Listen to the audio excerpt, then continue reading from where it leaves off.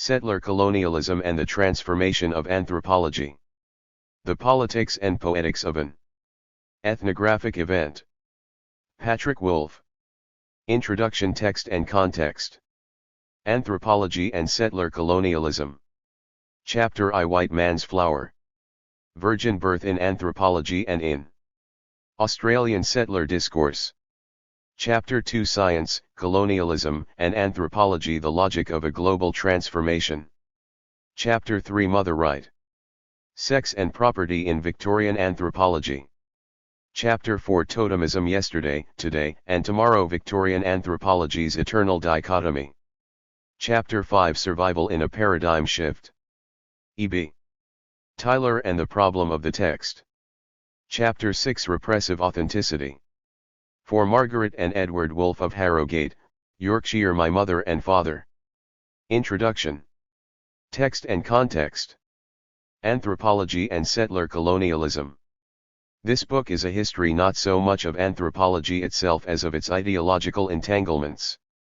It charts historically shifting ways in which an evolving tradition of metropolitan anthropology was turned to local ends at different stages in the development of Australian settler colonialism. The specificity is important. For all the homage paid to heterogeneity and difference, the bulk of post-colonial theorizing is disabled by an oddly monolithic, and surprisingly unexamined, notion of colonialism. This would seem to spring from two distinct sources. The first is a pervasive Eurocentrism, or, as we might better term it, Occidocentrism, on the part of academic theorists, for whom colonialism figures, narcissistically, as a projection. The second consists in the historical accident that the native founders of the post-colonial canon came from franchise or dependent, as opposed to settler or Creole, colonies. This gave these guerrilla theoreticians the advantage of speaking to an oppressed majority on the supply of whose labor a colonizing minority was vulnerably dependent. For Amil Cabral, for instance, genocide of the natives could only be counterproductive, creating a void which empties foreign domination of its content and its object, the dominated people. Analogously, when Frantz Fanon asserted that colonization and decolonization are simply a question of relative strength, he was referring to relative capacities for violence, on which basis the colonizer was ultimately superfluous. Given certain African contexts, especially in the 1960s, the material grounds for such optimism can reasonably be credited. But what if the colonizers are not dependent on native labor? Indeed, what if the natives themselves have been reduced to a small minority whose survival can hardly be seen to furnish the colonizing society with more than a remission from ideological embarrassment? In contrast to the kind of colonial formation that Cabral or Fanon confronted, settler colonies were not primarily established to extract surplus value from indigenous labor. Rather, they are premised on displacing indigenes from the land, as Deborah Bird Rose points out. To get in the way, all the native has to do is stay at home.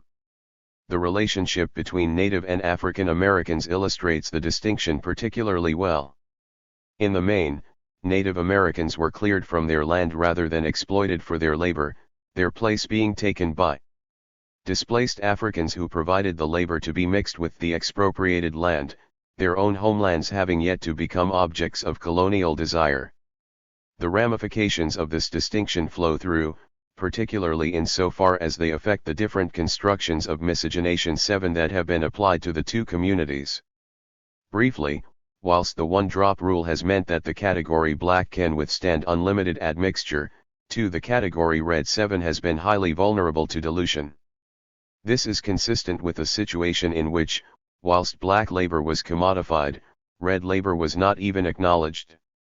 In Australia, the structural counterparts to African slaves were white convicts, which has meant that racial coding and questions of emancipation have operated quite differently between the two countries.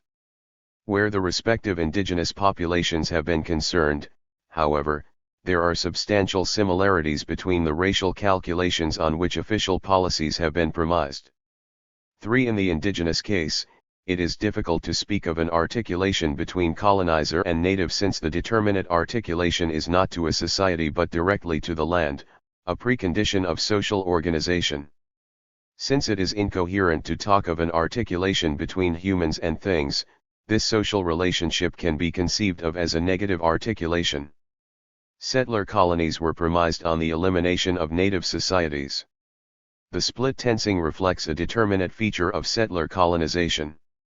The colonizers come to stay, invasion is a structure, not an event. In contrast, for all the hollow formality of decolonization, at least the legislators generally change color. Such distinctions ramify throughout the different colonial formations concerned. For they are particularly apparent at the level of ideology. The romance of extinction, for instance, encodes a settler colonial imperative that would be confounded by the hyperfecundity, natural sense of rhythm, etc. that are typically attributed to slave races. If we are to take the heterogeneity of different colonial formations seriously, we cannot use morphological generalizations such as the level of ideology 7 without qualification. Since any given colonial formation at any given time constitutes a specific configuration of elements and relations, we should expect that distinctions as to the workings of different ideologies will not be confined to their representational contents. Rather, the mechanics, location and relative efficacy of ideology itself, regardless of its specific contents, will vary between different colonial formations whose level 7 will not necessarily be commensurable. 5. In this respect, settler colonies 7 relative immunity to the withdrawal of native labor is highly significant. As noted, this immunity contrasts sharply with the master-slave structuring of Fanon's schema, in which the colonist owes the fact of his very existence, that is to say his property, to the colonial system. In the settler colonial economy, it is not the colonist but the native who is superfluous. This means that the sanctions practically available to the native are ideological ones. In settler colonial formations, in other words, ideology has a higher systemic weighting, it looms larger, as it were, than in other colonial formations. In the most extreme cases, this means that for the native ideology is all there is, the zero-sum conflict with the settler is constituted at the level of ideology and is waged around the issue of assimilation. Where survival is a matter of not being assimilated, positionality is not just central to the issue, it is the issue. In a settler colonial context, the question of who speaks goes far beyond liberal concerns with equity, dialogue, or access to the academy. Claims to authority over indigenous discourse made from within the settler colonial academy necessarily participate in the continuing usurpation of indigenous space. This theoretical conclusion is abundantly borne out by the Australian Academy's deep involvement in successive modalities of settler colonial discourse. Whether by accident or design, whether by measuring, quantifying, pathologizing, expunging, or essentializing, a comprehensive range of authorities, anthropologists in particular, but also historians, biologists, archaeologists, psychologists, criminologists, the whole Foucauldian lineup, have produced an incessant flow of knowledge about Aborigines that has become available for selective appropriation to warrant, to rationalize, and to authenticate official definitions, policies and programs for dealing with the Aboriginal problem. In tracing anthropology's ideological entanglements, I am concerned with the discipline's public impact rather than with the private contingencies that participated in its production. My tribe is the anthropologists. I am trying to explore some of the cultural relations of anthropological practice, especially in so far as they continue to affect the present. Since this means that I am doing Whig history, I should explain that, rather than reordering the past in the light of the present, I am hoping to do the reverse, to trace the genealogies of certain classic anthropological narratives whose ideological half-lives continue into the present. My ultimate concern is with the present as it selects out of the past. Anthropology is analyzed here, in a manner adapted from Marcel Mauss, as a total discursive practice, in this case one that encodes and reproduces the hegemonic process of colonial settlement. 6. Anthropological debates are, therefore, my primary data rather than a means to a shared end. I neither attempt to answer the questions that anthropologists have asked themselves nor arbitrate in their disputes, since to do so would be to analyze indigenous, as opposed to anthropological discourse, a practice which, as will become clear, is inescapably invasive in the Australian context, a context in which there can be no innocent discourses on Aboriginally. The object of analysis is an anthropological construct and not any presumptive indigenous precedent. Indigenous discourses only intrude into the analysis when they submit to anthropological language, at which point they acquire significance in relation to oppositions and associations that have developed within the colonizing culture. As we follow these associations through, anthropology begins to emerge as a kind of soliloquy, as Western discourse talking to itself. This is not to suggest that there was no dialogue, that nothing transpired between natives and anthropologists in the field. That would be absurd. The point is that there is little if any evidence of these dialogues having had any impact on anthropological theory. Not only are they insufficient to account for the theory's development but, even as a partial explanation, they are redundant. Anthropology's distinctive theoretical features are already overdetermined by its own internal conversation. 7. Hence there are both political and methodological reasons for stressing that the object of analysis is an anthropological construction. Moreover, the two converge. Any attempt on my part to recuperate a pristine indigenous trace from behind the surface of the anthropological text, any slippage, as Gayatri Spivak put it, from rendering visible the mechanism to rendering vocal the individual, would not only be invasive. It would also be empirically self-defeating. The soliloquy is self-sufficient and endlessly recursive, interrogating it only leads to more of the same. Thus the insistence on discourse analysis is not merely some moral or political scruple that can be distinguished from scholarly investigation. Whilst it may be such a thing, it is also a necessary outcome of methodological rigor. In preference to ventriloquizing the native, then, this book seeks to unpick the fabric of anthropological theory. Thus texts, more specifically, the prepositional structuring of anthropological arguments, are central. This is not to divorce the analysis from the realms of the practical, the historical, or the socio-economic. On the contrary, the opposition between the discursive and the practical, including such variants as the ideal versus the material, the cultural versus the instrumental and so on, is a false one. Representations dialectically inform the understandings that permeate practical activity, and vice versa. In the wake of Clifford and Marcus writing culture, a distinctive mode of analysis has become so caught up in textual pragmatics that it seems to forget that anthropological practice is substantially determined by the fact that anthropologists think, write, and represent through and against theoretical formations that have specific propositional genealogies. To say this is not to lapse into the reactionary mysticism that sees texts as immaculately conceived. It is rather to insist on the centrality of logical and epistemological considerations to the practical historical conditions that inform the conduct of anthropology.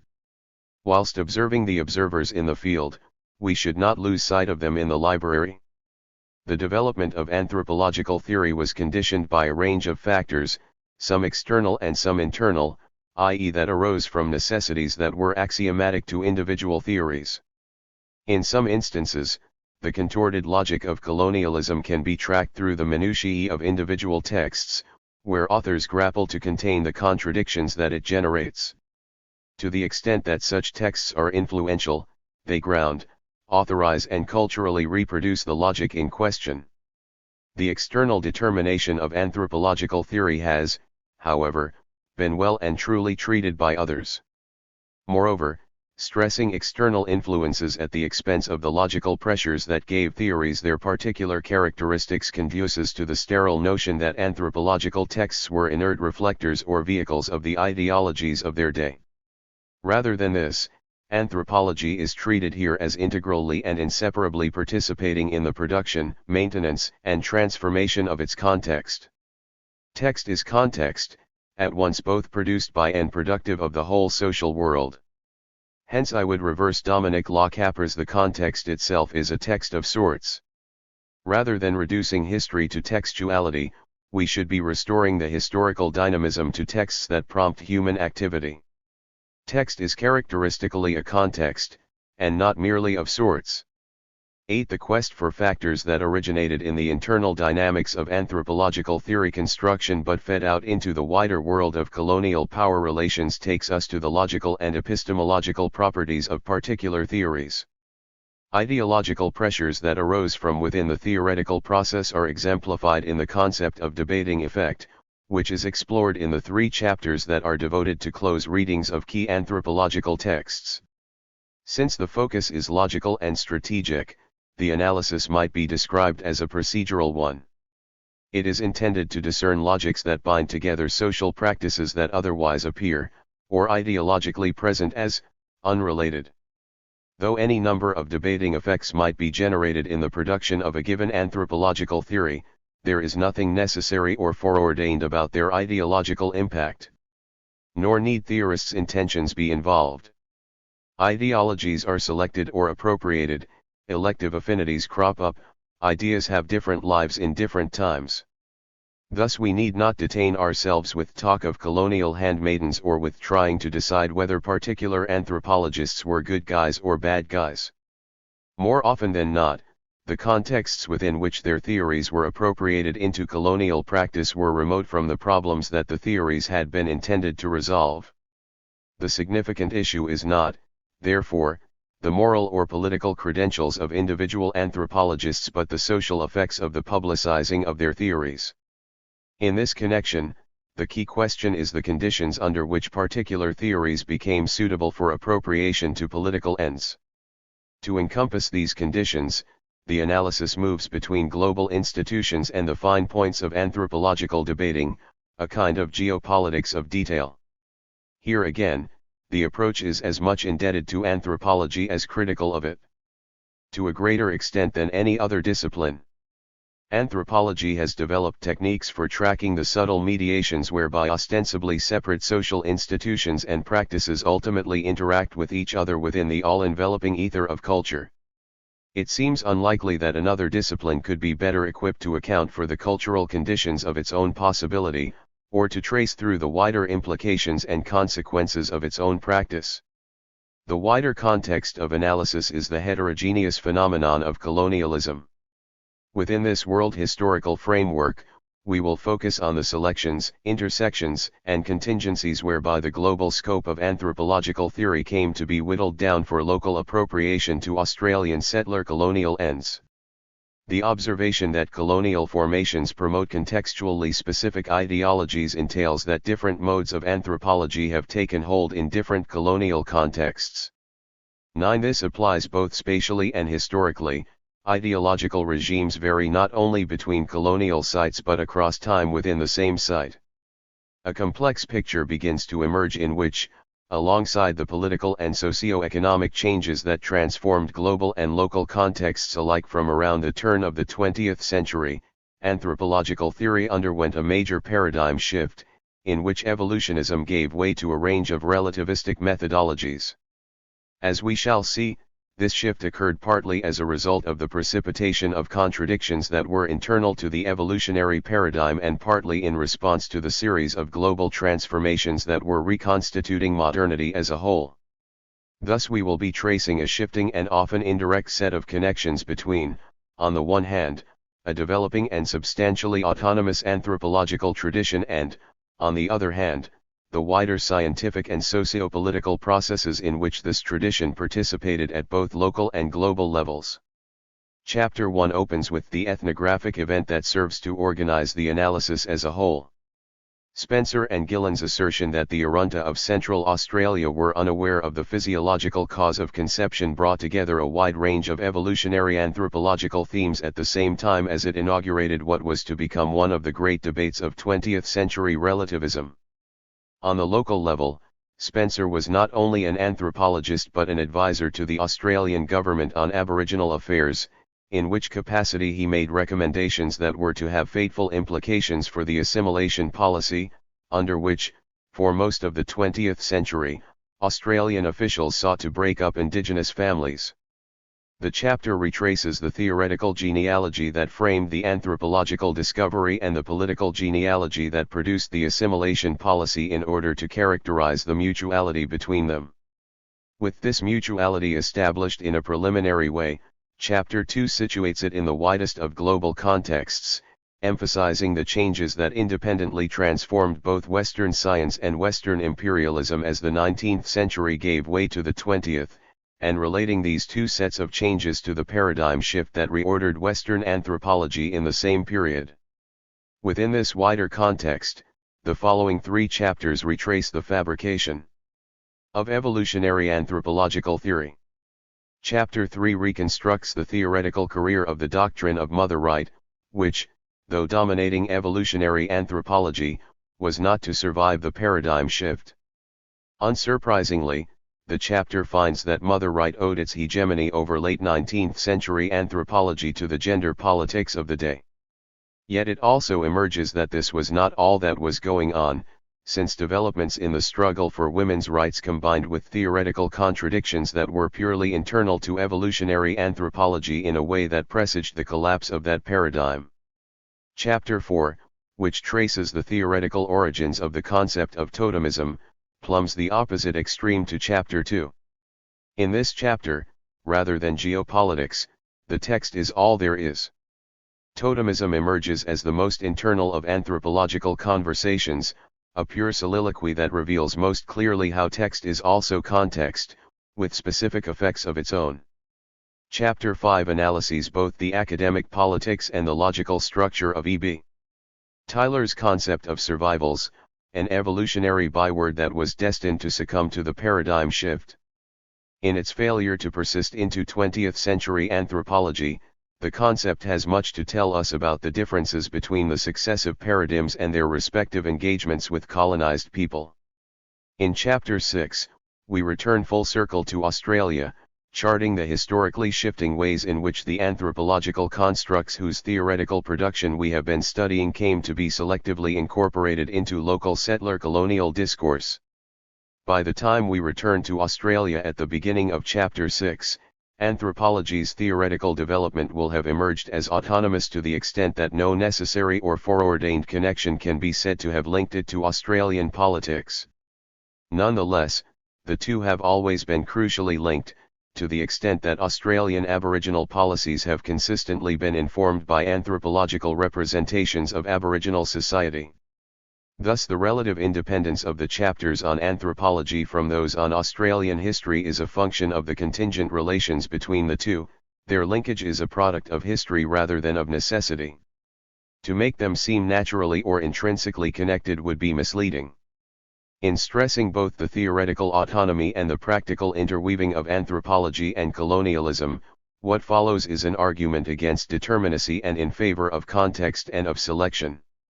To that extent, this book itself aspires to a kind of Darwinism. Chapter 1. White Man's Flower. Virgin Birth in Anthropology.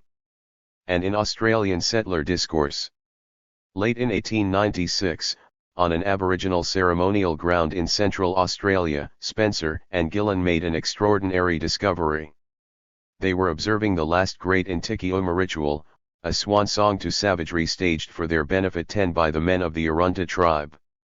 In the course of the proceedings, the two ethnographers came across the idea firmly held that the child is not the direct result of intercourse, that it may come without this. At that moment, though not for long afterwards, such astounding ignorance was without parallel in the ethnographic record. Bespeaking, as it seemed to, the deepest recesses of prehistory, it rounded off the Arunta status as the ultimate in living savagery. 11 century later, however, Spencer and Gillen's ethnographic coup points more to the history of anthropology than to any credible version of prehistory. Thus it was not only the fruit of a well-organized venture into ethnographic fieldwork, but it inaugurated one of the most resilient controversies in 20th century anthropology, one that was to constitute something of a shibboleth for proponents of relativism. What, after all, could be more injurious to the alleged universality of causal concepts than heterodoxy in regard to the efficient cause of human life itself? From an external perspective, however, both epistemologically and politically, the curious ethnogenetics of Spencer and Gillen's Arunta pointed as much to anthropology's evolutionist past as it did to its relativist future. In Hegelian terms, as we shall see, it represents an ingestion of evolutionist anthropology, a dense summation of the historical determinations that had combined to produce the paradigm. Through a reconstruction of its deeper genealogy, therefore, we can move towards a relativization of relativism. This is not merely playing with words, doubling up on the relativist's own game. Rather, through recovering the conditions that produced Spencer and Gillen's announcement as an ethnographic event, we can map out key relationships between anthropological theory and colonial power. These relationships are at once both local and global. By stressing the former at the expense of the latter, relativism has disguised the systematicity of colonial domination. In universalizing particularity, it has hidden its own. To count this effect, we can return relativism to the geopolitical conditions that have nurtured and sustained it. We can begin this by retrieving what relativism suppresses: the homogeneous, the global, the unitary, which is to say, preeminently, the economic. Relativism has often been criticized for privileging the non-economic, the ideational, the superstructural. 13. This is particularly true of those versions of the literary turn that reduce social processes to a set of textual strategies. These two features of relativism, the particularism and the idealism, converge as commonly obscuring the unified economics of global imperialism. In what follows, therefore, I intend to situate one of relativism's most celebrated examples in this wider context. For convenience, the allegation that Spencer and Gillen's Arunta did not realize that conception was the result of sexual intercourse will be termed nescience. This term not only reflects fin de siècle usage. 14. It also has the advantage of emphasizing how diametrically the Arunta were discursively counterposed to the scientific ideals with which their ethnographers identified. This polarity provides an initial convergence of ethnography and imperialism, since it replicates the opposing territorial interests at stake in the context of settler colonialism. Thus we can consider whether or not it was merely coincidental that the one bifurcation should obtain in both the scientific and the geopolitical domains.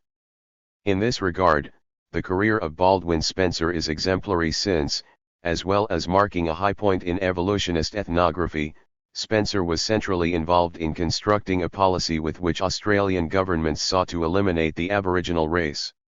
His and Gillen's ethnographies attained such international renown that, in Australia, Spencer acquired a virtually unrivaled authority on Aboriginal matters. In 1911, after Australia's Northern Territory had been placed under the jurisdiction of the federal government, Spencer was appointed Chief Protector of Aborigines, with a brief to report on the Aboriginal situation in the territory. In his report, Spencer distinguished between half-castes and quadroons who may be regarded as belonging to the white population. 7. The procedures that he recommended for dealing with half-castes were simple but effective. No half-caste children should be allowed to remain in any native camp, but they should all be withdrawn and placed on stations. So far as is practicable, this plan is now being adopted. In some cases, when the child is very young, it must of necessity be accompanied by its mother, but in other cases, even though it may seem cruel to separate the mother and child, it is better to do so, when the mother is living, as is usually the case, in a native camp. Spencer made this recommendation at a time when the abduction of Aboriginal children was becoming central to the state-forming strategy of the fledgling Commonwealth of Australia, a national amalgam of previously distinct colonies that had only been constituted in 1901. Such abductions, which were carried out until the late 1960s, were a key element in what came to be known as the assimilation policy. This policy, which, as will be seen, was standardized for all the states of mainland Australia in 1937, sought to eliminate Aborigines through the eugenic expedient of breeding them white. As it relates to Baldwin Spencer, therefore, the question of the relationship between ethnography and imperialism becomes the question of whether it was merely by chance that the same man should have come to promulgate both nescience and the assimilation policy. I contend that the coincidence was neither random nor particular to Spencer. Rather, it was symptomatic of a determinate logic that was common to the ostensibly separate projects of ethnography and ethnocide. 15. To substantiate this, I shall first establish the two genealogies involved, an epistemological series running through evolutionary anthropology and a politico-economic series involving the establishment and consolidation of Australian settler colonisation, and then show that nescience precipitated the cultural logic that bound these two genealogies together. This cultural logic rendered ethnography organic to the settler colonial project in a manner at once more subtle and more thoroughgoing than can be expressed by handmaiden of colonialism-style analyses in which anthropology figures as inertly determined by colonizing imperatives. In the 1990s, there can hardly be any remaining need to demonstrate that evolutionist ethnography, presupposing as it did the extreme inferiority of colonized indigenes, legitimate their oppression. Though undoubtedly true, this is both too obvious and too general to repay proving again. If we remain satisfied with catch-all descriptive congruencies such as epistemic violence, we miss the specific connections whereby hegemony is realized in local practice. This can be appreciated once the relevant contexts have been fleshed out.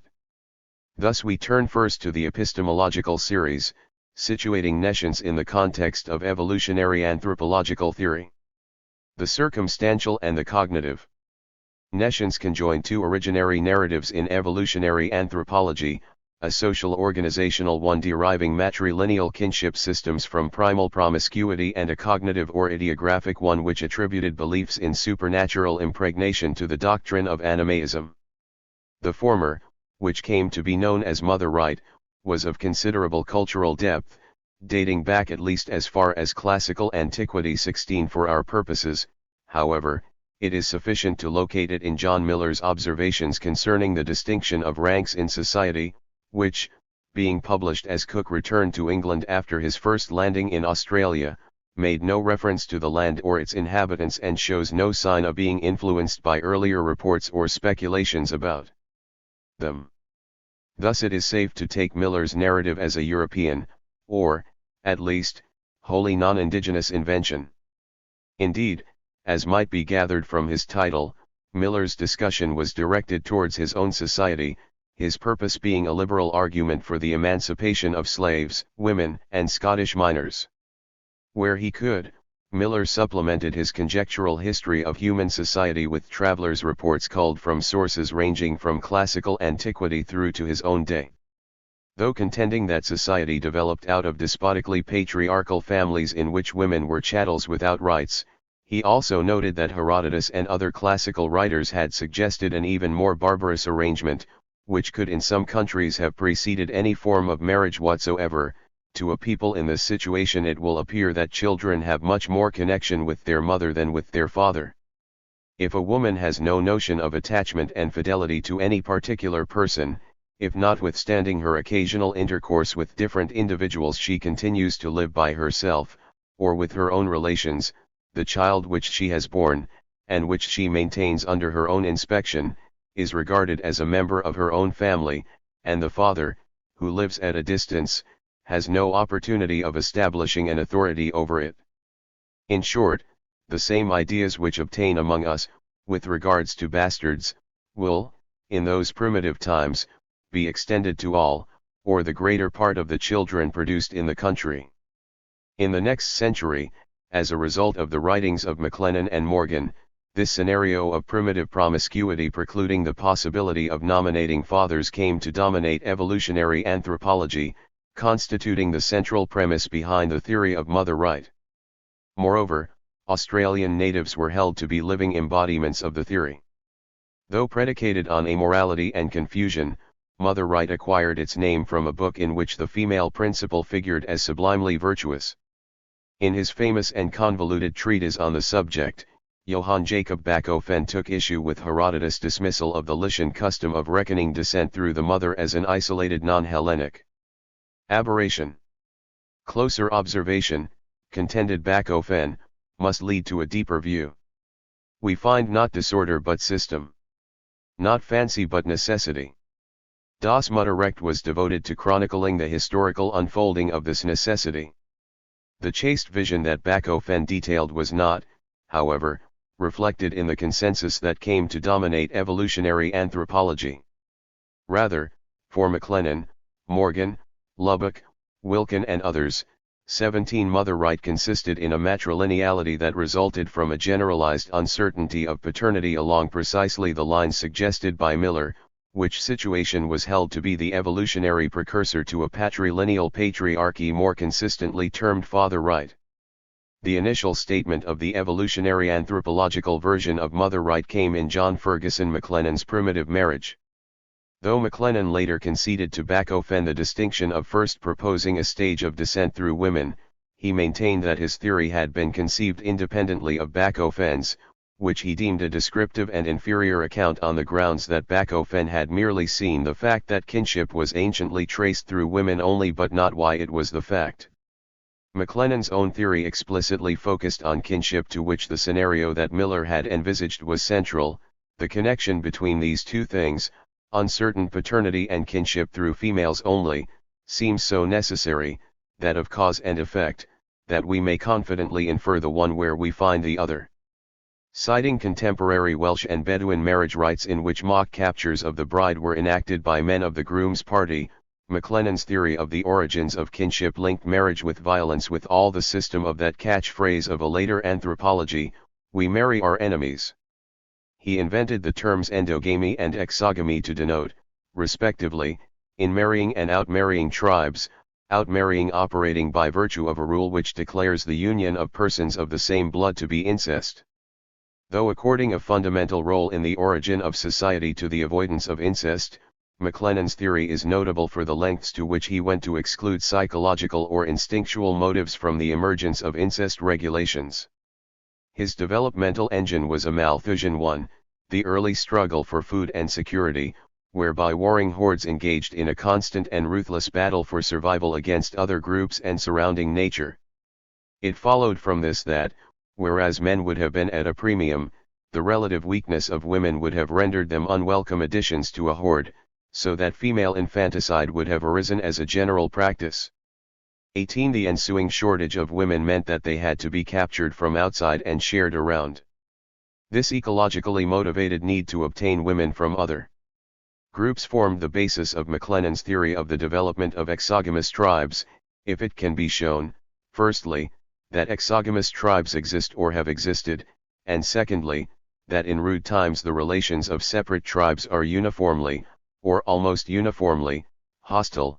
We have found a set of circumstances in which men could get wives only by capturing them. Citing George Gray's Journal of Exploration, McLennan could confidently assume that Australian savages would be recognized as fitting the bill, that the practice of getting wives by capture de facto prevails among the natives of Australia, is a fact familiar to most readers. The reader may imagine the extent to which, among the myriad hordes of savages, the women are being knocked about, and the men accustomed to associate the acquisition of a wife with acts of violence and rapine. Thus evolutionary anthropology had been capitalizing on the possibilities of ignorance of paternity long before Spencer and Gillen were to record nescience in the 1890s. But there are considerable differences between the ignorance entailed in mother right and the ignorance that Spencer and Gillen were to allege. In particular, McLennan's untraceable paternity did not involve the cognitive deficiency that was to be inherent in the failure to appreciate the principle of insemination as Spencer and Gillen were to report it. In fact, quite the reverse was the case, as Miller's reference to bastards in his own 18th-century Scottish society indicates. The whole point of an uncertainty arising from promiscuity was that it was only too consistent with civilized logic. Indeed, the critical bite of McLennan's theory came precisely from its uncomfortable bearing on the sexual double standard which maintained a thriving Victorian underlife of prostitution and illegitimacy. 19. At least in so far as the British evolutionists are concerned, the theory of mother right had immediate links to domestic sexual politics. Gripped by a post-Malthusian obsession with population growth, the British state, notably by means of a series of contagious diseases acts that were introduced in the 1860s, intervened crudely and repeatedly into the sexuality of, in the main, working-class women. So far as more respectable women were concerned, a long-running battle over women's rights to hereditary marital property was to result in the landmark Married Women's Property Act of 1882, which curtailed the automatic passing of a daughter's property to her husband on marriage. In cases of divorce, women did not have rights to their children. All in all, it requires little interpretive license to recognize the distinctive themes of the mother right narrative: primal promiscuity, uncertain paternity, the subordination of maternal descent, the primacy of patriarchal property, and so on, as refractions of Victorian sexual politics. In the case of mother right, the motive for ignorance of paternity was, clearly, circumstantial confusion rather than cognitive deficiency. Yet we cannot simply say that there were two different kinds of nescience, one circumstantial and merely concerned with fathers' identities, the other cognitive and concerned with the principle of insemination itself. This is because, as was to be made explicit by Spencer and Gillen amongst others, the full nescience of the principle of insemination could also result from circumstantial causes.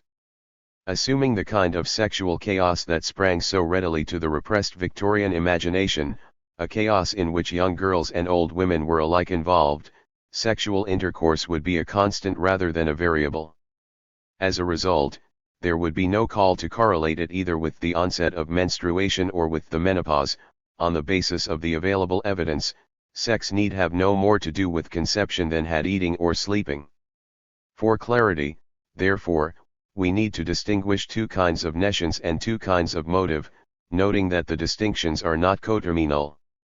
So far as the motives are concerned, the distinction between cognitive and circumstantial seems straightforward enough. The two types of nescience can be distinguished as nescience of agent and nescience of principle. 20. Nescience of agent, the inability to nominate fathers because of a surfeit of candidates, was exclusively circumstantial. As Schouten, in 1757, seems to have been the first to state in so many words, maternity is a matter of fact, paternity one of inference. Since nescience of agent was a discourse on immorality, it was taken for granted that aborigines would be prime exemplars, an expectation that their ethnographers did not disappoint. Thus, as Lorimer Feason, one of the founding fathers of Australian ethnography, famously put it in relation to the Kamilaroi of New South Wales, when a woman is married to 1,000 miles of husbands, then paternity must be, to say the least of it, somewhat doubtful. Though nescience of principle, the failure to link intercourse to impregnation, could spring from the same promiscuous factors as those underlying mother right, it added a cognitive narrative which was separate from the moral discourse underlying the circumstantial version. This cognitive narrative was Edward Burnett Tyler's theory of animaism, which Spencer and Gillen's announcement empirically confirmed. Tyler, a Quaker and a rationalist, was a prominent advocate of the principle of the psychic unity of mankind. 21. This principle sustained the side of reform in relation to two recurrent 19th-century issues.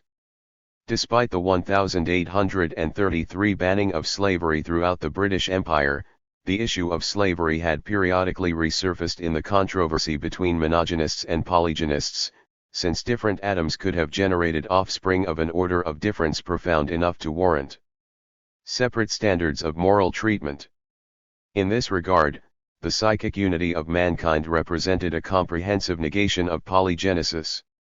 Secondly, where the question of progress versus degeneration was concerned, the same principle made it impossible for the whole of mankind to have started out on an equal footing, from which an unequal distribution of innate endowment must have caused some races to progress while others fell into decay.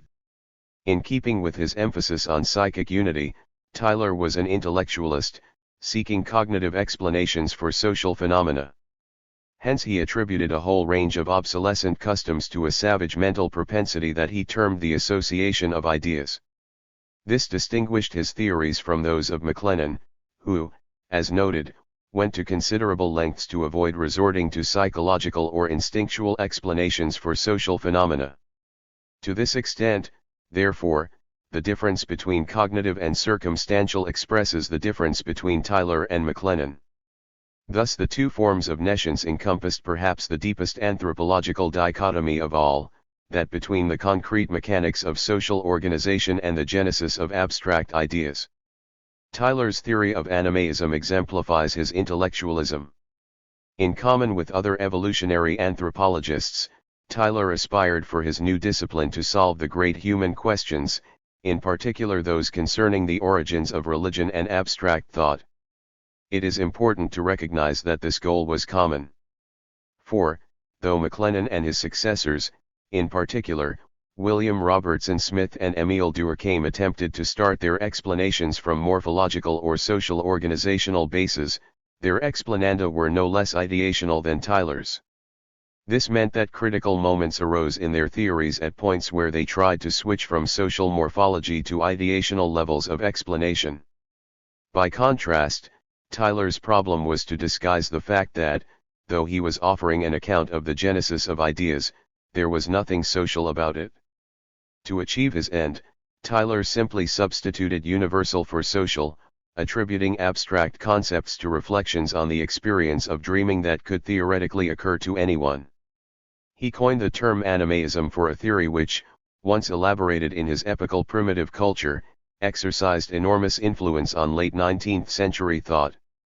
For evolutionary anthropologists, metaphysics defined humanity, in that the problem of the origins of human consciousness was conceived as a requirement to account for the way in which people had first come to populate the material world with invisible entities residing in or behind concrete objects. Divinities being abstractions par excellence, theology and epistemology coincided around this problem, whose principal props were fetishism and totemism. In this context, Tyler's theory of animism proposed that the idea of a spiritual double connected to bodies or to other physical objects initially arose from the memory of moving about in dreams and trances despite others' reports that one's body had remained still. Herbert Spencer's ghost theory, which was also influential, displaced the same idea from sleeping bodies to dead ones. Either way, it was the initial duality that mattered. Animism having accounted for the attribution of vitality to one inert body, it could readily be generalized to others. Once conceived, abstract vitalities, whether as invisible spirits residing in things or as the ghosts of dead ancestors, were invested with powers. This was the beginning of religion. In keeping with the conventional evolutionist conflation of phylogeny and ontogeny, or species and individual developments, Tyler dubbed animism a childish doctrine, the infant philosophy of mankind, which was no different to the nursery belief that sticks or toys were alive. 20 years on, this was precisely the basis on which the English solicitor and folklorist Edwin Sidney Hartland commenced his series of investigations into the savage philosophy of things, a faithfully Tylerian concept which he described as that infantine state of mind which regards not only our fellow men and women, but all objects animate and inanimate around us, as instinct with a consciousness, a personality akin to our own. The savage philosophy of things proceeded from three premises: animism, transformationism, and witchcraft. Hartland's 1891 book ended with the observation that, if there were a human state more primitive than the savagery whose mental echoes were preserved in fairy tales, then work would have to be done to ascertain it. The questions that such work would raise would be avowedly cognitive, taking the investigator across the border of folklore into pure psychology. On the basis of the savage philosophy of things, people could enter into transactions with animals and objects in the surrounding world on just the same terms as they could with other humans. This possibility would even extend to marriage, wherein one party may be human and the other an animal of a different species, or even a tree or plant. Since it was possible to marry such an entity, one could also have one for an ancestor. This was Hartland's explanation for totemism, which he understood as the worship of mythic ancestors of material or animal form. A direct offshoot of this construction, appearing 2 years later, was Hartland's notion of substitution, by which he meant the doctrine that a person's vital principle could be extended to an object, so that action on the object would have a corresponding effect upon the person. This version of action at a distance lent itself to the derived idea that, rather than a person's life merely spreading to an object by sympathy or contagion, it might be transferred in toto for storage or safekeeping in the object. From this, 2 years later, sprang the theory of external souls, or life tokens, which were material entities whose fate was tied to a person's life, as with Dorian Gray's picture or the knife that went rusty when someone died. The possibility in animism that interested Hartland was thus the idea of a sharing or exchanging of vitality between people and things. Hence he ascribed the origin of the concept of property to shared identifications. He was interested in exchange since, if a person transferred the whole of their life to an object, it followed that they would actually become transformed into that object. His account of such a belief was pure animism, starting from his personal consciousness. The savage attributes the like consciousness to everything he sees or feels around him. And holding that outward form is by no means of the essence of existence or of individuality, he looks upon the transformation as an ordinary incident, happening to all men at death, happening to many men and other creatures whensoever they will. The idea that death could furnish a hinge for transformation amplified an equivalence between transformation and transmigration that Hartland had established in a book published the previous year. Transmigration, understood as a transformation mediated by death, thus derived from the same elaboration of animism as the life token.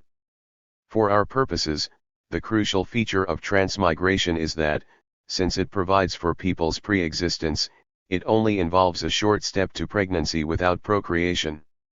Nevertheless, even if individual lives do not need to be started, there still has to be some conduit whereby they transmigrate or transform themselves into the foetus in the womb. This recalls Hartland's understanding of totemism. Transactions between women and non-human entities would furnish the requisite mechanism. This was precisely the form that Hartland's thinking of the previous year had taken. 22 correlating stories of transformations, a collection of magical fertility practices and a body of myths involving supernatural births. Hartland had argued that the concept of life that underlay them was a sacramental one. Though conceding that magical practices such as the carrying of fertility dolls, as well as the superstitions justifying them, often augmented rather than replaced natural processes, Hartland had asserted that the parthenogenetic explanation preceded the natural one. He had claimed that myths involving supernatural births were to be found universally distributed, and that, rather than survivals of an era in which the bizarre or bestial unions recounted might actually have been practiced, these myths were evidence of an evolutionary stage in which the principle of insemination had not been recognized. In other words, in what must surely count as an ethnographic equivalent of the discovery of Pluto, barely 2 years before Spencer and Gillen were to announce the Arunta's nescience, Hartland had theorized its prehistoric occurrence in the course of a conjectural reconstruction that led from animism to transmigration. The actual prophecy came about as follows. Hartland took the legend of Perseus as his key myth. After an oracle pronounced that he would be killed by the son of his daughter Danae, Acrisius locked her up in a brass tower to ensure her celibacy, a plan which Jupiter frustrated by visiting Danae in a shower of gold, after which she gave birth to Perseus. 23 Hartland's statement of this myth's significance juxtaposes the different themes which it brings together so clearly that one could draw lines through the text to divide them up. Thus our two types of nescience are distinguished, with the first reflecting circumstantial causes and the second implying these as well as an attitude of mind. 24 Furthermore, though this attitude of mind is suggested by antiquarian evidence, Hartland makes an ethnographic reference to native Australians at the very point where he hypothesizes nescience of principle. In this regard, it is, however, noteworthy that mother right was seen as a surviving trace of a long superseded nescience, and that he does not suggest that contemporary native Australians might still persist in such ignorance. The researches of the last 5 and 20 years have established that among many savage races the father was held to be no relation to his children. Even where he exercised, as among the native Australians, despotic power over his wife and children, the latter were held to be his rather as owner than as begetter, and the ownership of both wife and children passed at his death to his brothers, while at the same time the relationships of the children were reckoned exclusively with their mother's kin. This system of relationships, known scientifically as mother right, traces whereof are almost everywhere found, can only have sprung either from a kind of promiscuity wherein the true father could not have been ascertained, or from an imperfect recognition of the great natural fact of fatherhood. Both causes, perhaps, played their part. But at least we may say that the attitude of mind which favors the practices and beliefs we have been discussing is one which would be consistent, and consistent alone, with the imperfect recognition of paternity. And it is unquestionable that the superstitions, once rooted, would be likely to survive long after paternity had become an accepted fact, and tenacious of their existence, would seek new grounds of justification. Such a restrained formulation may not seem much like prophecy. At this stage, however, it is not prophecy. It only becomes so retrospectively, in the light of Spencer and Gillen's Australian ethnography. The clearest symptom of this process is Hartland's tensing. In 1894, the illustrative allusion to Australia notwithstanding, his savagery is empirically a thing of the past. In this regard, it contrasts strikingly with the robustly ethnographic presentism of his remarks once Spencer and Gillen's verification of his hypothesis had been established as the realization of an anthropological prediction. Ignorance of the real cause of birth, it might be thought, would not long survive the habitual commerce of men and women and the continual reproduction of the species.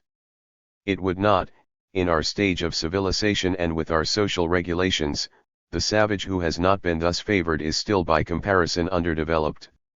His attention, not habitually directed to the problems of the universe, is easily tired. His knowledge is severely limited, his range of ideas is small. Credulous as a child, he is put off from the solution of a merely speculative question by a tale which chimes with his previous ideas, though it may transcend his actual experience. Hence many a deduction, many an induction, to us plain and obvious, has been retarded, or never reached at all. He is still a savage. Between Hartland's two statements, Spencer and Gillen's discovery had transformed his genteel literary speculation into a scientific prediction experimentally confirmed in the ethnographic laboratory. That the initial postulate had been framed in the context of a different milieu is suggested by his having perceived it necessary to paraphrase the concept which was known scientifically as mother right. Thus it is revealing to retrace his first steps from letters to science. Hartland's initial reaction to Spencer and Gillen's confirmation of his suggestion was one of bemusement. In fact, in his review of their 1899 book, which established Arunta nescience as a cause célèbre, he made no mention of the legend of Perseus, confining nescience to a few understated remarks manifestly overshadowed by his preceding discussion of bilateral kinship. Besides all this, we are given to understand that paternity is not understood. It is distinctly held not to be the direct result of conjugal relations, but, if I rightly apprehend the author's meaning, because some spirit from the Alcharinga seizes an opportunity or reincarnation, or is induced by magical practices to seek such an opportunity. It was not until the following year, in the course of his presidential address to the Folklore Society, that Hartland acknowledged the substantiation of his conjecture. Even here, however, he displayed a distinct hesitance to accept the idea that his suggestion should have met with such literal confirmation. Some years ago I ventured to suggest that certain archaic beliefs and practices found almost all over the world were consistent only with, and must have arisen from, imperfect recognition of fatherhood. I hardly expected, however, that a people would be found still existing in that hypothetical condition of ignorance. Yet, if we may trust the evidence before us, it is precisely the condition of the Arunta. They hold the cause of birth to be simply the desire of some Arunta of earlier days to be reincarnated. In both passages, Hartland seems unsure of Spencer and Gillen's evidence. This is understandable, since their 1899 testimony fell appreciably short of unambiguous clarity. On the same page as the statement that children were not the direct result of intercourse, they had suggested that intercourse could prepare the way for spirit children. Hartland even cited this page in relation to a statement by Fraser that the Arunta believed that immaculate conception was the sole cause of human birth, adding the remark, "But it looks as though they had their suspicions, as we have seen, though, Hartland was to come round." In so doing, however, he only endorsed a construction that others were putting on the sequence of events. Thus, when Arnold van Gennep chided Andrew Lang for not conceding to Fraser that Arunta nescience was neither isolated nor aberrant, his question was rhetorical: doesn't he know Mr. Sidney Hartland's study of the topic of supernatural births? Van Gennep's question is central to the development of nescience, since it emphasizes the generality implicit in Hartland's hypothesis. As an evolutionary stage through which all must pass, nescience was unlikely to remain an idiosyncrasy of the Arunta, but could be expected to surface wherever there were people whose status was deemed commensurable. This implication had been anticipated from the very first response that Spencer and Gillen's book had received, from the influential pen of Fraser, who had been in consultation with Spencer through all the stages of its preparation. Unlike Hartland himself, Fraser unhesitatingly proclaimed a direct link between the Arunta and the legend of Perseus. The way in which this link was expressed is illuminating, since it presaged a subsequent chain. For Fraser, the Arunta did not merely exemplify an extraordinary belief, they were the first, a term which not only suggested that Spencer and Gillen had won a race, but assumed that others would follow them in. Students of folklore have long been familiar with notions of this sort occurring in the stories of the birth of miraculous personages, but this is the first case on record of a tribe who believe in Immaculate Conception as the sole cause of the birth of every human being who comes into the world. The issue is not the accuracy of Fraser's claim but the pre-existence of a theoretical space which drew Spencer and Gillen's report into its implicational economy. Thus anthropological theory has been discussed before the account of Spencer and Gillen's fieldwork because that is the order which best reflects the empirical chronology. This body of theory was there before Spencer and Gillen. Whilst he was still in England, Spencer had worked with Tyler on the reinstallation of the Pitt Rivers Anthropological Museum.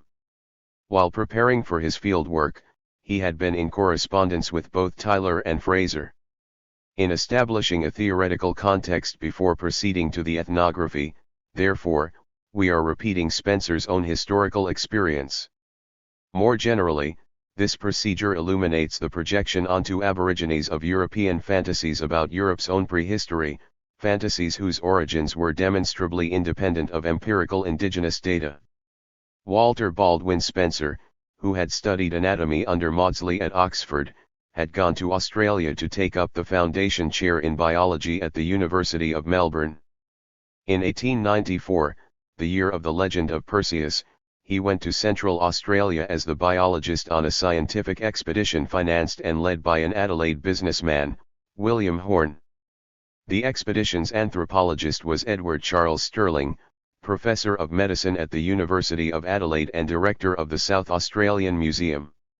In Alice Springs, which was the end of the overland telegraph line, Spencer met Frank Gillen, postmaster and sub-protector of Aborigines, who had local knowledge and established relations with indigenous people in the area.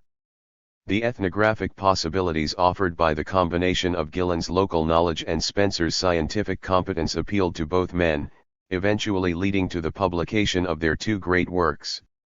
The first of these, The Native Tribes of Central Australia, sprang from the Angora ceremonial ground, whilst the second, The Northern Tribes of Central Australia, resulted from an expedition which they mounted from Alice Springs up to the Gulf of Carpentaria in 1901-02. 25 Following nescience through Spencer and Gillen's publications, it is asserted with a steadily growing confidence that strikingly mirrors the development of Hartland's responses to their discovery. The report of the Horn expedition, edited by Spencer, appeared in 1896. In the course of Stirling's anthropological contribution, nescience of principle was to all intents and purposes asserted, only by means of some negative phrasing which, whilst unequivocally cognitive, was almost perversely inconclusive. In response to the suggestion that the operation of urethral subincision might be intended as a contraceptive measure, Stirling objected that such an explanation would imply a knowledge of physiological processes, which, it appears to me, we are not justified in attributing to people of the mental status of Australians any more than we should attribute circumcision to the knowledge of the hygienic or pathological disadvantage of a long prepuce. After the Horn expedition, Spencer and Gillen's partnership was consolidated in fieldwork undertaken together from 1896 to 1897, which resulted in their classic 1899 book. In this book, the Arunta's nescience was explicitly asserted in the course of their own denial that subincision was an attempt at contraception. Time after time we have questioned them on this point, and always received the reply that the child was not the direct result of intercourse, that it may come without this, which merely, as it were, prepares the mother for the reception and birth also of an already formed spirit child who inhabits one of the local totem centers. Time after time we have questioned them on this point, and always received the reply that the child was not the direct result of intercourse. Early in the new century, Spencer and Gillen mounted the expedition from Arunta country up to the shores of the Gulf of Carpentaria, from which, in 1904, their second major ethnography resulted. The 1904 version of nescience was stronger than the previous one on two counts. Firstly, the idea that conception could occur without intercourse even taking place was strengthened by the omission of any suggestion that intercourse might constitute some kind of preparation for childbirth. Secondly, the belief was now alleged of all natives living between Alice Springs and the Gulf of Carpentaria. The natives, one and all in these tribes, believe that the child is the direct result of the entrance into the mother of an ancestral spirit individual. They have no idea of procreation as being directly associated with sexual intercourse, and firmly believe that children can be born without this taking place. In every one of the tribes dealt with by us there is fundamentally the same belief with regard to conception as we have previously described in connection with the Arunta. Every individual is regarded as the reincarnation of an ancestor. In view of this level of certainty, it is instructive to observe how, in an article published while their 1899 work was still in preparation, nescience had been alleged with much more circumspection. Indeed, following a year after Stirling's Horn expedition report, Spencer's prose is only marginally more affirmative. When a woman conceives, it is supposed that it is one of such a group of spirits who goes inside her, and thus it naturally follows, granting the premises firmly believed in by the natives, that the totem of the child is determined solely by the spot at which the mother conceived, or, what is the same thing, believes that she conceived the child.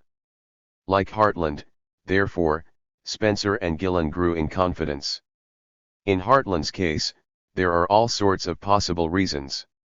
He may just not have been convinced, he may not have liked Fraser's appropriation of the topic, or he might have resisted the idea that his antiquarian achievement of penetrating further back in time than history or philology could go might still be emulated by ethnography. Such possibilities do not, however, apply to Spencer and Gillen.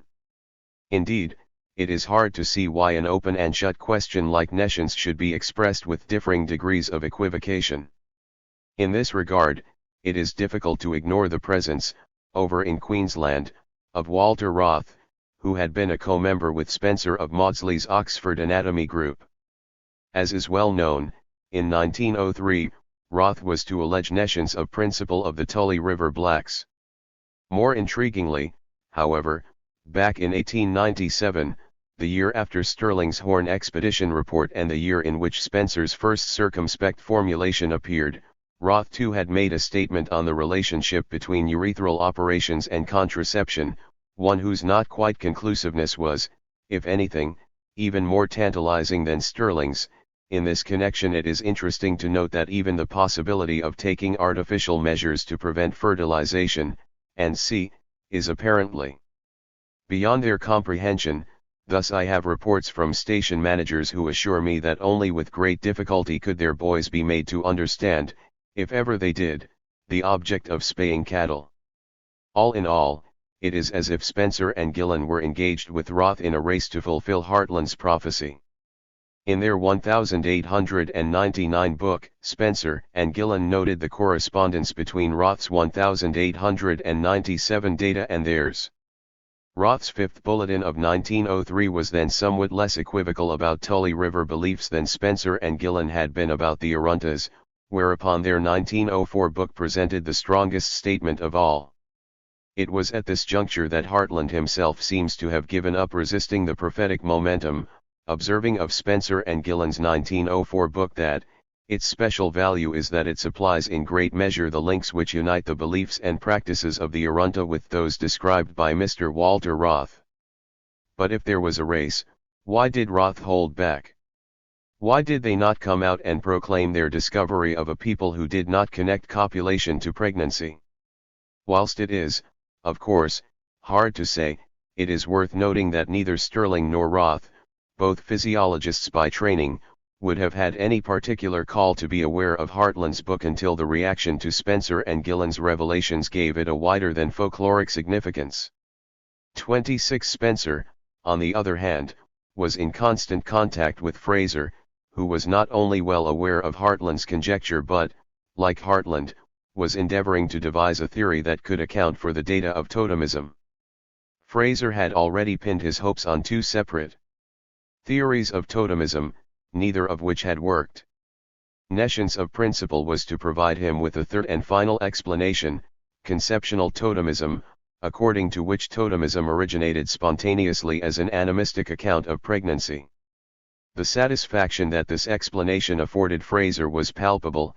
After years of sounding, our plummets seemed to touch bottom at last. With Spencer and Gillen's Arunta nescience, the displacement from a Eurocentric antiquarianism to colonial ethnography was consummated in two major respects.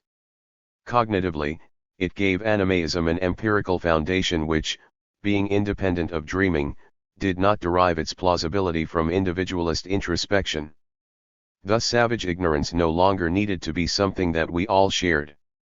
As a result, the moral implications could also be categorically externalized in a way that had been precluded by the nescience of agent that had sustained mother right. As a cognitive condition, nescience need no longer be of a piece with Miller's Scottish bastards or the contradictions of Victorian sexual practice. Though potentially continuous with mother right so far as the circumstantial narrative was concerned, Spencer and Gillen's Arunta nescience of principle actually produced a thoroughgoing cognitive separation. So far as the epistemological series is concerned, then, it is clear that nescience was anticipated to the point of overdetermination by the antecedent context of evolutionary anthropological theory. 27 Thus it remains to situate Spencer and Gillen's text in the context of Australian settler colonization. Here, there is no doubt about the empirical complicity whereby ethnography and politics converged. Spencer was chosen to be protector of Aborigines and commissioned to prepare his report on account of his ethnographic credentials. On its own, however, this convergence does not explain very much. To appreciate its systemic nature, we need to explore the cultural logic whereby Spencer's combination of the two roles symptomatized rather than brought about their commonality. Thus we turn now to the political series, situating Spencer's text in the context of Australian state formation, nation and miscegenation. In its broad context, Australian settler colonization is part of the Western European project of global colonization that stems from the 15th century. Thus it is consistent that the first detachment of British invaders, made up of convicts and their custodians under the command of Captain Arthur Phillip, should have been commissioned in the wake of the American colony's attainment of independence from Britain, a development which, amongst other things, closed off an outlet for convict shipment. When the first fleet first set foot on Gamaragal land, on January 26, 1788, their enterprise was already horizoned with precedents, conventions, and expectations.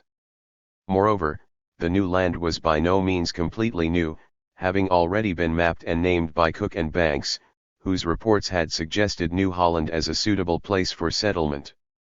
Though instructed to engage in friendly commerce with the natives, Philip's party very soon resorted to shooting them, establishing a pattern that was to be repeated across the face of the continent over the next century and a half. For, regardless of instructions to the contrary, the invaders entertained few practical doubts as to their entitlement to settle the land, an entitlement whereby indigenous self-defense was itself seen as invasion. Phillip's instructions notwithstanding, Australian settler colonization was phrased in terms of the doctrine of terra nullius rather than of any acknowledgement of native title. As it had been elaborated by 18th-century European jurists such as Wolfe, Vattel, Pufendorf, and Blackstone, land had to become property for rights of ownership to apply to it. Property entailed a twofold criterion, one material or technical and the other political or regulative. In the first instance, the land should have been improved, which is to say, rendered a more efficient provider of human subsistence than the natural state, through labor being mixed with it. Practically, this meant that the land should have been cultivated, irrigated, built on and enclosed. Secondly, a system of legitimate sanctions had to operate whereby those who had improved the land should have the right to unfettered enjoyment of the fruits of their labor, or, in other words, to private property in it. Practically, this meant centralized governance, formal laws, policing and, again, enclosure. Unless these two criteria were met, the inhabitants were not a society but legally transparent entities, so that, for ownership purposes, the land was no one's. A third, pragmatic criterion, which was generally derived from the first two, reflected the growth of urbanizing Europe's concern over population densities. It held that, if an area was being so inefficiently used that it was only supporting a fraction of the population that it otherwise might, then more efficient societies were entitled to export their surplus population to realize its potential. 29 Though ostensibly codifying indigenous rights, terra nullius was primarily a systematization of the mutual rights and obligations of rival European powers. It specified the conditions under which one such power could lay claim to a foreign territory as against all the others. Its obvious relation to bourgeois society is confirmed by the fact that it only began to take hold from the 17th century on, displacing the earlier formula for laying claim to a colony, which had been based on the Pope's authority over islands. As progressively encoded into Australian law, 30 terra nullius was, of course, a rationalization rather than a motive for colonial invasion. The motive was greed, specifically, greed for land. The specification is necessary because it expresses the particular nature of settler colonialism. As observed in the introduction, settler colonialism consists in a negative articulation between invaders and the land. 31 The cultural logic which is organic to a negative articulation is one of elimination. In its purest form, as in the case of the Guanches, Tainos, Caribs, etc., the logic of elimination strives to replace indigenous society with that imported by the colonizers. In local Australian practice, this cultural logic was actualized by virtue of the fact that the economic use to which the colonized land was principally turned was that of pastoral settlement, whose requirement for territory was inherently exclusive. This is because the introduced cattle and sheep competed with indigenous fauna for subsistence, consuming the tubers, shoots and seeds whereby the indigenous fauna reproduced itself and rapidly reducing waterholes to mud. In a relatively short time, little subsistence remained available to indigenous humans apart from the introduced fauna whose protection was basic to the pastoral project. Hence pastoral settlement became a zero-sum conflict. Thus the pattern of violence established by the First Fleet was neither gratuitous nor random but systemic to settler colonization. Since frontiers moved across Australia from coastal beachheads variously established over the century following the landing of the First Fleet, it is not possible to date the development of Australian settler colonization as a whole. Thus it is convenient to organize its establishment and consolidation into a typology of phases, a heuristic which is enabled by the consistency of the general pattern. 32 The initial phase, in which the land was first seized, is principally characterized by indigenous mortality, attributable to four main agencies: homicide, sexual abuse, disease and starvation. 33 Though conditioned by ecological factors, this phase was very short. As the settler, anthropologist, and Victorian government official Edward Kerr put it, in the first place the meeting of the Aboriginal tribes of Australia and the white pioneer, results as a rule in war, which lasts from 6 months to 10 years, according to the nature of the country, the amount of settlement which takes place in a neighborhood, and the proclivities of the individuals concerned. When several squatters settle in proximity, and the country they occupy is easy of access and without fastnesses to which the blacks can retreat, the period of warfare is usually short and the bloodshed not excessive. On the other hand, in districts which are not easily traversed on horseback, in which the whites are few in number and food is procurable by the blacks in fastnesses, the term is usually prolonged and the slaughter more considerable. The tribe, being threatened with war by the white stranger, if it attempts to get food in its own country, and with the same consequences if it intrudes on the lands of a neighboring tribe, finds itself reduced to make choice of certain death from starvation and probable death from the rifle, and naturally chooses the latter. In addition to the differences in firepower, indigenous resistance to settler colonization, though universally offered, was hampered by a number of factors.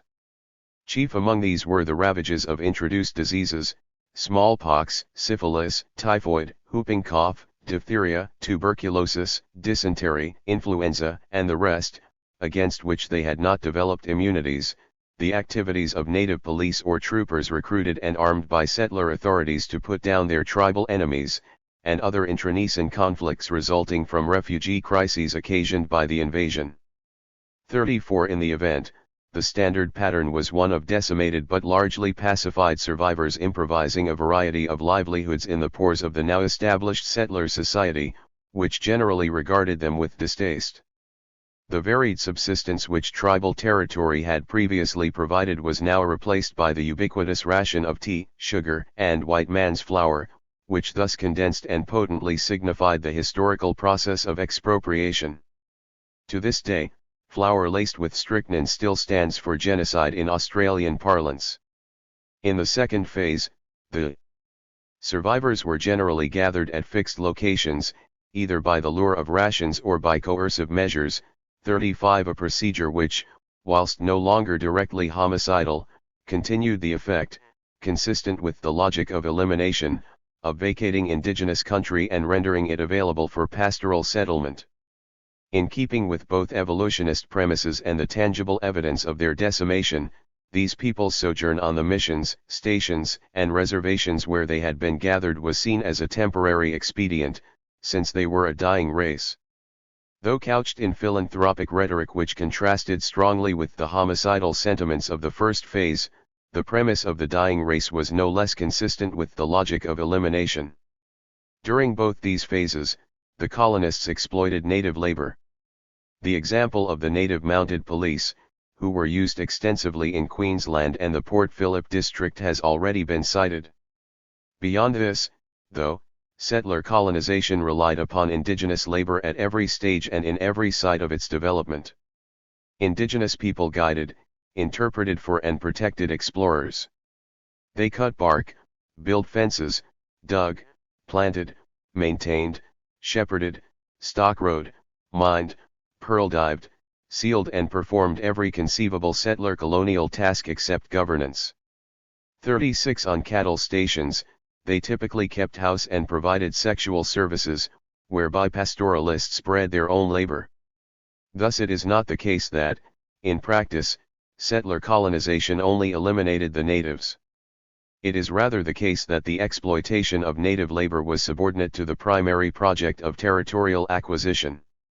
Settler colonists went to stay. In the main, they did not send their children back to British schools or retire home before old age could spoil the illusion of their superhumanity. National independence did not entail their departure. Thus, even though, being established too late and too far north for convicts to be available, the Northern Australian cattle industry relied very heavily indeed on Aboriginal labour, it is an exception that does not alter the rule. It merely slowed down its operations somewhat. For instance, no sooner had equal wages for Aborigines been introduced in the 1960s and 1970s than Aboriginal labor was dispensed with and relegated to container settlements at a revealingly rapid rate. This notwithstanding, one element in the foregoing stands out as particularly contrary to the logic of elimination. White men's sexual exploitation of indigenous women produced offspring who, growing up with their maternal kin, could be accounted native rather than settler. Moreover, far from dying out, this section of the native population threatened to expand exponentially. Crucially, in other words, the sexual element of the invasion contradicted the logic of elimination. In other colonial situations, where native labor is at a premium, people with combined ancestry can be accounted settler become native or something separate from either native or settler. In Australia, by contrast, as the logic of elimination would indicate, the only category whose expansion was tolerable was the settler one. In other words, and in stark distinction to situations in which a metropolitan society depicts itself as being contaminated from within, as in the case of Nazi Germany, the answer to the problem of miscegenation could only be absorption into the settler category. 37 As the 19th century progressed, the romance of the dying race steadily gave way to the specter of the half-caste menace. Towards the end of the century, a movement for the federation of the separate Australian colonies gathered momentum. As envisaged by its predominantly entrepreneurial promoters, federation would dismantle barriers hindering free trade between the separate Australian colonies, a development that would prepare the ground for separate nationhood. At the turn of the 20th century, this goal was achieved. The Commonwealth of Australia was constituted by an Act of the British Parliament that took effect from the 1st of January 1901. At this moment, Australia became a national as well as a geographic entity. This was not a natural convergence. Despite Australia's insular geography, New Zealand was at one stage to be included in the Federation, whilst at another, Western Australia was not. Nationalist rhetoric aside, therefore, before 1901 Australia was a natural rather than a cultural category. Hence Edward Kerr's above-cited book, The Australian Race, published in 1886, was about Aborigines, who were part of the natural features of the land mass on which the several colonial polities were constituted. Accordingly, at a single stroke settlers became, and Aborigines ceased to be, Australians, an inversion which was formalised by Aboriginal natives' exclusion from the terms of the new constitution. As if in anticipation of structuralism, therefore, the half-caste menace straddled the boundary between nature and culture, threatening the basis on which the citizenship and geography of the new imperialist nation-state were predicated. The official response to the half-caste menace was the assimilation policy, whereby people of mixed descent were not to be accounted Aboriginal, which is to say, they were to be accounted settler. As administratively implemented, this meant the separation of people of mixed race from their natal kin. This strategy constitutes the third phase of Australian settler colonisation. The first instance of such legislation occurred in Spencer's colony, Victoria, in 1886, when an act was passed which provided for the expulsion of half-castes from Aboriginal reserves. As federation approached, other colonies began to follow suit. This process was effectively completed by the outbreak of World War I, the conflict which, in nationalist mythology, constitutes the national baptism. For indigenous people, however, the baptism of blood depended on whether or not their particular portion of it was full. As the new nation and the 20th century unfolded, official policy progressively turned from a negative strategy of expelling half-castes from reserves to a positive strategy whereby the products of miscegenation were taken from their kin and incorporated into the settler domain. 38 This strategy was applied to children, whose natal links could more readily be obliterated. Assuming continued miscegenation, the policy of leaving behind a full-blood population as the only officially recognized Aboriginal category would ensure that this category became an ever-dwindling one. In other words, the legislation was intended to reinstate the dying of the dying race, or, as it was put by J.A. Carr Otis, Secretary of the Australian Department of the Interior, at the National Conference which formulated a version of assimilationism for uniform implementation across all states, it would be desirable for us to deal first with the people of mixed blood. Ultimately, if history is repeated, the full-bloods will become half-castes. In its ideological genealogy, the assimilation policy combined historical discourses with both metropolitan and colonial applications. As the 18th century drew to a close and the invasion of Australia was set in motion, offering a new outlet for relieving some of the pressing excess of urban poor now that North America was closed off, few if any British officials had seen anything to fear from savage sexuality. Indeed, it had often been conceived in romantic, even Edenic, terms. On the other hand, the sexuality of the metropolitan dispossessed was rapidly becoming the overriding social concern of the day. This, after all, was what was responsible for producing the excess, one which, even after furnishing the energy to pacify the Antipodean wilds, would still pose a constant threat to domestic stability. In 1798, this concern had been momentously encapsulated in Thomas Malthus' essay on the principle of population. 39. A conservative, reacting against the French Revolution, Malthus had sought to expose the fearful consequences to which progress logically tended. The twin motors of his Hobbesian vision were hunger and sex.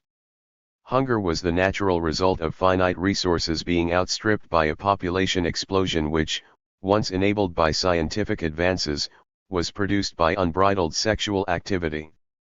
Throughout the following century, the British state, which, on the basis of Malthusian logic, had become preoccupied with birth statistics, intervened increasingly in the sexuality and family organization of the urban poor. As is well known, Malthus' logic of struggle also inspired the thinking of Herbert Spencer, Charles Darwin, and Alfred Russel Wallace, whose theories, as glossed and teleologized, were combined to make up the rough Lamarckian amalgam that came to be known as social Darwinism. 40. In such roundabout ways Aborigines and the white proletariat both became subject to Malthusian discourse, with Aborigines ironically coming to replicate the very threat that had previously sent whites to Australia. With a new state to build, white Australia came to realize that it had on its hands not so much a dying race as, immeasurably more threatening, an exploding population which, though not black, was neither white nor dying out. Once within the boundaries of colonial settlement, the contradiction in white men's sexual exploitation of Aboriginal women became active. This was especially the case in the southeastern center of white settlement, where Aborigines were seen not as sources of labor but, like proletarians in the strict sense, as producers of nothing but offspring. Thus did the fledgling Australian state come to find itself with a dilemma comparable to that which had confronted the fledgling industrial power of 100 or so years earlier. The assimilation policy, a eugenic realpolitik that would have been worthy of Malthus himself, continued the logic of elimination by rendering Aborigines the pure term of a descending opposition whereby part Aboriginal 7 came to mean non-Aboriginal. Hence it was not merely an expression of some unspecified racial prejudice but continued the cultural logic subtending Australian settler colonization in a manner consistent with the homicidal activities of the first phase. That this continuity obtains in cultural logic does not mean it is merely an analytical abstraction. On the contrary, the overlap between frontier homicide and the social death attending miscegenation was constant. Indeed, Gillen's nemesis, Mounted Constable Wilshire, did not scruple to publicize his homicidal exploits in the outback. In one passage, for instance, he clarified an account of a massacre that he had directed with the material qualification that "'tis no use mincing matters." The Martin Henry Carbines at this critical moment were talking English in the silent majesty of those great eternal rocks. Yet Wilshire saw no tension between this account and a comparison that he had ventured a few pages earlier, in which the full blood had been sentimentally accommodated. "I do not object to them, they are the pure aborigine, who are gradually going to extinction. But I certainly do object to the mongrel half-caste, who inherits only the vices of civilization. If it is a male he is born for the gallows or to be shot, if a female, she becomes a wanton devoid of shame, and despair she knows not."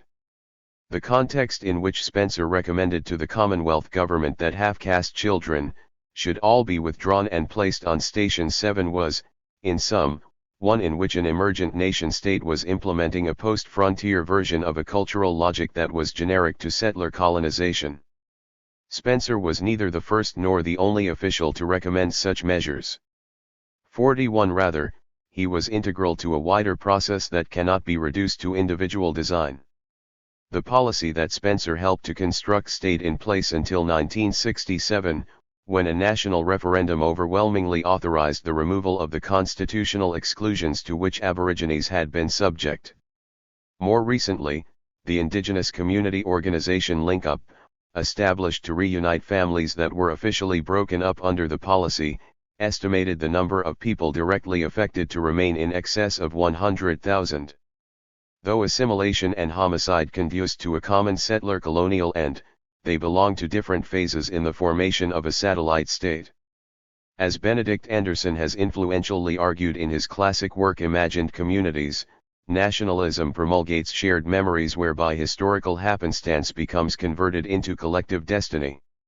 In the Australian case, though there is no shortage of appropriate memories, the project of national memorization was above all one of forgetting the criminal legacy of genocidal theft upon which, in the absence of any form of treaty or mutual resolution, the settler colonial state continued to be established.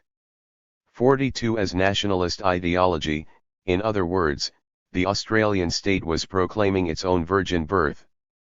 Thus the recalcitrant presence of Aborigines within the pores of the body politic embodied a decisive refutation of the legitimacy narrative whereby the national community was officially imagined.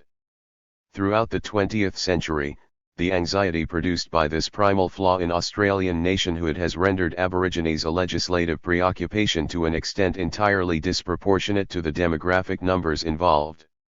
In contrast to the invasive frontier strategy of outright homicide, assimilation was not simply more benign. It also consummated the shift from satellite colony to nation-state. Constructing an autochthonous citizenship within finite national boundaries requires an ideological regime altogether different from one appropriate to the process of territorial expansion. Assimilation provided for Aborigines civic invisibility, an ideological rather than a material elimination. Though the ultimate aim was breeding them white, the threat that Aborigines posed to the nation-state was not primarily physical. Rather, Aborigines signified a differently grounded rival memory which contradicted the national narrative upon which a homogeneous citizenship was predicated. Assimilation sought to detach Aborigines from that memory. So long as they could be grafted onto the new history imagined by the nation-state, their physical characteristics were relatively unproblematic.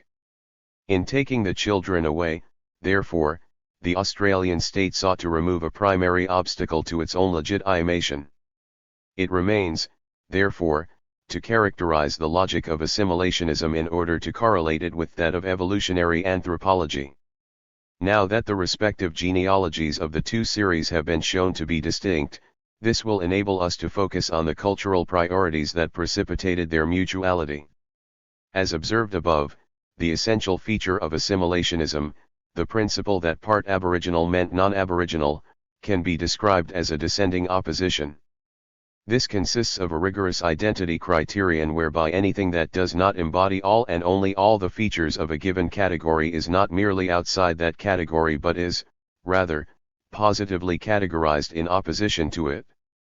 Thus a single homogeneous category collectively denominates the rest of the world. To put it more formally, appropriating Wittgenstein, the propositions P and not P have opposite senses, but to them corresponds one and the same reality. 43 For our purposes, the salient characteristic of such a category is that it has no tolerance for contamination. Rather, contamination means conversion into the other, which is to say, contamination assimilates. To begin to relativize the virgin birth narrative therefore, we will turn now to the question of how this logical structure of descending opposition also animated evolutionist ethnography. To this end, we can begin by noting that, for evidenciary purposes, miscegenation, the key term of the assimilation policy, was also central to nescience. If there was any doubt as to whether or not the Arunta really knew, the surest test would be the grounds on which they accounted for light-skinned babies. Thus we move now to the direct interface between the ethnographic and the political logics. A key premise of evolutionary anthropology was the collapse of time and space, whereby ethnography recapitulated prehistory. To leave Europe was to travel back in time. 44 Hence the equivalence asserted between contemporary Aborigines and Europeans' primal forebears was not just a projection onto colonized people of European fantasies of self. It also furnished an evidenciary supplement. The 19th century was obsessed with origins. The prehistoric record, restricted as it was to material traces, was necessarily incomplete, a condition that could be alleviated by ethnography. In this there lies one of the possible motives for Hartland's resistance to Spencer and Gillen's realization of his evolutionary conjecture. Social evolutionists were methodological rivals, competing over whose theoretical vehicle could penetrate furthest back into prehistory. In Bacofen's case, the vehicle had been texts; in McLennan's, marriage rights; in Morgan's, kinship systems; in Tyler's, cultural survivals, and so on. Hartland's vehicle, suggesting a German inspiration, was folklore. Methodologically, therefore, ethnography could represent a rival as well as a supplement. Hartland's personal motivation aside, this consideration underscores the symmetry between ethnography and prehistory. Both were originary narratives which strove to recover the primal, defined in terms of distance from the modern. For prehistory, this distance was constituted temporally within the space of Europe, its ethnographic reflex being present cultural and geographic distance beyond that space. The problem posed by prehistoric data was that they were materially fragmentary and semantically blunt. Conversely, the problem with ethnographic evidence was that, though theoretically complete, it decayed on contact, which instantaneously condensed all the time it had taken to reduce European prehistory to fragments. Hence all anthropology was salvage anthropology. 45 Societies were significant not in themselves but for the light that they could shed on Europe's past.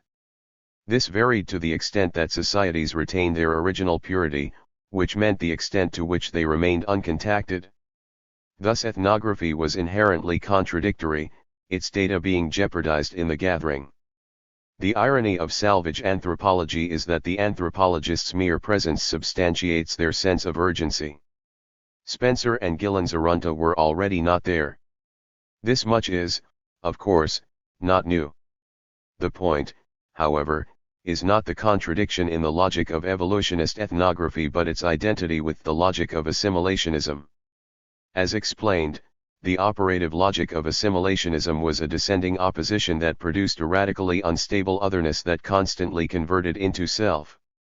The crucial factor is the extreme instability of otherness, whereby part aborigine automatically meant non-aborigine. This instability is the point at which the logic of assimilationism fused with that of evolutionist ethnography. For either discourse, contact with Europeans despatialized savagery, displacing it out of the present and into a different time frame. 46 In crossing the frontier the native crossed into history. The point is that this was not a spatial progression. It could be done whilst standing still. Rather than spatial, the movement into history was a purely discursive progression, one that undid the evolutionist conflation of time and space. Bereft of its spatial dimension, savagery was left as a thing of the past. This spatio-temporal split produced a hypersusceptibility to contact that was asserted by evolutionist ethnography and the Australian state alike. Both specified minimally inclusive, prehistoric criteria for authentic aboriginally, a coincidence which, given the prestige attaching to scientific validation, powerfully naturalized assimilationism. On this basis, it is not hard to see why evolutionist ethnography was so well adapted for appropriation into Australian state discourse, or, accordingly why an ethnographer should be entrusted with recommending an appropriate policy on Aborigines. Put thus, the logical symmetry between the two series is clear, but it lacks historical realization. Just as any number of geometries could construct spatial relations as well as the Euclidean, so can various logical designations be imposed on complex historical phenomena. How can we know that this logical structure, common to ethnography and colonialism, is not simply an analytical imposition of my own making, but that it was active in the minds of historical actors. To know this, we need an example or examples of its entry into practice. In presenting Spencer and Gillen with an evidenciary dilemma that precipitated the logical linkage between their ethnography and settler colonization, Neschens prompted such an example. For, if the Arunta failed to distinguish the paternity of half-caste children, then Spencer and Gillen would have proof positive of their extraordinary discovery. 47 But the cost of such proof would be high. If the Arunta were so uncontaminatedly savage, how was it that the women were producing white men's offspring? Thus Spencer and Gillen's dilemma was that the very miscegenation that could have corroborated Neschens simultaneously undermined their ethnography in relation to the general project of salvage anthropology, which Neschens otherwise preeminently validated.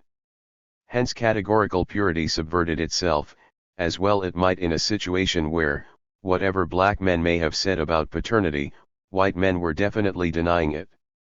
In response to this dilemma, Spencer adopted a textual strategy that revealingly encodes the threat posed by miscegenation. Cultural brokership, the fruit of long-term local residence, was Gillen's contribution to the partnership. As a result, to the ethnographic testament of Spencer's peerless photography, they could add the qualification of being accepted as initiated. With the idea of achieving a result which can be obtained otherwise without pain or trouble to themselves, and when also they know perfectly well that the desired result is not obtained by the performance of the operation.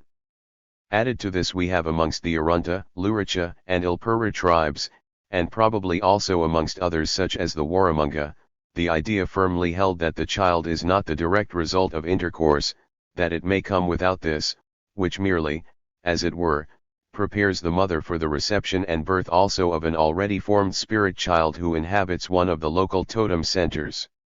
Time after time we have questioned them on this point, and always received the reply that the child was not the direct result of intercourse, so that in these tribes, equally with those dealt with by Mr. Roth, the practice of subincision cannot be attributed to the desire to check procreation by this means. In the south of the Arunta tribe the ceremonies again are somewhat different from these, both in the west and in the east. At Charlotte Waters, for example, the following is an account, in outline, of what takes place. When the time arrives for a boy to be initiated, his Attilya talks to men who are Umberna to the boy and arranges with two of them to carry out the first part of the proceedings.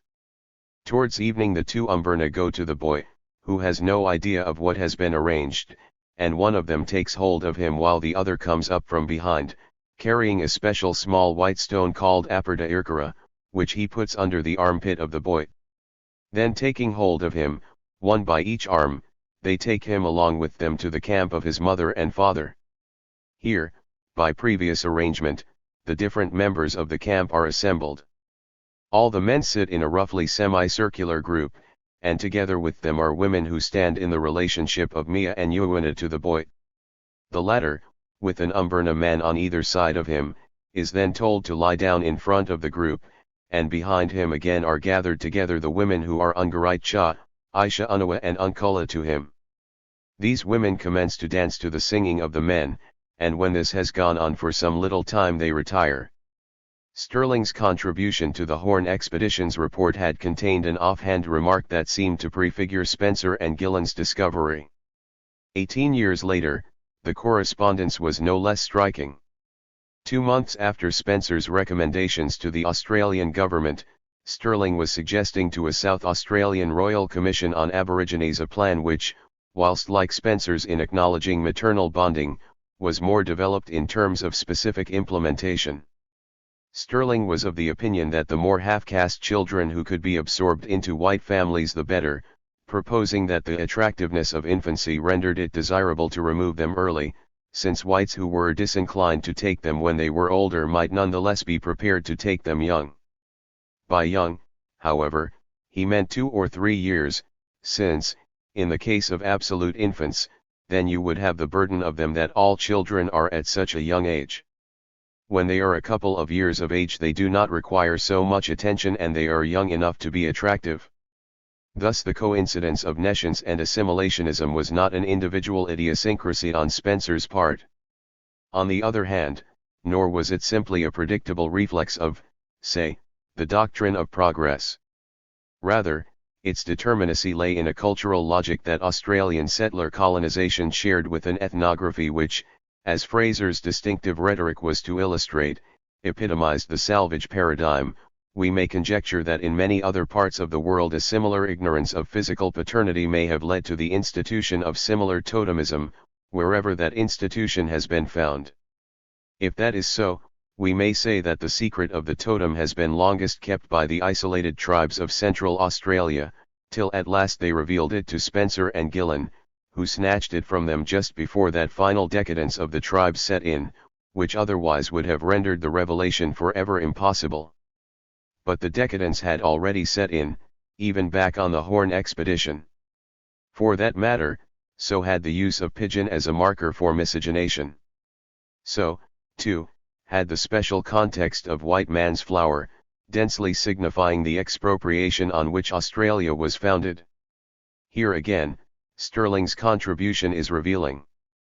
For, in the following passage, it is hard not to see a model for his editor Spencer's packaging of ethnographic contradiction. Unlike Sterling, however, Spencer would not have admitted the damaging possibility of an Aboriginal husband being perfectly satisfied of his own paternity. The little accident of the birth of a suspiciously light-colored offspring of a full-blooded Libra was thus explained by the mother in full belief that the statement of cause and effect was perfectly rational, and indeed the legitimate husband, also a full-blooded black, was perfectly satisfied of his own paternity, sposen Libra.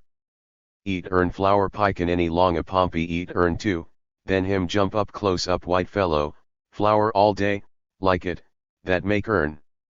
Suppose the woman eats flower, the child in the belly eats it too, and then the child is born closely resembling a white. As historical parapraxis, this pigeon becomes impossible to contemplate in isolation from the colonial context in which it is entangled, which it presupposes and reproduces. Though the context is epical and global, the entanglement is quite particular.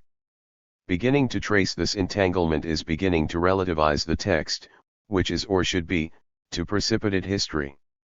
We should look twice at anything taking place in the 1890s, when the whole world was beginning to shift.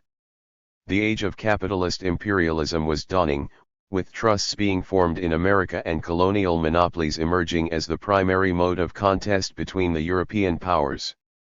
Colonial nationalists were turning to militancy, trade unionism was burgeoning, and Western women were on the march. Modernism was beginning to transform the arts. The horseless carriage, aeroplanes, moving pictures, and quantum physics were being born. Freud was connecting dreams to wishes. Within anthropological writing, though evolutionism was at its zenith, cracks were developing that, with hindsight, would turn out to be fateful.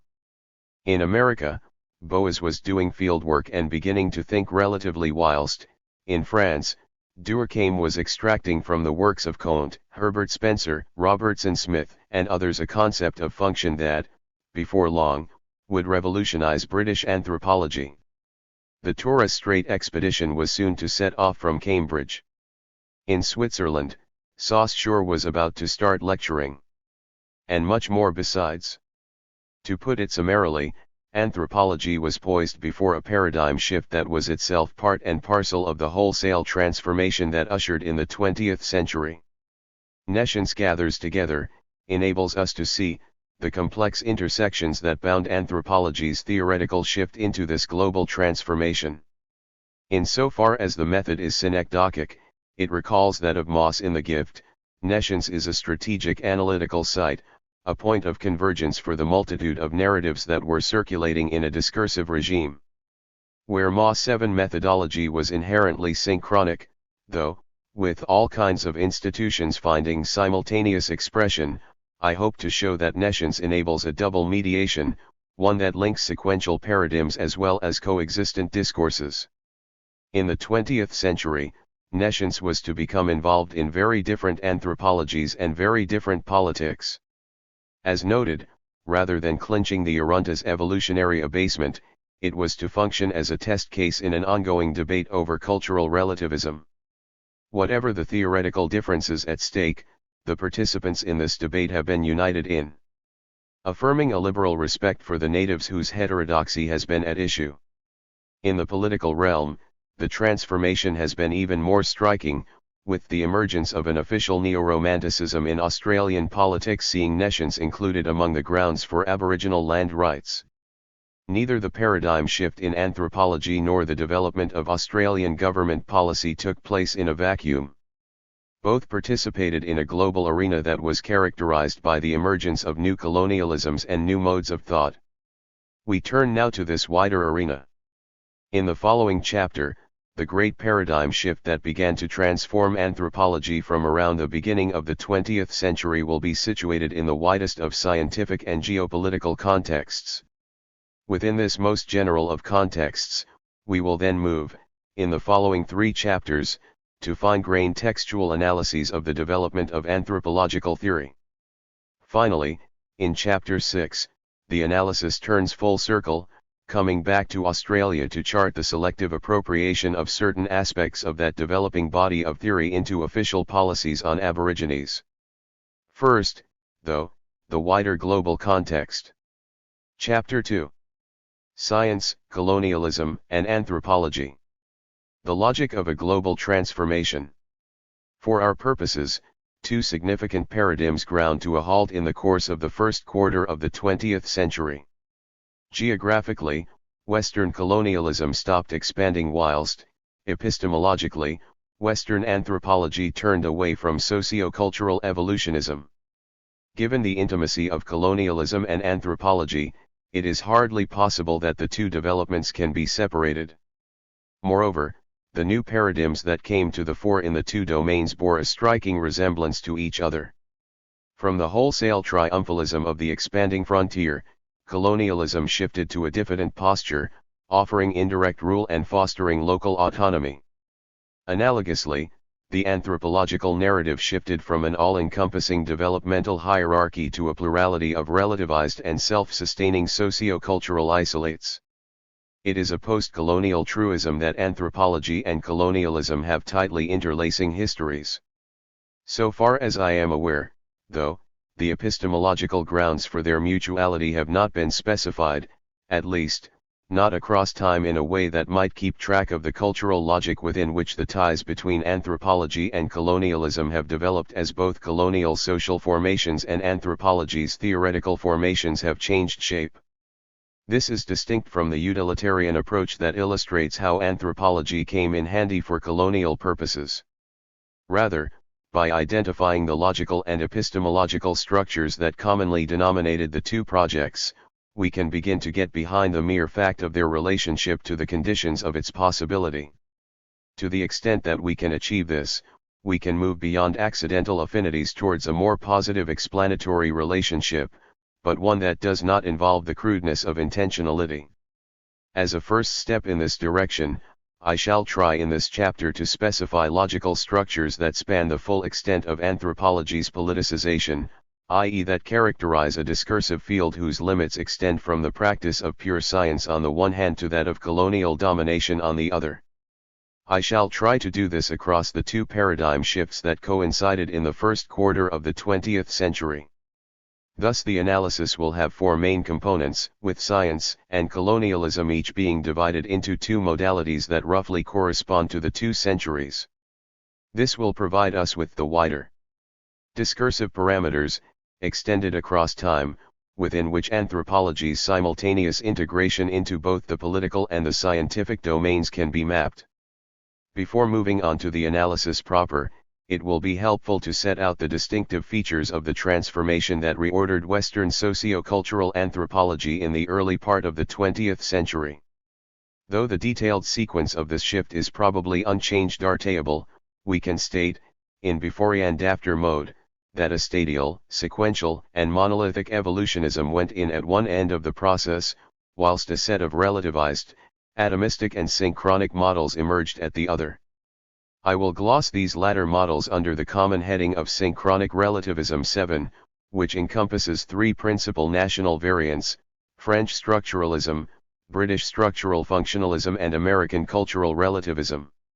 Whatever their mutual distinctions, these national variants shared in three distinctive movements vis-a-vis their common evolutionist inheritance.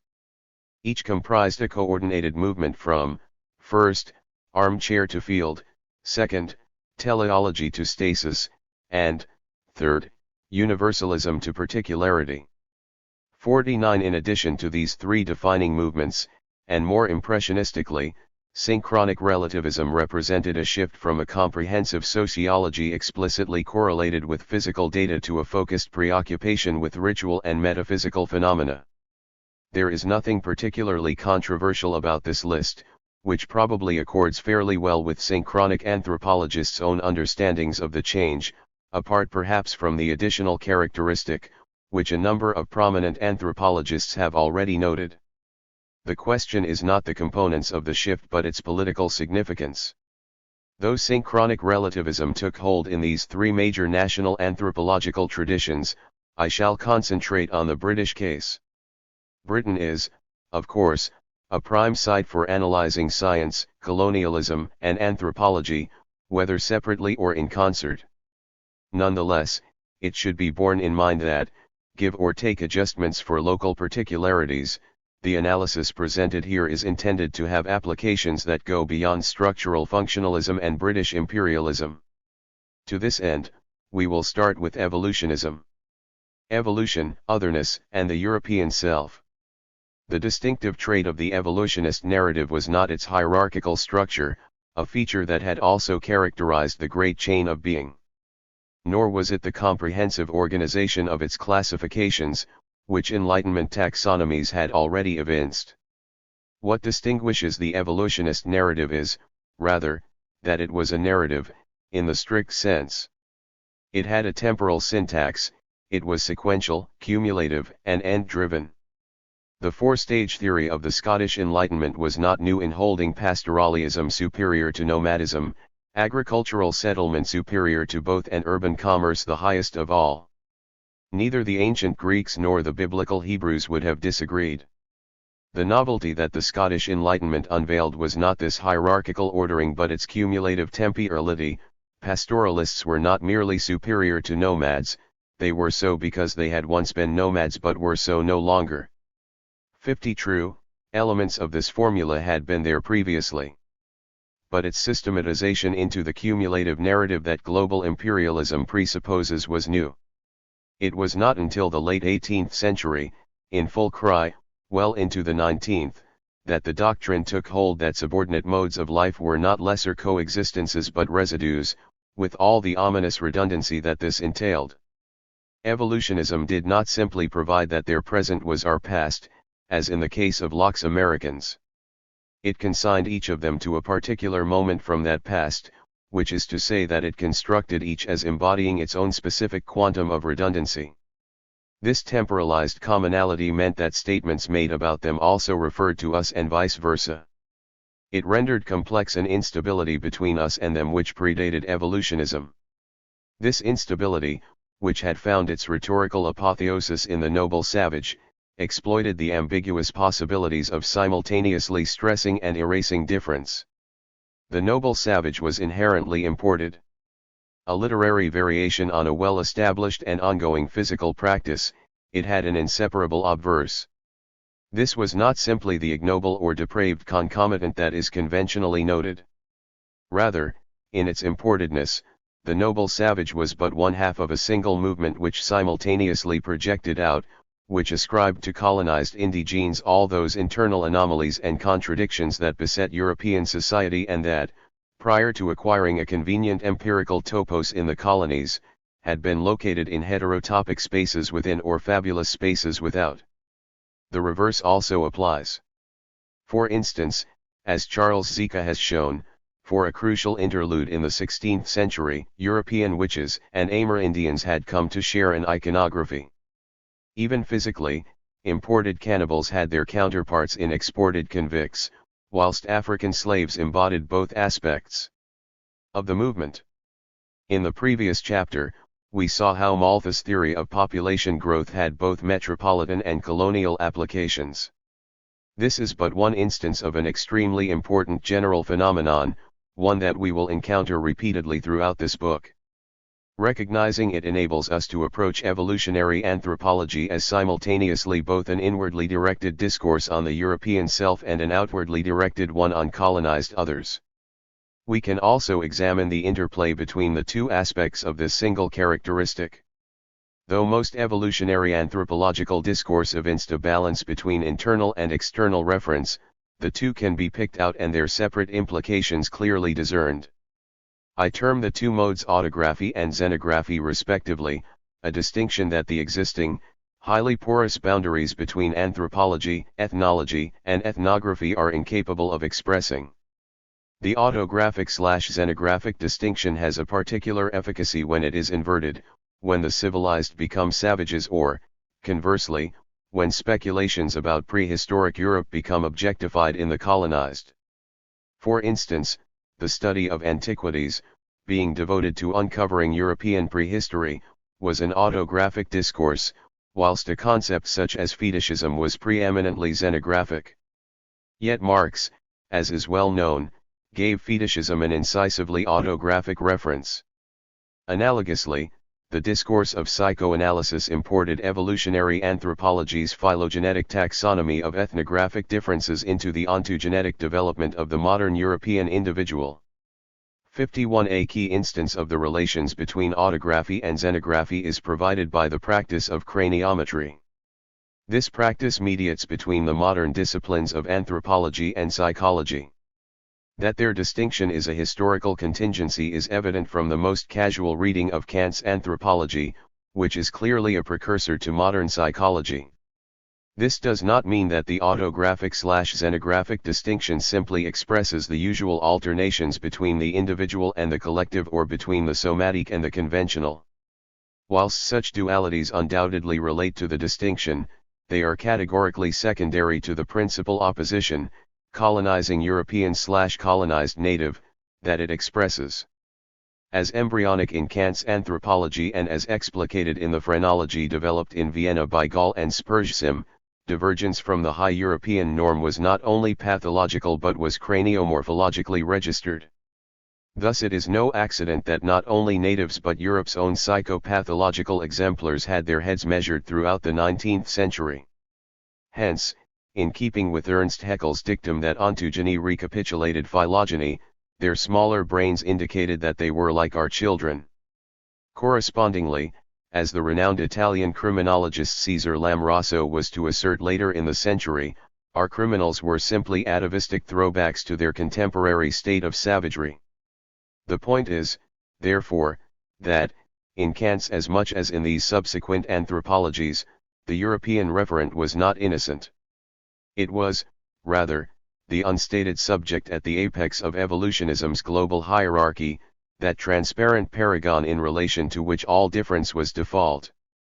Accordingly, though Kant's anthropology may look like purely Eurocentric narratives, they have to be understood in the context of the globally subdivided category of man that the Enlightenment had produced.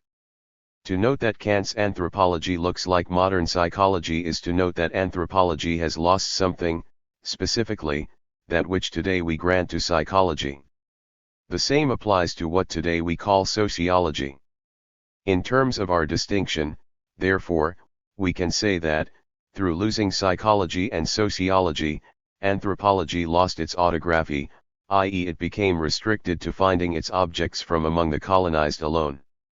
Needless to state, this was only an appearance.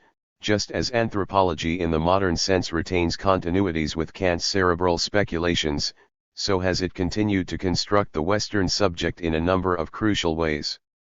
Nonetheless, so far as 20th-century socio-cultural anthropology's avowed area of professional competence is concerned, we can say that the paradigm shift removed the autographic element from ethnography, thus effecting a rupture between us and them which, for all the claims to have morally improved on evolutionism that were to be advanced by certain practitioners of synchronic relativism, ironically recapitulated the doctrine of polygenesis. Of this, more below. For the time being, The significance of anthropology's 20th century confinement to a xenographic purview 52 is that it highlights the single overwhelming feature of the paradigm shift's global context, which is that the 19th century consolidation of bourgeois power culminated, at the end of the century, in the completion of the initial expansionary phase of Europe's colonizing project. This completion constitutes the first, geopolitical dimension of the global context in which I wish to situate anthropology's paradigm shift. Anthropology's loss of autography was a function of the three defining movements of that shift, those from armchair to field, from evolution to synchrony and from universalism to particularity. The shift to synchrony detached anthropology's objects from a history in which they were being incorporated into European colonial structures. This effect was compounded by a shift away from an explicitly universal framework to an epistemological fragmentation that spatio-temporally isolated the societies that it analyzed. As Johannes Fabian has argued, both space and time were essential to this isolation, whose breaching was preliminary to field work. Thus Europe became the scene of reading, and returning to write, the scene of universal history against which the remaining two movements, the timelessness and the fragmentary particularity of the field, were constructed. In the combination of their effects, therefore, the three distinctive features of synchronic relativism constructed the most thoroughgoing of ethnographic alternates. So far as context is concerned, therefore, we are concerned with factors that conduce to a shift out of chronology, universality, and system and into timelessness, particularity and autonomy. Geopolitics.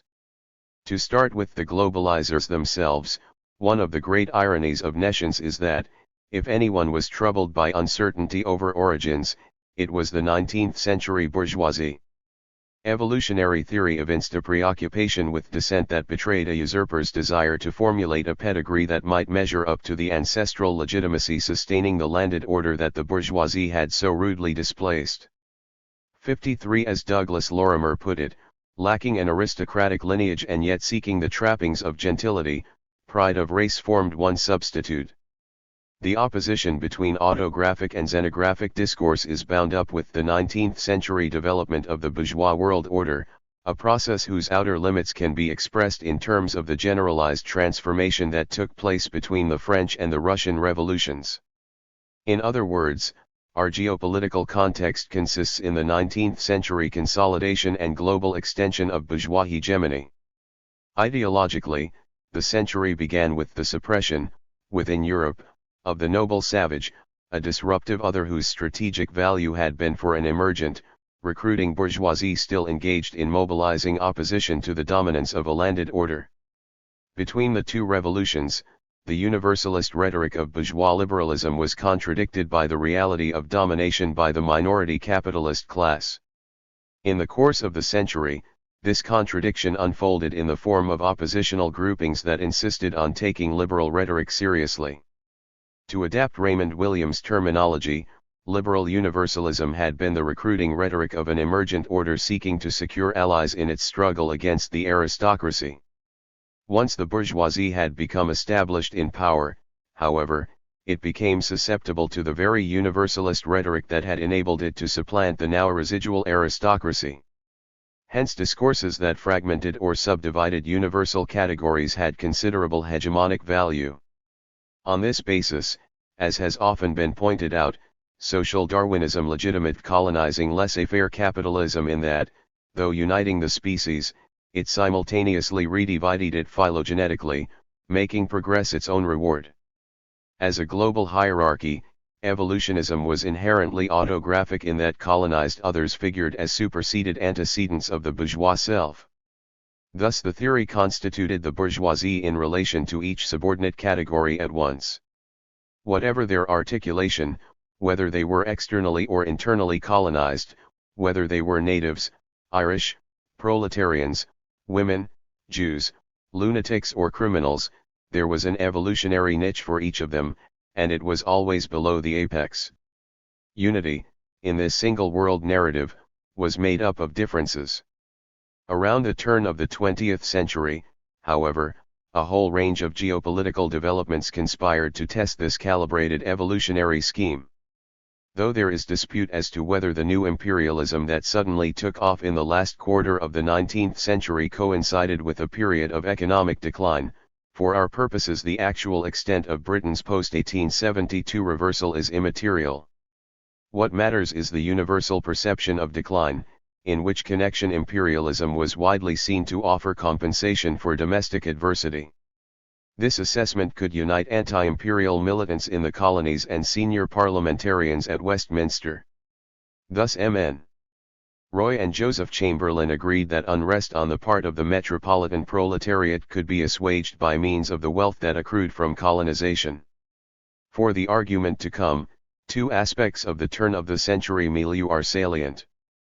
First, so far as perceptions were concerned, the pervasive sense of decline was associated with widespread subaltern revolt both at home and abroad, which intensified as the fledgling century progressed.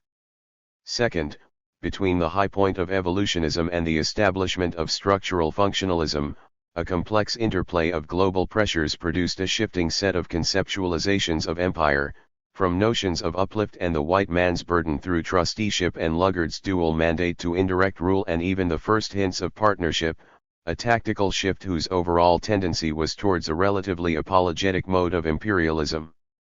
54 These years were marked by what Michael Bentley has termed a sense of life mounted on wheels. This sense was associated with a number of signal developments that got the new century off to a tumultuous start. The overall pattern, as Hobsbawm described it, was one of the society and world of bourgeois liberalism advancing towards what has been called its strange death as it reaches its apogee, victim of the very contradictions inherent in its advance. Briefly, the principal constituents of this pattern were as follows: despite the 1886 defeat of the Home Rule Bill, followed by the disgrace and, in 1891, subsequent death of Parnell, there was no end to the Irish question, a demand whose echoes were gathering some momentum in India even as the Japanese pulled off the unthinkable in the form of an Asian military victory over a European power. A relative handful of ill-equipped Boer farmers had succeeded in embarrassing the full might of empire for far longer than had ever been thought possible. Moreover, as revelations of systematic crop destruction, massacre, and appalling death rates in the concentration camps that had been set up to hold Boer women and children began to filter back from the Transvaal, the imperial idea, as A. R. Thornton put it, suffered a contraction, a loss of moral content, from which it never completely recovered. Nor was Japan the only non-European threat. Apart from the efflorescence of nationalism in the colonies of settlement, producing forms of independence for Canada, Australia, and New Zealand that came, in 1907, to be generalized as Dominion status, the ascendancy of the United States was emphatic. The emergence of the self-styled Democratic and Republican USA as an industrial economy which exceeded the most powerful in Europe had contributed, in the 1890s, to a capital outflow from Britain which, in stimulating a sharp rise in British interest rates, encouraged the world's main lenders of capital to keep their money at home, thus obliging debtor economies to repay and occasioning a generalized contraction of world economic activity. Within Europe itself, burgeoning imperial rivalries, heightened by the dramatic industrial and military expansion of Bismarck's Germany, had not been forestalled by the division of Africa that had been agreed at the Berlin Conference of 1885. The German build-up pushed Britain into the era of the dreadnought, a period of massive defense spending which, as Offer notes, amounted to a sectoral transfer that benefited the shipbuilding and weapons industries at the expense of agriculture. British agriculture hardly needed further problems. In 1893, the price of wheat had dipped below the £1 level for the first time in over 100 years. By the end of the century, agriculture's share of the net national income, which had stood at 20% in the 1850s, had fallen to 6%. In 1897, a royal commission reported that over a very considerable part of this country true rent has entirely vanished, since the owners are not receiving the ordinary interest on the sum which it would cost to erect buildings, fences, etc., as good as those now existing. Many of these factors were mutually compounding. For instance, the need for a strong navy was closely linked to Britain's inability to feed herself. This combination of domestic and foreign adversity found expression in Chamberlain's social imperialism, a radical departure from Victorian Britain's unflinching commitment to laissez-faire in favour of a combination of tariffs and colonial trade arrangements intended to strengthen the empire whilst simultaneously assuaging unrest at home, a formula that rendered the weary imperial titan ingloriously dependent on the goodwill of its dominions. Moreover, in concert with the structural science, colonialism, and anthropology 51 reverses, unrest at home was intensifying on all fronts. After the Great 1889 London dock strike had forced the concession of a half-a-crown a day, trade unionism had grown at an unprecedented rate. Feminists were in the forefront of political agitation, developing new organizational bases, particularly around the issue of suffrage. In Europe, revolutionary communism was not only gaining strength but, at the early 20th century Comintern's, non-European delegates were to push the line, ironically mirroring Chamberlain's, that there could be no metropolitan revolutions before the colonies had been liberated, since exploiting the colonies enabled the bourgeoisie to buy time from the European working class. Almost as one, in short, the subalterns were becoming unmanageable. As Robert Ensor saw it, writing from memory, the years 1906 to 14 in Great Britain witnessed a crescendo of rule-breaking. By labour strikers and their syndicalists, by the House of Lords and its diehards, by the Ulster Volunteers, by the Irish Volunteers, and by many others, until the fabric of democracy came into real danger. In that direction the WSRU set the earliest and not the least strident example, sawing, by a strange irony, at the very bough, on which its members were demanding the right to sit. There is nothing new in this thumbnail recitation.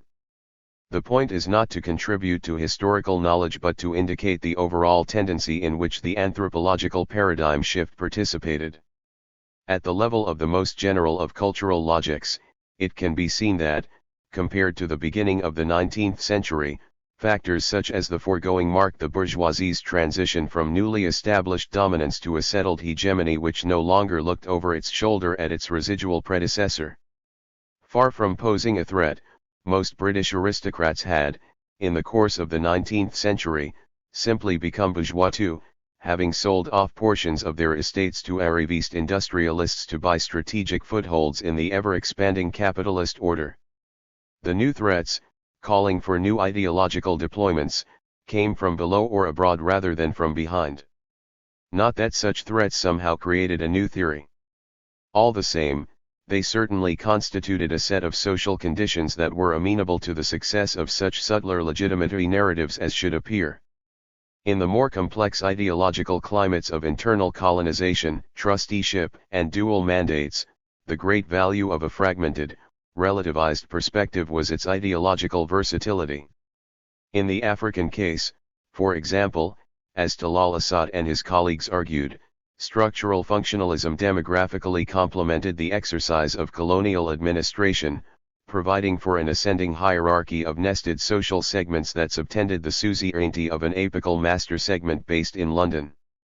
55 Thus structural functionalism retained enough from evolutionism to allow for the hierarchical integration of its modular societies, a feature that was congenial to a centralized system of franchise colonial labor exploitation.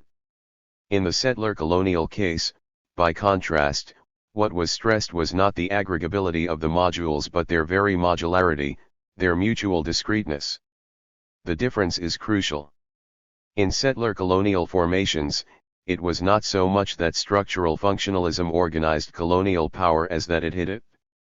Hence it is not surprising that structural functionalism should resemble American cultural relativism. In both cases, an atomized representational paradigm masked the practical expropriation of settler colonized indigenes, an ideological effect that relied on a synchronic mode of representation.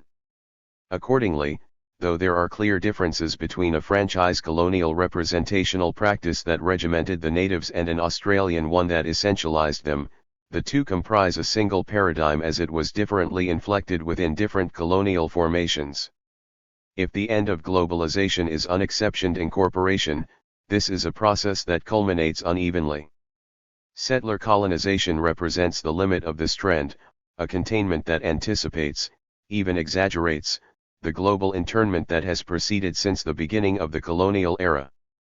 In regard to 20th century settler colonialism, synchronic relativism's principal ideological significance is as a suppressor of consequences.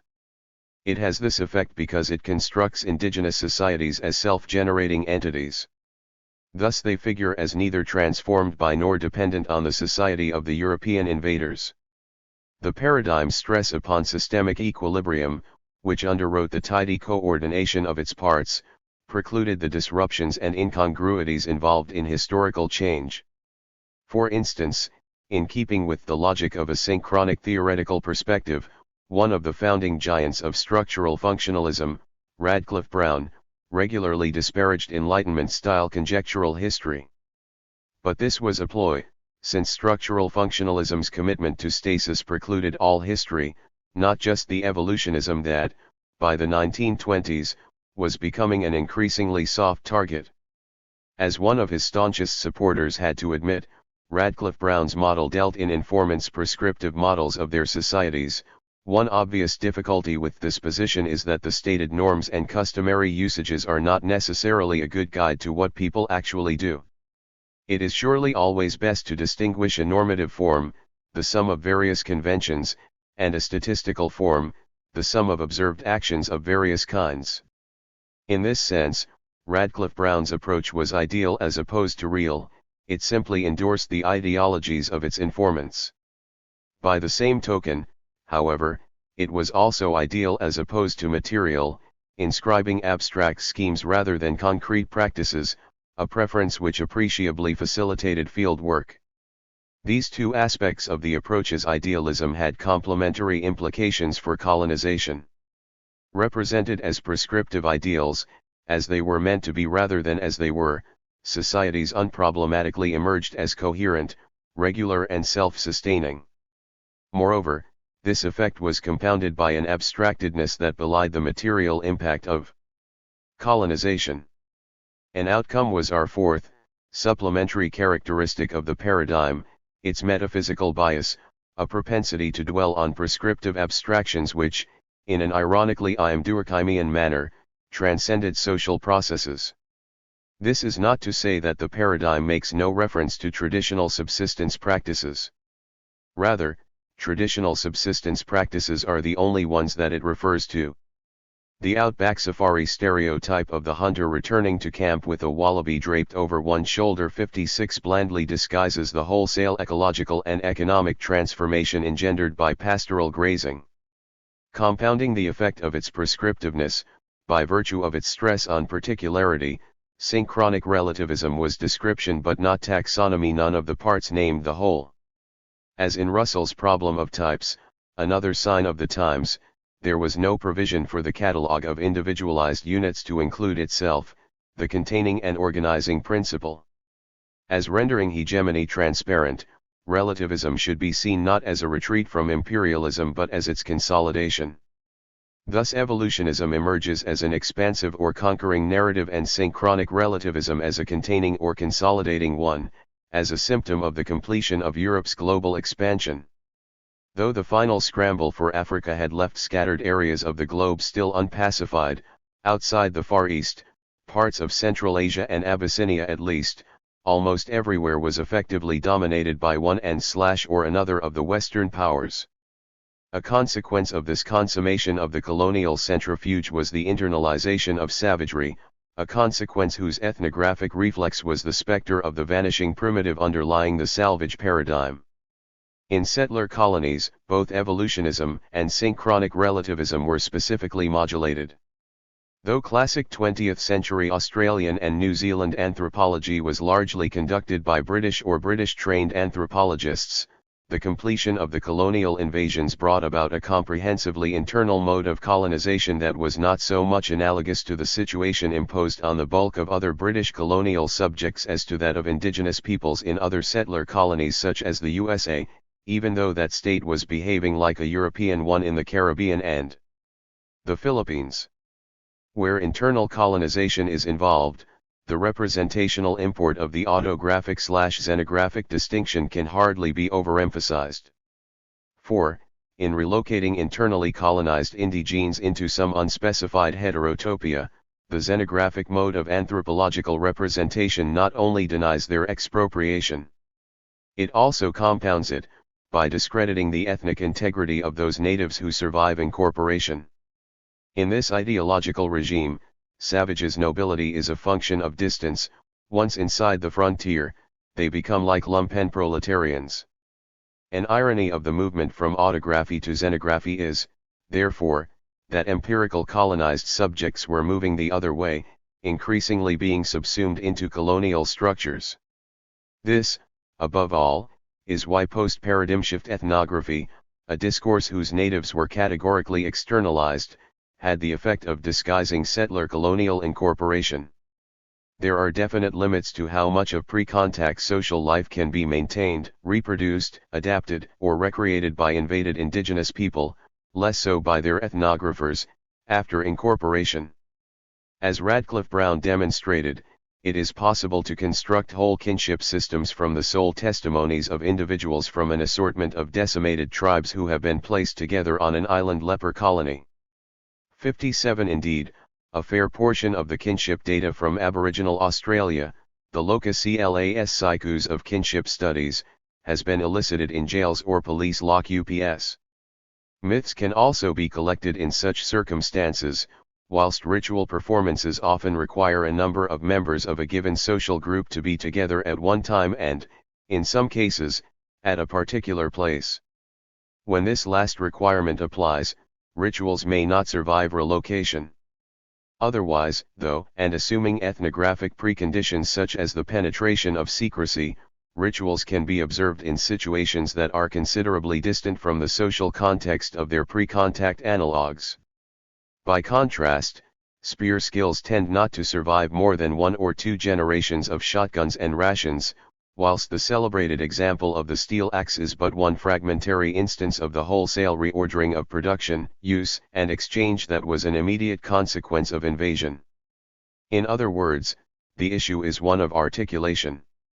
Since capitalist colonization is a primarily economic articulation, economic aspects of indigenous life are either replaced or reconstituted in accordance with the overriding requirements of capitalism. This is not simply to say that certain institutions are economic, so they vanish, whilst others are not, so they persist. Rather, to adapt Edmund Leach, if different institutions can be seen to have a communicative aspect, then it follows that they should also have an economic aspect, constituting different proportions of different institutions. Thus institutions in which the economic aspect predominates will be more effectively constrained or reconstructed than those with a lesser economic ratio. To put it another way, the proportion of retainably non-economic residue varies between institutions. The purest example of a non-economic residue is perhaps an abstract kinship diagram constructed from the testimony of an informant, dependent on the invader's rations, who is the sole survivor of a people who used to live in a different location. On the whole, however, whereas myth, ritual and kinship do not stand in the way of capitalism, hunting and gathering do.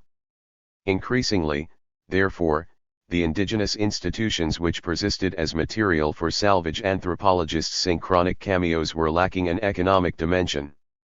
58 Upon internalization, then, the native became a kind of de-economized Homo superorganicus lacking any perceptible means of material support.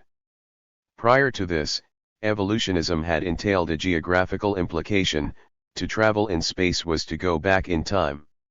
Hence the demise of evolutionism corresponded with the emergence of the time machine, a vehicle that had not been required by fantasy travelers from Gulliver to the assorted dimension stretchers whom Jules Verne had thought up. 59 Evolutionism's spatial dimension had compensated for the inconsistent juggling of species, varieties, races, and types whereby the discourse sought simultaneously to inscribe both unity and diversity. Given geographical substance, otherness could concur with the psychic unity of mankind. Ideologically, therefore, the great breakthrough achieved by Homo superorganicus was an otherness within, something that was there but not there. In this regard, the fantasy which marks the beginning of the end of the unknown world is not the time machine but Samuel Butler's Eruhan, a nowhere existing somewhere which ironically confounded the utopianism of the other end of the colonizing process. Australian anthropology's supreme Eruhan is the dream time, a heterotopia that made its appearance at the same time as psychoanalysis. Citing Australian ethnography, the German anthropologist Hans-Peter Dewar was still intoning in 1981 that the dream time is always and never. You might say that the term dream place does not refer to any particular place and the way to get to it is to get nowhere. In constructing a timeless, ritually constituted native world, synchronic relativism effected an ideological insulation that was impervious to spatial internalization. Kinship, myth, and ritual became the authenticating signs of a rarefied native realm that hovered in a mythical space which did not conflict with the exigencies of colonial settlement. As such, it ceased to be 19th-century savagery, a violent Hobbesian scenario of sex, death, and scarcity, and became once more a Rousseau'sque primitivism, displacing the Hobbesian mantle onto the empirical dispossessed.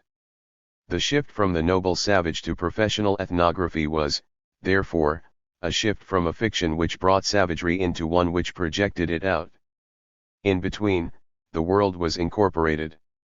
60 Thus synchronic relativism's insulated super-organic realm was symptomatic of the forces that brought about World War I, when the fully expanded universe of imperialism turned back in on itself. This is not to claim a netto one-causal relationship between any given external factor and the paradigm shift in anthropology, or, for that matter, the converse.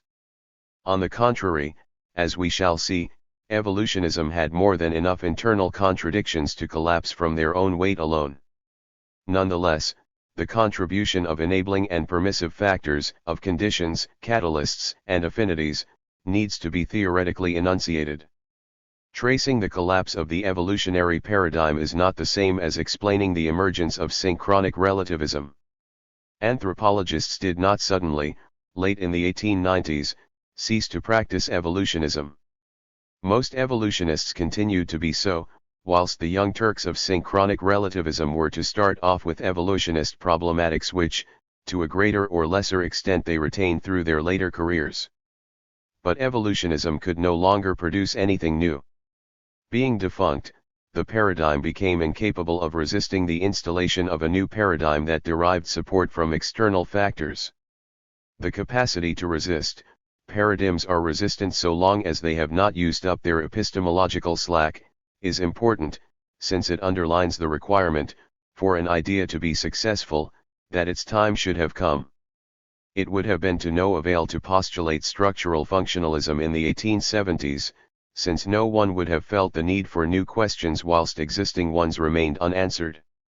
On the one hand, then, there needs to be internal space for a new theory, paradigm morbidity, or a lack of new problematics within a given theoretical field. On the other hand, there also needs to be a wider elective affinity whereby particular narratives find favor as candidates for filling the vacuum. The point is, however, that these two conditions need not be met simultaneously. Though structural functionalism is generally, and not unreasonably, dated from the year 1922, in which the death of Rivers coincided with the appearance of Radcliffe Brown's and Malinowski's first ethnographic books, evolutionism, as argued, had been effectively moribund since the 1890s. Moreover, if there was a central watershed through which the whole age turned, this would clearly be found in the years which encompassed the Great War and the Russian Revolution. It is not, therefore, a question of paradigm breakdown signaling long live the paradigm, but a question of spaces and potentialities. For instance, structural functionalism was not the only candidate to succeed evolutionism in British anthropology. Indeed, as promoted by Rivers and Elliot Smith, diffusionism looked for some time as though it might fill the gap. Yet, in that it was neither particularistic nor meta-historical. Diffusionism was not as ideologically opportune as structural functionalism. Nonetheless, it was not summarily excluded, as if by some mechanical principle of historical censorship. It simply found the going harder, so that the whole would-be paradigm, rather than just the individual miscreant, became vulnerable to the discredit arising from Perry's Heliolithic excesses. This is not, however, a statement about diffusionism itself. First, though Perry would seem to have been seriously wrong to detect Egyptian cultural influence in the South Pacific, it is not as if structural functionalism can be shown to have been empirically right. 7. Second, diffusionism became much better established and had a much longer career in Germany, where the legitimation of empire was not, of course, a comparable ideological requirement. 61. In contextualizing the failure of evolutionism, then, the intention is to account for one of synchronic relativism's preconditions, rather than to explain its genesis. Nonetheless, as indicated at the outset, we can go somewhat further than the full free market capitulation to unexplained forces by considering the logical and epistemological structuring of anthropology's colonial involvement. But this is to reach over from the domain of geopolitics into that of scientific theory formation. Before doing so, therefore, we might summarize synchronic relativism's ideological value for colonialism in geopolitical terms by recalling that, as a detemporalized epistemology stressing fragmentation and self-containedness, it harmonized with the completion of the initial conquering phase of the bourgeois world project. With this in mind, we turn now to the realm of science. Particles and particularism. The commonality between science, colonialism, and 19th century anthropology was so complete that it has a name, albeit a misleading one.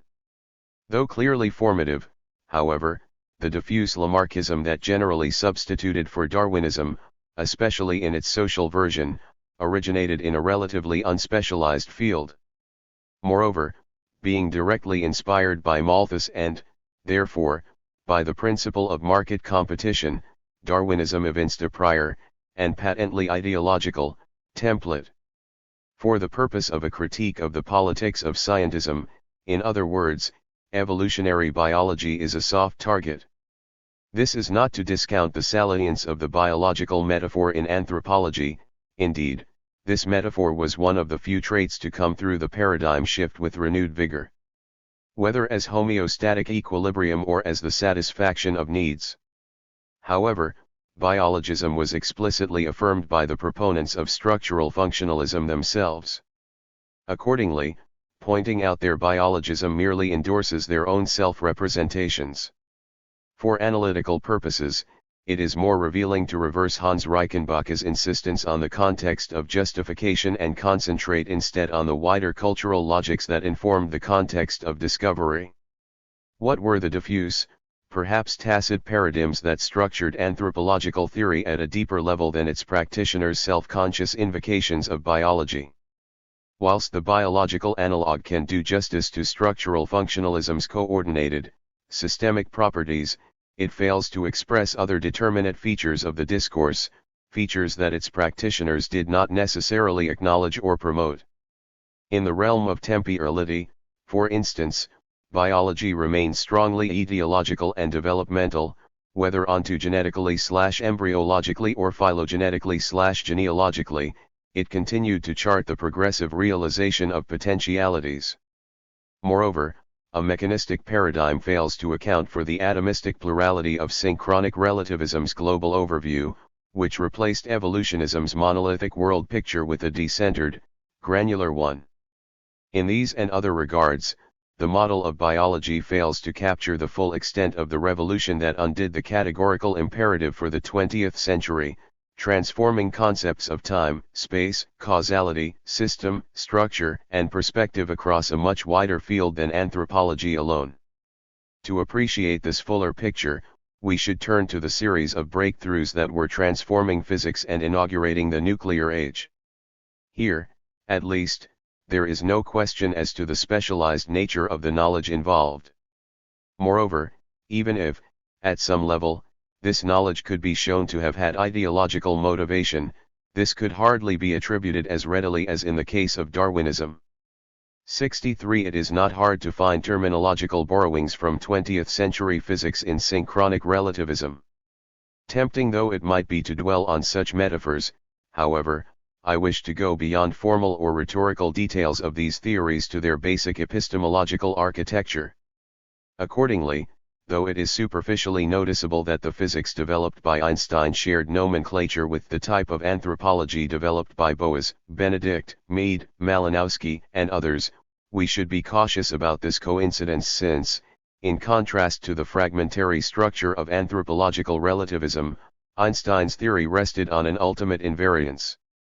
64 Moreover, it is hard to see Einstein's theory as having had much influence outside the more specialist reaches of theoretical physics before at least 1919, when photographs of an eclipse of the Sun, taken on Eddington's expedition to Principe Island in the Gulf of Guinea, showed that, as it passed close to the rim of the Sun, light from a remote star curved in towards the Sun's gravitational field.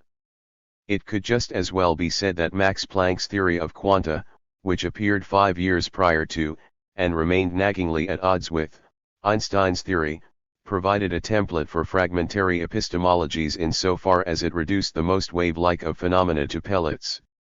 65 Without questioning the diffuse influence of such breakthroughs, however, both were intimately related to a much more tangible genealogy, that of the nucleus. It is possible to talk of an originary moment in relation to the nucleus because, though emerging from a routine and well-established set of scientific practices whose production had been the discursive labor of many centuries, the crucial developments occurred by chance. Indeed, though to say so risks falling for popular scientific apocrypha, the discovery of the nucleus can be seen to have resulted from a series of accidents. The first of these was Wilhelm Röntgen's discovery of X-rays, which he can reasonably be said to have stumbled on in 1895, at about the same time as Spencer and Gillen were discovering nescience. Having noticed, to his surprise, that some emanations from a discharge tube passed through black cardboard which was opaque to ordinary light, he found that, if a barium platinocyanide coating was applied to paper, it would fluoresce in darkness when the tube was turned on. The process whereby fluorescence occurred being unknown, Röntgen's report inspired Henri Becquerel, in Paris, to investigate the relationship between fluorescence and X-rays. As is well known, the upshot of his research was that it was not, after all, fluorescence that produced X-rays. This, however, came about as a consequence of a second accident. After a number of experiments, Becquerel believed that he had shown that sunlight could trigger an X-ray producing fluorescence in a uranium compound even through several sheets of black paper. That was, until he found that other crystals of the compound, which he had left in a dark drawer, had had precisely the same effect on other photographic plates which he had happened to leave in the same drawer. This meant that the sunlight could not have occasioned the emanation that affected the photographic plate.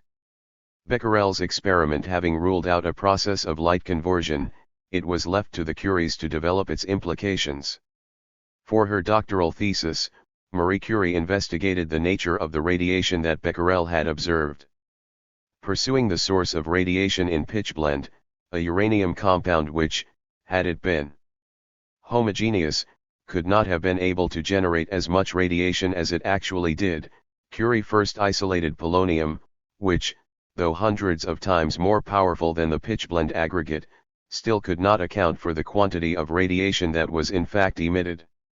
In 1898, she finally isolated radium. 66 To isolate a few grams of polonium and even less of radium had required the processing of tons of pitchblende. 67 In this sense, we could represent the exploration of radiation as a quest inwards, since the pursuit of more from less leads logically to the extraction of the most powerful objects from within more complex structures. Logically, therefore, the quest would progressively transform the smallest of simple objects into complex structures containing a new set of smallest known objects, and so on. This would be consistent with Ernest Rutherford's demonstration, in 1910, that atoms, previously the smallest of known objects, were not even dense. 68 To see the process this way is, however, to miss the point. It is to see it as chemistry rather than as physics. Clearly, there was nothing new about the eliminatory procedures whereby elements were isolated. The development of these procedures had been the stock in trade of experimental chemistry for centuries. What was revolutionary about the work of Becquerel, the Curies, and Rutherford was not the isolations that it involved but the radically new physicists' grail that autonomous generators of energy represented. This was all so strange that it was difficult even for sophisticated outsiders to comprehend. Hence, though Rutherford himself was bemused at the time, it is not hard to see why he should have been awarded the 1908 Nobel Prize for Chemistry rather than for physics. The manifest potency of the elements that the Curies had isolated did not in itself dispel the assumption that the radiation that these elements emitted had been acquired from an external source and stored up. This assumption was reinforced by a general preoccupation with matter as a whole rather than with its constituent atoms. In any event, as Motz and Weaver succinctly point out, attention to the atom would not necessarily have made a difference since the atomic concept means indivisibility, contrary to radioactivity, which implies that the radioactive atom is not indivisible because it emits a particle. For subatomic insights, it is necessary to turn to Rutherford's work. In collaboration with Frederick Soddy, Rutherford not only noticed but measured changes in the radiation that atoms produced, an observation that inspired him to propose the half-life, a chronological concept premised on the revelation that some atoms are unstable. Through the emission of radioactive rays, they become transformed into different elements. Measuring the rate of decay enables a calculation of how long it has taken a given compound to arrive at the proportions in which it is found in the natural state. Following up his destabilization of the atom, in 1917 Rutherford led the charge into the nucleus when, by bombarding nitrogen atoms with alpha particles, he was able to knock away a part of each nucleus, leaving oxygen, rather than nitrogen, nuclei behind. In so doing, he was not only the first to realize the alchemist's dream of changing one element into another, but, more fatefully, he showed that there was a way into the nucleus, and, therefore, into the unimaginable store of energy which it had to contain, a radium of radiums. 69. The rest, as it were, is history. The figure of the nucleus animates synchronic relativism in a number of ways. Most obviously, the X-ray presented a charismatically vivid image which it is hard not to see influencing a methodology that aimed to uncover enduring anatomical structures that held societies together below the level of surface appearances, whilst the quest for autonomous sources of energy is reflected in the fragmentary perspective whereby societies were seen as self-contained isolates. Moreover, in nuclear physics and in synchronic relativism alike, a granular cosmology was above all characterized by endless internal complexity on the part of each individual grain.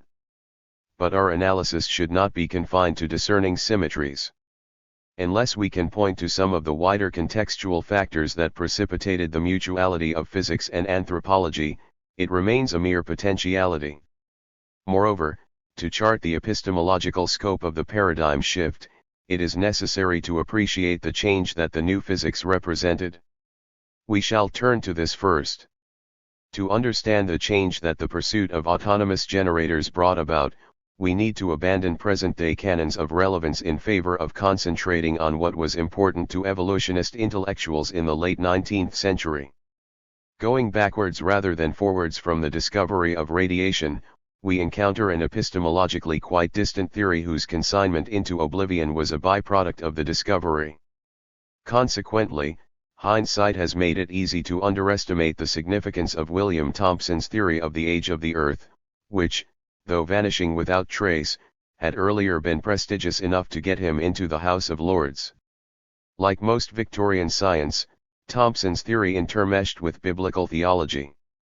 After all, it had only been with James Hutton's geology that there had emerged a serious challenge to Archbishop Usher's 17th-century Mosaic chronology, which, by dating Jesus at about 4,000 years after Adam, had arrived at an age of just under 6,000 years for the world.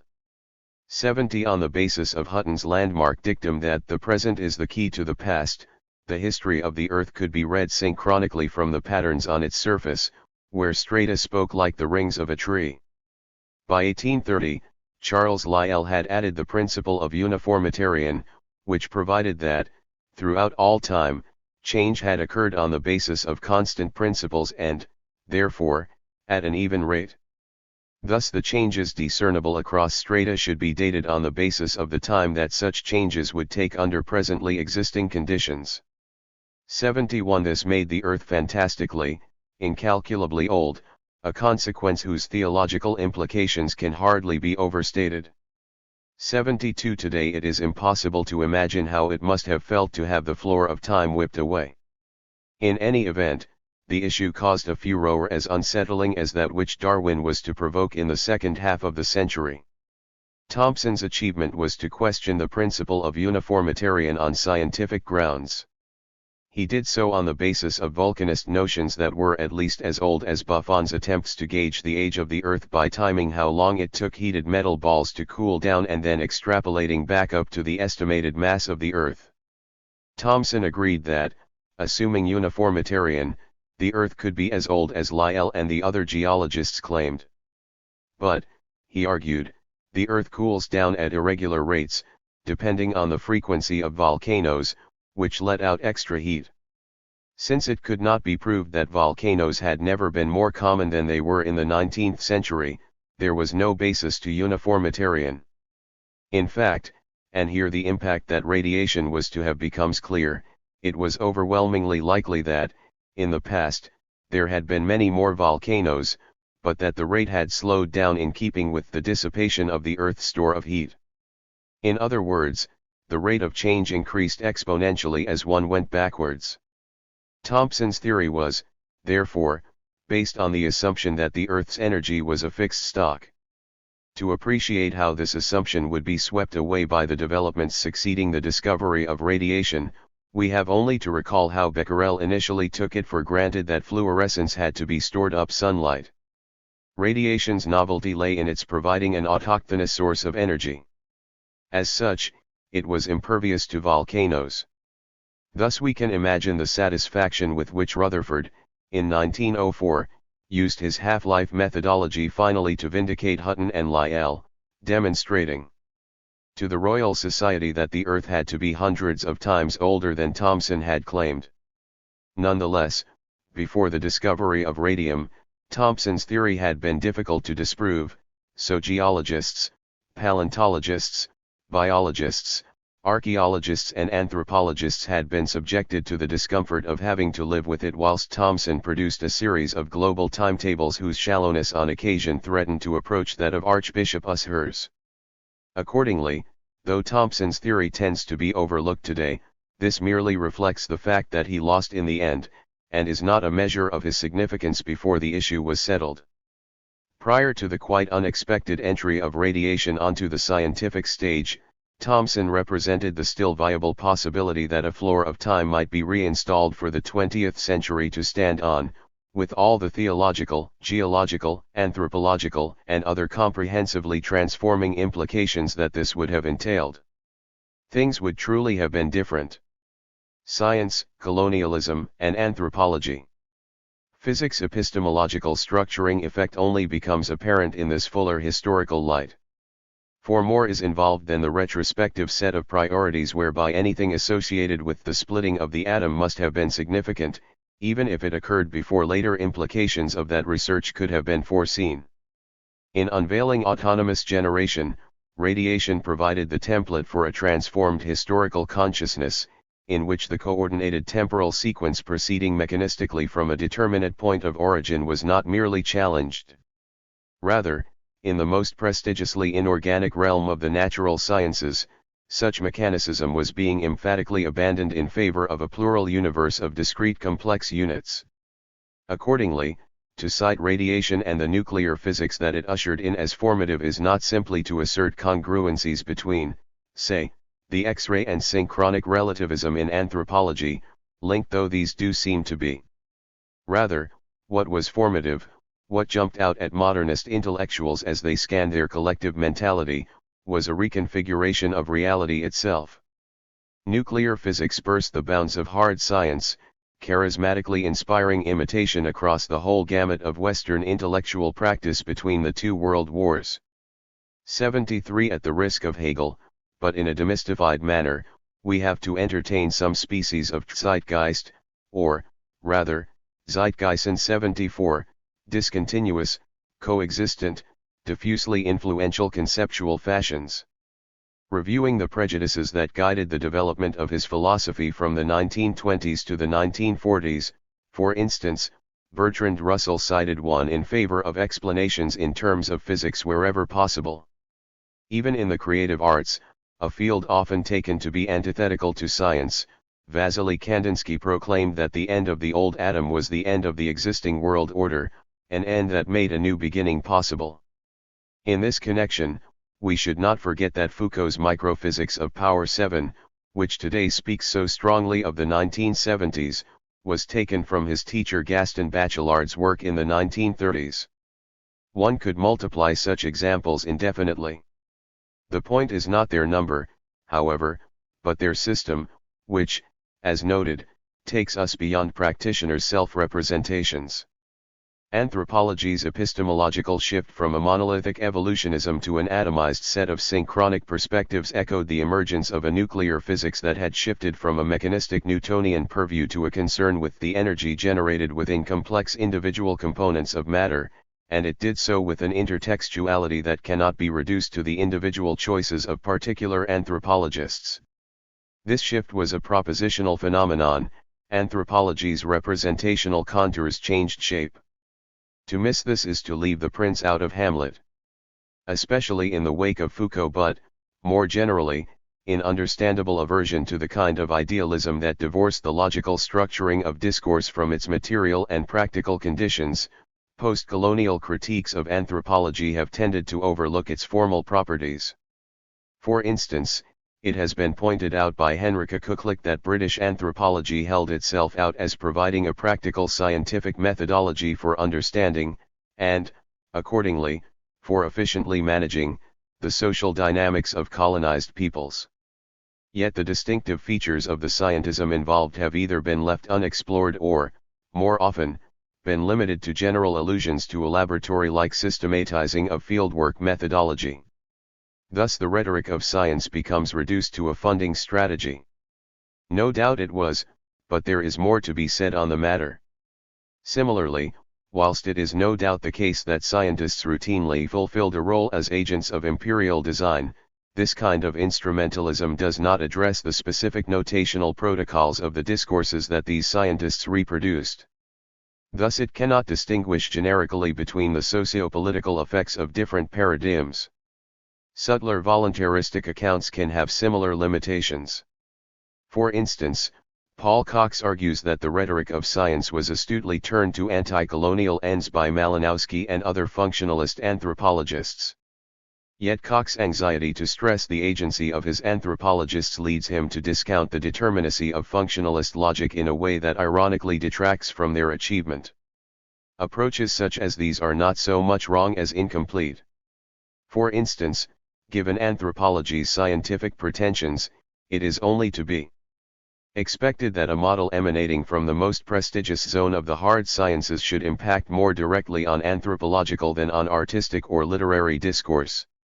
On this basis, the structural convergence of anthropology and nuclear physics is not inconsistent with the argument relating to funding, rather, it expands and supplements it.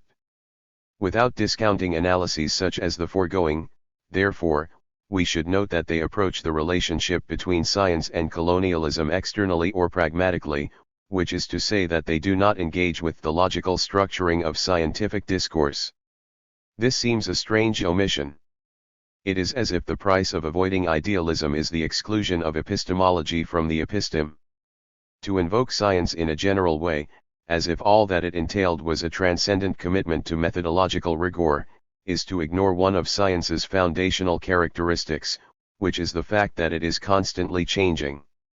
At any given moment, certain patterns of scientific thought are epistemically formative. We need to delineate these patterns and trace their distribution. The sea change in early 20th century physics stands out as central to and emblematic of a modernist cast of mind that went way beyond paradigm shifts in particular disciplines. Synchronic relativism bore its conceptual imprint. This commonality was, however, formal rather than socio-political. there is no necessary link between the logical form of nuclear physics and the practical exigencies of empire. In this regard, anthropology was uniquely positioned in a space that encompassed both these otherwise independent spheres. Other sciences were not definitively xenographic. Colonialism's primary object of control did not constitute their primary objects of investigation. 75 It is apparent, first, that anthropology, in common with other Western discourses, participated in a science-driven epistemological shift and, second, that this shift took place in the context of the emergence of new forms of colonialism. In the case of the other discourses, however, this coincidence was no more than that. Only anthropology mediated these developments. Methodologically, therefore, the significant factor is not simply symmetry per se but motivated or selective symmetry, which traverses the full extent of a cultural field. The rise of anthropological particularism conformed to ideological reorientations whereby a strategically adaptive colonialism conceded indirect rule and limited autonomy on a local basis. Alternative anthropological paradigms, in particular diffusionism, were less well adapted to these ideological conditions. As stated, this is not meant to explain how synchronic relativism came to be thought up. Nonetheless, selective symmetry takes us beyond the merely permissive determinism of spontaneous developments. The ultimate context in which I have sought to situate professional anthropology's first great paradigm shift is in the dichotomy between hard science and political ideology. As a soft science, falling somewhere between the two poles of this dichotomy, anthropology is easy enough to claim for either. It can be seen as disinterested science or as servile ideology, neither alternative is hard to find. Clearly, there is nothing new about this. What I have tried to sketch out is not the dichotomy itself but a mediation of it. I have tried to delineate features that unite the ideologically quarantined realms of geopolitical ideology and natural science, and to do so in a way that goes beyond idiom and metaphor to the propositional architecture of discourse. For different reasons, capitalist imperialism and nuclear physics were both beginning to replace integrated mechanistic perspectives with decentered plural ones from around the turn of the 20th century. Sociocultural anthropology mediated the two transformations. Accordingly, without claiming that there was any necessary connection between the discovery of radiation and ideological shifts on the part of a threatened bourgeoisie, we can see that anthropology not only mediated between science and politics in the sense of being a soft science. Systemically, in realizing a logical structure that was shared by capitalist imperialism and nuclear physics alike, anthropology articulated the two within an integrated modernist episteme. We turn now from the global processes in which anthropology participated to the fine details of anthropological theory formation, a process in which, as will become increasingly clear, nescience figured centrally. To use Cornel West's deft phrase, nescience provides a methodological moment, in this case, one that enables us to take stock of evolutionism's constituent narratives, tracing those that survived on into the succeeding paradigm and identifying those that did not. I shall contend that paradigm survival or failure is a consequence of the end-related, competitive nature of scholarly debating. This is a crucial part of the argument, since it is the point at which logic most clearly emerges as an active social determinant rather than a formal abstraction, the point at which the logical is most visibly sociological. The principles involved will be exemplified in the following 3 chapters. Pending this substantiation, they can be stated programmatically, working within a theoretical paradigm, powerful minds, competing for immortality, open up the paradigm's logical potential, pushing it to its theoretical limits. A consequence of this competition is that no possibility is left unturned, so that the paradigm's full theoretical repertoire becomes activated, exhausting the epistemological slack available for the shifting or postponing of its imminent contradictions, necessities, redundancies, etc. Terminal contradictions, hitherto obviated or contained, are simultaneously precipitated, and the paradigm breaks down. This is the explanatory principle. Nescience enables us to see it working in the case of evolutionary anthropology. To put it another way, whereas in myth or dream narrative traverses the limits of a mentality's potential, so does the dialectical crossfire of competitive theorizing scour out the far corners of a theoretical paradigm. Hence the key moment when the whole life of evolutionary anthropology flashes before our eyes at once.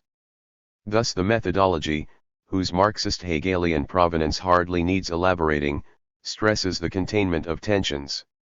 Foundational tensions, together with the strategies for containing them, constitute the determinate characteristics of a given theory, which is thus defined in terms of internal properties. It then becomes possible to pick out the articulations whereby it dialectically interacts with external discourses, institutions, and practices. To bring out some of the tension-containing strategies employed in theoretical competition, I shall use the concept of debating effect. It is easy enough to point, descriptively, to imagery, to impressions such as the promiscuity, brutality, childishness, etc. that were characteristic of evolutionism's savage stereotypes. Such images are ideographic equivalents of features on a map. To illuminate the general forces that form and keep in place these representations, we also need a kind of ideographic geology, one that can show, for example, how evolutionism's hierarchical ordering legitimate colonial domination, patriarchy, private property, and so on, one that can show, in short, why evolutionism was so fit for social selection as an ideological support for patriarchal bourgeois society. Yet, whilst such explanations clearly represent an advance on the descriptive landscape, the great workings of macro-level determinations are not always enough. We also need to be able to catch the small-scale dynamics, local-level deflections, refractions, and combinations that can have surprisingly far-reaching consequences. Debating effects are such dynamics and they operate in the domain of theory formation. Debating effects are not free choices on the part of individual theorists, nor are they social or historical structures. Rather, they spring from the risks that theorists take in order for their theories to exist, from the frustrated antitheses, alternatives, or objections that theories ignore at the moment they are postulated. Like the irritant that prompts the formation of a pearl, these disregarded objections provoke defensive elaborations designed to cover them over. In this way, the objection has its revenge, determining the substantive form that a theory takes. Having its roots in an anticipatory or defensive strategy, a debating effect is born of the dialogical cut and thrust. Though logical in structure, however, debating effects are not purely abstract or formal, since the risks that prompt them are ideologically motivated. This programmatic assertion stands or falls on empirical analysis. The following 3 chapters will elaborate and substantiate it. Each is devoted to one of evolutionary anthropology's 3 defining narratives, to the theories of mother right, totemism and survivals. In combination with the doctrine of animism, which has already been introduced, these 3 open up evolutionary anthropology's whole propositional gamut. As explained, there is no necessary link between anthropological theory and Australian history, deep and systematic though their relationship has been in practice. Thus the following 3 chapters take us far from Australia. Once the anthropological theory has been analysed, however, and some of its social and theoretical articulations described, we will be in a position to return to the Australian context for a fuller appreciation of what it was that made anthropology so amenable to the contingent ideological uses to which it came to be put in that particular colonial context. We will start with mother right. As indicated, this takes us directly to the woman question in Victorian Britain. Chapter 3. Mother right. Sex and property in Victorian anthropology. Formulated in the thick of the mid-Victorian battle over married women's property, the doctrine of mother right acquired instant hegemony in British anthropological thought. In this battle, however, feminist appearances could be deceptive, since liberals who stood for women's rights often did so on grounds that actually served to reinforce patriarchy. This chapter will attempt to show that the mother right narrative had just this effect in that, though it excavated a maternal principle out from under the mosaic moorings of the Victorian bourgeois family, It simultaneously reconfirmed the patriarchal basis to property ownership by associating the emergence of legitimate property rights with the suppression of matrilineal succession. At first sight, this may seem contrary. After all, as Hobsbawm wryly noted, a greater degree of equal rights and opportunities for women was implicit in the ideology of the liberal bourgeoisie, however inconvenient and inopportune it might appear to patriarchs in their private lives. But class and gender interests do not necessarily converge, indeed, they are notorious for conflicting with one another. Thus it need not follow that liberal rhetoric should reflect bourgeois practice any more reliably in the case of women than it did in the case of other subordinate groupings. Despite the undoubted feminist sympathies of the Thomas Erskine Perrys, John Stuart Mills or Richard Pankhursts of the world of Victorian liberal men, the campaign over married women's property does not make historical sense if it is read, at face value, as a gender issue. For, if women's causes were as advanced as the final 76 passing of the Married Women's Property Act in 1882 might suggest, why did aristocratic and bourgeois women have to wait until 1918 to acquire a suffrage comparable to that which working-class men had acquired in 1868? Such anomalies do not arise if the Married Women's Property Act is read as addressing a class issue, especially when it is recognized that the rights that it granted to married women as a whole had been available to wealthy women all along. In this light, there is nothing inconsistent in the fact that the mother right narrative, which, in subverting the historical foundations of the Victorian bourgeois family, had unmistakably radical implications, should simultaneously have been deeply conservative in its patriarchalism. To elaborate these points, we will first survey the political context of the Victorian struggle over married women's property and then examine the textual encoding of that struggle in mother right theory. Married women's property. 1865, the year in which Maclennan's Primitive Marriage was published, was also the year of Palmerston's death. As such, it has often been seen as the year that marks the onset of the great mid-Victorian era of reform that climaxed in the flood of liberal changes introduced by the first Gladstone government. Yet it was also the year after the passing of the first of the Contagious Diseases Acts in 1864. By 1869, 2 more of these acts would be passed. Ostensibly framed to check the spread of venereal disease, they provided for women to be arrested and subjected to intimate medical examinations on grounds no stronger than a police affirmation that they were suspected of being prostitutes. The campaign to have these acts repealed, led by Josephine Butler, provided a major mobilizing point for feminist agitation, as did the developing movement for women's suffrage, which acquired considerable impetus from a House of Commons speech made by J.S. Mill in 1867. Towards the end of the 1860s, a number of British feminists began to address public meetings held to further the cause of women's suffrage, a breakthrough into the public realm that prompted Queen Victoria to remark that one of them should be whipped. As Mill's conspicuous contribution illustrates, however, the various but related campaigns to widen women's proper sphere were largely a matter of the winning over by middle and upper-class women of influential men to their cause. Nonetheless, they were ultimately effective.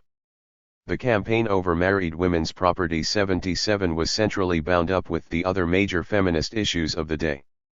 In 1869, for instance, the radical MP Richard Pankhurst, later to become husband to Emmeline and father to Christabel, Sylvia and Adela, nearly succeeded in securing municipal votes for some women on the basis of their meeting the householder's property qualification. 78. As will become clear, property and marriage were central elements in the doctrine of mother right. Since the doctrine unequivocally linked legitimate property ownership to patriarchal and patrilineal social organization, indeed, since, as will be shown, it explicitly separated property rights from the realm of matrilineal transmission, it would be perverse to try to separate the anthropological career of mother right from the campaign over married women's property with which it was contemporaneous. 79. At common law, a married woman's identity was submerged in that of her husband. Stealing something from the person of a married woman was an offense not against her but against her husband. The dire consequences of this provision were dramatized in a number of cases that fortuitously came to prominence as the campaign over married women's property rights got underway. Lee Holcomb describes one of the most notorious of these cases, that of Susanna Palmer. Her husband had treated her brutally for many years, beating her, turning her and their children out of the house into the streets at night and bringing in other women, and at last showing an incestuous interest in his own daughter. Susanna Palmer had finally left her husband in order to establish a new home and support herself and her children by her own efforts. But then her husband appeared and seized all her possessions, as he had every legal right to do, and at last she struck back. The facts of the case, detailed in court and publicized by Francis Power Cobb in the Echo and by other writers, aroused such interest that a public subscription was raised to provide for Susanna Palmer and her children. Fortunately, she had only wounded and not killed her husband, and when she was released from prison after a few months, a post was found for her where she would be safe from him. But, a final irony, the money and articles of furniture could not be given to her legally, for then they would have been her husband's property, so that everything had to be put into the name of the sheriffs of London as the legal owners.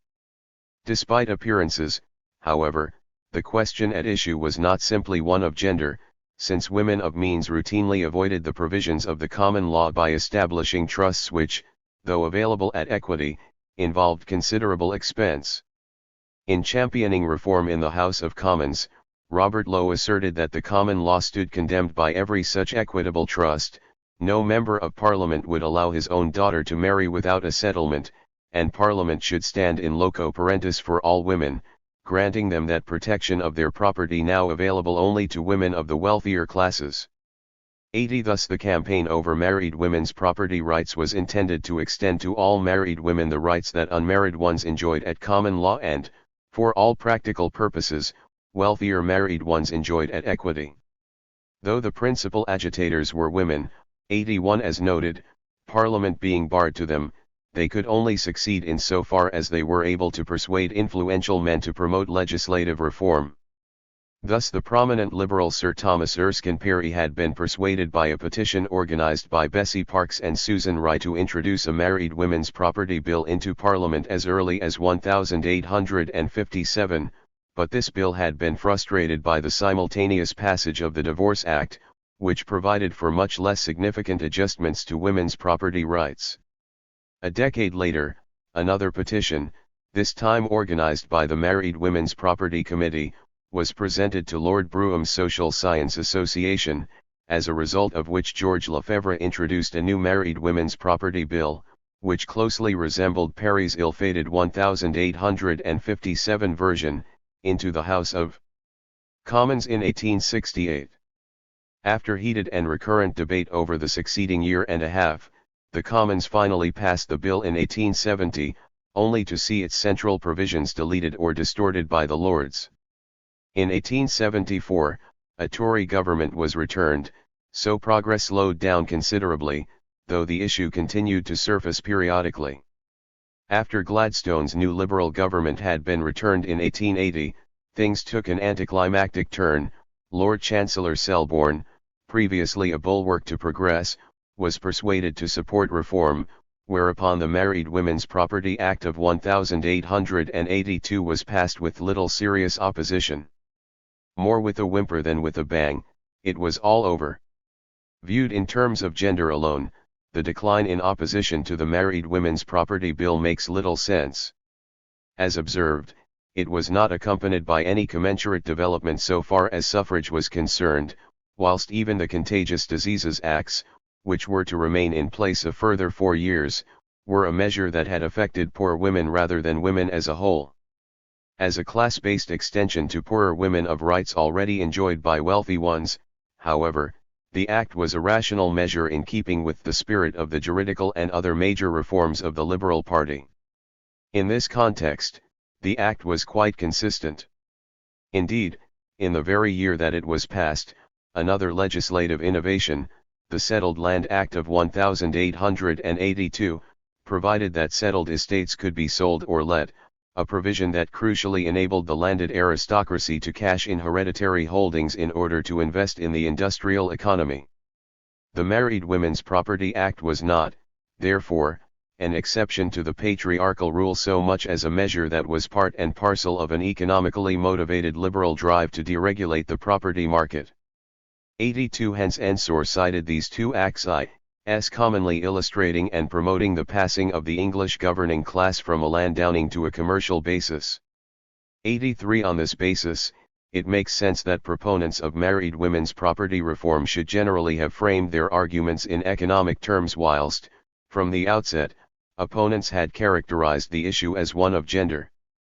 84 Though the doctrine of mother right was clearly right for its times, motivating circumstances are only part of the story.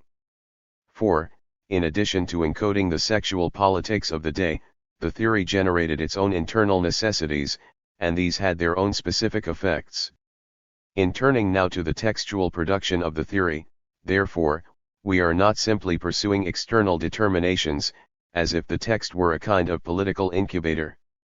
Dialectically, we are also tracing pressures that arose as a result of the particular form that the theory took. From hoard to house in McLennan. In evolutionist anthropology, patriarchal property played a transcendent role as the factor whose emergence transformed naturally given collectivities into human societies. As the bridge between nature and culture, the moment of the social contract, patriarchal property was conducive to the rationalist project of replacing religious accounts of human consciousness with material ones. In this respect too, therefore, science and ideology converged.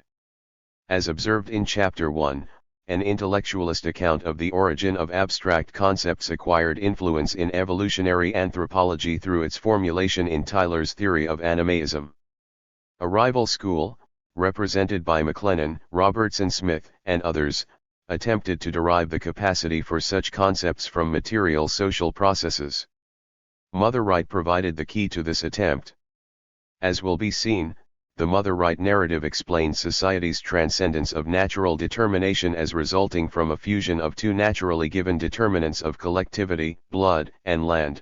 85 Which fusion was consequent upon the fulfillment of patriarchy, a situation itself occasioned by the rise of patrilineal succession.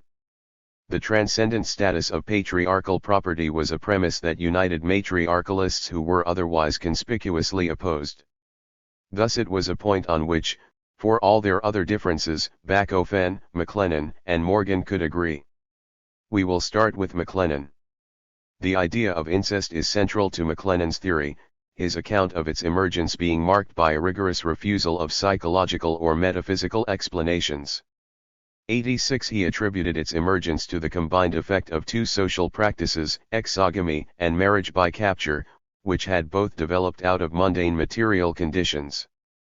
These conditions were distinctly Malthusian, the early struggle for food and security which resulted from the strain imposed on static resources by a growing population. As explained above, responses to this ecological pressure included female infanticide, which necessitated the capture of brides from other hordes. This scenario was meant to account for the rise of exogamy and, accordingly, of its converse, the ban on incest. In fact, McLennan's narrative did no such thing.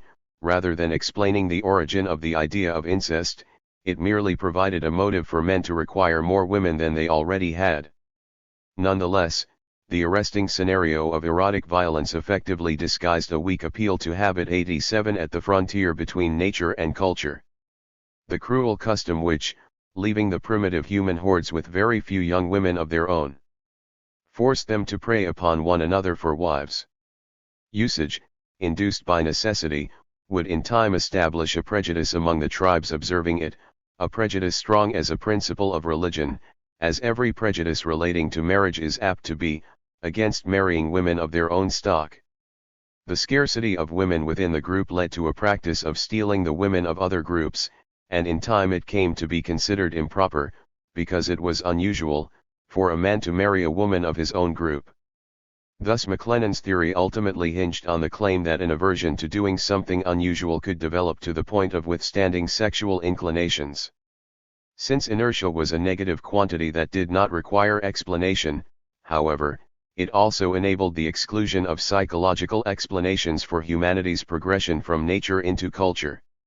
Thus, after asserting the religious intensity of usage induced by necessity, McLennan continued, a survey of the facts of primitive life, and the breakdown of exogamy in advancing communities, exclude the notion that the law originated in any innate or primary feeling against marriage with kinsfolk.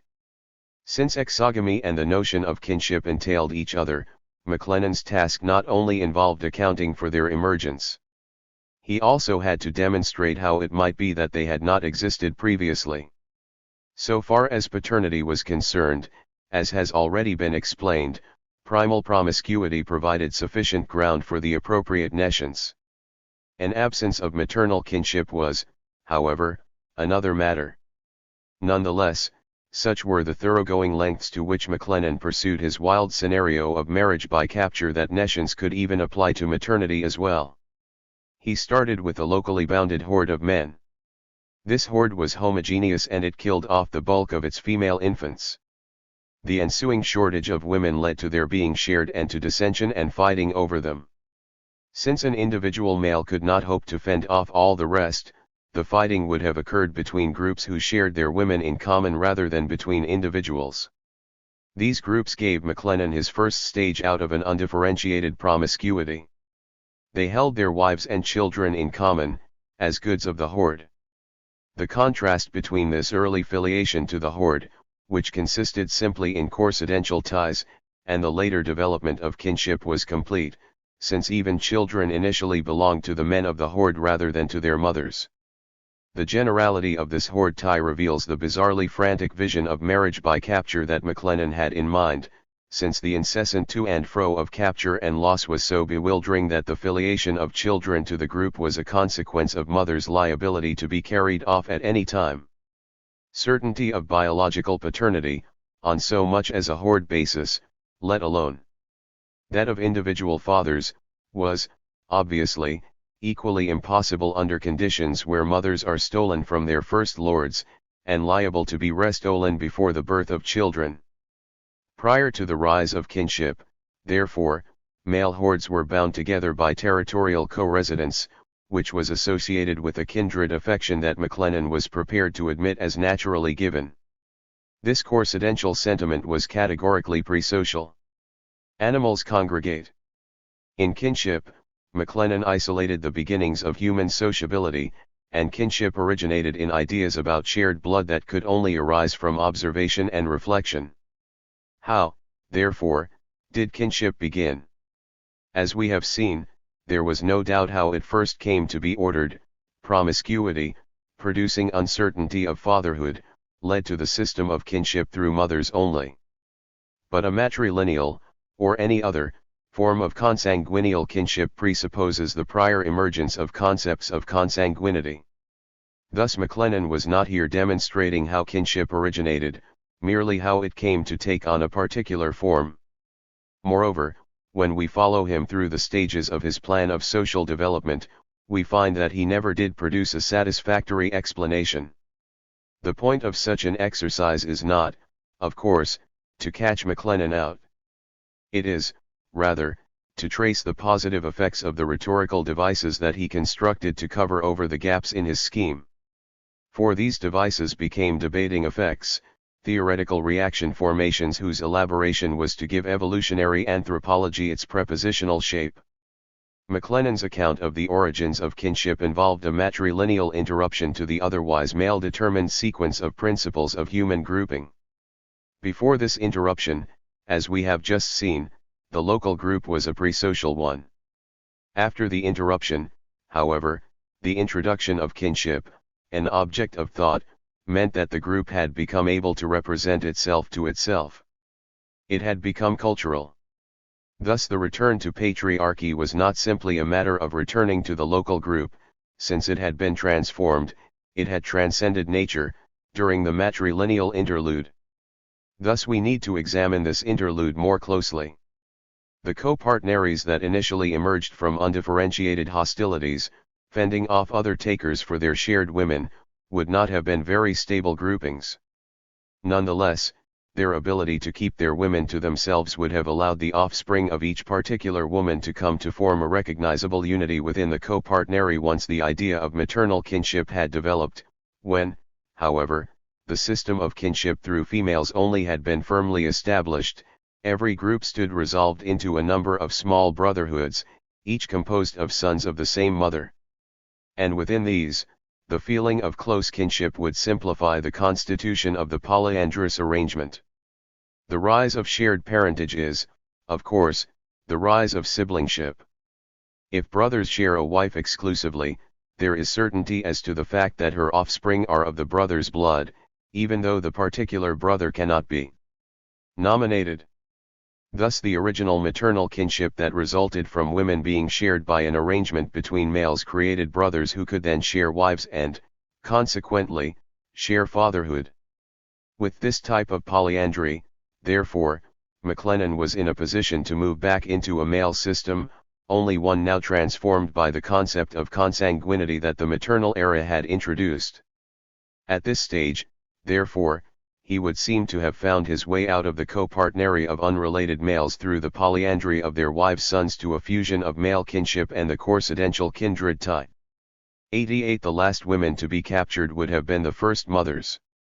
In the next generation, the preconditions for patrilineal would have been satisfied, since the common blood of the brothers produced by these first stably maintained mothers would have been transmitted to the offspring of the brothers' exclusively shared wives. It would only have been a question of the brothers taking to themselves the sisters whom other fraternities were obliged to disavow by virtue of the rule of incest/exogamy. In fact, McLennan would seem to have theoretically discovered sister exchange. All it needed was a single generation of matrilineal kinship to create the siblingship necessary to forge the link between the initial copartnery compact and patrilineal virilocality. Yet McLennan did not do this.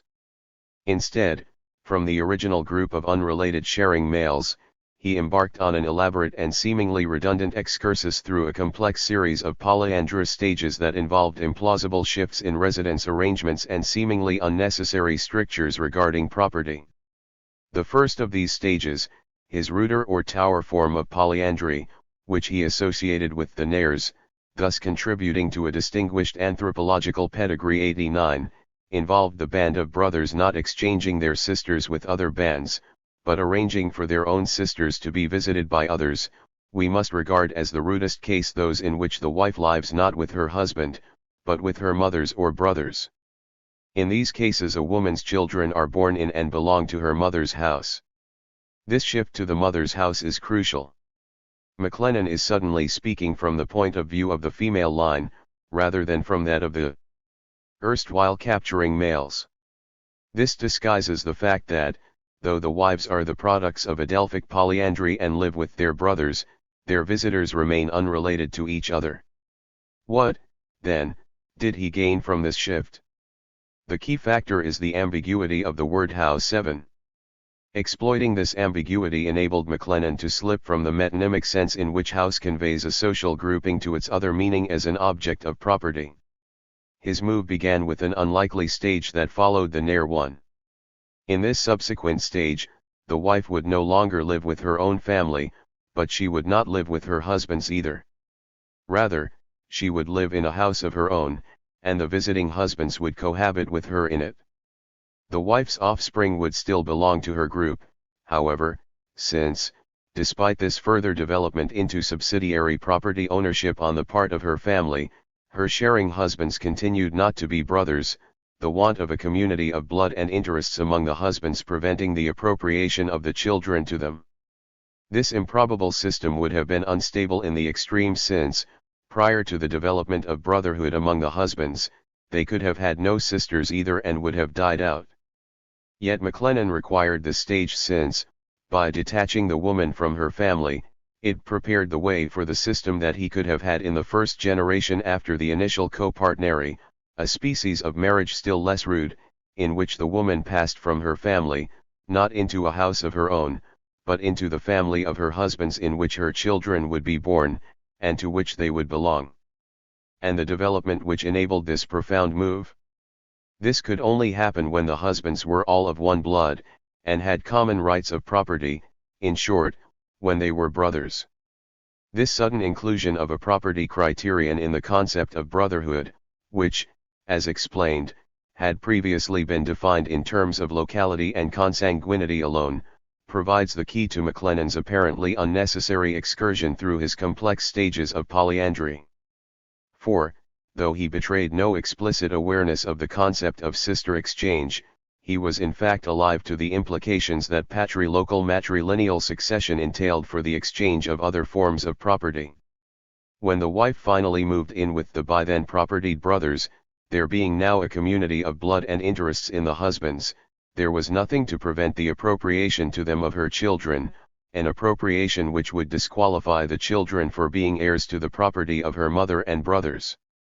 To give effect now to the old law of succession would be, not to keep property in families, but to introduce a system of exchanges of family estates. 90. By now, the strain imposed on the argument by the need for the husbands to own property becomes almost unbearable.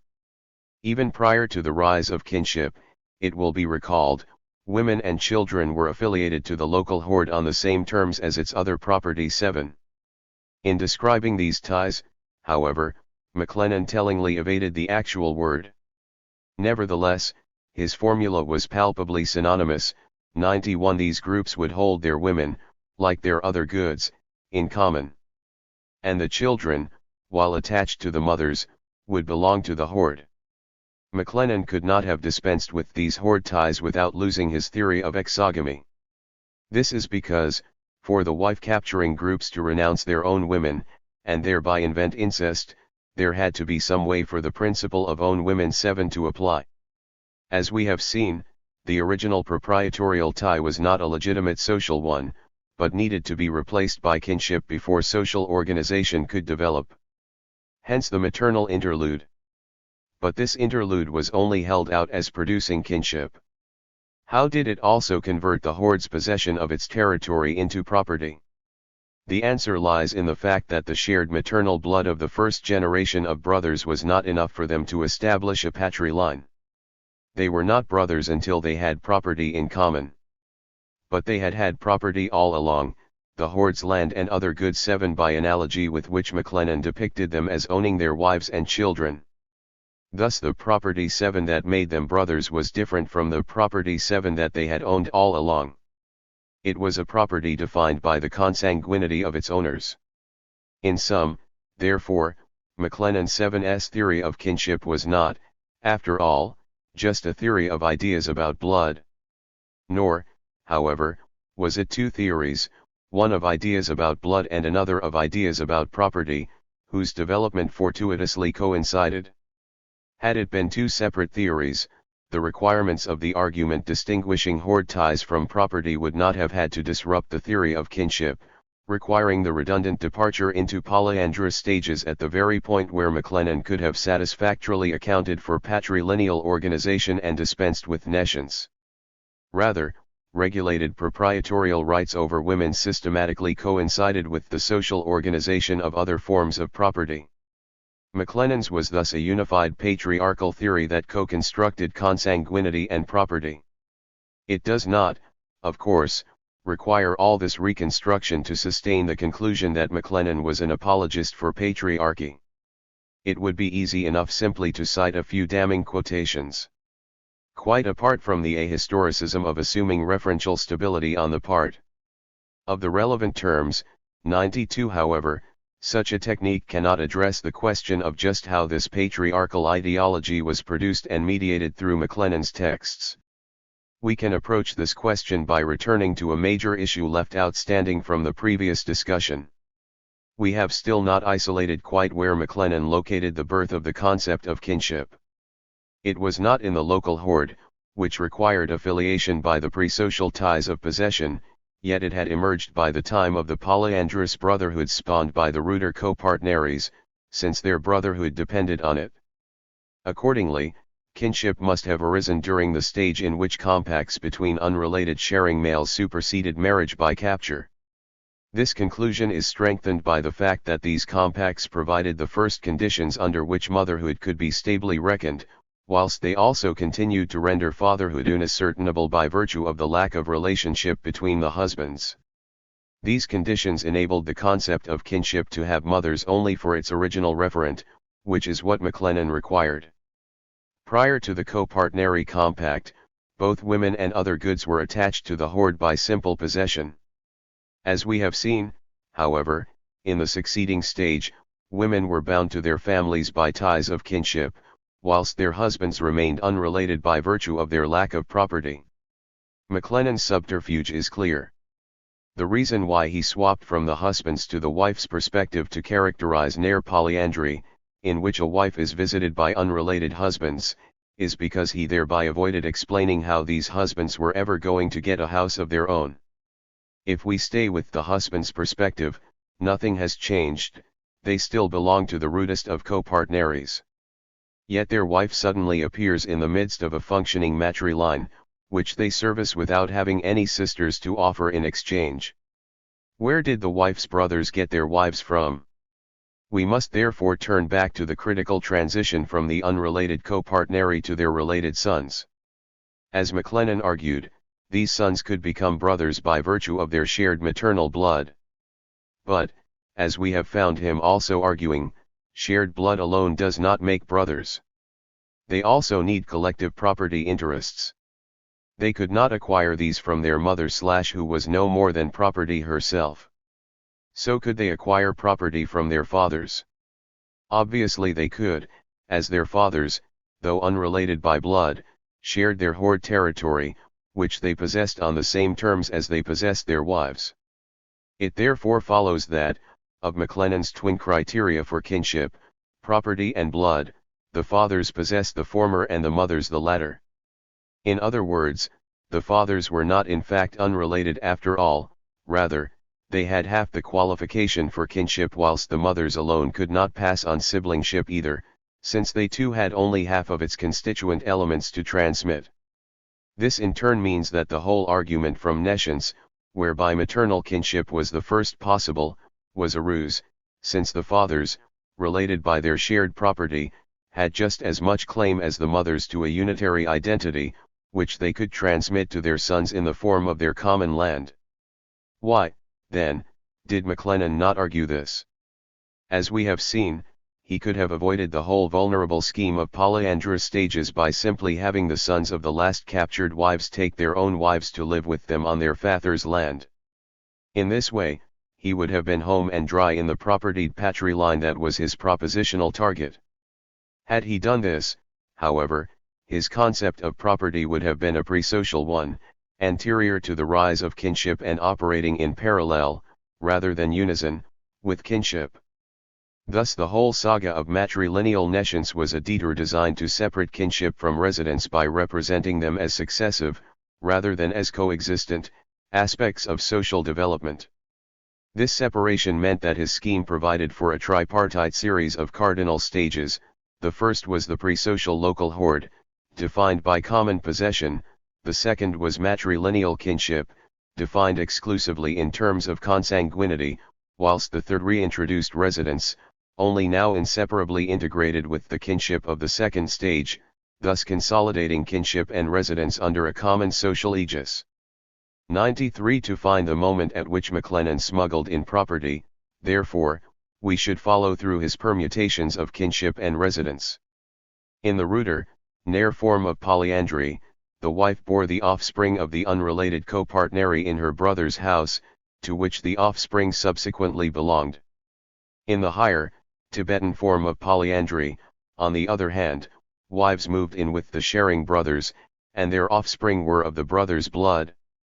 It thus emerges that there was only one point in MacLennan's scheme where children did not belong to the hoard in which they were born, and this was because they were not born in a hoard at all, but in the improbable halfway house of the transitional stage of polyandry. It will be recalled that, though the husbands visited this house, it belonged to the wife's brothers. This anonymous stage is obviously preposterous, since it would have meant the men of the wife's stock visiting their wives in houses owned by yet other stocks, whose men in turn would also be absent, and so on, which would have meant that both men and women were away from home.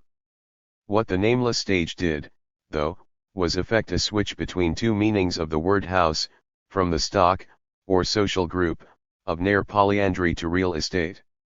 94 Thus the actual breakthrough which occurred with Tibetan polyandry was not the shared blood of the brothers, which they could have achieved with much less trouble, but the confluence of their blood and their land. Thus the matrilineal interruption to the continuity of male principles transformed the male horde's naturally given tie of locality, turning it into a social bond based on patrilineal landed property. It is worth looking at the tripartite structure of this transformation more carefully. The first stage, that of the local horde, involves territory but no kinship. Correspondingly, and this is the crux of McLennan's strategy, the second stage shifts the focus to the mother's side, involving nescient matrilineal kinship but no territorial tie. The third stage then unites the previous two, territory and kinship, only it shifts back to the father's side, producing a landed patriarchy with patrilineal succession. Thus McLennan's strategy involved removing first maternity and then territoriality from nature and then separately reintroducing them in socialized form. This narrative structure concentrates the reader's attention on one aspect at a time so that the other, alternating aspect falls from view. The final move then reunites the two aspects. Once this structure is recognized, McLennan's debating effect can be reconstructed. To do this, we will return to the still outstanding question of the origin of the idea of kinship. Despite all his vaunting of its origin, McLennan's actual explanation for kinship was no stronger than the resort to habit with which he had accounted for the origin of exogamy. Ideas of kinship must be regarded as growths, must have grown like all other ideas related to matters primarily cognizable only by the senses. The fact of consanguinity must have long remained unperceived as other facts, quite as obvious, have done. In other words, at the root of kinship is a physical fact, which could be discerned only through observation and reflection, a fact, therefore, which must for a time have been overlooked. No advocate of innate ideas, we should imagine, will maintain their existence on a subject so concrete as relationship by blood. In place of the psychologism of innate ideas, however, McLennan had no motive that could account for this highly consequential growth. When we look for the spur behind it, we find only repetition. Growth is its own explanation. The development of the idea of blood relationship into a system of kinship must have been a work of time. Thenceforth, the argument abandons the idea in favor of its forms. Once a man has perceived the fact of consanguinity in the simplest case, namely, that he has his mother's blood in his veins, he may quickly see that he is of the same blood with her other children. A little more reflection will enable him to see that he is of one blood with the brothers and sisters of his mother. On further thought he will perceive that he is of the same blood with the children of his mother's sister. Where did his mother get her brothers and sisters from? Kinship must have already been in operation. Without further laboring it, the point is that there was no maternal kinship to arise from observation before the stable motherhood which succeeded marriage by capture, and that situation rendered fatherhood stable too. In other words, McLennan's matrilineal interruption was a detour which prevented him from proposing a theory of the origin of kinship, requiring him to counterfeit one with a claim as to the initial forms which that concept took. Yet a situation in which local hordes were constantly warring and hunting provided obvious opportunities for the development of a concept of cooperative unity based on ideas about blood. In fact, it was just such conditions that produced the brethren whose idea of blood relationship was to develop into a system of kinship. But to derive the concept of consanguinity directly from naturally given territorial ties would have been to leave kinship as a pre-social boys' club that provided no warrant for the subordination of the maternal principle. Thus the metaphor of common blood from which kinship continued could not be the original basis of stock unity. Rather, that unity had already produced the brethren before their comradeship came to be depicted in images of blood. Pushing McLennan back behind the brethren, we find him not only aware of the problem, but once more covering his tracks with a play on words. This time, rather than eliding two meanings under the cover of one morpheme, he attempts the reverse, hiving off a non-existent distinction under the cover of a morphological variation that has no effect on the semantic nucleus. He uses this distinction to claim that the feelings or affections associated with an idea might be innately endowed, even though the idea itself is not. This enables him blithely to claim that, before the emergence of any such concept as parenthood or brotherhood, feelings proper to the condition of being children or brothers could have been innately present. The earliest human groups can have had no idea of kinship. We do not mean to say that there ever was a time when men were not bound together by a feeling of kindred. The filial and fraternal affections may be instinctive. They are obviously independent of any theory of kinship, its origin, or consequences. They are distinct from the perception of the unity of blood upon which kinship depends, and they may have existed long before kinship became an object of thought. The feeling of kindred is, of course, kinship under a different name. It predated the concept of shared blood because it had to be independent of that concept. Then kinship itself, though derived from the concept of shared blood, could express a notion of relatedness that was independent of the metaphor of consanguinity which it inherited from the pre-social brethren of the local horde. Here, too, therefore, we encounter a narrative structure in which the principles of blood and land are alternately permitted. We saw above how the tripartite sequence of principles of group organization suppressed territorial continuity in the interest of constructing a matrilineal phase during which consanguinity was the sole organizing principle, after which territorial organization was reintroduced. In precisely the same way, we now see that the kindred feeling was a way of suppressing kinship in favor of territoriality, one which was then supplanted by the local brethren's attainment of consanguinity. Again, the final stage, kinship, was a compound of the first two, in this latter instance blending the kindredness of territoriality with consanguinity. This consistency reveals more than a propositional maneuver that McLennan happened to favor. It takes us back to the unlikely prospect of horde ties existing without reference to motherhood.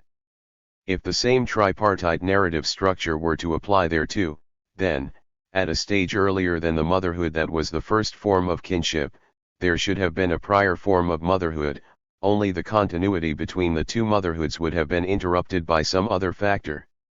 This reasoning gains force from the preceding demonstration that McLennan's whole basis for maternal kinship, uncertainty concerning fathers, was invalid on the grounds that motherhood could not become stable until the copartnerary compact, which simultaneously stabilized fatherhood as well. Alerted by the recurrence of the same strategy, we therefore consider whether the absence of motherhood which preceded the origin of legitimate kinship was in fact an absence at all, or merely an interruption. If it were an interruption, then, as seems eminently reasonable, pre-social motherhood, which is to say, a naturally given precedent for McLennan's nascent matrilineal kinship, would have been there all along. This would make the case of maternal kinship analogous to that of territorial association, whose natural continuity maternal kinship interrupted. What, then, could have interrupted the continuity of maternal filiation? By now, the answer hardly needs spelling out. Just as McLennan supplanted territorial ties with maternal kinship to legitimate a social mode of appropriating territory, so was the famously shocking saga of violent wife capture a means of interrupting the continuity of a naturally given maternity. By filiating children to the horde on the ground that their mothers could vanish at any moment, McLennan made nescience of maternity underwrite the exclusively territorial basis of the wife-capturing primal horde. Having in turn suppressed both naturally given maternity and naturally given territoriality, he was able to reintroduce them on his own terms, terms which sanctified patriarchal property and subordinated the female principle in order to furnish the twin foundations of human society. Considered as a debating effect, McLennan's marriage by capture is multiply ironic. As the centerpiece for which primitive marriage became principally renowned, it not only institutionalized the cartoon caveman with a woman over one shoulder and a club over the other but also, to Engels' glee, kicked the biblical underpinnings out from beneath the Victorian bourgeois family. As such, it incurred a considerable measure of notoriety for McLennan, who never succeeded in securing an academic job. Yet when the shocking saga of marriage by capture is recognized as a debating effect contrived to cover over a furtive switch between blood and land, it emerges as a means for McLennan to craft an evolutionary narrative that would legitimate the institutions of a property-owning patriarchy. In other words, though his ideological agenda could hardly have been more congenial to Victorian patriarchal interests, the exigencies of reconciling the contradictory premises upon which those interests were predicated produced a narrative superstructure that was ironically subversive. As a defense of patriarchal property, McLennan's theory constitutes a kind of gendered variant of terra nullius. The analogy is by no means gratuitous. To put it in the terms coined above, as far as rights to property are concerned, the subordination of women was to the subordination of the colonized as autographic to xenographic. Once a discourse that deprived women of property rights was displaced onto the colonies, savages became women and shared their dispossession. Thus primal promiscuity was not simply a fantasy that symptomatized Victorian sexual repression. More profoundly, it provided a warrant for the seizure of territory occupied by nomads. Insofar as the patriarchal narrative dispossessed both women and the colonized, therefore, Carol Pateman's sexual contract needs racializing. This could hardly be clearer than in the case of the tripartite structure of McLennan's narrative, in which the crucial median phase of matrilineal kinship categorically excluded territoriality. Since, prior to Spencer and Gillen's explorations in the center in the 1890s, the great majority of ethnographic aborigines were matrilineal, this structure perfectly harmonized with terra nullius. This is not, of course, to suggest that terra nullius thus became dependent on aboriginal matrilineality. As will be seen, the consternation generated by Spencer and Gillen's discovery of the Arunta and other Central Australian patrilines was usually resolved by claiming that, rather than the evolutionary advance on matrilineae that their patrilineae might suggest them to have achieved, these tribes were actually less advanced than Eastern Australian matrilines, their status being not that of the post-naissance patrilines but that of the pre-social local hordes. Thus the patriarchal outcome remained constant. Either way, it found expression through a narrative structure whose enunciation was a debating effect of McLennan's theory. The discourse that gave common expression to colonial and sexual expropriation was one of transcendence. Savages, like women, were bound into the realm of the concrete, of nature, of the physical and so on. As such, they were incomplete, in the Cartesian scheme of things, they were as matter awaiting the transcendent regulation of mind. Thus it was a completion that could only be achieved through subordination. McLennan's narrative expresses this perfectly. In it, the naturally given female principle provides the subjects of property, successors to inherit, whilst the naturally given male principle provides the object of property, what is to be inherited. In their fusion, nature is transcended and society results. In this fusion, however, the male principle retains a priority which, continuing into society, renders patriarchy transcendent. This transcendence is associated with others, the inferential capacity presupposed in reckoning consanguinity, for instance, that McLennan went to such lengths to distinguish from natural endowment. In this manner, patriarchy becomes responsible for humanity's transcendent representational capacities. McLennan was not alone in this. Indeed, in enlisting the ancient Greeks to the same end, Bachofen had underscored its genealogical depth. For Bachofen, in contrast to the concrete umbilical tie of maternity, the paternal principle was sublimely abstract, triumphing over the material connection required by sensory perception. Being mediated by the mother, the father appeared as a remoter potency. 95 Since he was also the promoting cause, his immateriality contrasted with the nurturing and sheltering Aeschylean mother's role as mere nurse, or vessel for the male seed. Fatherhood introduced a new radiant dimension, spiritual life, which alone constituted the transcendence of bestial existence.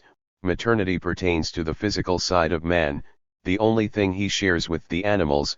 The paternal spiritual principle belongs to him alone. Triumphant paternity partakes of the heavenly light, while childbearing motherhood is bound up with the earth that bears all things.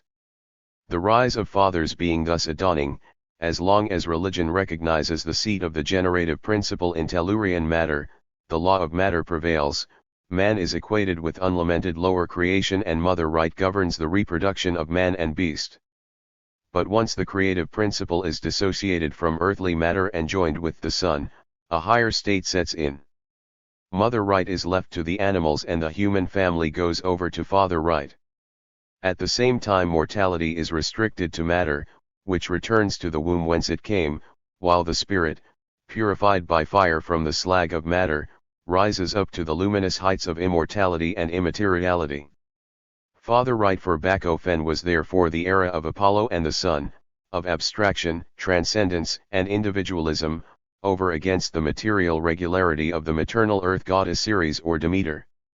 Though agreeing with Bachofen in assimilating patriarchy to human transcendence, MacLennan's theory was crucially different from Bachofen's in that, unlike the idealist Bachofen, who derived the spur to social improvement from religion, MacLennan, as observed, was at great pains to provide a material social explanation. In this essential respect, MacLennan's theory can be said to be anthropological where Bachofen's was merely antiquarian. As a first step to developing our provisional definition of evolutionary anthropological theory, therefore, we can suggest that evolutionary anthropology was a discourse on transcendence that derived it from a sociogenic fusion of blood and land. This will be explored below. For the time being, it enables us to see more clearly the difference between Bachofen's theory and succeeding anthropological ones which, though sharing a name with Bachofen's theory, were strictly matrilineal and had no matriarchal component. 96. For Bachofen, mother right had actually signified the exercise of power by women, who had revolted against the degradation to which male-imposed promiscuity had subjected them. Hetairism, associated with the furious fertilization of a swamp, clashed with women's need for a higher life, an eternal dictate of feminine nature so imperious that, when resistance to promiscuity proved not to avail, women took up arms and exacted bloody revenge, imposing a pure and monogamous regime which constituted the triumph of ideal motherhood. This was the celebrated Amazonism, and it was from this revolution, rather than from subsequent patriarchates, that the Roman concept of having a nameable father dated. Amazonism was, therefore, a far cry from a nescient world in which descent had to be traced through the female line as a consequence of male passions holding unfettered sway, although Bachofen recognized that condition as a prior stage. To be sure, the mother right which embodies only the child's matrilinear descent is iris naturalis, it is as old as the human race and not incompatible with sexual promiscuity, but the matriarchy which gives the mother domination over family and state is of later origin and wholly positive in nature. It grows from the woman's reaction to unregulated sexuality, from which she is first to seek liberation. The initial determined resistance to the bestial state of universal promiscuity is woman's. It is the woman who artfully or forcefully puts an end to this degrading state. The staff is wrenched from the male, the woman becomes the master. This transition is inconceivable without individual marriage.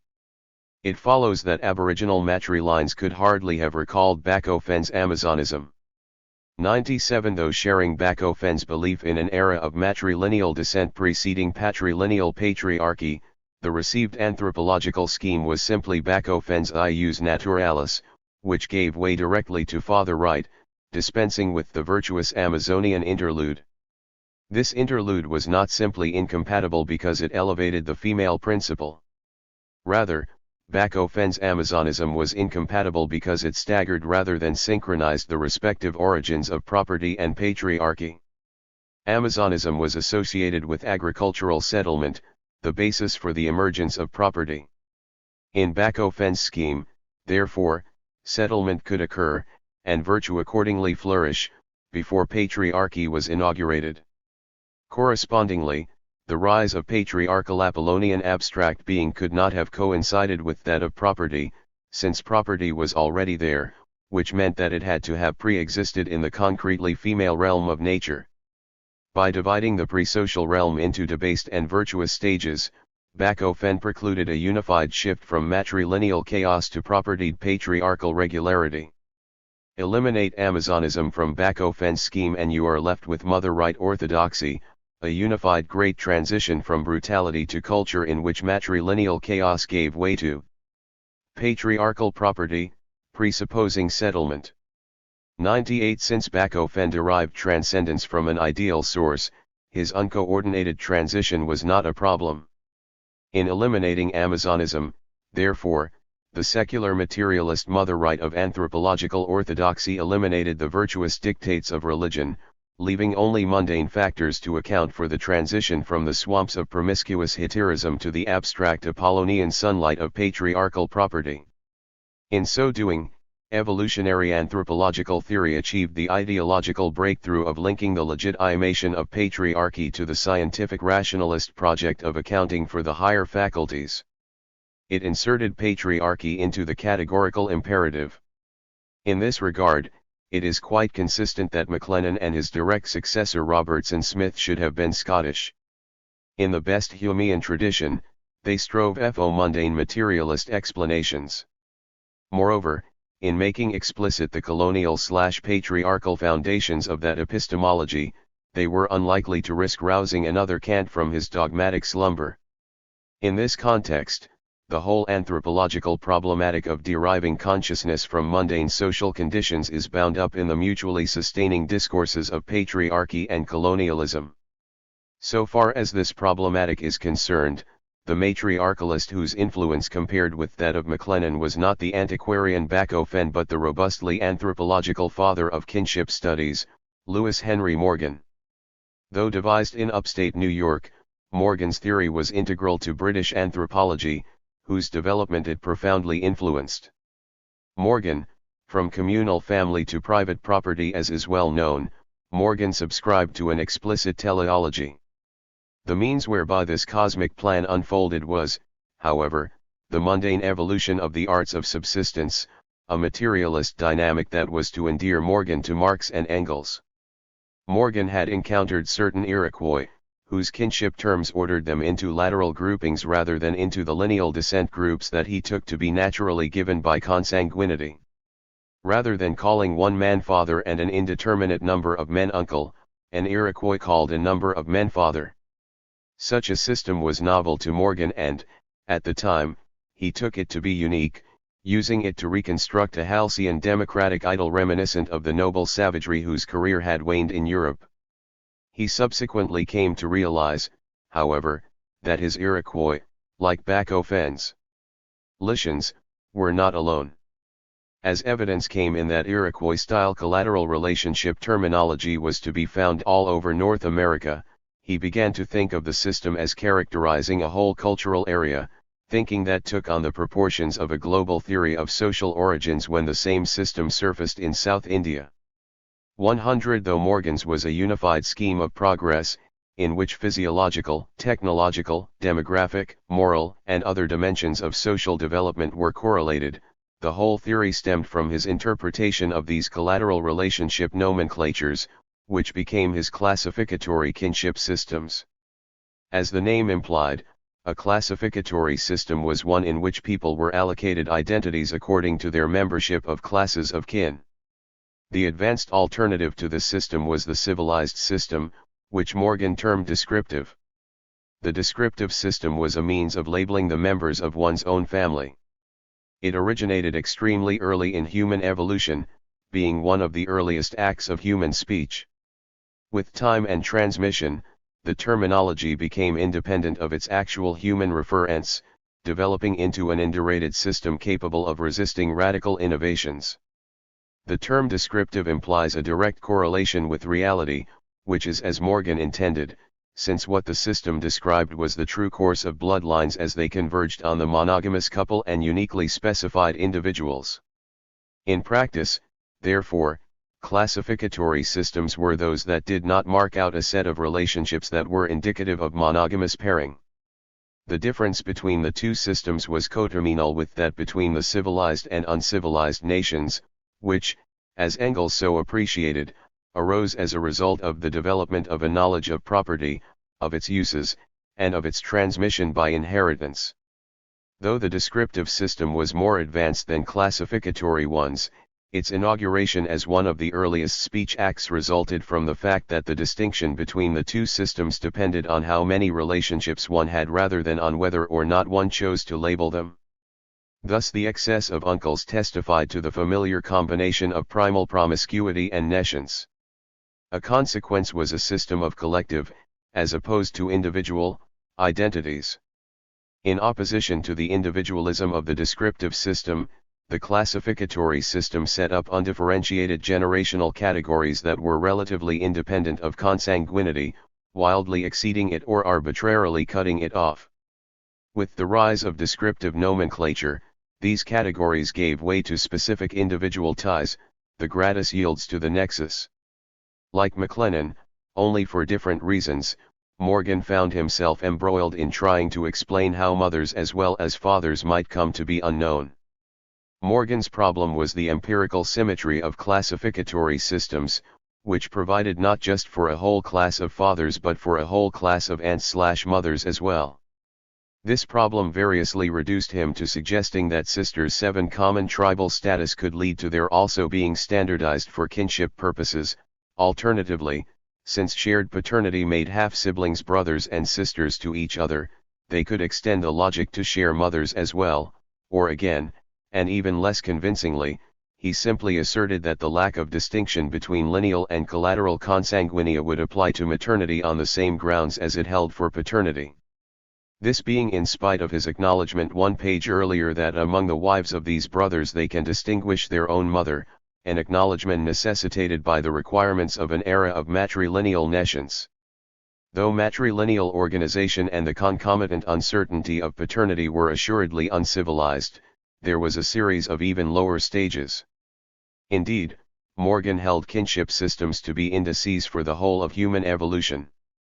The basis on which he held this was the structural similarity between the Dravidian kinship system and the Native American ones that he had studied. To Morgan, this meant that Native Americans must be displaced South Indians.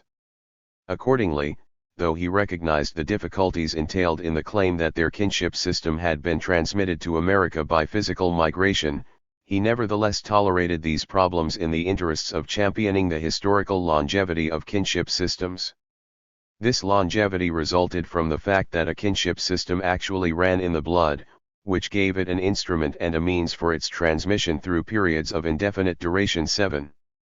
This arterial anchorage on the part of kinship systems rendered them historically more tenacious than even linguistic affinities, of which none had survived the epic transmigration. Mindful of the prestige of the historical reconstructions that Max Miller and, in the USA, ethnologists such as Stephen Duponceau and Albert Gallatin were achieving through comparative philology, Morgan sought to establish the superiority of his new science of comparative kinship, which had successfully determined the question whether an instrumentality could be found, in systems of consanguinity and affinity, which was able to take up the problem at the point where philology is now arrested.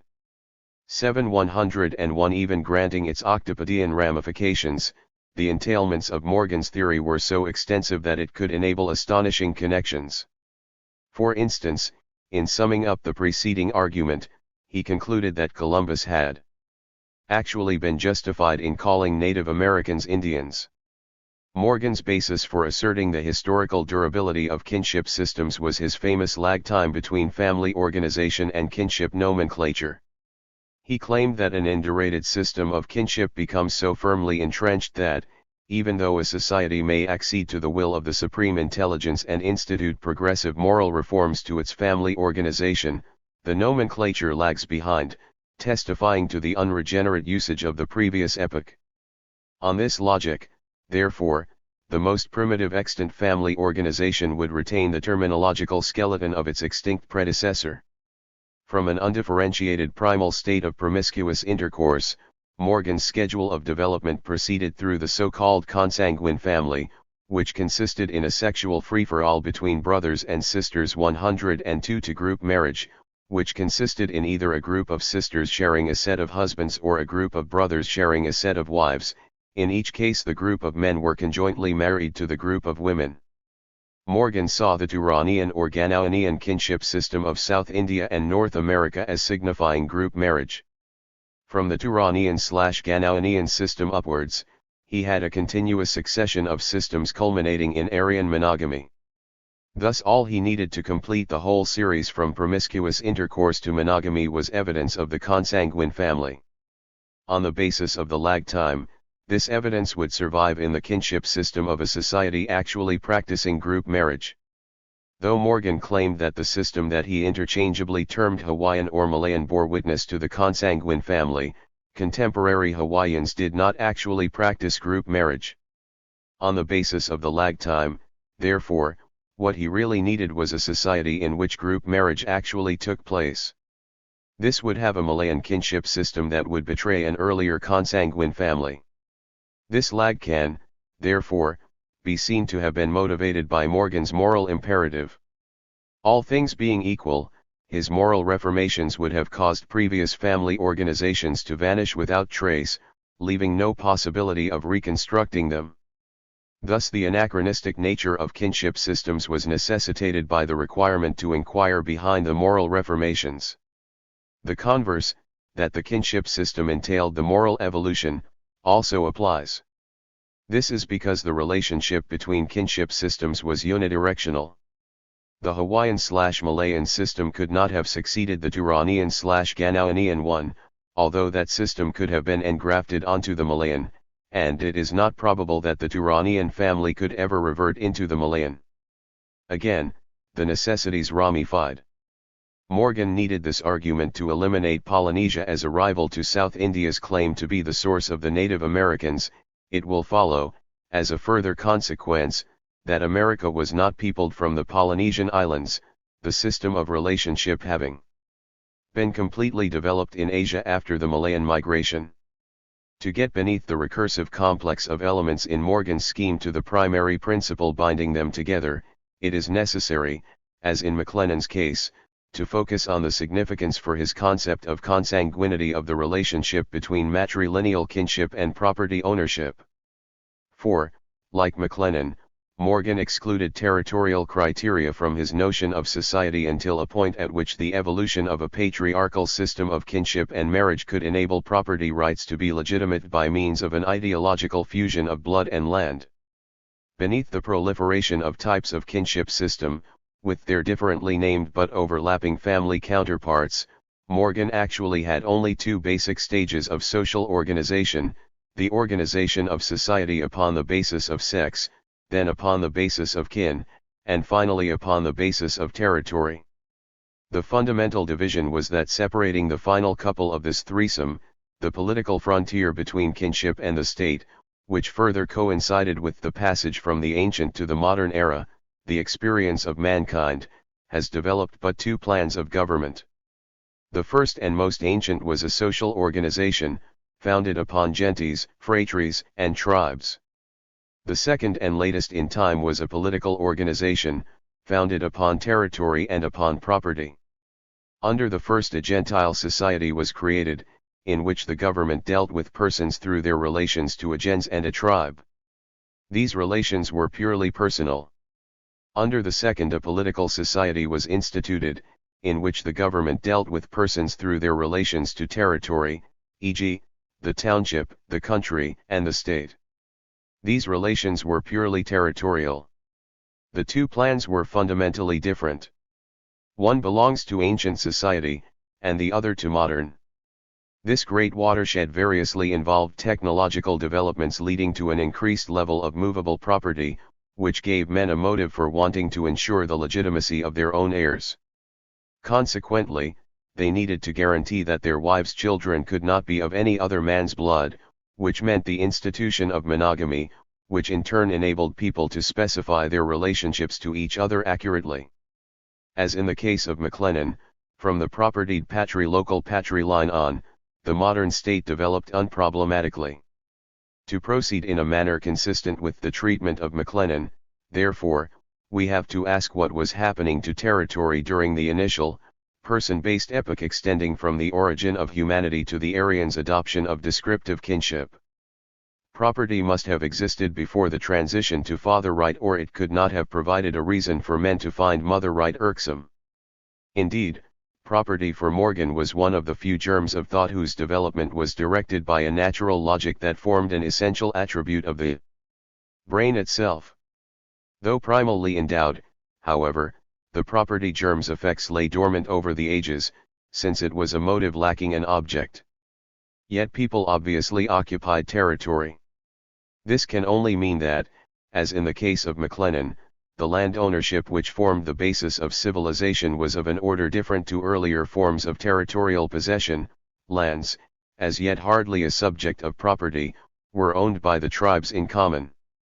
The key words here are in common. 7. Property, like marriage, was not legitimate until it was private.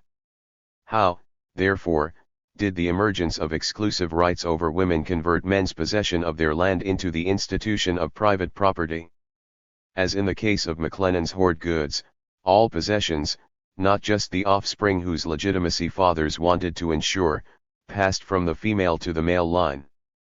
This meant that the husband's occupancy of land became coordinated with his possession of grain and livestock. Just as McLennan suppressed the territorial dimension during the matrilineal interlude, in other words, Morgan used the movability of grain and livestock to disguise the fact that men had occupied their land continuously. Though all fell under the common rubric of property, land cannot be alienated while the owner stands still. This means that the property which a man was frustrated from transmitting to his son could not have included land, since the son would still have grown up on that land, even if we were to accept that he would eventually have had to use it to support alien livestock that his wife had brought with her. Indeed, Morgan's whole theory depended on the affections that grew from the cohabitation of fathers and sons. Without this affection, fathers had no motive for wanting to transmit property to their sons. Morgan provided no reason for either fathers or sons having to break this cohabitation by leaving their land. Thus the moment where Morgan smuggled land ownership into kinship was the point at which he conflated land and movable possessions under the common rubric of property that matrilineally precluded a man from transmitting to his son. He even went as far as blandly representing the permanence of territorial subsistence as a subsidiary elaboration on the original property form which had arisen with pastoral herds, as if the herds had mystically bootstrapped their way into existence without the need for territorial subsistence. This new quality of permanence then became a significant contributor to the demise of mother right, after domestic animals began to be reared in flocks and herds, becoming thereby a source of subsistence as well as objects of individual property, and after tillage had led to the ownership of individual houses and lands in severalty, an antagonism would be certain to arise against the prevailing form of Gentile inheritance, because it excluded the owner's children, whose paternity was becoming more assured, and gave his property to his Gentile kindred. A contest for a new rule of inheritance, shared in by fathers and their children, would furnish a motive sufficiently powerful to effect the change. With property accumulating in masses and assuming permanent forms, and with an increased proportion of it held by individual ownership, descent in the female line was certain of overthrow, and the substitution of the male line equally assured. Accordingly, both Morgan and McLennan blessed the union of societies and their territory by expediently shifting between blood and land. In Morgan's case, however, the redeeming institution was not simply property per se but private property. Why could land only be socialized when its ownership was private? We thus return to the key words in common. Morgan's patrilocal patriline did not supplant mother right until the advent of monogamy, which, despite the essential correspondence between their two schemes, contrasts in detail with the sharing of both wives and property practiced by McLennan's Tibetan brothers. Yet an isomorphy whereby forms of marriage replicated forms of property was common to both, wives and land in each case being appropriated according to a single criterion, which had the effect of swatting real estate in the sacred aura of domestic morality. McLennan, however, retained a Hibernian identification with Scottish feudal institutions, so it is appropriate that he should have sanctioned land ownership at the point where it became instituted on a family rather than an individual basis. Morgan, on the other hand, was a Yankee individualist of the purest democratic temper. For him, though feudal institutions had been a historically necessary evil, their time had passed.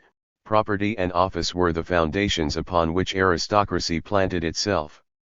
Although several thousand years have passed without the overthrow of privileged classes, excepting in the United States, their burdensome character upon society has been demonstrated.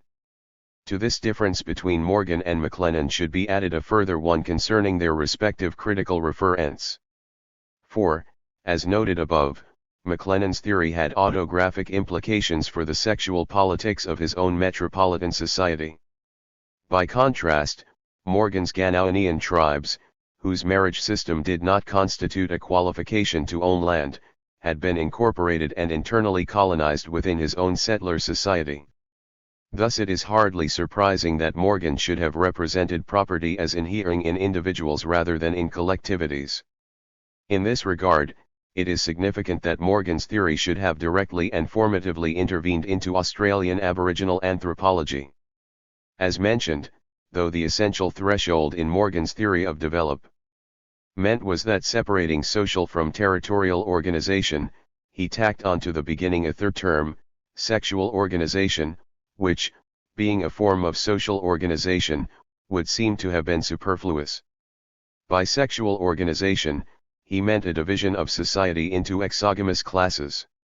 It did not figure in his first Herculean work, Systems of Consanguinity and Affinity of the Human Family, but occupied a key position in his ancient society, in which sexual organization was held to be the outcome of a rule banning brother and sister incest. Such a rule would, of course, abolish the consanguine family, whose prior existence it thus confirmed.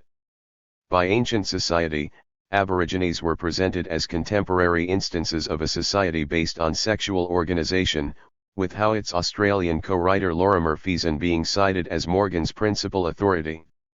103 Thus the Arunta were not the first Aborigines to fulfill theoretical prophecies. Whilst much has been said about this, for present purposes it is enough to point out that, in common with McLennan's era of nascent matrilineal consanguinity, sexual organization suppressed territoriality as a basis for social organization. With mention of Feason and Howitt, we begin to close the mother right circle. For Spencer and Gillen dedicated their great 1899 book to Feason and Howitt, who laid the foundation of our knowledge of Australian anthropology. Fraser was to assert that the evidence marshalled by Howitt, Spencer, and Gillen made practically certain the unmistakably Morganian conclusion that in Australia individual marriage has everywhere been preceded by group marriage, and that again by a still wider sexual communism. In McLennan's and Morgan's theories, we have encompassed the constituent features of the mother right narrative, in particular the way it contrived a sociogenic combination of the principles of blood and land to account for the transcendence of natural determination. In 1882, in Britain, the Married Women's Property Act changed the outward form of the patriarchal order that the mother right narrative had endorsed. Epistemologically, mother right was not to survive the paradigm shift. 104 With this in mind, we turn now to the opposition that mother right was to encounter. Mother right under challenge. The career of mother right was central to that of evolutionary anthropology itself. Thus, though Theodore Waite's, eminence of the preceding generation, linked Aborigines to what was to become the distinctive premise of McLennan's theory, he did so with an innocence of nescience that is striking to hindsight.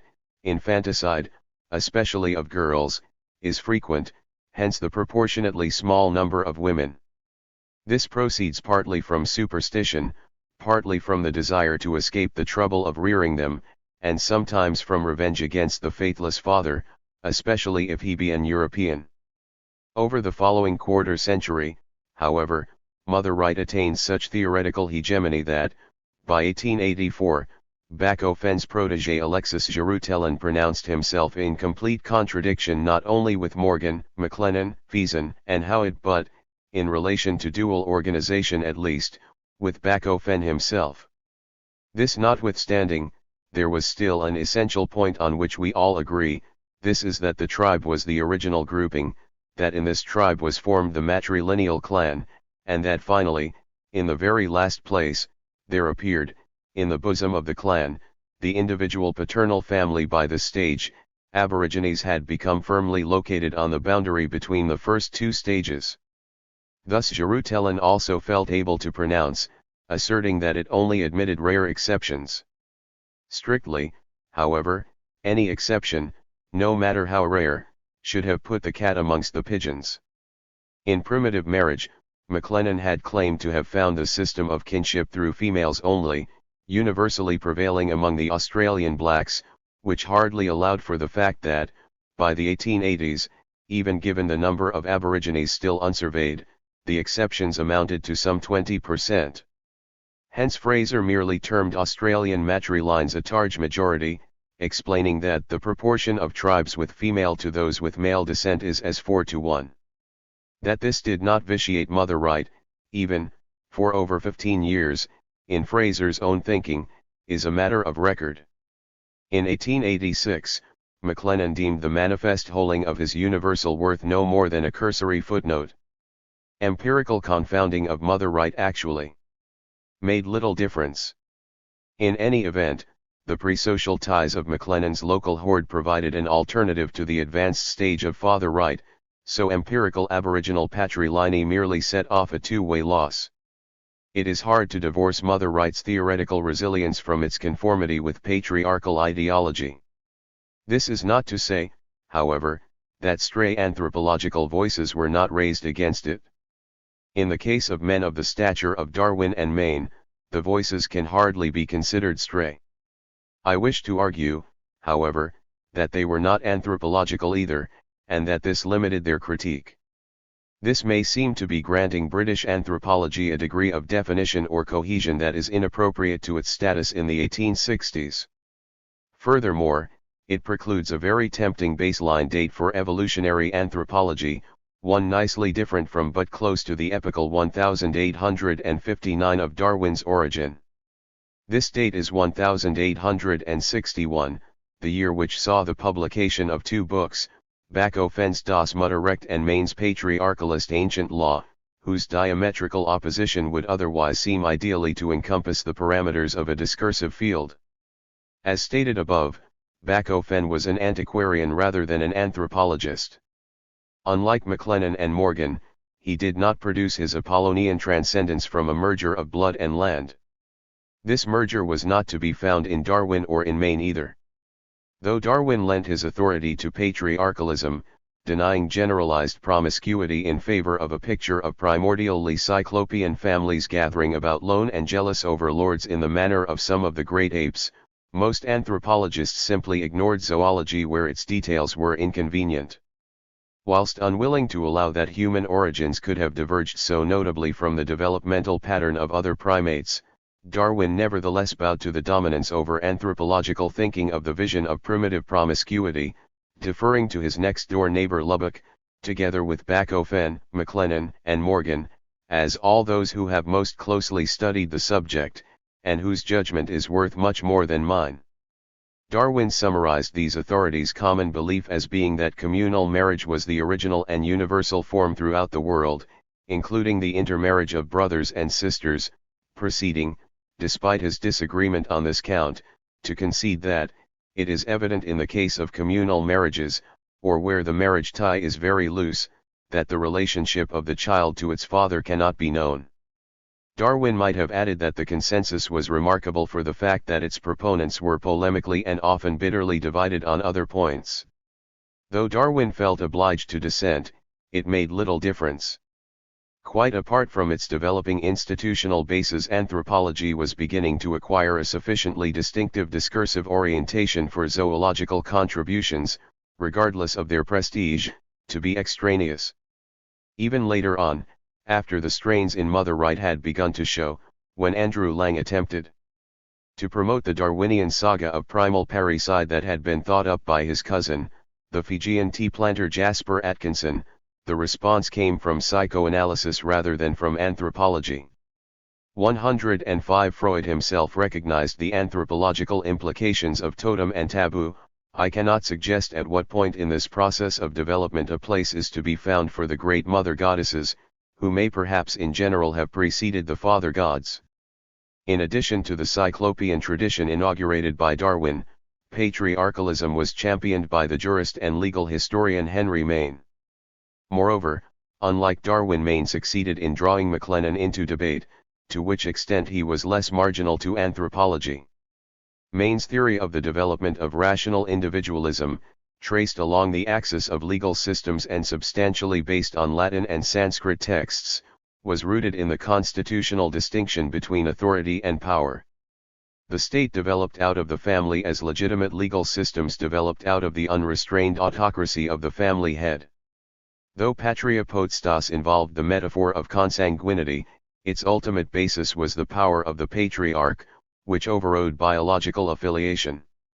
Thus kinship was a fact of power, adoptees could be kindred and emancipated consanguines could be aliens. The primacy of patria potestas was but one aspect of the contrast that Maine was drawing between contemporary and ancient institutions.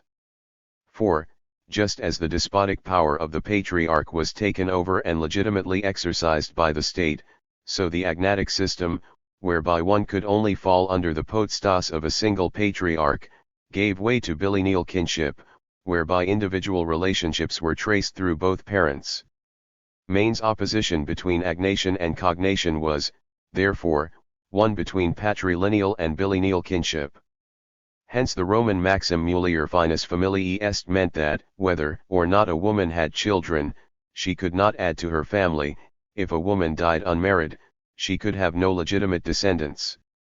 If she married, her children fell under the patria potestas, not of her father, but of her husband, and were thus lost to her own family. It is obvious that the organization of primitive societies would have been confounded if men had called themselves relatives of their mother's relatives. In other words, there was simply no place, not even a word, for matrilines in Maine's theory. MacLennan complained that ancient Rome was not very far back in human history.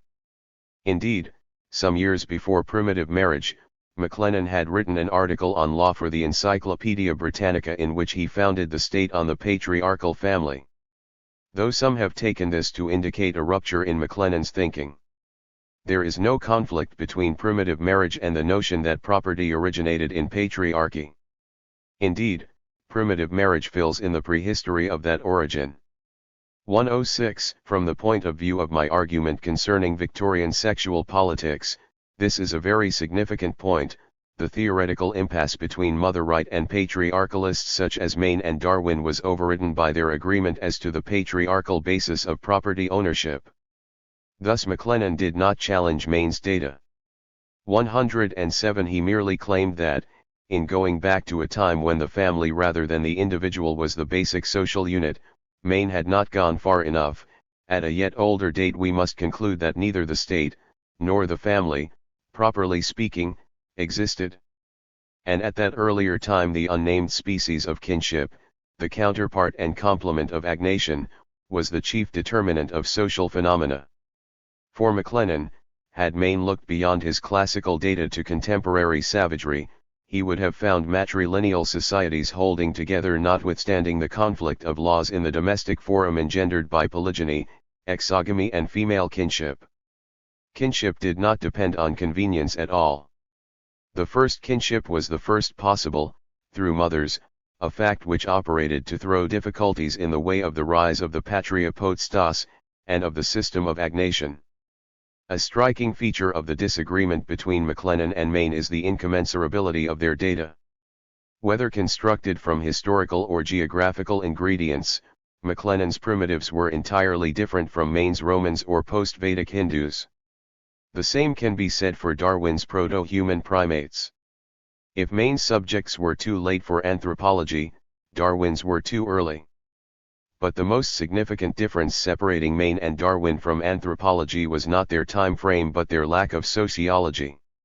Darwin's theory dealt in precisely the kind of hereditary endowment that MacLennan was at such pains to avoid, whilst, in promoting the development of legal systems as a cause rather than effect of changing forms of social organization, Maine, like Bachofen, was an idealist.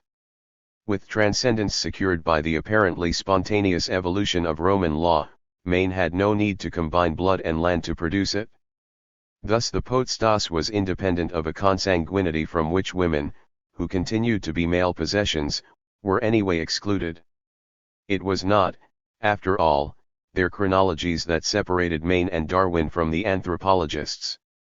Rather, and assuming for the moment the validity of our provisional definition of anthropology, it was the fact that neither of their theories problematized ideas about blood. McLennan's matrilineal interruption of male organization, it should be recalled, was also the beginning of society having ideas with which it could represent itself to itself. Hence nescience, the primal science of maternal consanguinity, marked the birth of culture.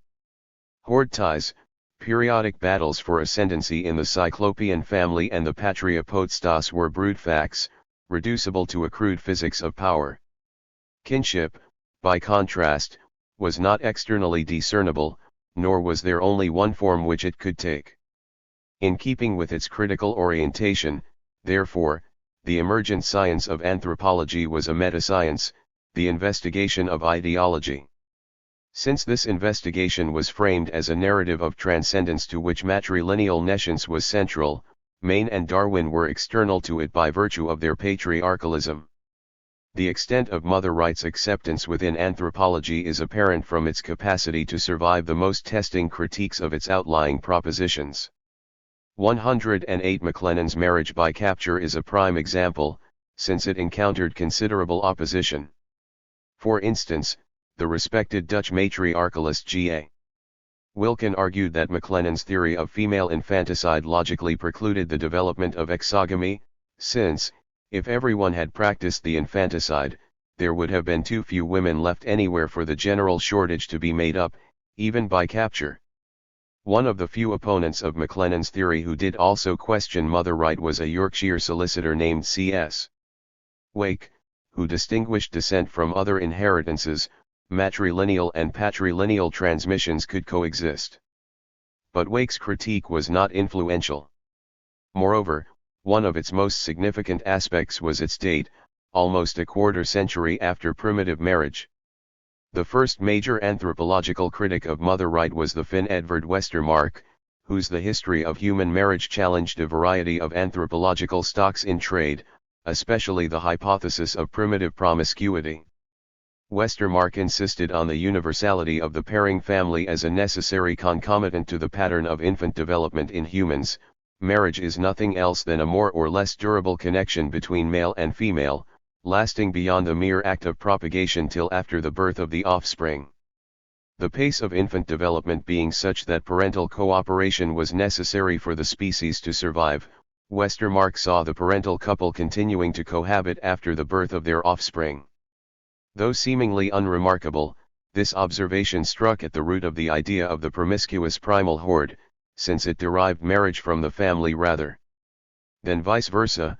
Marriage is therefore rooted in family, rather than family in marriage. Westermarck's rejection of the mother right paradigm stemmed from its discursive linkage to the hypothesis of primitive promiscuity, which was his primary target.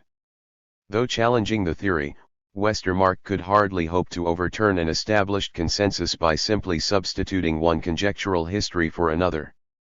His eternal family provided no inducement for anyone else to jettison their own laboriously accumulated theoretical capital in favor of contributing to his.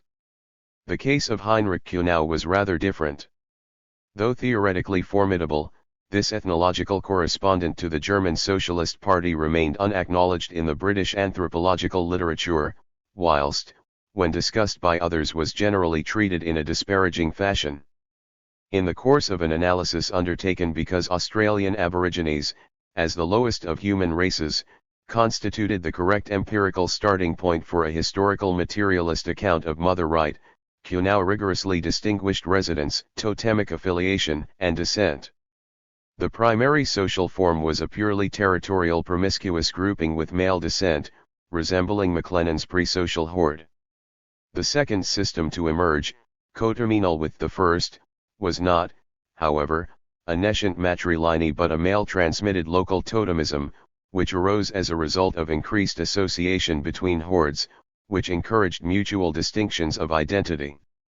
Matrilineal totemism only arose in concert with developments in the incest taboo, which meant that people who could make no mistake as to their paternal affiliation needed to ensure that they were not mating within prohibited degrees on the maternal side.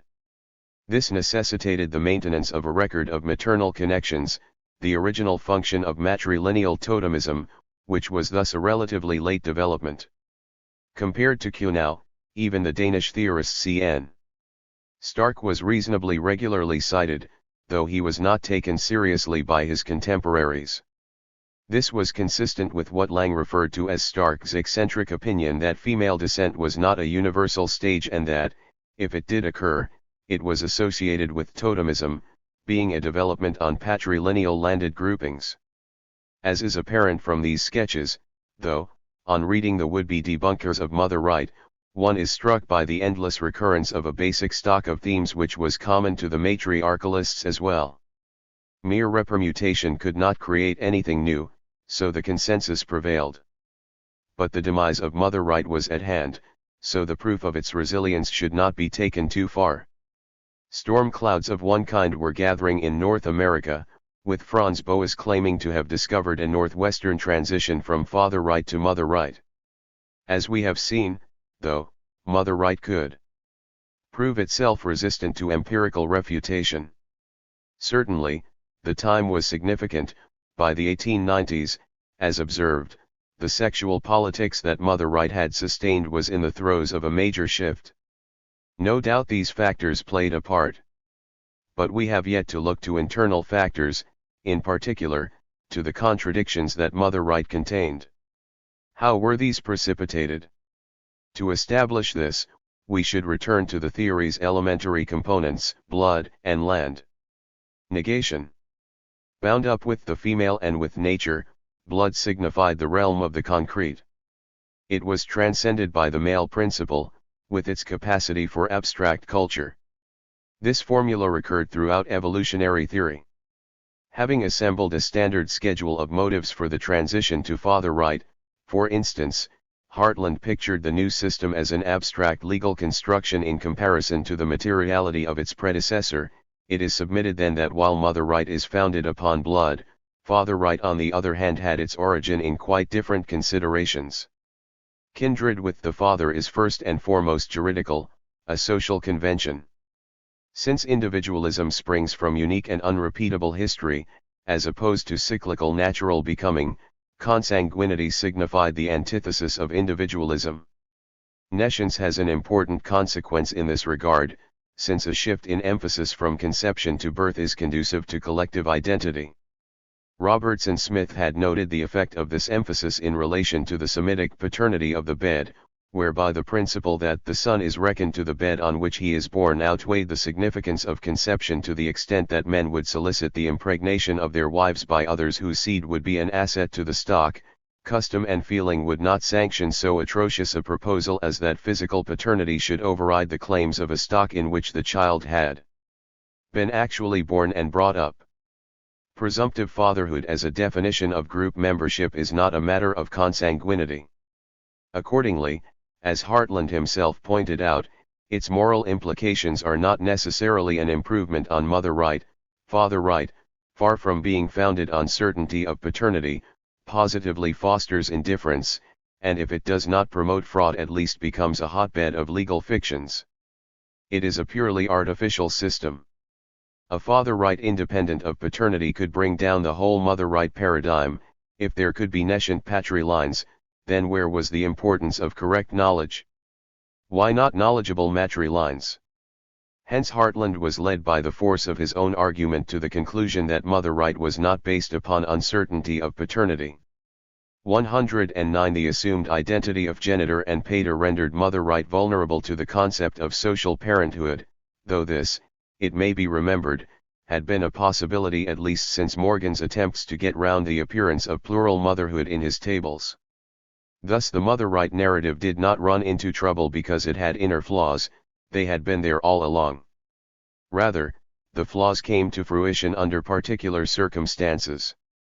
In fact, Ashley Montague's compendious laboring of the assertion that social parenthood could apply to mothers as well as to fathers had long been prefigured, in a context of confusion in the mother right paradigm, by Van Gennep, to the is pater quern nuptia demonstrant, the Central Australians add an ea mater quam nuptia demonstrant, where nuptia signifies that the union between male and female has been publicly sanctioned by a ceremony.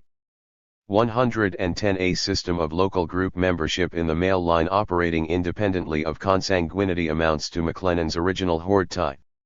To translate this into the idiom of nescience, to say that MacLennan's horde tie operated before the development of the concept of kinship is to say that it operated in a context of nescience of principle as opposed to the matrilineal nescience of agent that succeeded it. This takes us back to Spencer and Gillen's Arunta. Once again, they were pivotal. Spencer and Gillen's Arunta nescience fulfilled MacLennan's theory at least as faithfully, if not as overtly, as it did that of Hartland. To recap, MacLennan's first stage, preceding any notion of kinship, was the local horde, to which children belonged on the same basis as the horde's other goods. For this theory to have applied to Aborigines, the most important of these other goods would have been their land. Thus children would have had to belong to the horde on the same basis as its territory did, a principle independent of consanguinity and procreation. Needless to say, Arunta spirit children satisfied this specification perfectly. For the Arunta to be empirical manifestations of MacLennan's first stage, they would have to have figured as evolutionary lower, despite their patrilineal moieties, than matrilineal peoples, who, in turn, would be inferior to other patrilineal ones. This was precisely the status that Fraser, together with Spencer and Gillen, argued for the Arunta. Thus, contrary to Andrew Lang's claim that the complexities of Arunta marriage regulations, together with their patrilineal moieties, meant that they were relatively advanced, Fraser contended that Arunta patrilineae was not an advance on a more primitive matrilineae, but actually preceded any recognition of kinship whatsoever. The features that Fraser instanced in favor of his claim that the Arunta form of totemic spirit conception had all the appearance of extreme antiquity readily translate into the horde ties of MacLennan's first stage. It ignores altogether the intercourse of the sexes as the cause of offspring, and further, it ignores the tie of blood on the maternal as well as the paternal side, substituting for it a purely local bond.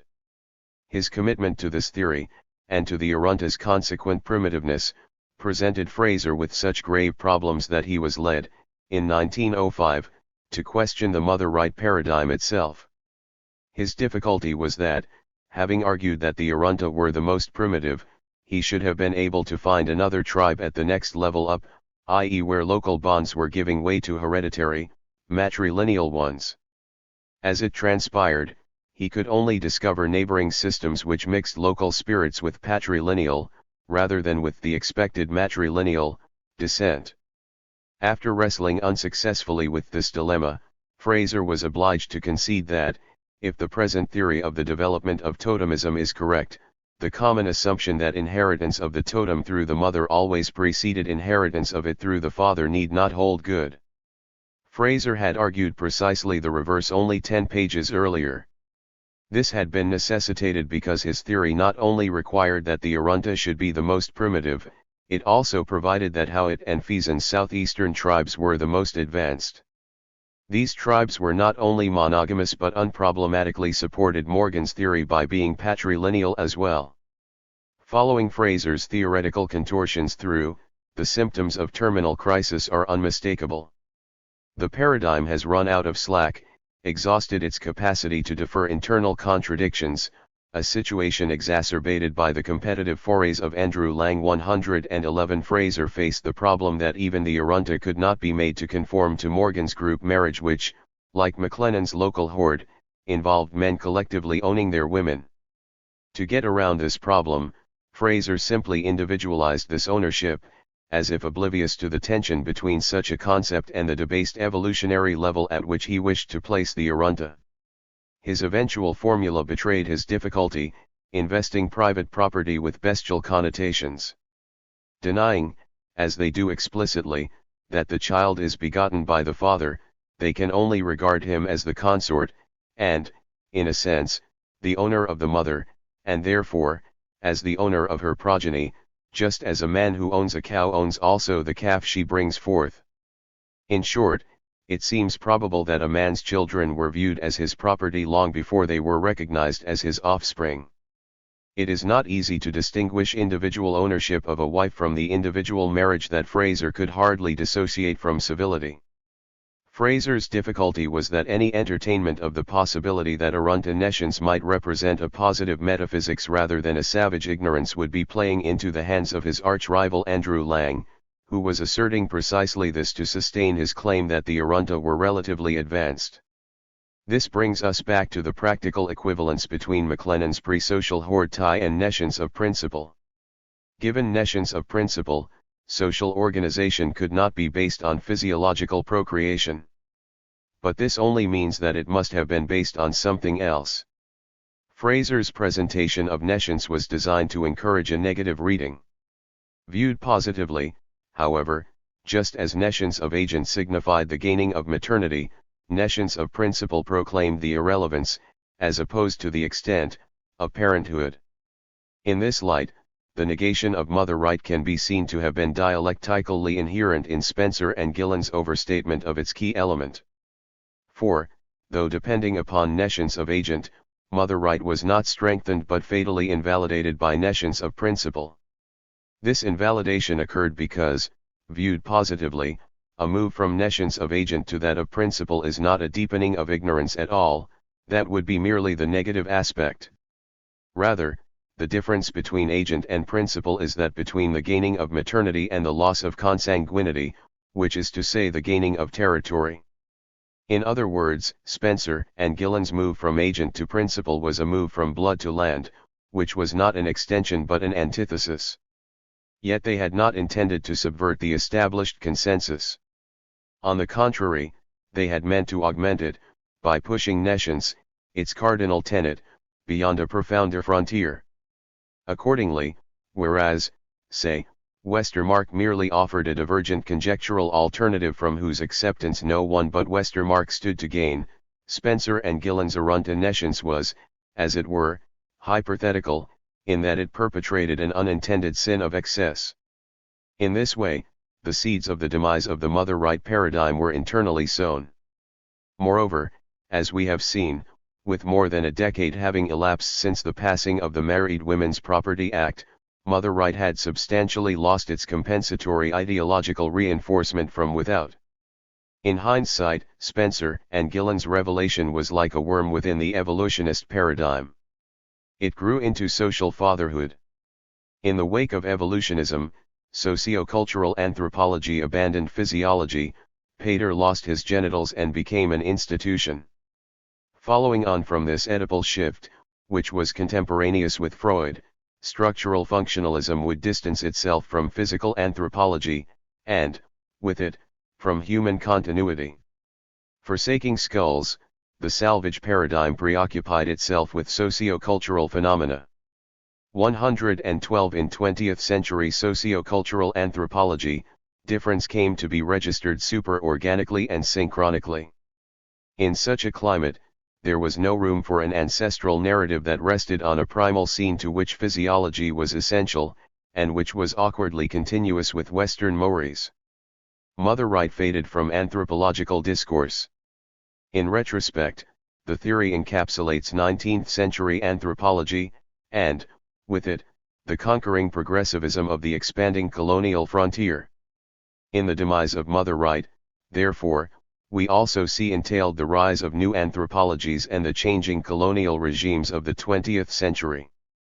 As we shall see in Chapter 6, social fatherhood came to lie at the heart of Radcliffe Brown's theory, a theory which was to shape 20th century Australian Aboriginal anthropology and land rights legislation alike. Compared to mother right, which so clearly bore the marks of Victorian politics, the theory of totemism represents the most internal of anthropological conversations. As the purest of theoretical inventions, totemism provides us with a limiting case of textual determination. It lets us see how text is also context, with productive outcomes of its own. In turning to this theory, therefore, we now move deep into the internal workings of evolutionary anthropological debating. In the chapter to come, the second of our 3 chapters on the fabrication of anthropological theory, the focus is not on anthropology's openness to its wider ideological context. It is, rather, on debating effects, as pressures that move out from texts into the rest of the social world, producing as well as being produced. Theories of totemism encompass the tension between Tyler and McLennan, or between animism and sociology. Once we have examined these theories and ascertained the boundaries between the antagonistic traditions, we will be in a better position to specify a definition that can account for the whole field of evolutionary anthropological theory. This, in turn, will lead us to a sharper appreciation of the qualities that rendered anthropology so conducive to settler colonial ends. Totemism yesterday, today, and tomorrow. Victorian anthropology's eternal dichotomy. Theories of totemism represent a doubling up of anthropology's preoccupation with otherness, a discourse on the other's discourses on otherness. As accounts of how it might be that people should claim to be related to non-human entities, these theories all contain statements about the boundaries of humanity. In consequence, they have a mythic or transhistorical quality. As refractions of an absolute question, they endlessly recycle the same answers. In contrast to other major anthropological topics, which had both savage and civilized variants, totemism had no immediate counterpart in civilized life. It was savagery sui generis, anthropology's final residue. Thus considerable critical or satirical mileage could be gained from equating civilized institutions with it. To one as given to iconoclasm as Andrew Lang, even evolutionary science itself provided an opportune target. The most common savage myth is of the Darwinian variety: each totem kin is descended from, or evolved out of, the plant or animal type which supplies its totem. As sciences covered other, totemism becomes nescience, a conclusion that coincides with Fraser's third theory of totemism. 113. This is not to say that Fraser himself betrayed any reflexive awareness. On the contrary, his horizons were firmly contained within evolutionism.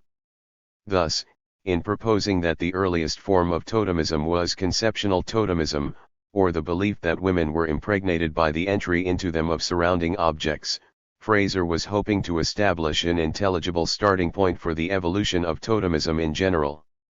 From the point of view of the historical development of social anthropology as a whole, however, totemism's primary significance is as the means whereby anthropology's concrete induction, the discipline's distinctive fusion of the material and the ideational, was first accomplished.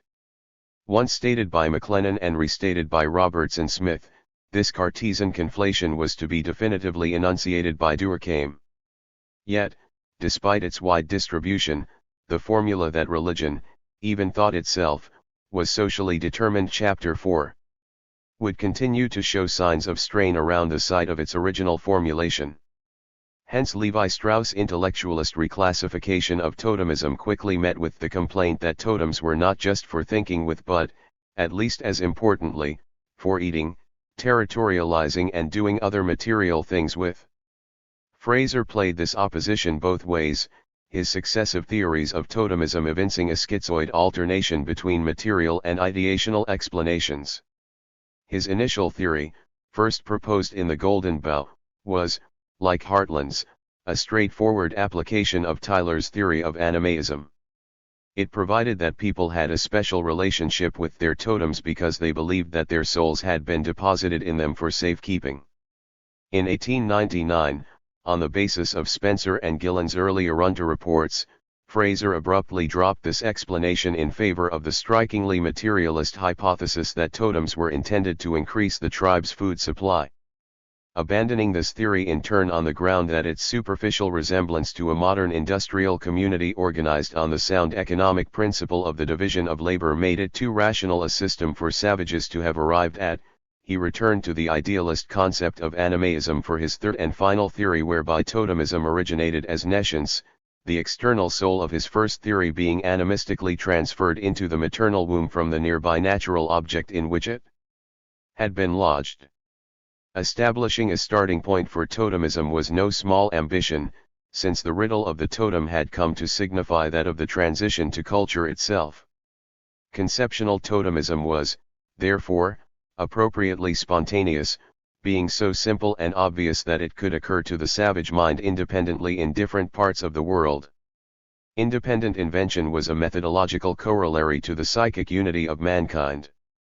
It enabled the origin of a cultural trait to be accounted for without resort to the regressive argument from diffusion. Conceptional totemism was further spontaneous in that an infant's totem was determined by the accident of whatever surrounding object happened to engage its mother's attention when she first felt it stir in her womb. The absence of any requirement for a capacity to make long-range causal connections was also congenial to the idea's spontaneous occurrence in independent locations. Furthermore, the theory accorded with Spencer and Gillen's data. Thus it was that, in conceptional totemism, after years of sounding, our plummets seemed to touch bottom at last. For our purposes, the significance of Fraser's third theory lies not in its applicability to savage others but in the light that it casts on his own discourse. For the theory set the seal on logical and ideological relationships that held together the framework of debate within which he was thinking and which had been inherent in totemism from the outset, having motivated its emergence as an anthropological topic. Approached from the point of view of its relationship to nescience, the discourse of totemism appears in a fresh light. This is not to suggest that a reflexive relationship between totemism and nescience has not been pointed out before. Indeed, in the benchmark 20th century account of totemism, Levi Strauss himself not only noted such a relationship but did so in the very context of Fraser's third theory. It was not by chance that Fraser amalgamated totemism and ignorance of physiological paternity. Totemism assimilates men to animals, and the alleged ignorance of the role of the father in conception results in the replacement of the human genitor by spirits closer to natural forces. This naturalist view offered a touchstone which allowed the savage, within culture itself, to be isolated from civilized man. Though doubtless perceptive, Levi Strauss' assertion is hardly specific. It simply casts anthropology as the transparent vehicle of a general ideological imperative. Accordingly, without necessarily disagreeing with Levi Strauss, and, certainly, without denying anthropology's ideological utility, this chapter will focus on anthropology's empirical contingency, on the highly specific internal pressures which ultimately came to produce a set of postulates that were so suitable for ideological appropriation. The focus is, in short, procedural. But can any specificity attach to an eternal question that recycles through the ages? Might it not be that histories that attempt to treat such questions merely become condemned, as, again, Levi Strauss would have it to follow in anthropology's footsteps? As an absolute question that coincides with that of the boundaries of humanity, the problem of totemism becomes intractable, which is why it constantly recycles. Though this chapter focuses on Robertson Smith, therefore, the basic problem that his theory was intended to resolve is an eternal one. It still might be that theories of totemism form a mythic discourse in the classic Levi-Straussian mold, so that a history of them could not aspire beyond the reproduction of narratives that anthropology has already formulated.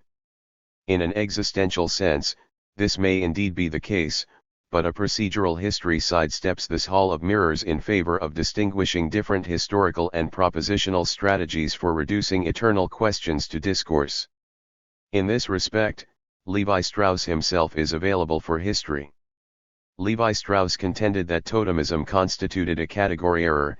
It was not a discrete phenomenon in its own right but so many examples of a general human propensity to classify by means of systematic oppositions. Though he cited Tyler as a precedent, he could have added many others. For instance, in relation to hierarchically overlapping totem groups, Fraser had claimed that in these totems superposed upon totems may perhaps be discerned a rudimentary classification of natural objects under heads which bear a certain resemblance to genera, species, etc. Across the channel, Van Gennep had analogously concluded that totemism was in origin a simple system of classification which initially referred to localities but subsequently developed into a portable abstraction. Such examples are by no means confined to the evolutionist era. The earliest modern ethnographic instance of which I am aware, produced long before the synthetic concept of totemism had been developed, is that of Garcilaso de la Vega, writing at the beginning of the 17th century. Garcilaso attributed the large number of Andean folk cults involving plants and animals to a common interest in distinguishing themselves from one another, and each from all the rest. There was no beast too vile and filthy for them to worship as a god, merely in order to differ from one another in their choice of gods. 7. Though such predecessors can hardly be said to have preempted Levi-Strauss theory, they illustrate the recurrence of its elements. Moreover, in the case of Andrew Lang's account of the origin of totem names, it is harder to be sure that Levi-Strauss had not indeed been anticipated.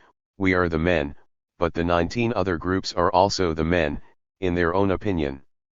To us they are something else, and we are something else to them. We are not they. We all need differentiation, and we and they, by giving names to outsiders, differentiate each other. The names arose from a primitive necessity felt in everyday life. Beneath the semblance of agreement, however, Lang's and Levi-Strauss theories represent opposing sides of a fundamental division over the basic issue of intellectualism.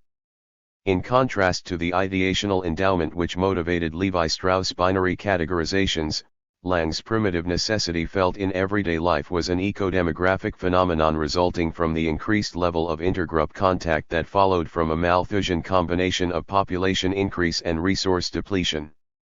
As we saw in the previous chapter, within a common theoretical arena, the two perspectives were bound to clash. Thus it is not surprising that Lang should have clashed with Fraser, who, at least so far as his intellectualism was concerned, was a precursor to Levi-Strauss. Here again, nescience figured centrally. If ever there was theoretical rivalry, it obtained between Fraser and Lang. Having both equated nescience with totemism and subscribed to an intellectualist view of totemism, Fraser had committed himself to what I have termed the cognitive version of nescience. Hence Lang's iconoclasm converged with his dialogic interests, since evidence of cognitive accomplishment on the Arrunta's part would not only narrow the gap between civilized society and savagery, it would also damage Fraser's claim that the Arrunta's intelligence was too limited for them to have made a connection between sex and conception. With Lang patrolling the theoretical waters, Fraser was bound to an exacting standard of consistency.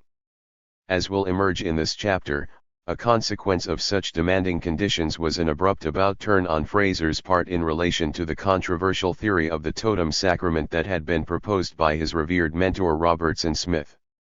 This was despite the fact that Fraser had lauded his mentor's theory in characteristically fulsome terms and, when Spencer and Gillen found the Arrunta enacting something that seemed to resemble the totem sacrament, had leaped at the opportunity to proclaim their fulfillment of a further ethnographic prophecy. Spencer and Gillen had reported that, in the Arrunta Intikioma ceremony, Arrunta men ate freely of their own totem, which was something that they were otherwise forbidden to do. As will become clear, this report could have sounded remarkably like the totem sacrament. Certainly, it was more than enough for Fraser. Here, it is plain, we have at last the long-sought totem sacrament which Robertson Smith with the intuition of genius divined, and which it has been reserved for Messrs. Spencer and Gillen to discover as an actually existing institution among true totem tribes.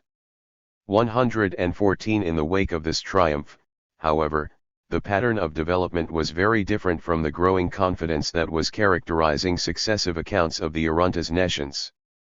In the first place, Spencer and Gillen themselves did not endorse the significance that Fraser had attached to the Arrunta Intikioma ceremony. Secondly, Fraser's own assertions became progressively more half-hearted until he finally came close to admitting to a back-down. Thus a totem sacrament of a sort has been discovered among the tribes of Central Australia, and Robertson Smith's wonderful intuition, almost Prevision, has been strikingly confirmed after the lapse of years. Yet what we have found is not precisely what he expected. This retreat was costly in terms of the theoretical rewards that the totem sacrament had held out for Fraser. Once the internal structure of his theoretical position is laid bare, however, a fundamental incompatibility between the totem sacrament and nescience becomes clear.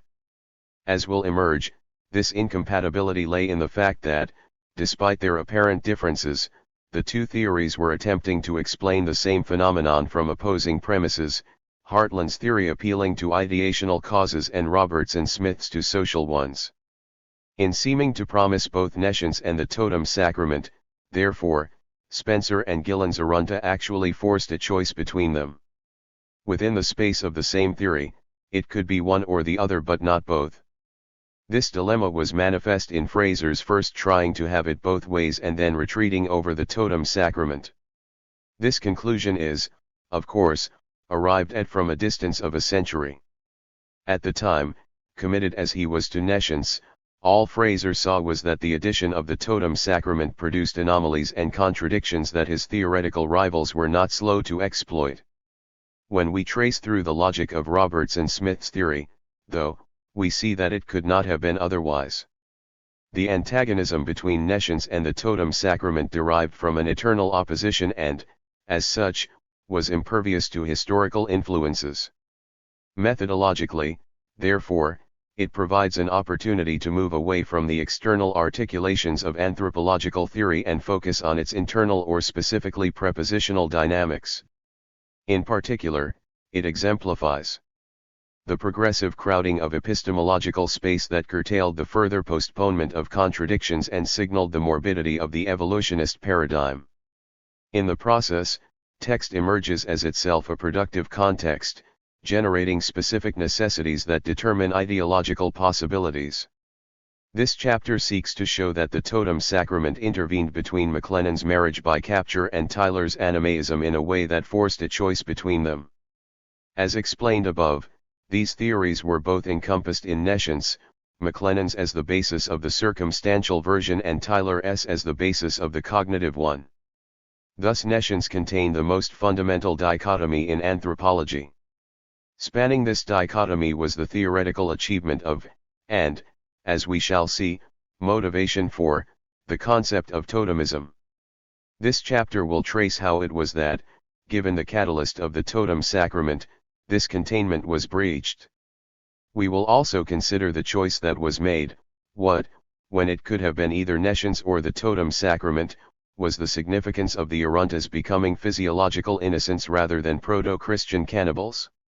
To trace these and other questions through, we will follow the career of totemism from McLennan's texts through those of Roberts and Smith and onto the theoretical corner into which Fraser ended up painting himself.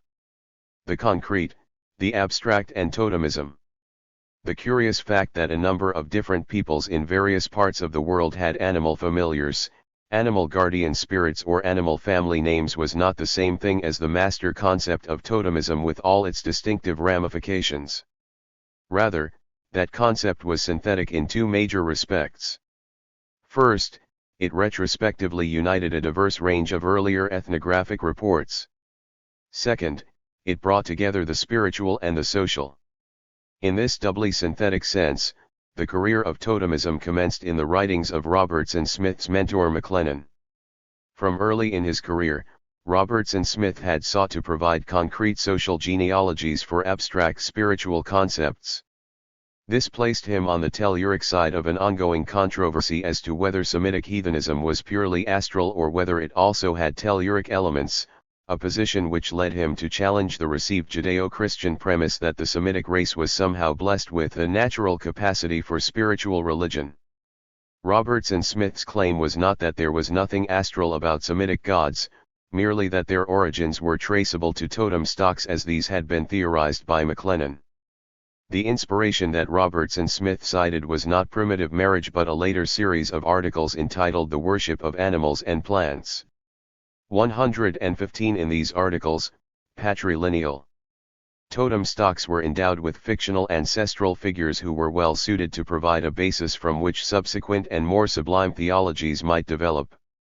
To follow the progression through from marriage by capture to spiritual concepts, which is to say, from social to ideational patterns, or from McLennan to Tyler respectively, we need, therefore, to follow through the stages whereby McLennan himself progressed from the social morphology of primitive marriage to the theogonic ancestral fiction that Roberts and Smith was to lift out from the articles on animal and plant worship.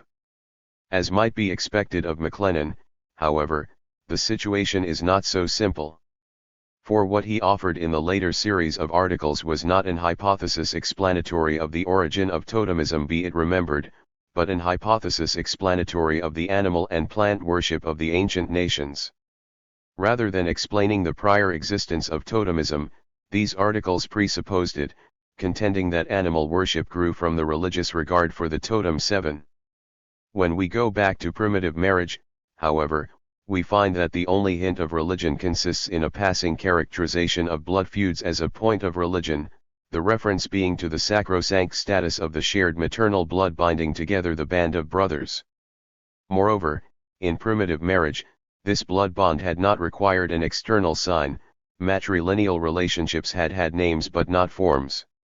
Totems appeared incidental rather than necessary, the book making no claim to have explained their origins, but limiting itself to such vague formulations as the tendency to eponymy. Once again, therefore, what McLennan furnishes is not an answer but a strategy for covering over a lacuna, in this instance, the strategy being a staggering device whereby an explanation that appears to span separate publications actually gets relegated into the space between them. In that it purported to dispense with the eternal conundrum of transcendence, however, it was a highly productive strategy. Through its stationing of totemism on the dividing line between the ideal and the material, it made totemism into anthropology's great question. In McLennan's writings, totemism was already characterized by a referential ambivalence between religious ideas and social groupings. Though hardly mentioned in primitive marriage, totems played a critical covered role in the book's argument under the guise of family names, the rendering that McLennan provided for the word on the first occasion that he used it. To appreciate the fertile implications of this covered role, it is convenient to start with the co-residential kindred tie which, as explained in the previous chapter, was the territorial principle that united male hordes prior to the development of the concept of kinship, initially as matrilineal consanguinity. Though the earliest male horde was held together by territorial contiguity, McLennan tacked on a martial solidarity that was to form the basis of the blood feud, the apparent bond of fellowship between the members of such a group would be that they and theirs had always been companions in war or the chase. As we saw, however, such companionship could not amount to brotherhood before any such concept existed. Brotherhood presupposed the rise of kinship, which enabled the male blood of the feud to be brought together with the female blood of motherhood. Thus McLennan's motive for tacking the element of martial solidarity onto the territorially given kindred tie becomes clear. It provided him with a way of talking about land in terms of blood. Once this crucial move had been effected, it only remained to switch the gender of the blood. Yet the blood feud was fundamentally at odds with the co-residential companionship in war. For, far from consummating territorial contiguity, the blood feud stood in opposition to it, setting coincidence against one another. When a cause for blood feud arose within a horde which, though held together by ties of residence, was of heterogeneous matrilineal descent, the presence of so many of the enemy within the camp affords ready means of satisfying the call for vengeance, it being immaterial, according to the native code, by whose blood the blood feud is satisfied, provided it be the blood of the offender's kindred. The blood feud therefore encouraged secession, or men's abandonment of heterogeneous territorial groupings in favor of the more secure option of homogeneity with their maternal kin. The pivotal phrase in this account is blood of the offender's kindred. As we saw above, blood and kindred were otherwise categorically opposed, kindred being the male, pre-kinship sentiment associated with coincidence. McLennan provided no motive for the disappearance of the local horde's kindred sentiment. He simply displaced it onto the emergent blood bond of kinship, thus conflating the very two principles whose antagonism engendered secession. The totem afforded ideal cover for this move because, though denoting a relationship defined as consanguinity, totems were named after animals and plants that were distinctive of the horde's terrain. In other words, totems provided a bridge between blood and land. At this point, a major contradiction in McLennan's argument emerges. For, despite the rhetoric of solidity in which it was depicted, the maternal blood tie was an abstraction lacking any material referent to compare with the concretely territorial determination that it was meant to supplant. Indeed, the tenuousness of the maternal tie could hardly be more graphically demonstrated than by McLennan's own trademark narrative, the to and fro of wife capture, whereby mothers were routinely separated from offspring who remained attached to the horde. 116 Moreover, a major consequence of the emergent bond of kinship was, as just observed, the heterogeneity whereby males had maternal relatives in other local hordes with whom they could take refuge in cases of secession. The point is that such relationships presupposed an overall record of maternal consanguinity, one that would be stable enough to survive all the vagaries of wife capture. The necessity that totemism satisfied becomes clear when it is recognized as furnishing precisely such an overall record. In other words, totemism resolved a paradox at the heart of McLennan's Hobbesian scenario. On the one hand, the radical instability of marriage by capture rendered women, who possessed no land, transient and untraceable in the extreme, whilst, on the other, the emergent bond of kinship was predicated on the manifest solidity of maternal blood. The utility of totems was, therefore, indexical. They vouchsafed a maternal principle that would otherwise have been obliterated by the practice of capture. 117 Yet none of this gets us, or, at least, McLennan, any nearer to switching the gender of the blood of kinship. Indeed, if anything, ensuring the indexical stability of maternal bloodlines only compounded the paradoxes that he was trying to cram into an ostensibly straightforward narrative. For there was a systematic tension between two of primitive marriage's most celebrated motifs, exogamy and marriage by capture. This is because the wives who had been captured from a variety of other hordes would transmit their respective kinship categories to their offspring, thus making the capturing horde internally heterogeneous. This, in turn, would mean that the principle of exogamy no longer necessitated the capture of wives from outside. 118 The crucial coefficiency of exogamy and wife capture required homogeneity. The only way back to homogeneity was by means of patrilineal succession, the male membership of the horde being stable. Though patrilineal succession, which, of course, united blood and land, was enough to produce the requisite homogeneity, McLennan nonetheless added a characteristically redundant supplement, the fictional ancestor. The payoff on this redundancy could hardly have been higher. For, though introducing the fictional ancestor for the apparent purpose of resolving a problem of kinship, McLennan was, in fact, smuggling into kinship the ground from which divinities would subsequently develop. For all its mundanity, therefore, the entry of the fictional ancestor constitutes the precise point at which social anthropology's transcendental fusion of the relational and the ideational was first accomplished. With kinship through males would arise the habit of feigning common descent from some distinguished man, a fiction which would lead in many cases to the denial or neglect of such heterogeneity as existed. If it is easy enough to see how one ancestor might have been the first god, it is perhaps more difficult to see why an earlier one should have been an animal.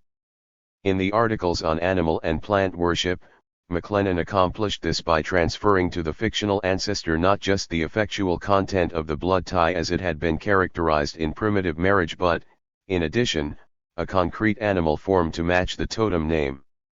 There had been no such form in primitive marriage. Staggered between separate publications, this jump from emotion to idea superadded primitive marriage's group solidarity to animaism, thus investing the metaphysical theory with moral compulsion. The concept which enabled this combination was fetishism, which, as variously depicted by de Brosses, Fontenelle, Lafita, Hume, Long, Comte, and others, 119 comprised an amalgam of vitalized objects and animal guardians.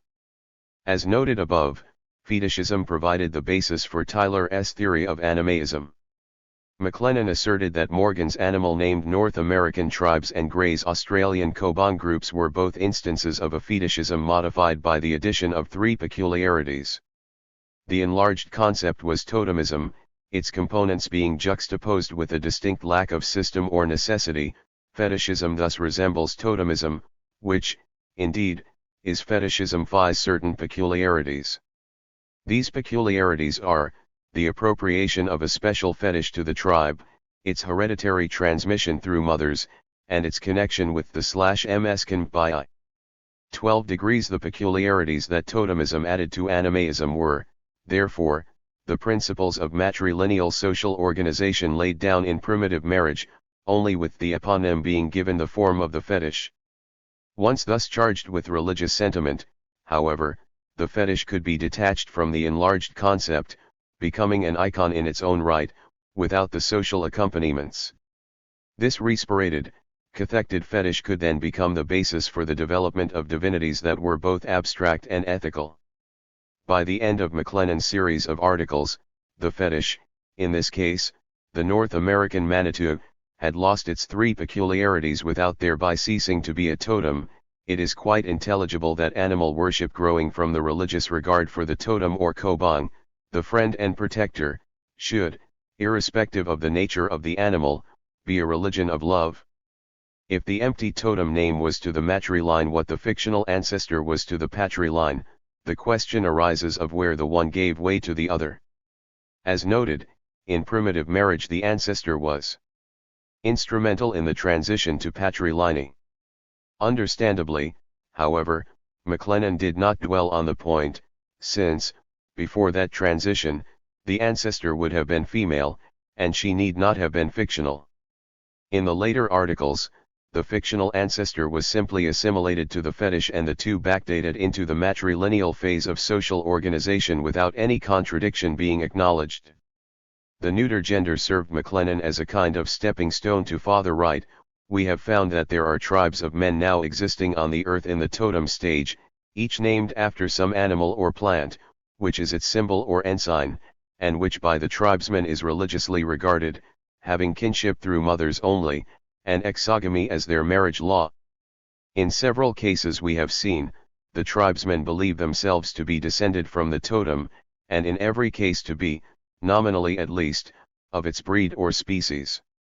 We have seen a relation existing between the tribesmen and their totem, as in the case of the bear, that might well grow into that of worshipper and god, leading to the establishment of religious ceremonials to allay the totem's just anger, or to secure his continued protection.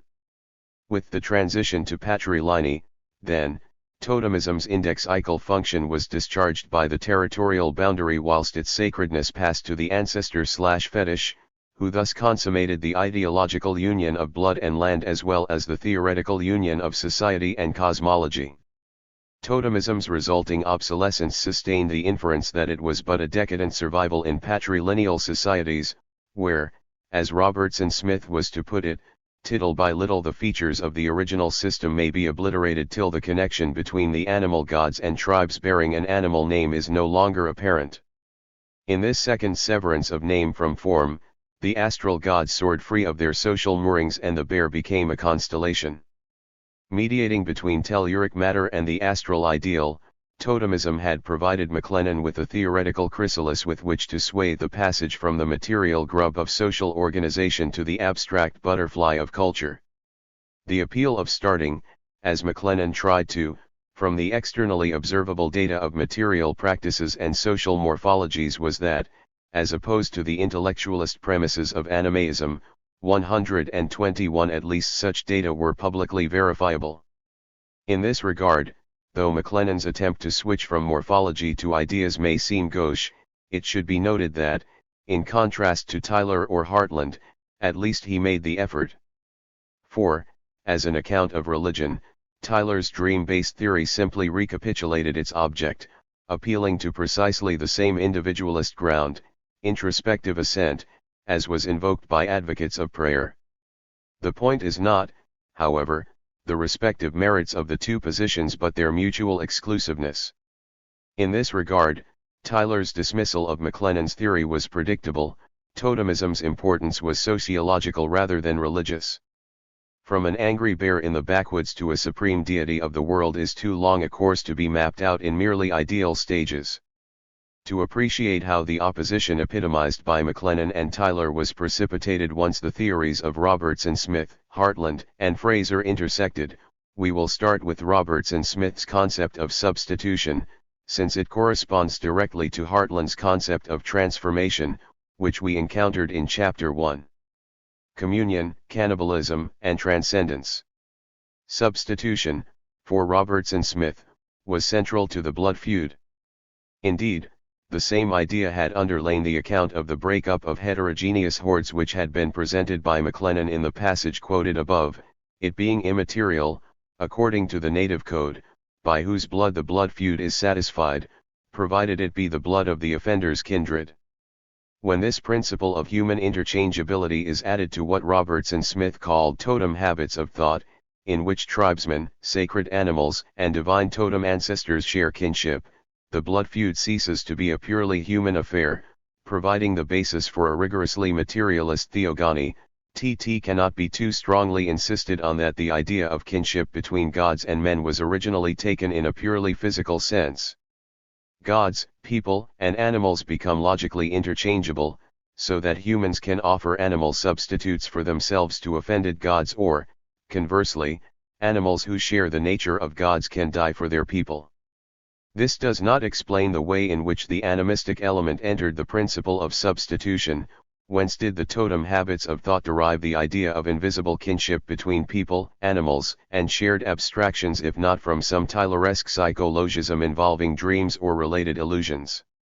To combine the two elements whose merger McLennan had staggered over separate publications, 122 Robertson Smith developed the notion of shared male blood which had been at the basis of McLennan's kindred tie. His concern was not, however, blood in itself but the literal, pre-metaphoric reality of shared substance that it represented.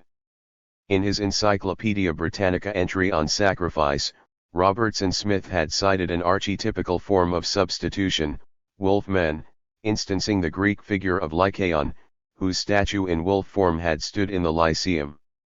By way of a legend in which first Lycaon then his sons were changed into wolves for offering human flesh to Zeus, Robertson Smith went on to link lycanthropy to cannibalism. With cannibalism, it goes without saying, he had a realm in which the sharing of substance was more than merely metaphorical. Though relying extensively on the symbolism of blood, Robertson Smith did not follow McLennan in making blood irreducible. Rather, whilst real enough, blood was not the full reality of physical unity but a synecdochic expression for this. Strictly speaking, the kindred are not only of one blood but of one flesh. Thus the sharing of food became a basis for kinship. The prototypical shared food was mother's milk, the original basis for unity of flesh being suckling at the same breast. A shift from womb to breast also displaces the genesis of substance from conception to birth, 123, which was conducive to Robertson Smith's requirement to account for the transition to patrilineal amongst nomadic Semitic tribes. Whilst this shift may have produced a coherently naturalistic theory of patrilineal, it did so at the expense of that metaphysical transcendence of the umbilical tie that had accompanied the transition to patrilineal in the earlier versions of mother right. In extending the realm of the concrete to encompass father right, therefore, Robertson Smith was merely displacing the question of abstraction. For, if the basis of union, and, hence, of sacredness, was shared substance, how was th insubstantial divine party to the union to be accounted for? Time and time again, Robertson Smith came up against a basic logical redundancy. If the mere act of eating together, i.e. of sharing anything whatsoever, generated sacredness, how could there be any necessity for a special category of food? What was the ground for an ontology of residual sacredness beyond the act of collective ingestion? Though he never satisfactorily resolved this problem, the debating effect that he generated in the course of disguising it enables us to see why it was that the totem sacrament could not be compatible with nescience. According to Robertson Smith, for the ancient Semites in the desert the principle of shared substance entailed that those who ate together were united, whilst others were enemies, against whom the only sanction was the law of blood feud. Conversely, the sharing of food with a stranger created a bond of union for as long as it was deemed to remain in the body. On this basis, there was no special or reserved kind of food. Furthermore, the principle was explicitly telluric, the bond of food is valid of itself. Religion may be called in to confirm and strengthen it, but the essence of the thing lies in the physical act of eating together. Thus both the bond of food and the blood feud constituted what must be called a physical unity. 124 So far, then, there was solidarity but no metaphysics. The argument required nothing beyond mundane human conditions, or what Robertson Smith called natural society, which was common to the ancient and the modern worlds. There was, however, this important difference between the two: the tribal or national societies of the ancient world were not strictly natural in the modern sense of the word, for the gods had their part and place in them equally with men. In other words, no strictness was required. The ancient world was not natural at all, but remained riddled with the supernatural. The argument from shared substance could not explain how some entities could boast a supernatural component before they came to participate in the feast. 125 To get around this problem, Robertson Smith enlisted the saga of the Saracen camel. Whilst the ancient Saracens had private property in their camels, this did not include the right to kill and eat them on a family basis. Rather, camels could only be slaughtered under conditions of extreme deprivation, when they were to be distributed among the clan, which excluded the wife of the camel owner. Though this nuclear family premise was wholly adventitious, it enabled Robertson Smith to declare a private domestic realm which stood in opposition to the public world of the clan, even though, for other purposes, the clan could be treated as parts of one common life. To stay with his argument, however, the reason that clan requirements could override private rights in the single case of the camel could only be that the clan had a special relationship with the camel. This was because a rule barring an individual from an act that only the clan as a whole could perform was a corollary of the blood feud, when the whole clan stood by an individual member's act. Indeed, it was a direct inversion of the blood feud, a clan execution of one of its own members, which, like stoning to death among the ancient Hebrews, distributed responsibility equally over the whole clan. The consumption of a camel was, therefore, no ordinary meal but a sacrifice involving the sacred blood of the clan. Thus the conjecture that sacrificial animals were originally treated as kinsmen, is simply equivalent to the conjecture that sacrifices were drawn from animals of a holy kind. The holiness of the relevant kind of animal was, of course, anything but simple. By means of it, however, Robertson Smith introduced an element that was central to the totem sacrament. For, if holy animals were kinsmen, then eating them amounted to cannibalism within the clan. In this respect, there was a further major difference between the Saracen camel and blood brotherhood, since blood brotherhood was entered into with outsiders. So, for that matter, were other forms of cannibalism, as Robertson Smith made clear in his Britannica article on sacrifice. The human wolves would no more eat a brother than they would eat a wolf, but to eat an enemy is another matter. A human wolf who killed and ate his own would, therefore, be a murderer, as Robertson Smith showed by recounting the stoning by worshippers of the priest who had sacrificed to Bacchus a bull whose human clothing made it of the same race with the god as well as with the worshippers. The redundant introduction of an internal form of cannibalism was Robertson Smith's crucial move. It enabled him to displace the sustaining effects of collective consumption from the act to its object, producing a collectively edible entity which, by virtue of its consubstantiality with the clan, was already sacred. The sacred principle which was suprad to the camel gave Robertson Smith the third term that he needed to complete the triangular unity of humans, animals, and gods which constituted the logic of sacrifice. 126 The sacred principle, duly hypostatized, became the invisible component of the sacrificial triangle. The crucial feature of the third party to the sacrifice was not, therefore, its sacredness, that had been there all along in the shared substance of kinship, but its invisibility, which is to say, its abstractness. Thus the shift to endophagy was an attempt to smuggle in abstraction without resort to animaism. In keeping with his telluric emphasis, Robertson Smith asserted a correlation between the different ways in which abstract divinities could be conceptualized and the different stages of social organization. Thus he distinguished between religions appropriate to nomadism, to pastoralism and to agricultural settlement. For instance, the principle of fosterage through shared milk provided by pastoral stock came to supplant identification with the divine animal species. The belief in sacred animals, akin to families of men, attains its highest development in tribes which have not yet learned to breed cattle and live on their milk. Totemism pure and simple has its home among races like the Australians and the North American Indians, and seems always to lose ground after the introduction of pastoral life. Though charting different ways in which abstraction could be conceptualized, however, such sociological conditions still failed to account for its genesis. So, too, did another, strikingly ingenious method for determining the level of development of theological concepts. The more solid the sacrificial offering, the less refined the concept of divinity involved. Thus Robertson Smith traced a progressive evolution of the sacrificial offering from the solid food appropriate to an altogether biomorphic power, through more ethereal elements which, rising up with the sacrificial smoke, were enjoyed by the sense of smell alone, to a point where, as in the case of the ancient Persians, the divinity took the soul of the victim rather than any physical part.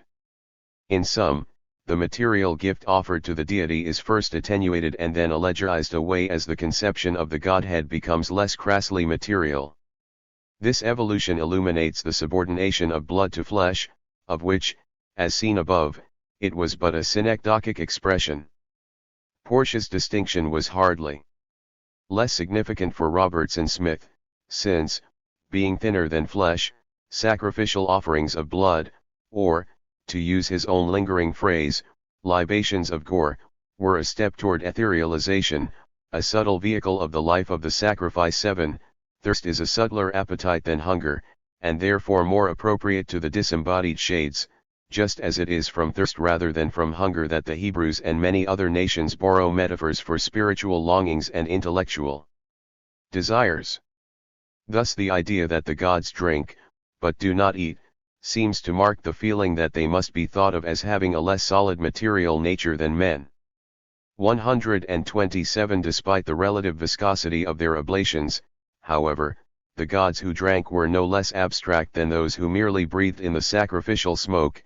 Their presence about the stone or earth into which the offering was poured was still invisible. Thus the social and the ideational series did not actually correlate at all.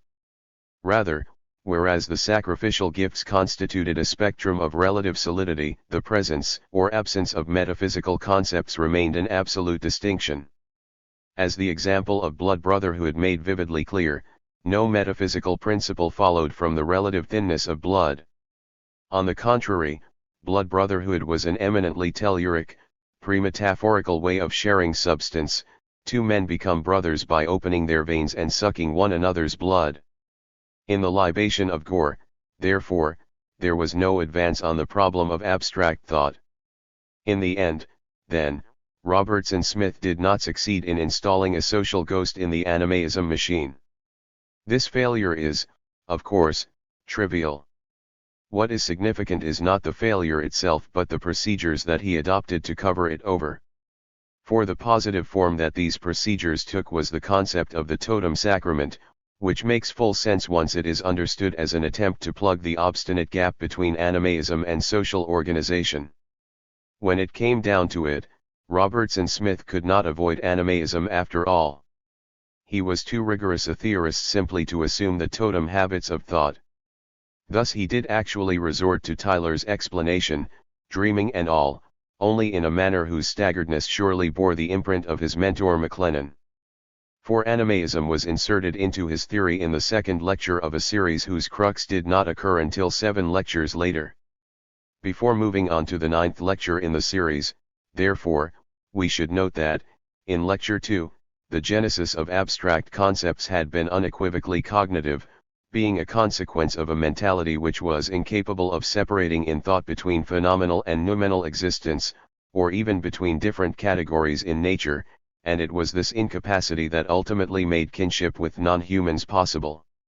The resultant capitulation to Tyler was unqualified. A certain crude distinction between soul and body, combined with the idea that the soul may act where the body is not, is suggested to most savage races by familiar psychical phenomena, particularly by those of dreams, and the unbounded use of analogy characteristic of pre-scientific thought extends this conception to all parts of nature which become to the savage mind full of spiritual forces. By the time that Roberts and Smith got to the totem sacrament itself, however, this animistic explanation for the invisible nature of the third party to the sacrifice had become overwhelmed in the telluric argument from shared substance. The totem sacrament consisted in the clan's joint consumption of a sacred animal which, being of their own kin, would normally have been proscribed to them. In other words, the logic was precisely that of the Saracen camel. Unlike the material deprivation that had prompted the consumption of the camel, however, the motivation for the totem sacrament was religious. It was undertaken to quicken and confirm the life bond that already subsists between the parties. To the principle of abstraction that animism furnished, the totem sacrament thus added those of collectivity and sacredness. As we have seen, this was achieved at the cost of a single redundancy, the idea that a reinvigoration which could be effected by the mere act of eating together should entail the eating of a particular object. This redundancy was camouflaged by, to put it another way, it motivated, the totem sacrament. In our terminology, the totem sacrament was a debating effect. How, then, did it operate?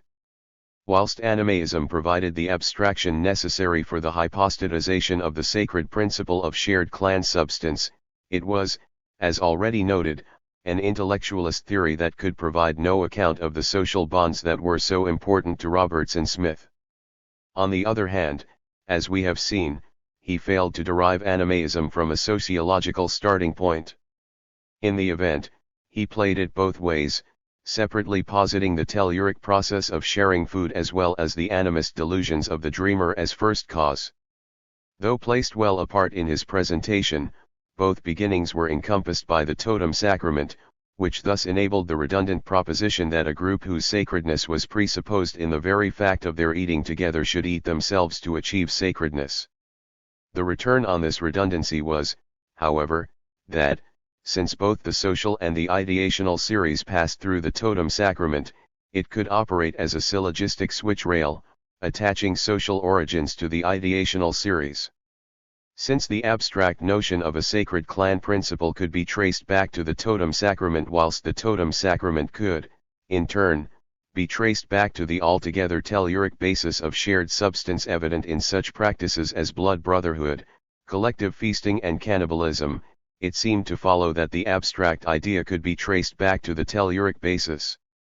To reinforce this switch rail effect, Roberts and Smith employed language that marks something of a high point in misplaced concreteness. For instance, once the totem sacrament has been introduced, we find that the physical act of eating together is no longer the essence of the thing after all. Rather, it has become an advance on an even earlier idea which, though expediently misnamed Cement 7, is the very animism that the redundancy in the totem sacrament has now enabled him to assume. In later times we find the conception current that any food which two men partake of together, so that the same substance enters into their flesh and blood, is enough to establish some sacred unity of life between them, but in ancient times the significance seems to be always attached to participation in the flesh of a sacrosanct victim, and the solemn mystery of its death is justified by the consideration that only in this way can the sacred cement be procured which creates or keeps alive a living bond of union between the worshippers and their God. This cement is nothing else than the actual life of the sacred and kindred animal. If the function that the totem sacrament performed for Roberts and Smith's theory is now reasonably clear, its relationship to Hartland's theory remains to be explained. The difference made by the fact that Roberts and Smith's theory was social was that, unlike Hartland's, it could only be read positively as a practice that presupposed a belief, rather than negatively, as an absence that presupposed ignorance. To establish the relationship between the two, however, we need to stay with the positive aspect of nescience, the doctrine of spirit impregnation which, as shown in Chapter 1, followed directly from Hartland's concept of transformation. The concept underlying transformations, deriving, as we saw, from the idea of an external soul or life token, was that of a sharing of life between people and other entities. This, of course, was the very logic that underlay the totem sacrament. In its positive aspect as the doctrine of spirit impregnation, therefore, nescience shared the idea of a mystical kinship between humans and natural entities that Robertson Smith had worked so hard to smuggle into the totem sacrament. If the two theories were at bottom one and the same, how can they have been incompatible? As positive theories, they were not incompatible. Rather, the incompatibility arose when spirit impregnation was read negatively, as an absence of knowledge. In other words, not only the totem sacrament but spirit impregnation itself were incompatible with nescience. To appreciate this, it is necessary to clarify quite what nescience signified in evolutionist terms. To put it another way, given evolutionism's implicational economy, what else should have followed from the premise that the Arunta did not understand how women came to fall pregnant? Totemism and or nescience. The theoretical significance of genetic ignorance was that it corroborated the view that the Arunta represented the lowest stage of social development that might still be in existence. Given evolutionist premises, this meant that the Arunta should also evince other characteristics that attached to this lowest stage. For instance, the Arunta's failure to appreciate the mechanics of conception made it unthinkable for them to have had any inkling of notions such as private property or centralized government. Evolutionist stages had all the functional containment of the relativized social isolates that were to supplant them in the wake of the paradigm shift, only they were set into a diachronic universal frame. The requirement for different attributes of given societies to harmonize with each other provided endless scope for theoretical competition. Anomalies could almost always be found, in response to which adjustments or higher-level reconciliations had to be made. No other factor used up so much of evolutionism's epistemological slack as this. By the time that the Arunta entered the paradigm, it had almost no dialogic elbow room left, so that anomaly in a single area could jeopardize the whole system. As a result, every trait attributed to the Arunta had the most far-flung implications. As we saw in the previous chapter, if the Arunta had been as primitive as Fraser said they were, it would have been anomalous for them to have passed through the transition to father right. Thus their form of patrilineal was declared to be the co-residential kindred tie which, in McLennan's scheme, had been even more primitive than the blood tie that had first held together matrilineal stocks. This, in turn, entailed that their religious beliefs should be correspondingly undeveloped. Accordingly, since Howitt's matrilineal southeastern tribes had a monotheistic-seeming belief in a primordial All-Father, it followed that the Arunta should have a more primitive, plural theology. Indeed, at their level of development, they should not have had a theology at all, since, to accord with the schedule of epistemological development that Fraser had received from Turgot and Comte, rather than having religious beliefs, the Arunta should have been confined to the realm of magical thinking that had preceded the development of religion. One can pursue such implications endlessly, to the point where the question of whether or not a given tribe should have practiced, say, circumcision or tooth avulsion could be read off from such factors as its proximity to coastal ranges or the number of its marriage classes. Not only this, but the respective converses applied as well. 128 Thus it is unprofitable to try to trace the whole recursive system through. For our purposes, it is enough to have established that the level of primitiveness associated with the failure to appreciate the relationship between sex and conception was incompatible with the holding of religious beliefs. It should now be clear why the totem sacrament was incompatible with nescience of principle. As its controversial resonances with the Christian Eucharist attest, 129 The totem sacrament was a thoroughly religious concept. By contrast, magic did not even require sacredness, let alone hypostatized sacred abstractions. Rather, for evolutionary anthropology, magic merely signified the belief that some humans could affect the operations of nature. For the Arunta to be nescient, in other words, they also had to entertain magical ideas which precluded them from having religious beliefs and, thus, from exemplifying the totem sacrament. As noted, however, spirit impregnation, the positive reading of nescience of principle, was conceptually equivalent to the totem sacrament. Indeed, before Hartland, Roberts and Smith had already enunciated a version of nescience, only in such a sublime context that it seems unlikely that even he appreciated the theoretical implications of his remarks.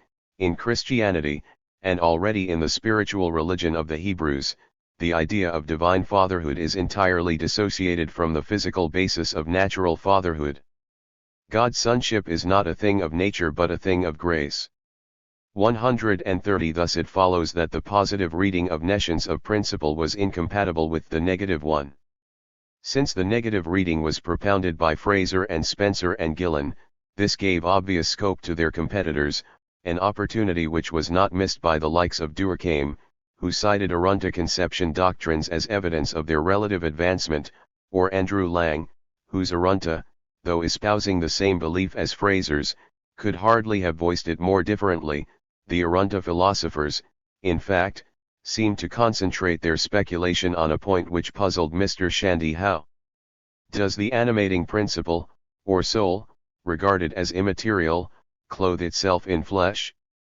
Material acts cannot affect the incarnation of a spirit. Therefore, the spirit enters women from without, and is not the direct result of human action. In a book published in the same year, Lang seized on Fraser's stretching of the paradigm, asserting that Arunta patrilineae was indeed the evolutionary advance on the matrilineae of Howitt's southeastern tribes that Fraser denied. Moreover, this was demonstrated by the Arunta's nescience, to which the southeastern tribes had yet to progress. As he triumphantly concluded, the proof of Arunta primitiveness, the only proof, has been their nescience of the facts of generation. But we have demonstrated that, where Mr. Fraser's alleged causes of that nescience are present, among the southeastern tribes, they do not produce it, while among the Arunta, it is caused by their system of philosophy, which the southeastern tribes do not possess. In this light, far from it being surprising that Fraser should have backed away from his claim that the Arunta bore out Roberts and Smith's theory, it is surprising that he should have slipped up so far as to dub them proto-Christians in the first place. 131 Spencer and Gillen were much more cautious.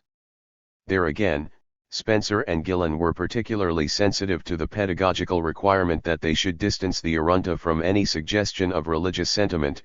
Indeed, it was on precisely this ground that the Lutheran missionary Karl Strello was to challenge their ethnography.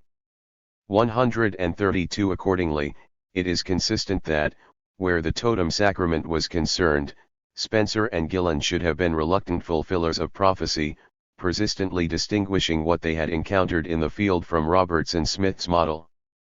Thus, although an Arunta man was barred from eating his totem, there were certain special occasions on which, as a sacred ceremony, he partakes of his totemic animal or plant. Under other theoretical circumstances, this would surely have been enough. Yet Spencer and Gillen seemingly went out of their way to deny the mystic unity with the totem that was essential to the totem sacrament, carefully pointing out that the Arunta native does not imagine that the animal or plant, or some particular one of the species, is his nearest friend. The phrase nearest friend was one that George Gray had earlier used to describe the certain mysterious connection existing between an Aboriginal family and its kobong, which arose from the family belief that some one individual of the species is their nearest friend, to kill whom would be a great crime, and carefully to be avoided. Though Gray had not reported any special relaxations of this rule, Spencer and Gillen quoted his report immediately before their own report of the Arunta exception, which makes it at least unusual that they did not pursue the matter. Moreover, they missed other opportunities, even though Fraser pointed them out. For instance, certain Arunta myths apparently portrayed the Alcharinga ancestors freely eating their totems, which Fraser characteristically interpreted as recalling a tribal decree outlawing cannibalism. This interpretation provided an obvious opportunity to pinpoint the emergence of a group's consciousness of the sacredness of its own substance. In contrast, the significance that Spencer and Gillen attributed to these myths was dampeningly prosaic. It may be that in the traditions dealing with the eating of the totem, we have nothing more than another attempt to explain the origin of the totem name. The demonstration that nescience and the totem sacrament were incompatible does not explain which one Fraser and Spencer and Gillen should have chosen. My concern is not with their individual motives but with the social effects of their ethnography. In this regard, what was the significance of the fact that the Arunta emerged as exemplars of Hartland rather than of Roberts and Smith? Whilst it is, of course, hard to say, we should note that, though Hartland's conjecture was autographic in that the bulk of his evidence was derived from pre-Hellenic Europe, pre-Hellenic could go back a very long way indeed.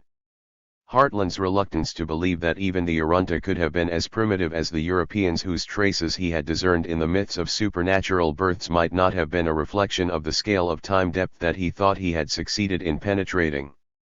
It might just have been a reflection of theoretical rivalry.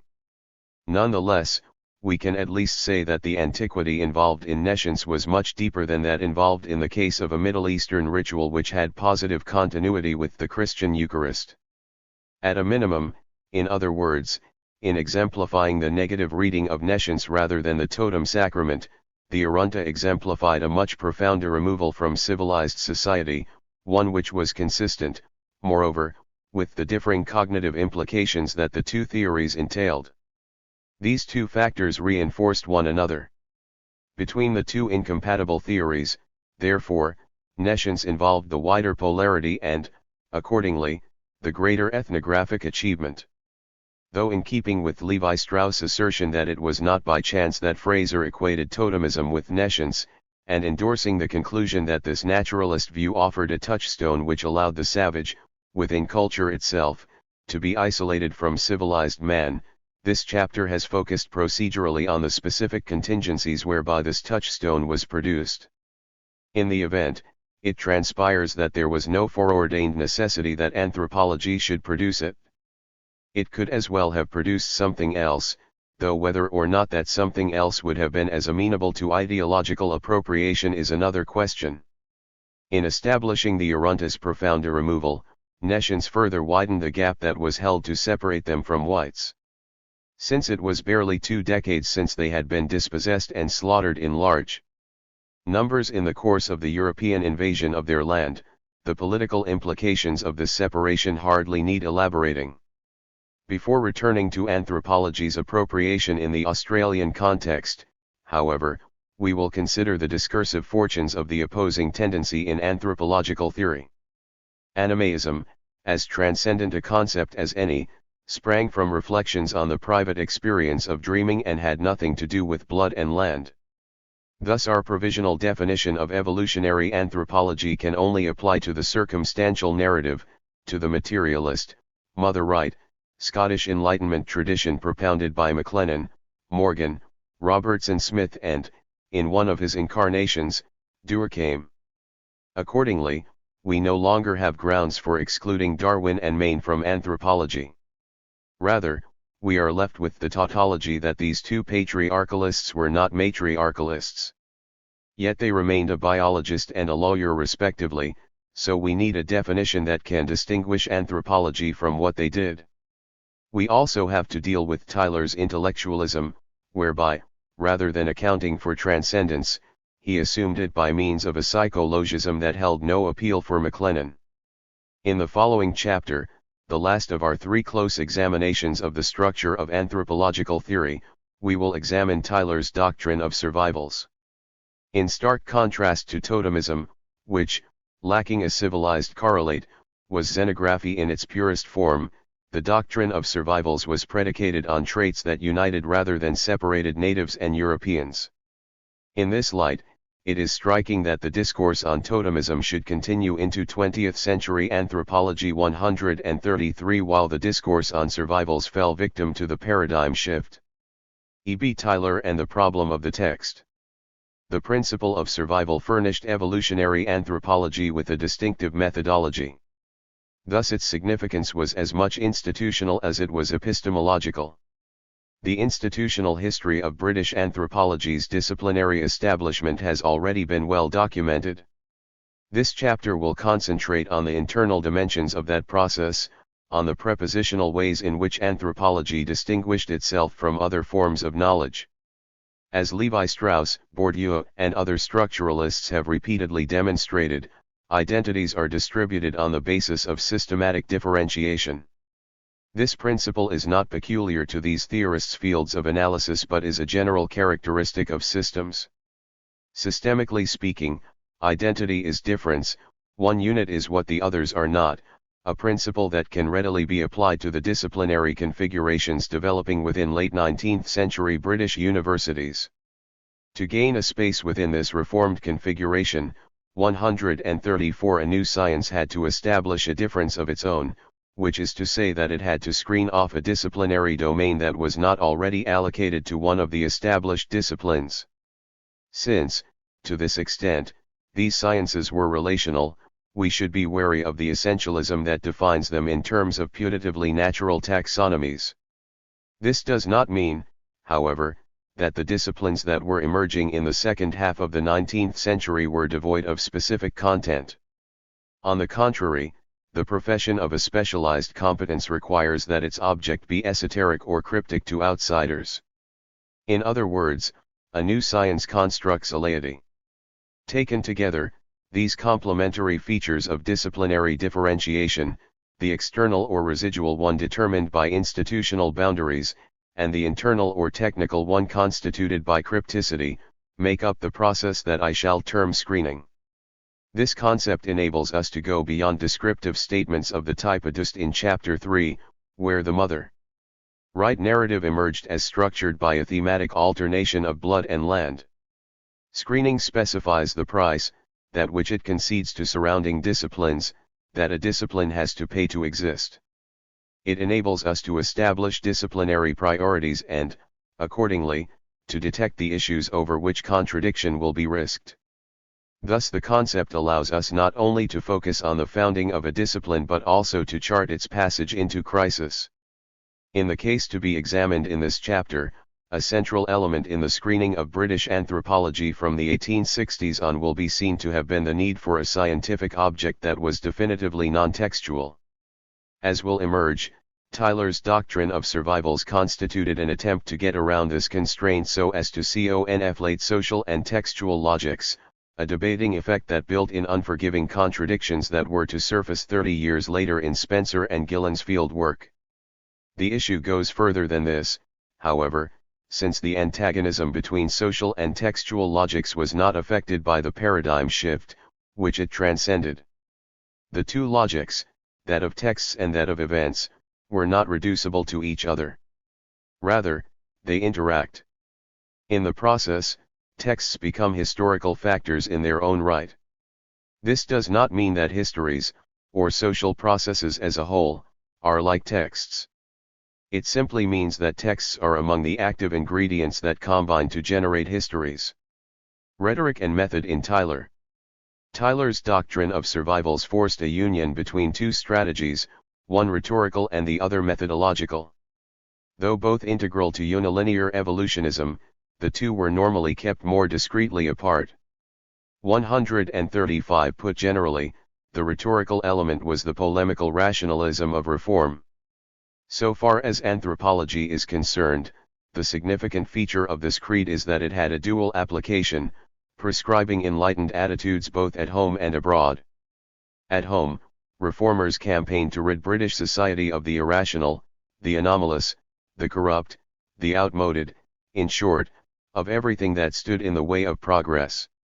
Where the colonies were concerned, though the great victory of the abolition of slavery had taken place over 3 decades earlier, 136 reformers of the 1860s were still pursuing its implications. As noted in Chapter 1, from the point of view of anthropology, the issue of slavery had resurfaced in the controversy between monogenists and polygynists, since polygenesis entailed degrees of difference profound enough to be consistent with discontinuous standards of moral treatment. Tyler's response to the polygynists was the principle of the psychic unity of mankind. This principle afforded vital underpinning to Tyler's unilinear evolutionism since, without it, it would not necessarily have been the case that we had once been at the same level of progress as contemporary savages. Thus monogenesis, whose corollary was psychic unity, held together a spatio-temporal triad that theoretically integrated autography and xenography.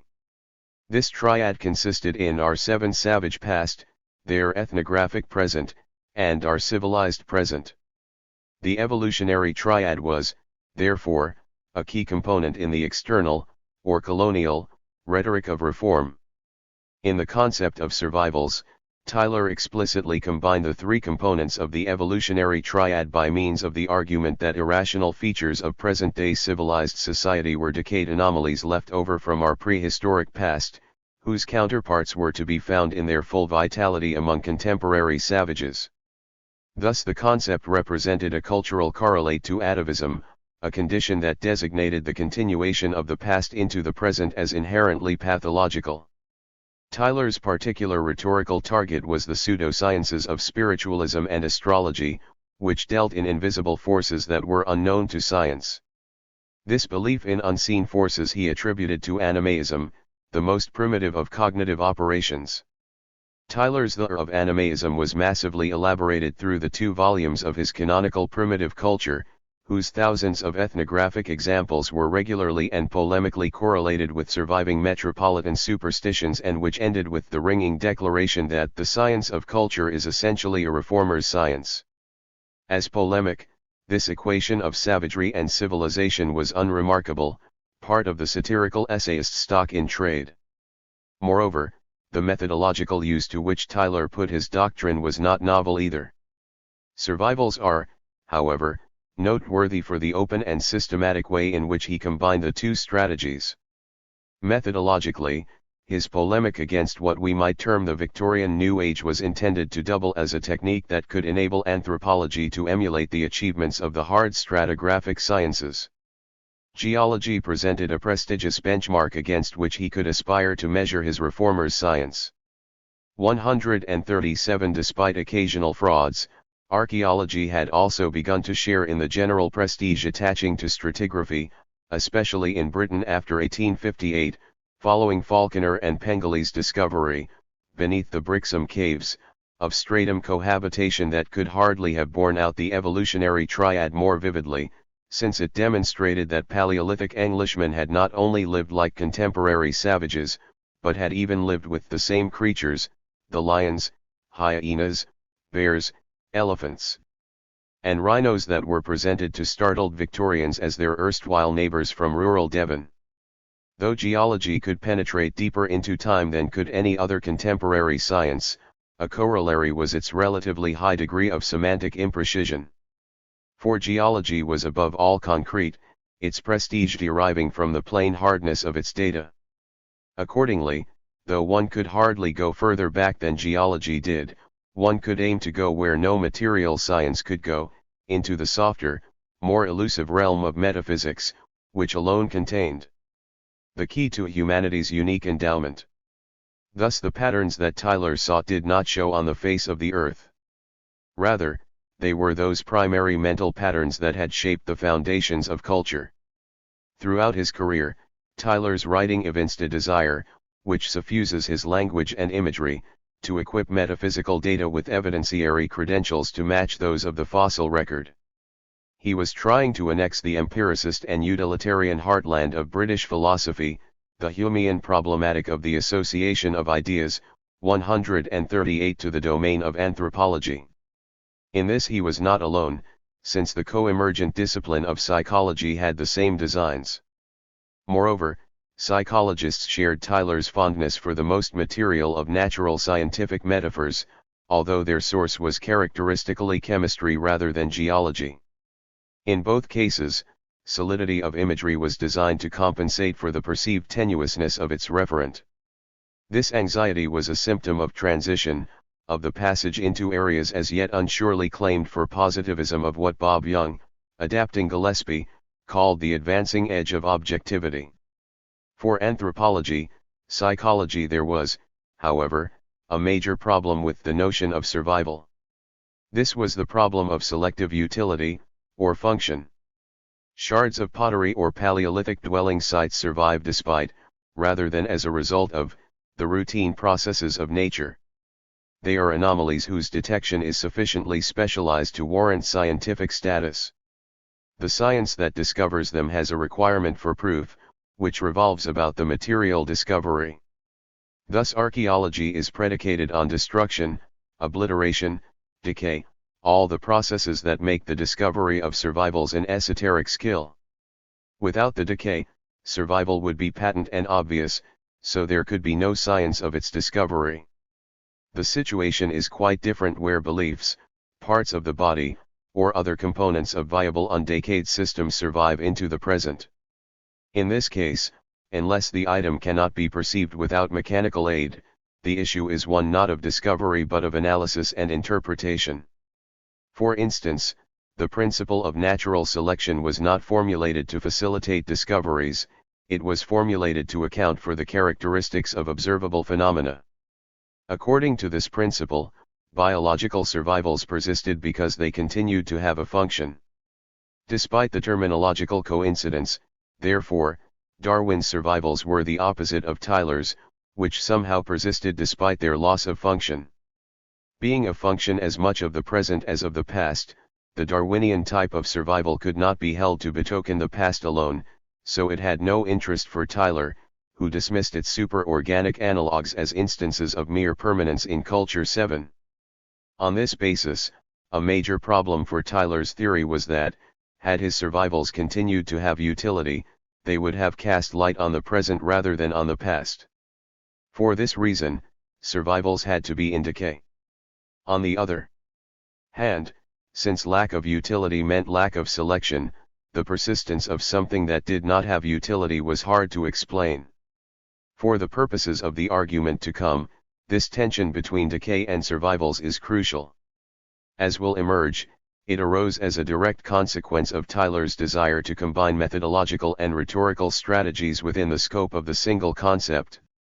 To appreciate the difficulties in which this involved him, we shall first sketch out the discursive context within which he was screening off a distinctive disciplinary space for his science. Anthropology in disciplinary context. Methodologically, anthropology was surrounded by discourses that rescued the remote past by means of secondary material vehicles, both textual and otherwise. The key requirement for rescuing the past, whether by texts or by other vehicles, was pattern. Patterns provided the link between present observation and past object. In this regard, the two master discourses were geology and philology. Of these two disciplines, though geology provided the ultimate reference point for metaphors of evidenciary solidity, it was the historical achievements of philology that most intimately converged with the semantic concerns of a discourse on primitive culture. For all their differences, however, geology and philology shared the crucial feature that the patterns that they deciphered were materially constituted. The giants of philological reconstruction, Jones, Bopp, the Grimms, and Oxford's German Sanskritist Max Muller, who towered over British philology in the 1860s and 1870s, dealt in texts, overwhelmingly from within William Jones' Indo-European family of languages. They compared historical texts with each other and with contemporary linguistic forms in order to map the occurrence of historical movements, both within language and externally. Though philology could hardly have provided a better avenue into the semantic concerns of an emergent discourse on primitive mentality, the authority of the established text-based specializations meant that the fledgling science of anthropology could not hope to annex a textual domain. 139 Given the Victorian obsession with origins, however, there had to come a point at which philology cast loose from its textual moorings and ventured into the speculative realm of proto-languages. This occurred in the case of Max Muller's famous Diseases of Language 7 theory. For our purposes, the salient feature of this theory is that, in anticipating the ground that anthropology was to make its own, it also anticipated the epistemological structuring of anthropological explanation. Muller's theory was based on the premise that linguistic forms continued to circulate after their original meaning had become lost, or, as he put it, withered. The operative feature is the withering, the decay, distortion, or amnesia whereby patterns that had lost their original meanings nonetheless persisted as empty routines which thus, and crucially, constituted traces that could be used to recover the forgotten meanings. The anomalous persistence of the hollow phonological shell enabled the philologist to go back behind textuality and penetrate deep into the prehistory of language. In other words, loss of meaning was a process of becoming cryptic that vindicated a technique of decipherment. Displaced from its specificity to language, this explanatory structure was to constitute Victorian anthropology's disciplinary screen, its proprietary methodology for reconstructing prehistoric culture. Miller's circular explanatory device had a deep though contradictory affinity with the prevailing ideology of the times. As noted, it harmonized with the Victorian preoccupation with origins, a preoccupation that evinced an arriviste bourgeoisie's anxiety to emulate the ancestral legitimation sustaining the landed order that it had so rudely usurped. Correspondingly, however, the persistence of meaningless outmoded forms was offensive to an entrepreneurial ethic that championed rationality over habit. In both scientific and free market terms, the Victorian bourgeoisie had no place for that which lacked utility or selective fitness. In Miller's philological reconstructions, the morphosemantic disjuncture whereby a word could survive the loss of its original meaning resulted from migration, diffusion, and the various other processes that had caused the original Indo-European tongue to fragment into localized offshoots: Sanskrit, Persian, German, Greek, Latin, Celtic, etc. In the course of acquiring its own distinct linguistic, territorial, and cultural identity, a given offshoot could lose the descriptive attributes attaching to, say, a divine name, which would either decline into relative insignificance or acquire a new explanatory mythology, one which, under the circumstances, was likely to be garbled and perverse. Accordingly, the bizarre and offensive elements in mythology could be mitigated by an eclectic collateral process whereby their original meanings could be found plausibly and inoffensively persisting in some other branch of the Aryan family, where loss of meaning would have affected different elements of the original cosmology.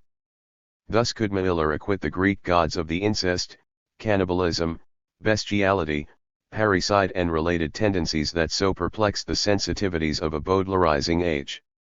As we shall see, narrative details apart, Miller's theory anticipated evolutionary anthropology in postulating a kind of evolutionist semiosis whereby denotation functioned as a methodological pretext for connotation. The essential feature of surviving patterns, linguistic or otherwise, was their extrinsic signification. Mere palimpsests, their referents had otherwise disappeared.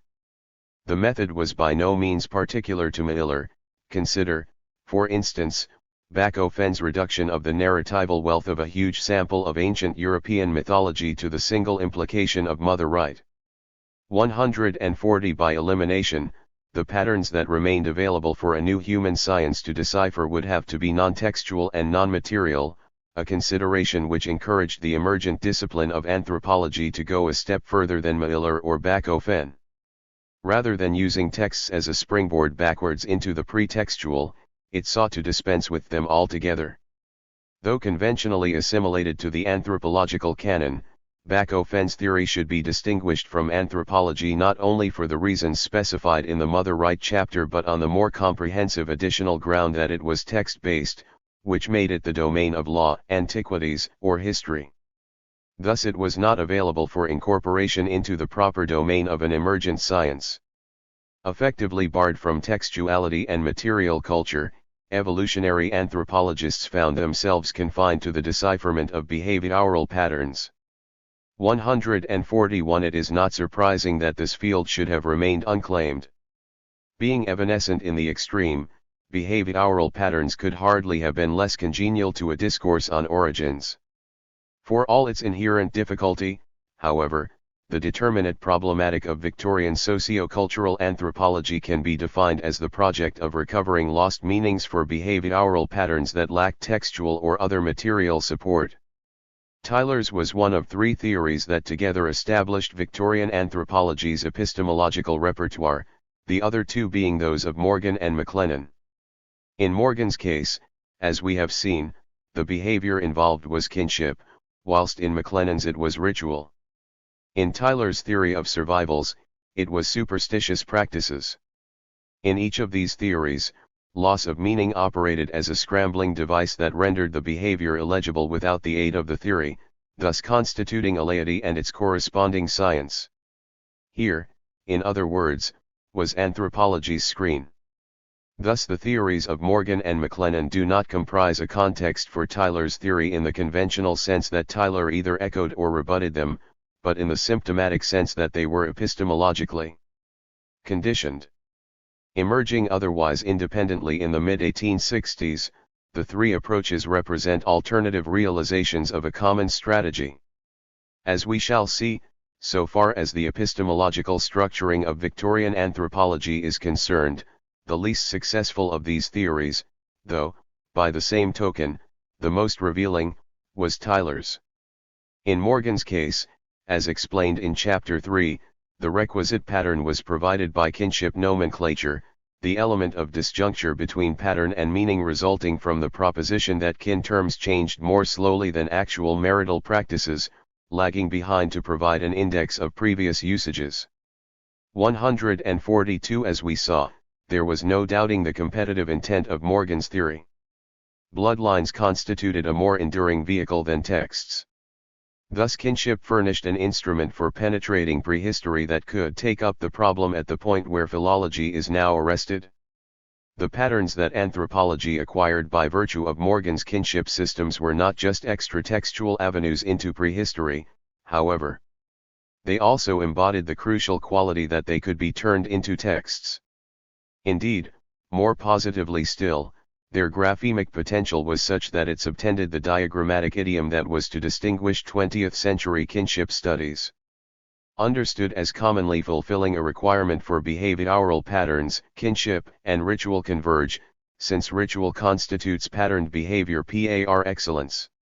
On this basis at least, therefore, Morgan's theory harmonized with that of his great rival McLennan. McLennan's theory overtly relied on the spatio-temporal triad that has been noted in relation to Tyler. Primitive marriage opened with the assertion that the two chief sources of information for the early history of civil society were, firstly, races in their primitive condition and, secondly, the study of symbols employed by advanced nations.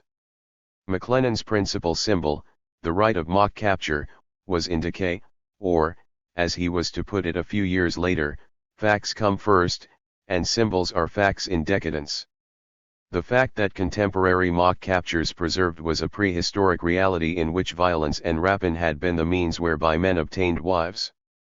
For our purposes, however, the important point is that the only practical function that McLennan's symbols performed was for his theory, where their half-life afforded a means of connecting and arranging in their order the stages of human advancement.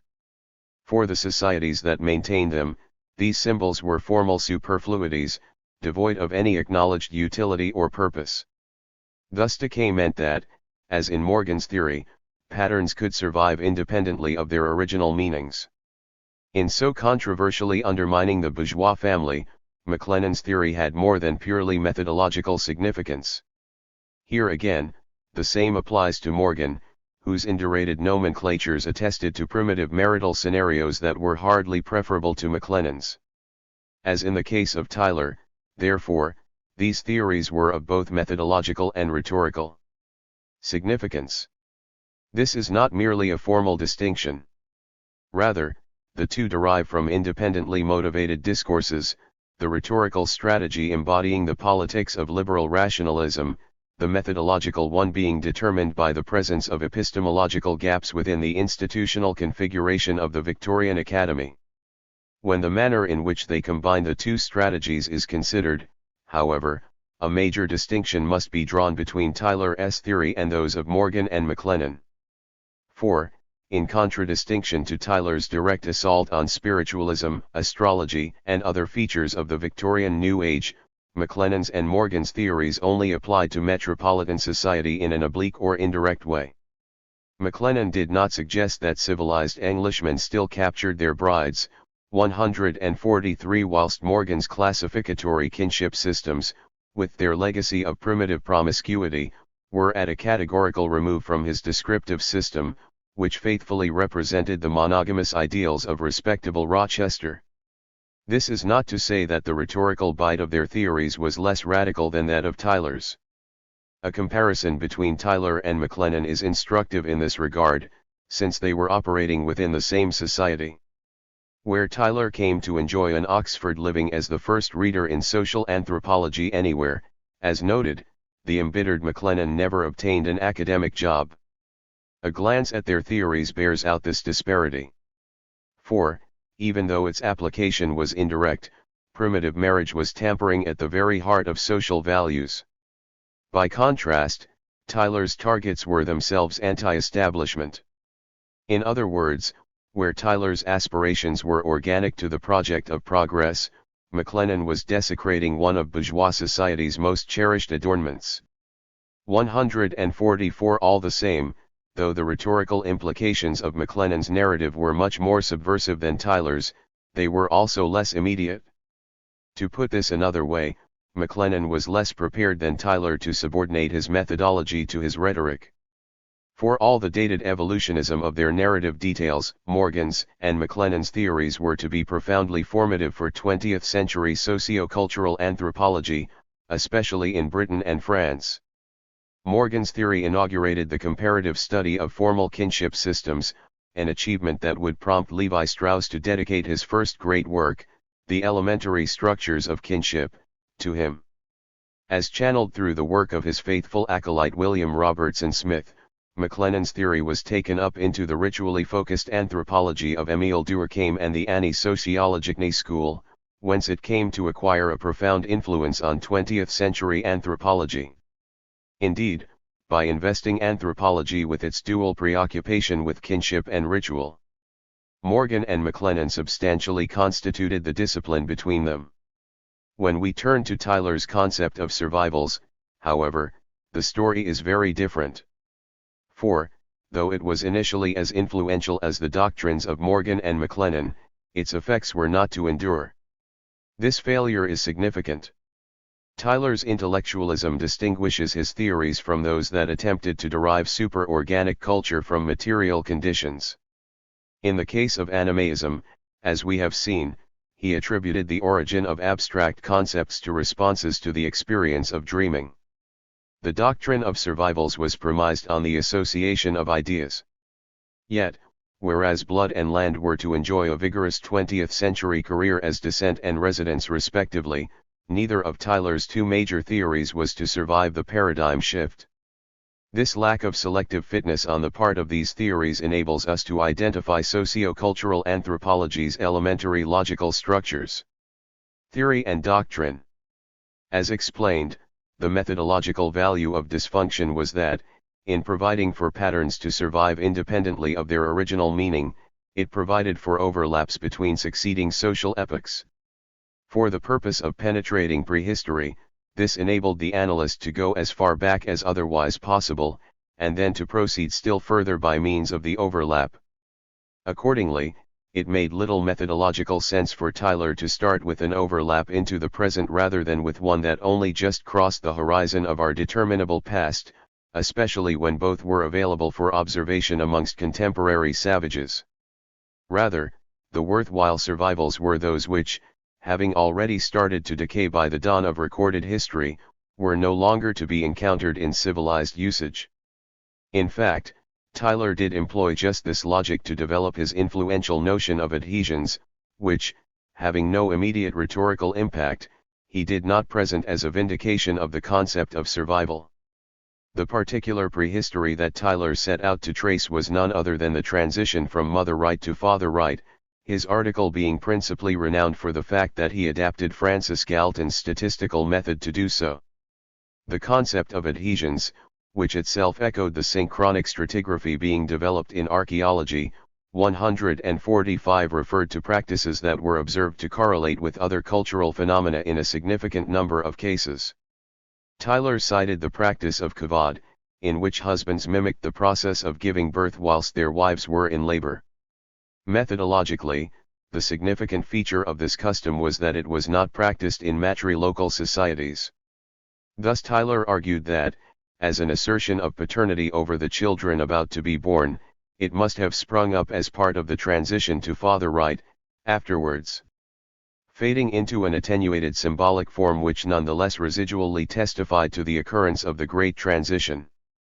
146 Despite the statistical innovation, therefore, the methodology was precisely that of McLennan, with Kavad replacing mock capture as the telltale behavioral pattern. Moreover, any rhetorical implications that Tyler might have intended were left unstated. It is, therefore, consistent that he should have reserved his most confident claim to parity with geology for this moment of methodological purity. The argument is a geological one. Just as the forms of life, and even the actual fossils of the Carboniferous formation, may be traced on into the Permian, but Permian types and fossils are absent from the Carboniferous strata formed before they came into existence, so have the widow inheritance and Kavad, which if the maternal system had been later than the paternal, would have lasted on into it, prove by their absence the priority of the maternal. Given his obvious satisfaction with the efficacy of the adhesions method, why did Tyler not hold it out as further support for his theory of survivals? The essential difference between the Kavad and survivals was the same as that between marriage by capture or Morgan's classificatory kinship systems and survivals.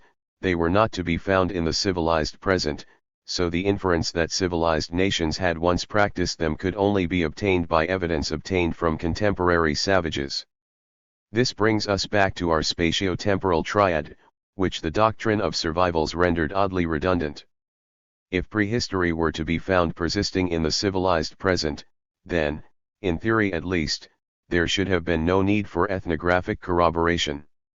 A way around this consideration was provided by the notion of decay, whereby prehistory only partly or residually subsisted in survivals, which needed to be supplemented by the fuller picture obtainable from ethnography. But this way out merely compounded the redundancies.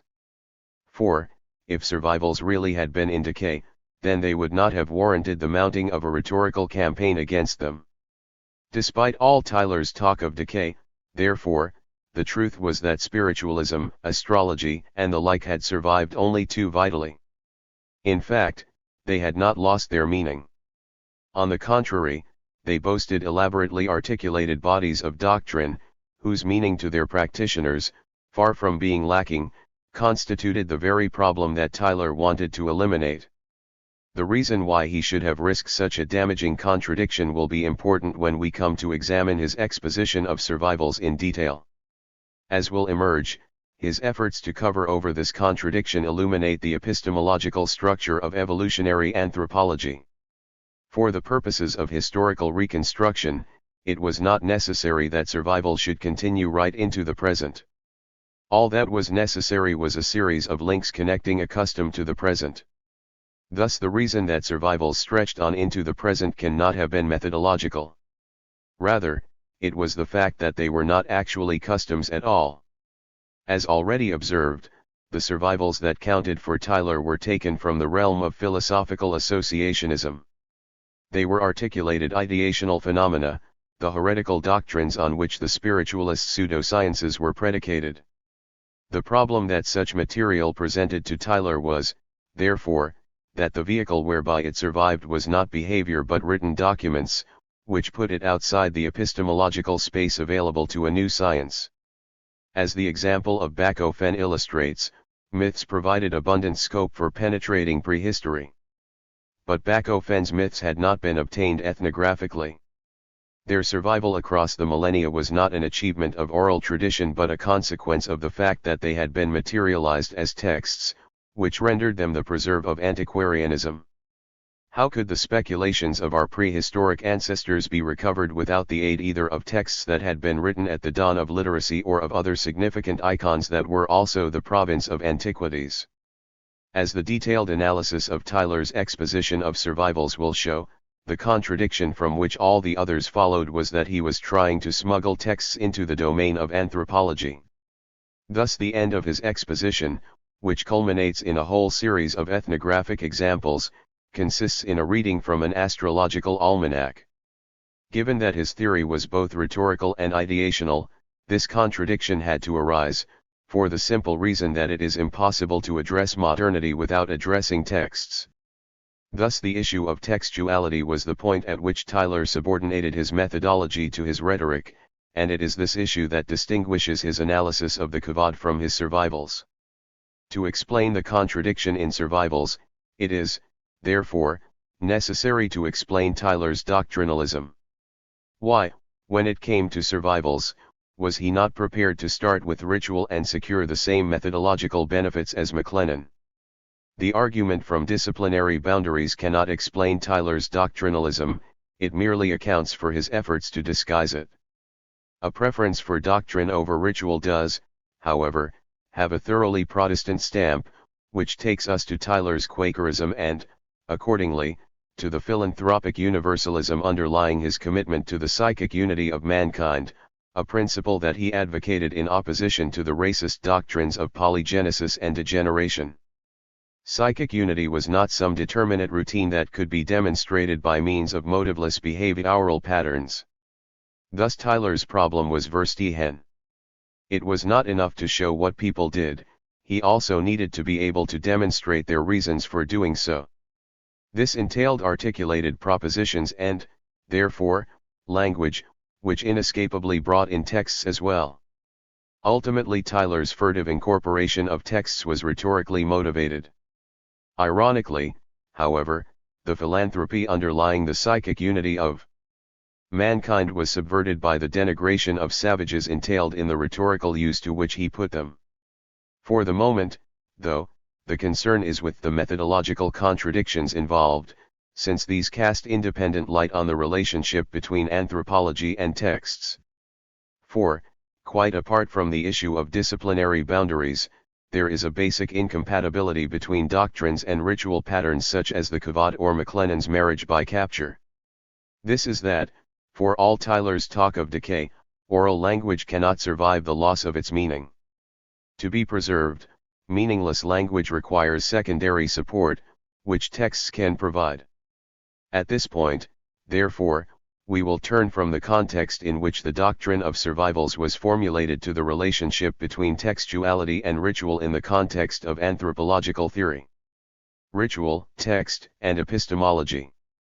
As observed in Chapter 2, anthropology's ritual emphasis was, with no pun intended, a paradigm survivor, becoming as central to the synchronic approaches of the 20th century as it had earlier been to evolutionism.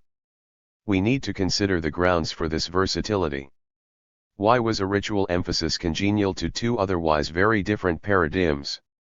In the case of evolutionism, as we have seen, ritual's principal value was methodological, in that it provided the kind of behavioral pattern that could penetrate prehistory without encroaching on the territory of rival disciplines.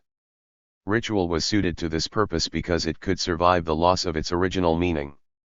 In other words, ritual was unforgettable. Indeed, unforgettability was the quality that enabled ritual to bridge the two paradigms, though it functioned differently in each case. To see how, we need to consider the logic of anthropological explanation.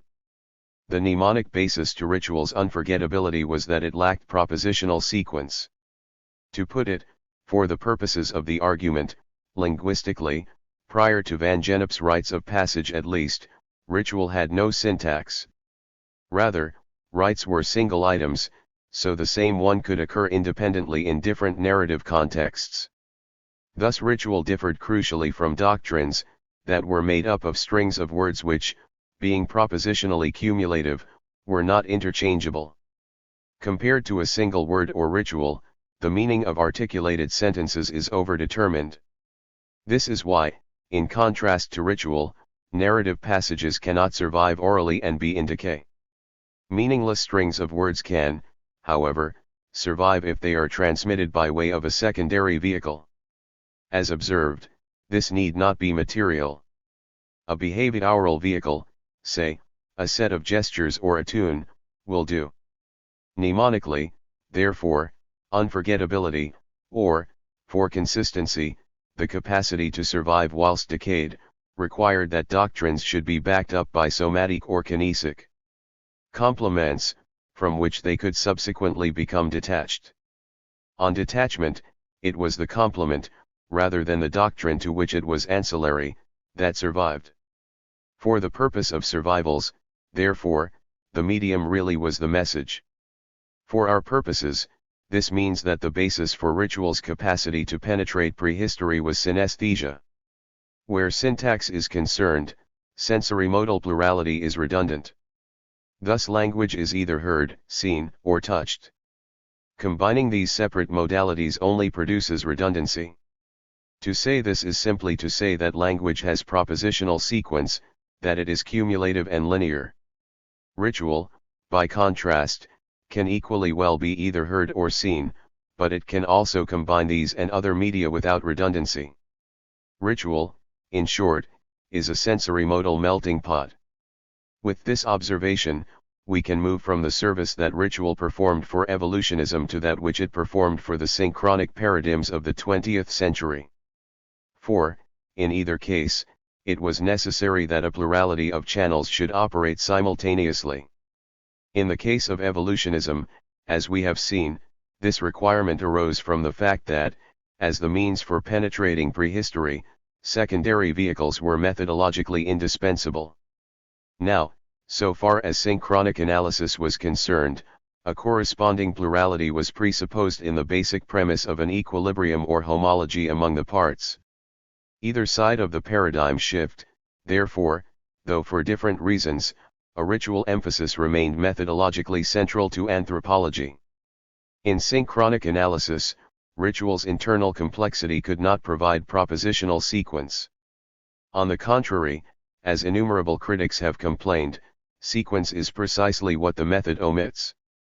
In relation to articulate language, which is a progressive linear sequence, a conspicuous property of texts is that they can be held still for the eye to move about them. By virtue of their materiality, texts can be shuffled, read backwards or sideways, cross-referenced and broken down into any number of lists. Thus texts, and especially diagrams, can accommodate the plurality of the elements simultaneously thrown together in ritual. If time is a key variable distinguishing symbol and ritual, then it follows that the two should have been conflated in synchronic analysis. By holding rituals and other activities still, synchronic analysis spread them out cross-sectionally so that they became analytically equivalent to material icons. The point is, however, that there are no alternatives to hearing articulate speech sequentially. Thus, however much synchronic reading can aggregate ritual's complexity, it reduces language to the signifying capacity of just another symbolism. Sequential verbal propositions might as well be so many pictographs or mandalas. This is not to say that language could not constitute synchronic data. It does, however, mean that language had to lose its sequential dimension in favor of signifying sideways. Thus anthropological ears became closed to propositional language. When someone spoke in a ritual, the anthropologist wondered what else they were saying. 147 In other words, like ritual within evolutionism, language within synchronic analysis became an empty palimpsest. In one sense, the observation that synchronic analysis robs language of its sequence merely restates the stock objection that the technique is ahistorical. This follows automatically once the technique is shifted from language to society, since the social counterpart to loss of sequence in language is loss of sequence in human affairs, which is to say loss of history. The question of history brings to the fore the spatio-temporal triad that we saw at work in evolutionary anthropology. Despite the equivalence that was held to obtain between European prehistory and contemporary savagery, there were major differences between archaeology and ethnography, in particular where the question of evidence was concerned. Ethnography produced its own flood of material trophies which were of an ontological order comparable to that of the archaeological find. Such trophies were, however, of a different evidenciary order to archaeological data. Since they were not the only evidence, they illustrated or supplemented, rather than proved, the data of ethnography. If they proved anything, it was the extent of their donors' travels. Moreover, as the 19th century drew to a close, and especially once Tyler had enunciated the concept of survivals, which entailed the possibility of doing ethnography at home, the popularity of folklorism grew rapidly. 148. In other words, the doctrine of survivals overburdened the link between the reconstruction of European prehistory and the study of contemporary savages, jeopardizing the founding premise of evolutionary theory, the premise that their present was our past, that to travel across space was to travel back in time. Thus it is not surprising that survivals should have succumbed to the paradigm shift, given that 20th century synchronic analysis was to shatter the universalism of the evolutionist narrative and replace it with an atomistic plurality of relativized social isolates. To see how these tensions played themselves out in theoretical practice, we will turn now to the concept of survivals as Tyler enunciated it. As already indicated, when we examine the concept we find not only that it was contradictory but that this in itself casts light on the constitution of evolutionary anthropology. As we shall see, Tyler was so sensitive to the contradictions in his theory that his exposition of it is best read symptomatically, as a theoretical reaction formation whose details were determined by the need to disguise contradiction. As we follow his subterfuge, retracing its careful construction, we gain new insights into the theoretical norms that he was transgressing, norms whose satisfaction the subterfuge was designed to feign. To this end, we will closely examine survival's founding moment, 149, which occurred towards the end of a lecture that Tyler delivered to the Royal Institution of Great Britain on Friday, March 15, 1867. The Anatomy of Survivals. The full text of Tyler's first exposition of his doctrine is as follows. Another subject may be found to throw light upon an early condition of men's minds. We are all agreed that there is a certain mental process called the association of ideas. That we are in the habit of connecting in our minds different things which have, in actual fact, no material connection, we all admit as a matter belonging to this association of thoughts or of ideas. Now we have been taught to keep an eye on the action of the association of thoughts, to recognize it as a fallacious process apt to lead us into all manner of unreasonable opinions. But if we descend to a lower range of civilization, we shall find that the mental association which we tolerate as a sort of amiable weakness, and against which we are at any rate forewarned and forearmed, is the very philosophy of the savage. There is one particularly excellent way of studying the effects of the association of thought.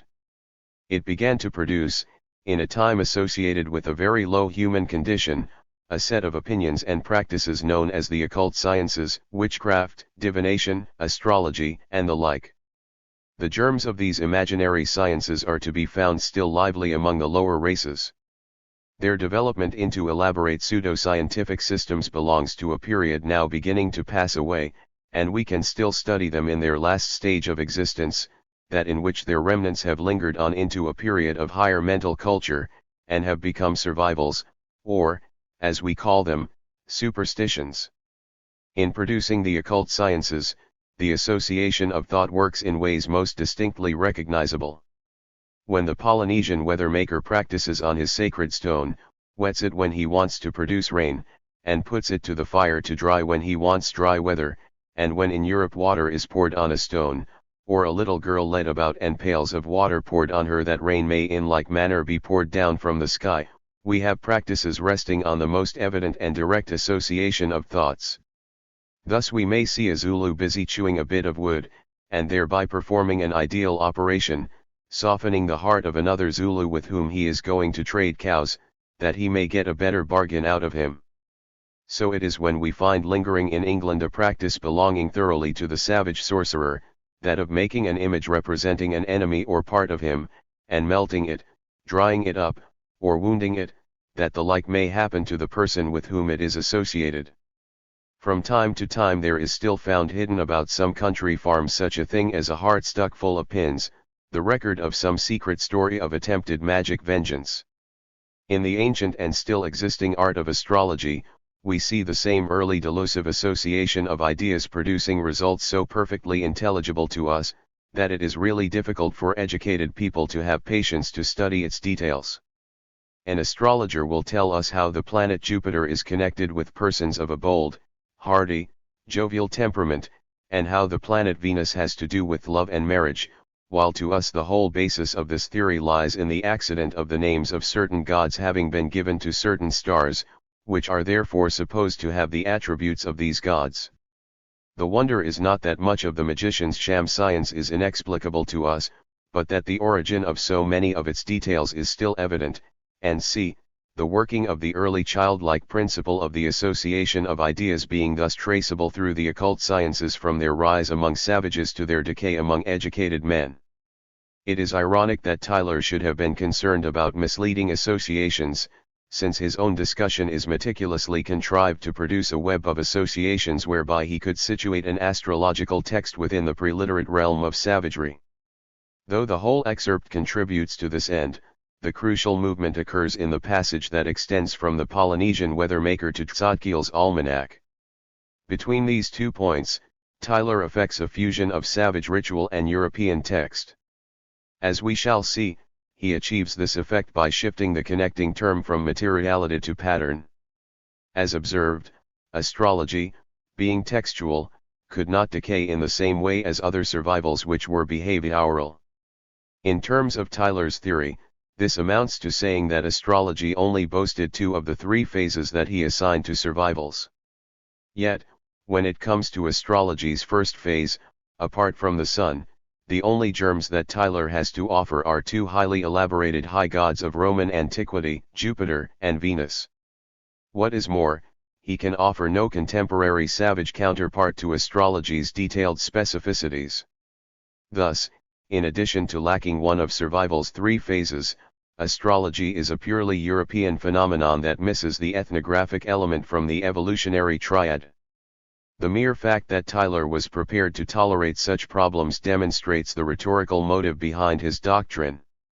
His intention was to rid civilized society of survivals by assimilating to them the opprobrium that attached to savagery.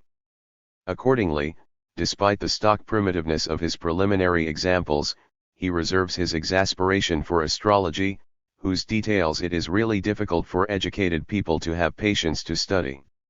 The genealogy of those survivals that counted for Tyler was confined to the historical civilization of Europe.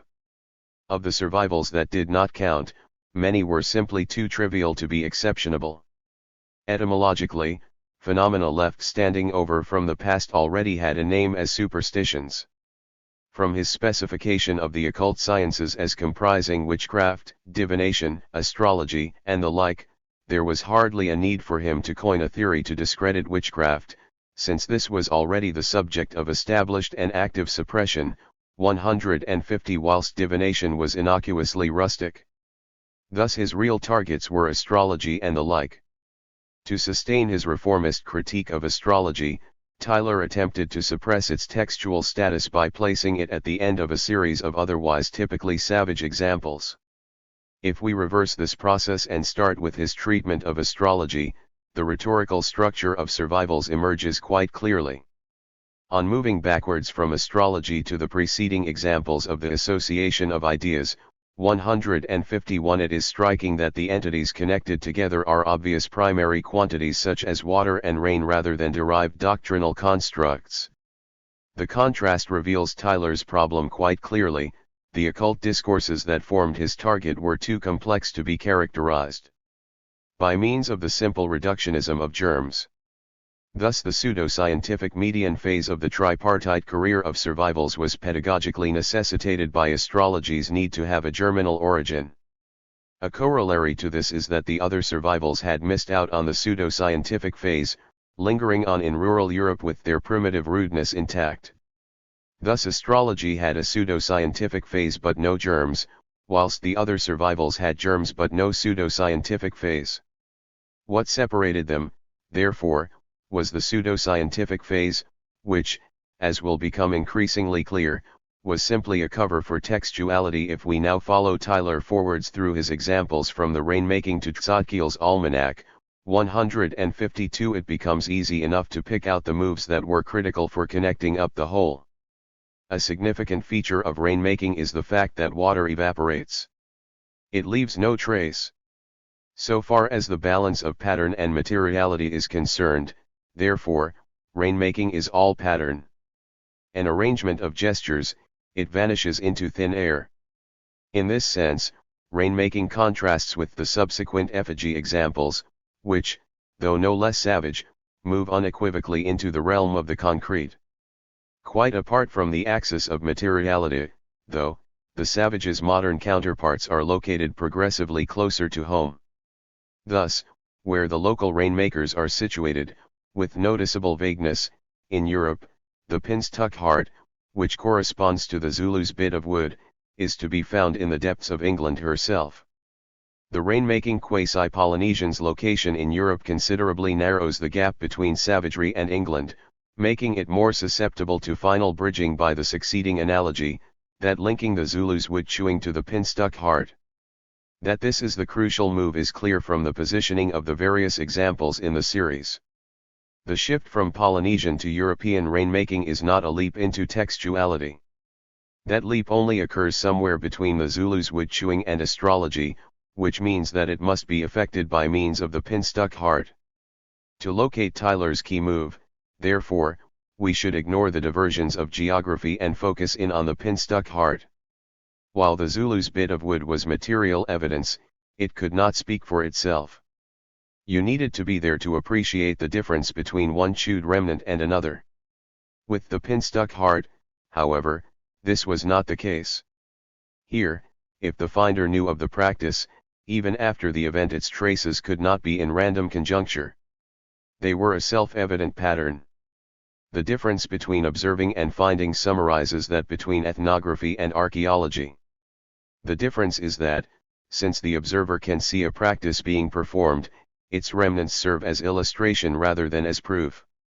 Accordingly, since a practice was available to be observed lingering in England, Tyler should not have needed recourse to its material trace.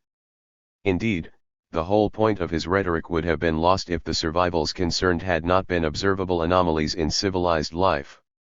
To get around this problem, Tyler made the surviving practice so secret that its occurrence in England, though undoubted, could not actually be observed after all. Pinsticking was, in fact, witchcraft without a name. In other words, Tyler introduced furtiveness into his anthropology in order to generate there the same necessity that was generated in archaeological antiquities by the passage of undocumented time. In both cases, the result was a necessity for proof. In the case of this particular survival, therefore, even though it took place in the present, it was still necessary for it to produce a material trace. Thus the essential difference between the pinstuck heart and the preceding survival is that, since rainmaking was not proscribed, it would have been redundant for it to have had to leave a trace. In addition to this, though, Tyler had a deeper motive for constructing the pinstuck heart. For, though it was categorically not a text itself, it shared with textuality the quality of combining pattern and materiality, which meant that it could provide a bridge from savagery to Tzadkiel's astrological almanac. Lacking an ethnographic counterpart, astrology's genealogy could only be known vertically, through documents that were the preserve of antiquities. Leaving no trace, rainmaking could only be known horizontally, through ethnographic observation. Pinsticking combined, or, more accurately, mediated, the two. Tyler's problem was, therefore, that, having removed pinsticking from the gaze of the present by making it secret, he had to return it or it could not afford proof of the surviving practice. The only vehicle available to return it to the present was its trace. Thus the trace had to belong in the present. For once, therefore, he did not want prehistoric data. On the contrary, he had the paradoxical task of producing material remains that would testify to a lack of history. The resolution of this paradox was an evidenciary limbo of perishable, fleshy material midway between evaporating water and the durable data of archaeology. Since flesh is only evidence for a short time, it is simultaneously evidence of a short time. Thus the pinstuck heart belonged in the present. Ironically enough, Tyler's own association of ideas was less sophisticated than that of his conjectural Zulu. The Zulu's middle term, softening, was both general and processual. It linked two superficially distinct phenomena on the basis of their common susceptibility to the one process. By contrast, Tyler's own association relied on the superficial coincidence of hearts being the goal of both Zulu and English practitioners. Moreover, Where the Zulu's effigy was metaphorical, the English one was crudely metonymic. Tyler could not make wood his middle term because it lasted too long, whilst the general principle of substitution underlying the use of effigies did not necessarily lead him to flesh, which was the middle term that he needed to soften us up for astrology. So long as it did not decay too much, the pin-stuck heart betrayed a present concealed within the present. This, regardless of the substitution of secrecy for prehistory, represents the essential, tip-and-iceberg structure of survivals. The essential element, the water obscuring the iceberg, is the presence of an intervening barrier to make the data cryptic, whether that barrier be secrecy, the passage of uncharted time, or post-Oedipal maturation. 153 In ordinary, non-secret survivals, this was provided by the pseudo-scientific median phase, which scrambled the savage germs so that their provenance was not too obviously manifest in the present. Had this provenance been plain for all to see, there would have been no role for anthropology. Thus the median phase, during which the germs became cryptic, provided screening for the science that deciphered them. As Tyler's almanac reading demonstrated, however, astrology's provenance was by no means cryptic. Thus astrology was not only lacking a germinal phase, it was not even in decay. Tyler tried to avoid this problem by switching between doctrinal and demographic criteria. Thus, though rainmaking and pin-sticking were both doctrinally robust, their impact was attenuated by virtue of the fact that their rustic practitioners were marginal to civilization. When it came to astrology, however, this tactic was not available, since the whole point of Tyler's rhetoric was that astrology's presence within civilization was anomalous. Moreover, as argued above, doctrines cannot both decay and survive.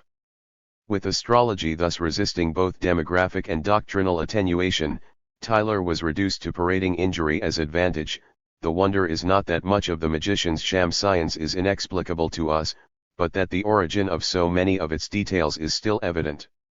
For the purpose of evolutionary reconstruction, the problem with doctrine is that it has intrinsic, or unforgotten, significance, which means that, rather than furnishing a secondary vehicle with which to penetrate prehistory, it casts light on its contemporary adherents. To operate extrinsically, meaning has to become indefinitely compressible. In this regard, it is noteworthy that the details of Tzadkiel's almanac were immaterial. Having paraphrased it minimally, the editor simply bundled it up in brackets.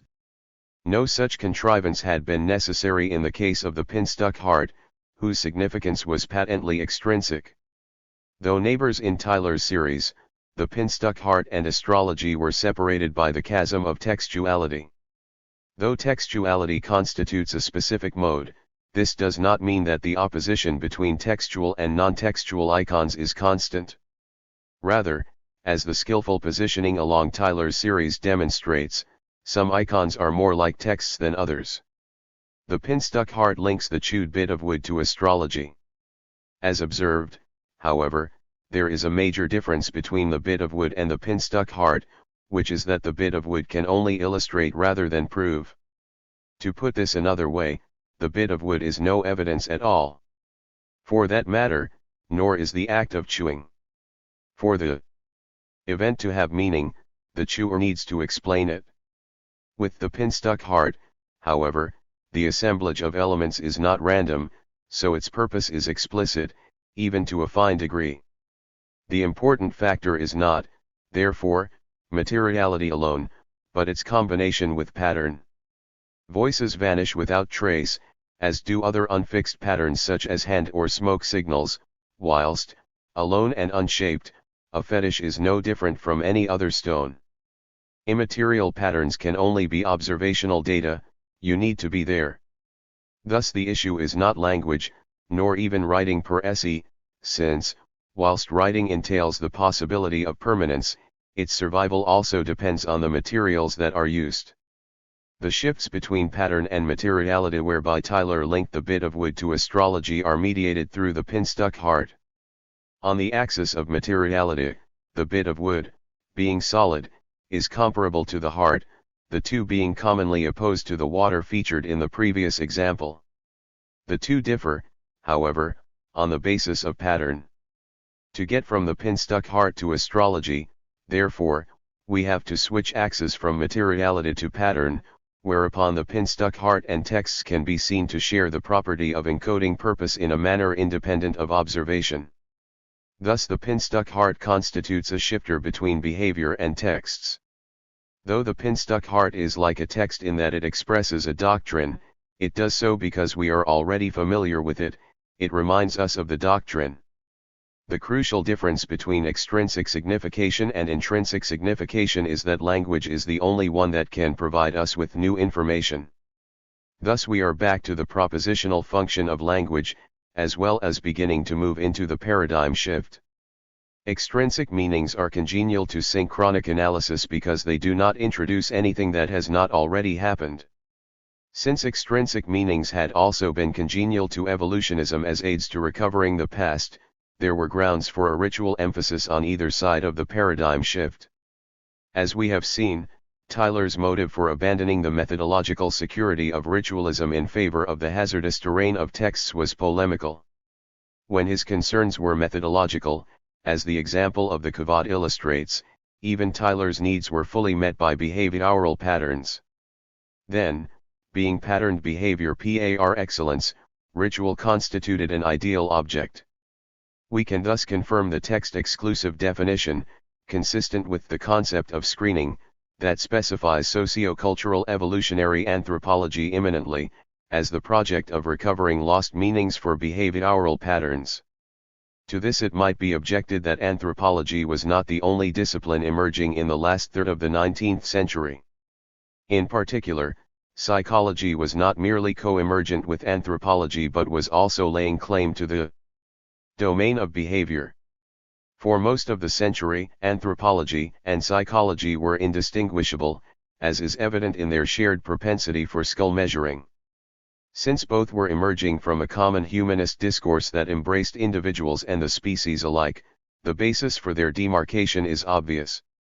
It concerned scope rather than epistemology, where anthropology became xenographic and collectivist.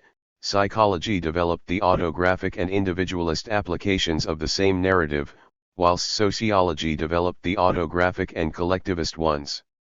This explains what happened to Tyler's two great concepts, animaism and survivals, neither of which survived the paradigm shift. They did not simply vanish. Rather, they only vanished from anthropology, since they became hived off into psychology. By way of parapraxis, extrinsic meaning came to attach to civilized language too. The underlying template was associationism, the master narrative of connotation and all forms of lateral signification, whether mediated by culture or by the unconscious. Although I cannot do justice to the topic here, I raise it in order to suggest the discursive scope of the extratextual realm, so that it can be seen to be more than a merely negative determination. It remains, therefore, to leave Tyler's text, and, accordingly, a text-appropriate analytical mode, and to move on to the 1890s and the paradigm shift in a different, and appropriately historical, manner. To start again from Tyler's text with this in mind, it is apparent that, as an icon embodying ethnographic traces in its own materiality, the pin-stuck heart anticipated anthropological field photography, the ultimate salvage technology. Needless to say, the rise of photography revolutionized the question of evidence across a whole range of disciplines. So far as ethnography is concerned, field photography made all the difference in relation to a particularly delicate evidenciary issue, since, unlike ethnographers, the camera could not tell a lie.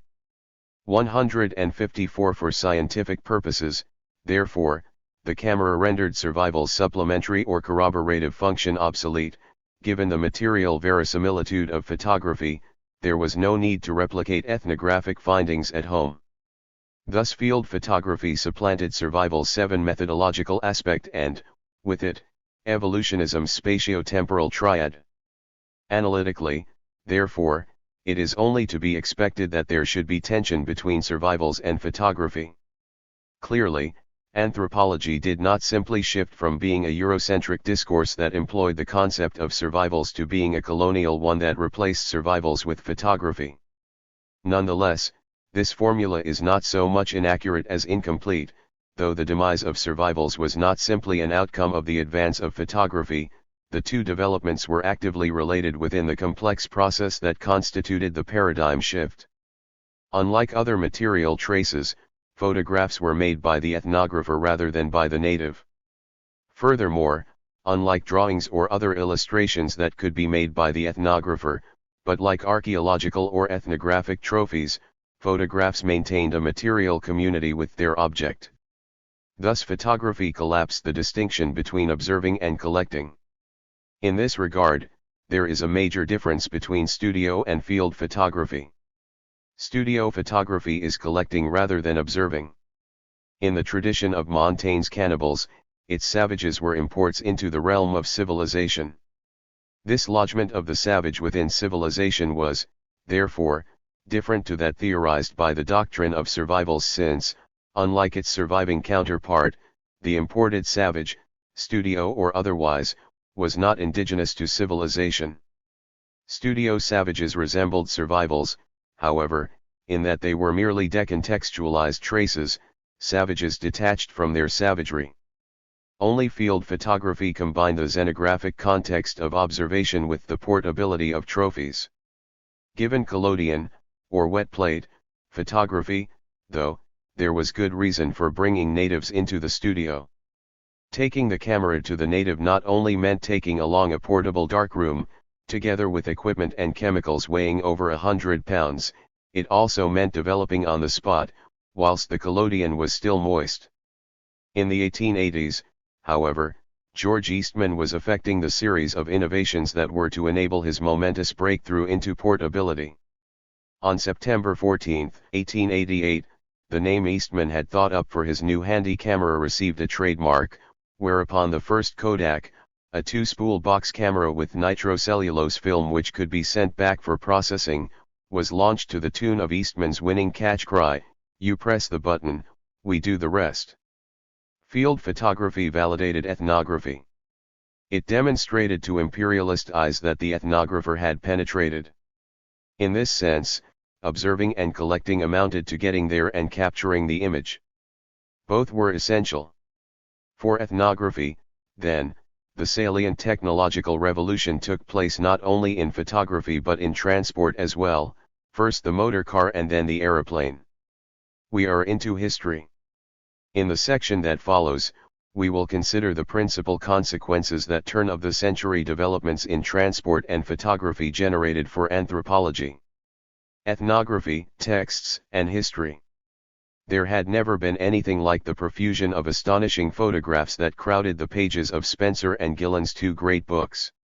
Yet these photographs were produced from plates that had been processed on the spot, not because Spencer was any stranger to technological innovation, but because the conditions ruled out keeping unprinted plates for later developing. On the Horn expedition, these plates, and their attendant paraphernalia were carried by camel, on the Northern Tribes expedition, by horse and buggy. In heat that threatened them and sand that stuck to them, they were developed and printed in tents and under blankets draped from trees. The achievement makes the results anomalous, dry gelatine photography combining the mobility of roll film with the cumbrousness of wet plates. Fittingly enough for Spencer's next major foray into ethnography, which culminated in 1912, he took a Kodak.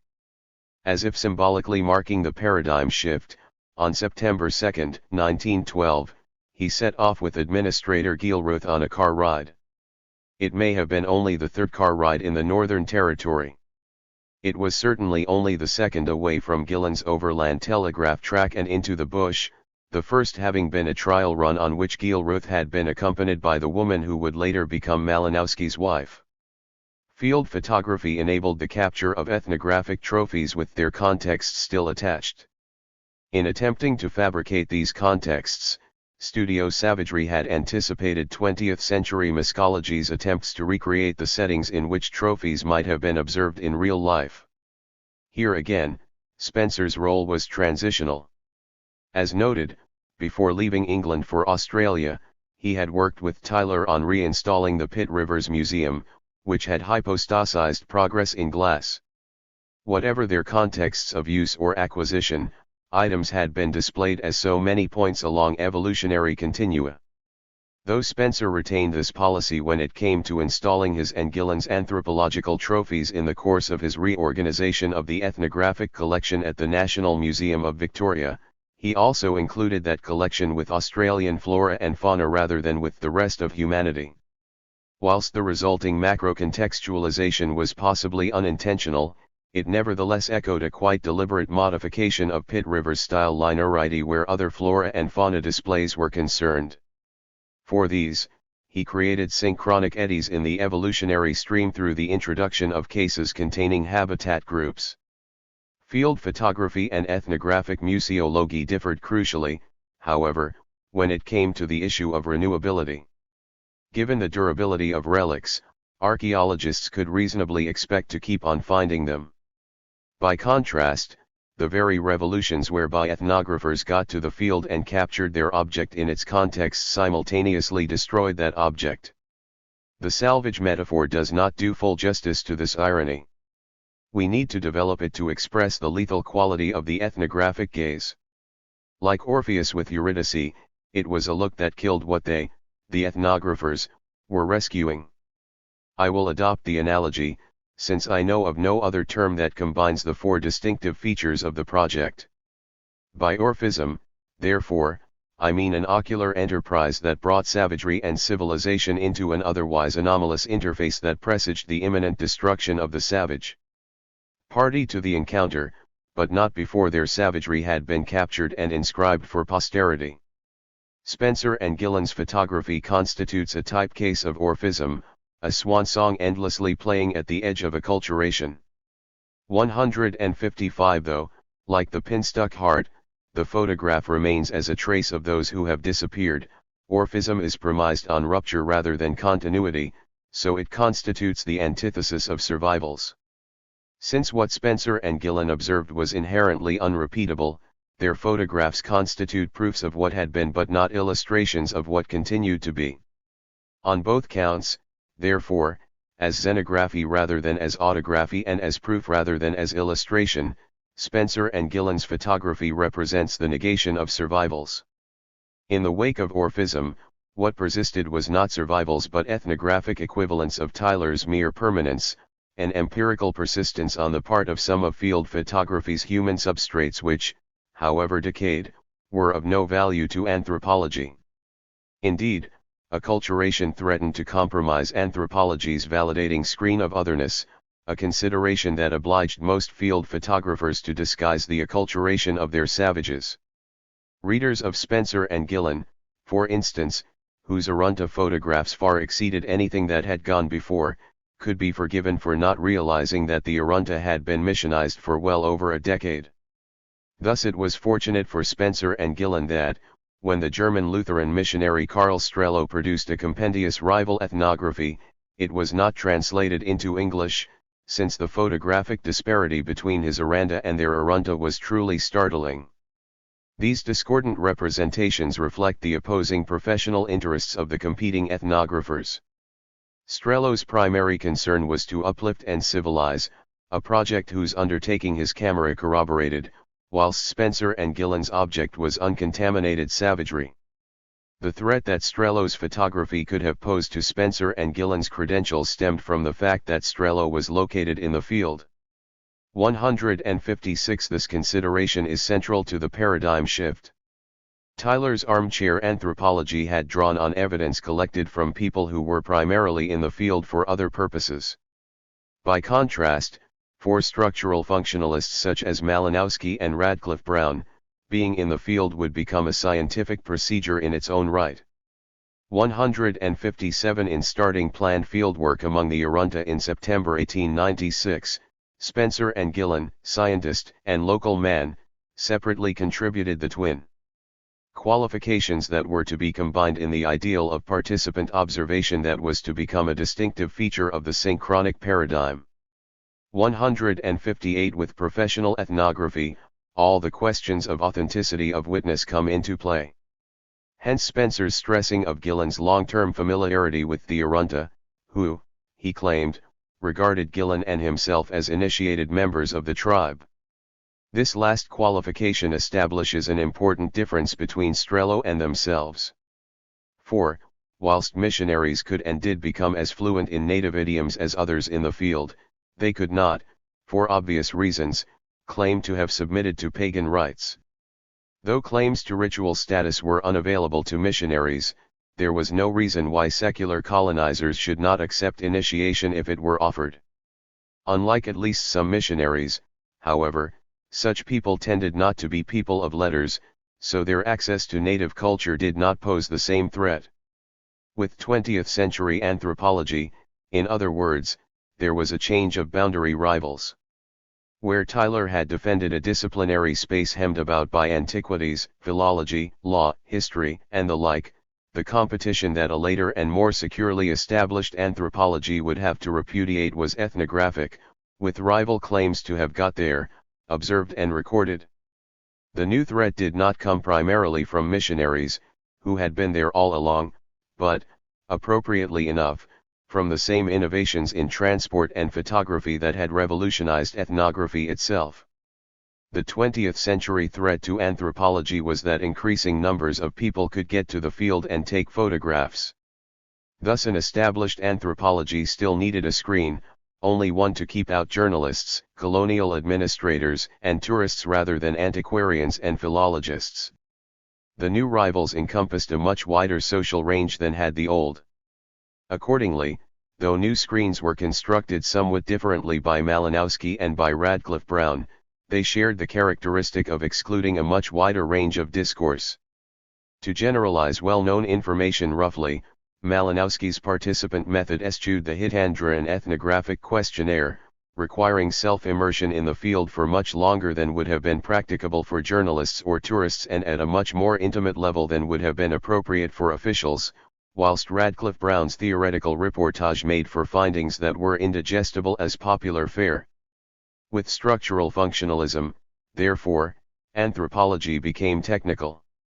Thus it was not to inspire the cult of drawing-room bibliophiles who had wondered at primitive culture or the Golden Bough.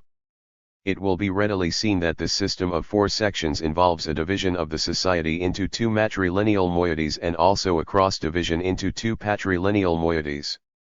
Thus in the diagram the sections A and D constitute one patrilineal moiety and B and C the other, while A and C constitute one matrilineal moiety and B and D the other. In many of the tribes of eastern Australia there are names for the matrilineal moieties in addition to the names for the sections. It is important to remember that the moieties exist in every section system whether they are named or not. A still more complex system is that in which the tribe has 8 subdivisions. These will be called subsections, since they can be shown to be subdivisions of the sections of the 4-section system.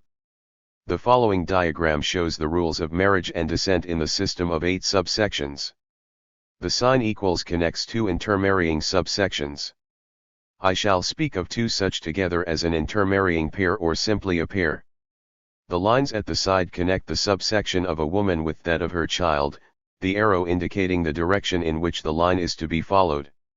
Thus, reading the diagram we have A1 marries B1 and the children are D2 and D2 A2B ** D1 D1 B1 A * C1 C1 B2 A * C2 C2 C1 D * by B C2 D2 B2 B2 D1 C * A2 A2 D2 C A1 A1 I shall speak of the subsection of a father and the subsection of his child as together forming a couple of subsections. Thus the couples are A1 D2, A * D1, B1 C1, BAC2.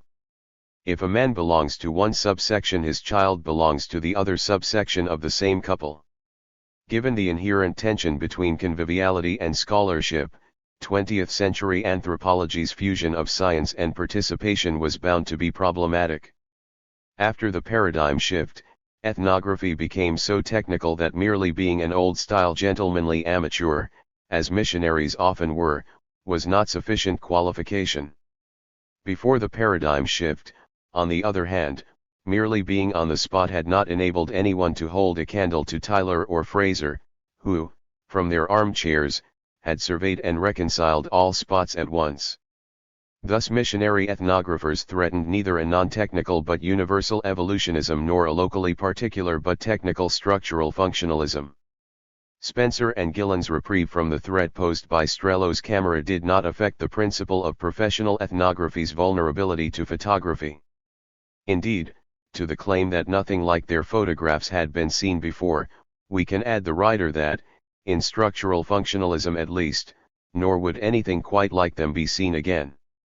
159 Even the photographs of Malinowski, the high priest of ethnographic presence, do not match up, and certainly not those of Radcliffe Brown.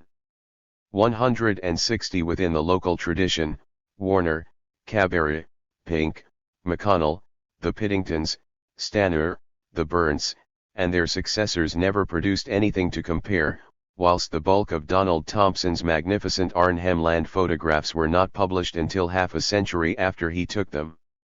Ilken's various publications are instructive in this regard, since, while his popular general manual, The Australian Aborigines, How to Understand Them, which appeared first in 1938 and in new editions regularly thereafter, is relatively well endowed with photographs, his more specialist publications, in the journal Oceania and elsewhere, are not.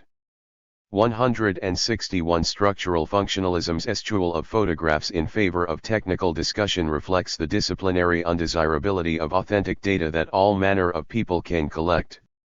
Thus photography shares with survivals the characteristic that, so far as observation is concerned, neither is esoteric. Just as anyone could take a photograph, so were survivals visible features of civilized society. Accordingly, quite apart from the fact that an explicitly historical concept was incompatible with a synchronic framework, there was no place for survivals in structural functionalism for the reason that they derived from general, non-specialist observation. Structural functionalism was, therefore, a symptom of the shrinking world of the 20th century.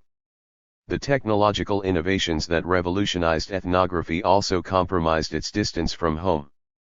Internal colonization compounded the need for ethnography, which lacked the screen of prehistoric time, to close off its mode of observation to outsiders. In this regard, admission to secrets represents the ultimate accolade for extended, Malinowski-style participant observation. Photography is the supreme secret breaker. Under the regime of a recently adopted sensitivity, Spencer's Museum of Victoria now subjects aging anthropological photographs of certain indigenous ceremonies to the same restrictions as those which apply to secret sacred objects that were made by indigenous people themselves.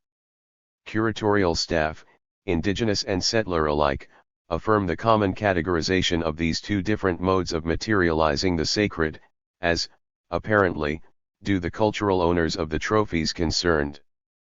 So far as ethnographic credentials are concerned, however, for all the damage that photographs can do to indigenous people's sensitivities, their anthropological value is not as proofs of certain mysterious occurrences. Rather, they prove the admission to the secret event of the person holding the camera. The ultimate penetration of the savage world is, of course, to become a savage oneself. In this regard, nescience is ancillary to a most graphic enactment of the charged relationship between photography, secrets, and ethnographic authority. Carl Strello's son, Theodore, could not have had stronger ethnographic credentials. He was not just adopted into a tribe.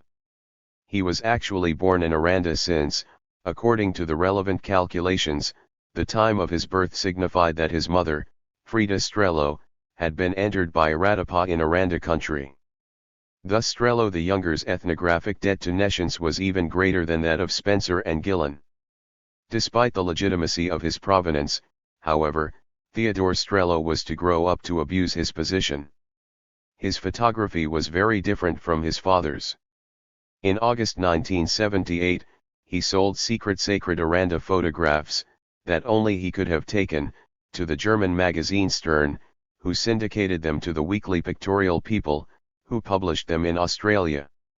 At this point, my innocence of ethnography breaks down. In September 1978, Indigenous activist Ambrose Golden Brown, who was visiting Melbourne to address a land rights campaign meeting that I attended, informed those present that, for his treachery, Ted Strello had been sung 7. On October 3, 1978, Strello collapsed and died, 5 hours before he was due to attend the official opening of his anthropological memorial to his own family, the Strello Research Foundation, that the sale of the photographs had been intended to finance. 20 years on, I still do not know what to make of these events. Like Tyler, I find my method at odds with my politics. On the one hand, my lapsed Catholic rationalism is averse to the idea that there could be more to it than coincidence. On the other, there is justice in the possibility that, in spite of everything, there could still be some areas in which an indigenous writ might run. My ambivalence is of more than merely individual significance, however. Insofar as it exemplifies a dilemma between the quantifiable and the interpretable, it goes to the heart of the ethnographic project. This is because that which is irreducibly ethnographic about this story is precisely that which resists being photographed or otherwise materially registered. Even if the pin-stuck heart had really worked, neither photography nor the naked eye could have caught the invisible force connecting it to its living counterpart. Spencer and Gillen actually took shots of the procedure of singing. The pictures that they secured 163 are remarkable for the absence of the metaphysical ballistics that framed the depicted events. These photographs are not self-evident. We have to be told what is going on. The conspicuous absences in photographs of metaphysical practices demonstrate that photography could never usurp the scope of ethnography. From an external perspective, the event itself is liable to be prosaic, even banal. We see only the outward sign, not the inner significance. There will always be abstract or secret significances, invisible to eye or to camera that only time, intimacy, or theory can penetrate. The fact that such professional credentials are primarily abstract and secret is a further, powerful motive for anthropology's ritual emphasis. In this regard, the more abstract and the more secret a phenomenon the better. In Victorian public discourse, hardly any topic was more restricted than sexual connection. 164 Thus Spencer and Gillen's ethnogenetic revelations demonstrated their entry into a most sensitive area, one that neither camera nor other material technology could reach. In this respect, too, they anticipated what was to come, since, in common with their claim to have been initiated, these revelations exemplified an ideal of ethnographic penetration that was much closer to participant observation than to the contextual insouciance of evolutionism. No one would have needed to buy photographs of survivals, since their whole point was that they could be observed, in all their anomaly, in civilized society. Though closer to journalism than to professional anthropology, therefore, Strello's photographs represent a polar inversion of the doctrine of survivals. Despite his own interiority to Aranda society, they depended for their effect on his also sharing his audience's exteriority to it. They constitute pure xenography in that they could not run more contrary to the autographic reference that was essential to survivals. Journalism or no, therefore, the photographs encapsulate another of the essential features of the paradigm shift, which is that it was a movement from unilinearity to difference. The shift away from survivals, and, as I contend, the paradigm shift as a whole, is encapsulated in Spencer and Gillen's ethnographic realization of Hartland's prophecy. When first published in 1894, Hartland's speculation was based on mythic echoes from the prehistory of civilized Europe. These echoes even had contemporary exemplars, in the form of tales about storks and the like. At that moment, therefore, an appropriately heterodox instance of ethnogenetics could have completed the evolutionary triad in a way that Tyler's astrology could not do, since, unlike the classical Romans' belief in their gods, the state of consciousness that Hartland had divined in his myths was prior to the invention of writing. Tyler should have thought of that. For the purpose of survival, the sublime virtue of something that does not even exist is that it is impervious to decay. Read negatively, as a missing idea, nescience was simultaneously both doctrinal and non-textual. Moreover, As a mere absence, it had no internal content, so its significance was purely extrinsic. In discovering ignorance, therefore, Spencer and Gillen could finally have furnished a doctrinal correlate to the meaningless behavioral palimpsests that had enabled McLennan and Morgan to plumb the past.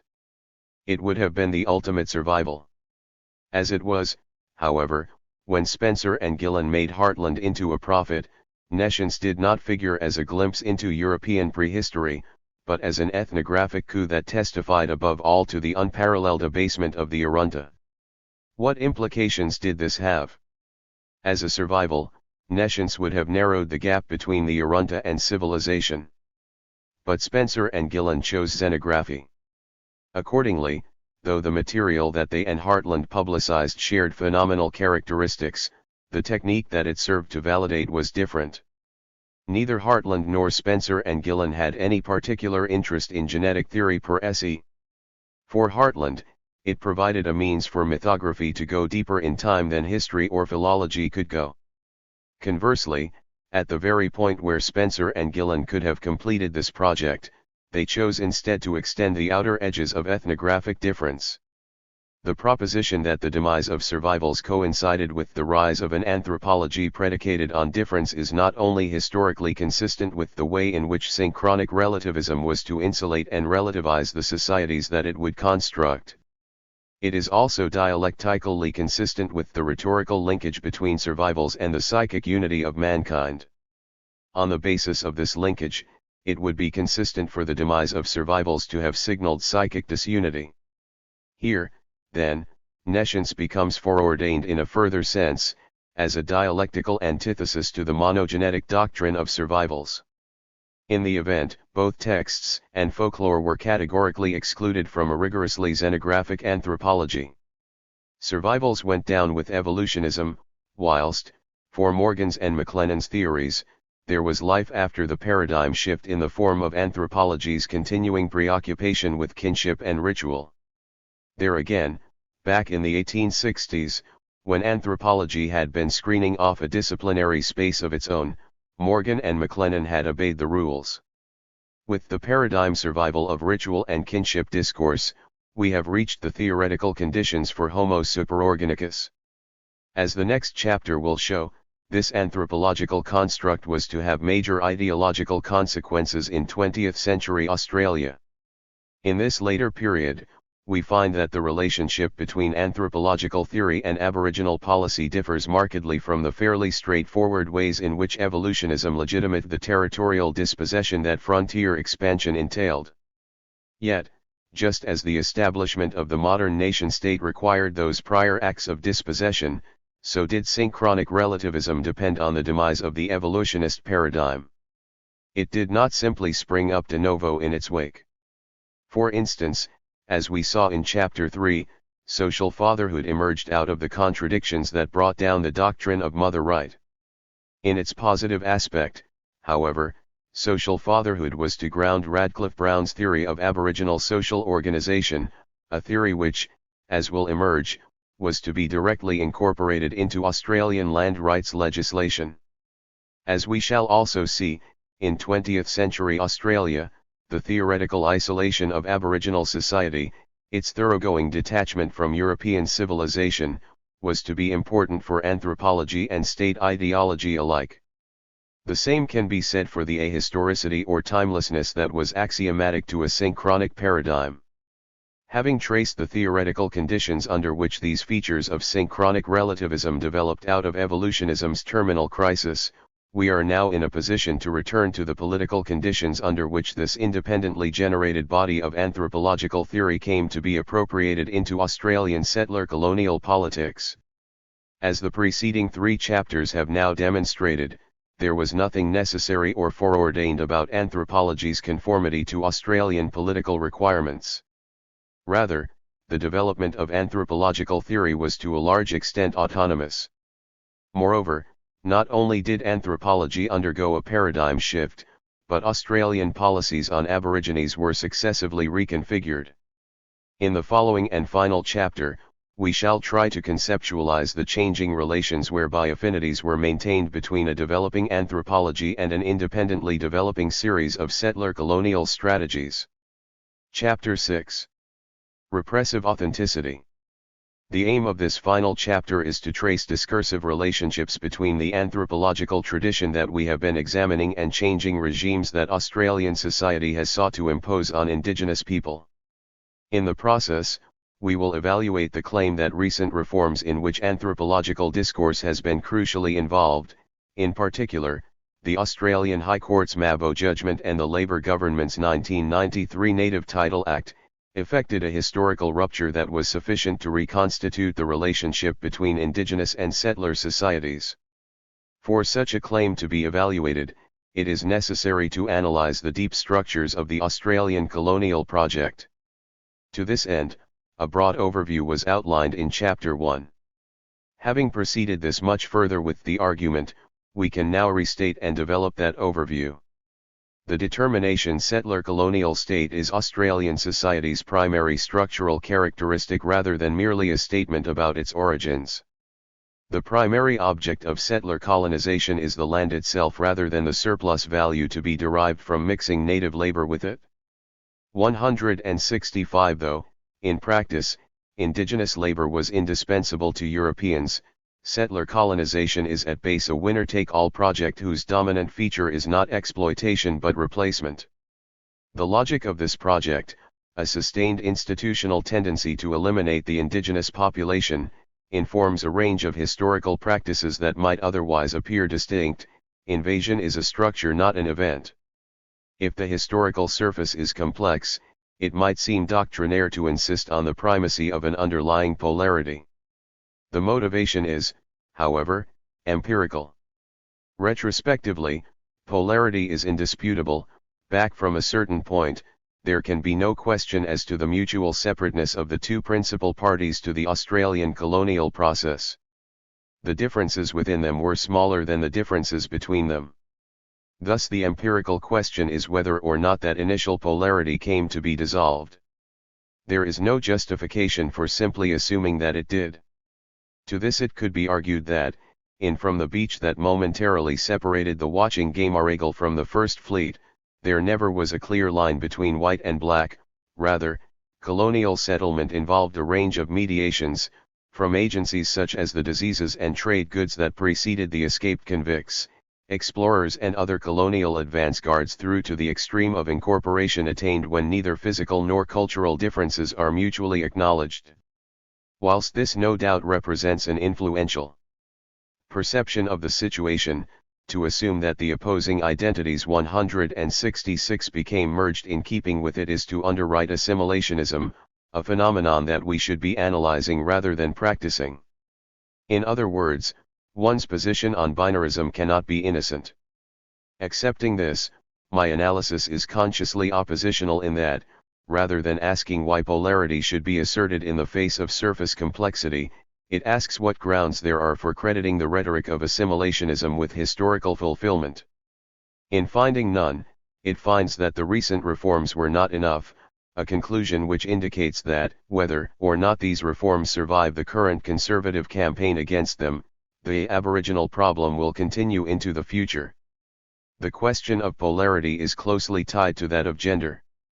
Indigenous men, Indigenous women, and Indigenous children have been invaded in different ways, not only on the basis of gender but in terms of their positioning in relation to the settler economy, whilst white men and white women have invaded in different ways. Such factors can produce practical contradictions.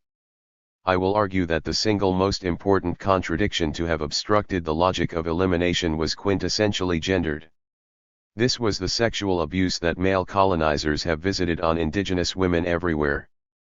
The systematic nature of this abuse has prompted some to set up a competition between territoriality and sexuality so as to champion the priority of their own preferred determinant, as in Anne McGrath's partisan claim that the women would be first, the land next.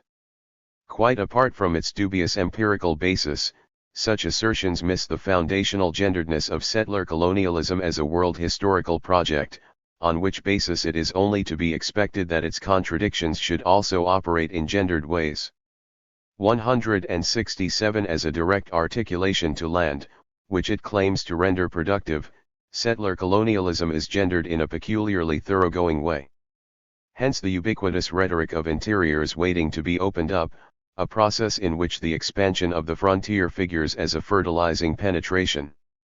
168 In Judeo-Christian culture, the theme could hardly run deeper. Eve, after all, means both woman and land. So far as Australia is concerned, there has been no shortage of gendered expressions of settler colonialism, as Marcus, McGrath, Schaefer and others have shown. In this broadest of senses, the gender of individual indigenous people and individual colonists becomes irrelevant. Europe is male, the conquered land is female, and ever the twain shall meet. For historical purposes, however, such metaphors do not get us very far. They are too general and too archetypal to evince any contingent development. We need to go beyond the metaphors to discern the social processes that give them life and form in particular contexts. As will become clear, at a particular stage in its development, the colonial contest in Australia became concentrated on the color coding of bodies that testified to sexual relations between male colonizers and indigenous women.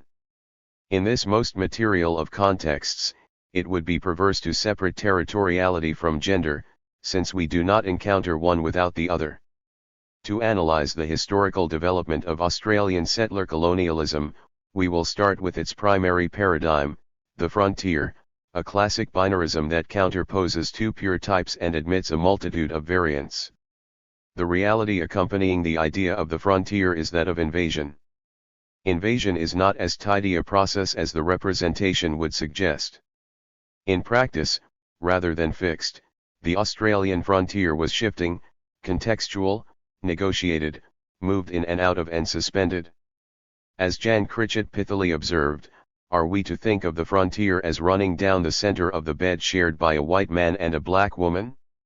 To which we might add, are we to think of the frontier as running through people's veins? In short, it is necessary to distinguish between the misleading or illusory nature of the concept of the frontier as a representation and the social effects that were sustained by the currency of that representation. Though it is not possible to fix the precise extent of the process at any point from the landing of the First Fleet onwards, the idea of the frontier expresses the fact that, between the last quarter of the 18th century and the first quarter of the 20th, Australia was almost completely invaded. Moreover, as will be explained, the idea itself consolidated this process. Thus the point is not simply that the idea of the frontier was misleading. What matters is that it was a performative representation, it helped the invasion to occur. The product of the other is, of course, self. In a settler colonial context, this means that the frontier binds together a divided colonial fragment in common opposition to the natives on the other side. This is easy enough to see when an advance party, with its back to the sea, is only just beginning to fan out, but ideologies of encirclement naturally fall victim to their own success as the invasion becomes consolidated and settlement securely established. Thus we need to distinguish different discourses on Aborigines and relate them to corresponding stages in the colonizing process. We also need to keep sight of the constants. This will not only give us a consistent framework for Australian settler colonial history from the landing of the First Fleet to the present. A demonstration of the persistence of the logic of elimination will also bring out what periodized studies miss, that the foundations of the Australian state continue to inhere in its articulation to indigenous societies. Whatever their motivations, periodized studies run the risk of confirming the ideological rupture whereby the post-colonial state distances itself from its foundations. The line that the frontier represents is doubly misleading, since it not only constructs a hermetic division in space but also inserts a partition into Australian historical consciousness, rendering expropriation a past event rather than an ongoing practice. 169 Moreover, when frontier historiography doubles as an advertisement for its presenters' moral credentials, as it too often has done, this has the ideological effect of co-constructing writer and reader as fellow citizens of a consensual culture which thereby revalorizes itself. Being beyond social determination, this transcendent moral community is blind to its own involvement in the subtly developing histories of expropriatory discourse. The moral detachment thus afforded compounds the historical detachment that flows from frontier periodization. Admittedly, Henry Reynolds' frontier studies provided a corrective to the impression of hapless aboriginal victimage that could be gained from accounts such as those of Rowley or Biscup. 170 Nonetheless, the martial emphasis brought problems of its own, quite apart from those just mentioned. Given such strategic acumen, for instance, it is sometimes hard to see how aboriginal resistance could ever have been contained. Moreover, the romantic evocations of Viet Cong-style heroics were too rhetorically opportune to be credible.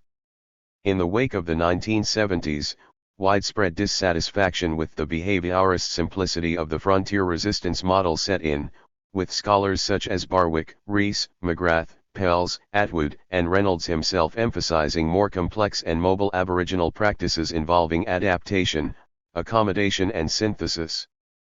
171 Whilst many of these analyses had the virtue of stressing the continuation of indigenous life beyond the frontier, the implication that resistance and accommodation are separate alternatives is quite wrong. Indeed, to the extent that this implication renders indigenous people part of Australian society by analytical fiat, it is insidiously assimilationist. Since our focus is on the continuity of settler colonialism, indigenous discourse is peripheral to this analysis. Thus I am deliberately repeating a familiar historiographical structure, one that C.D. Rowley and others effectively discredited in the 1970s. Unlike the marginalization or suppression of indigenous discourse in traditional Australian historiography, however, its avoidance here is open and acknowledged. It reflects the continuing historical contest of settler colonization, a contest to which the separation of indigenous and settler identities is central.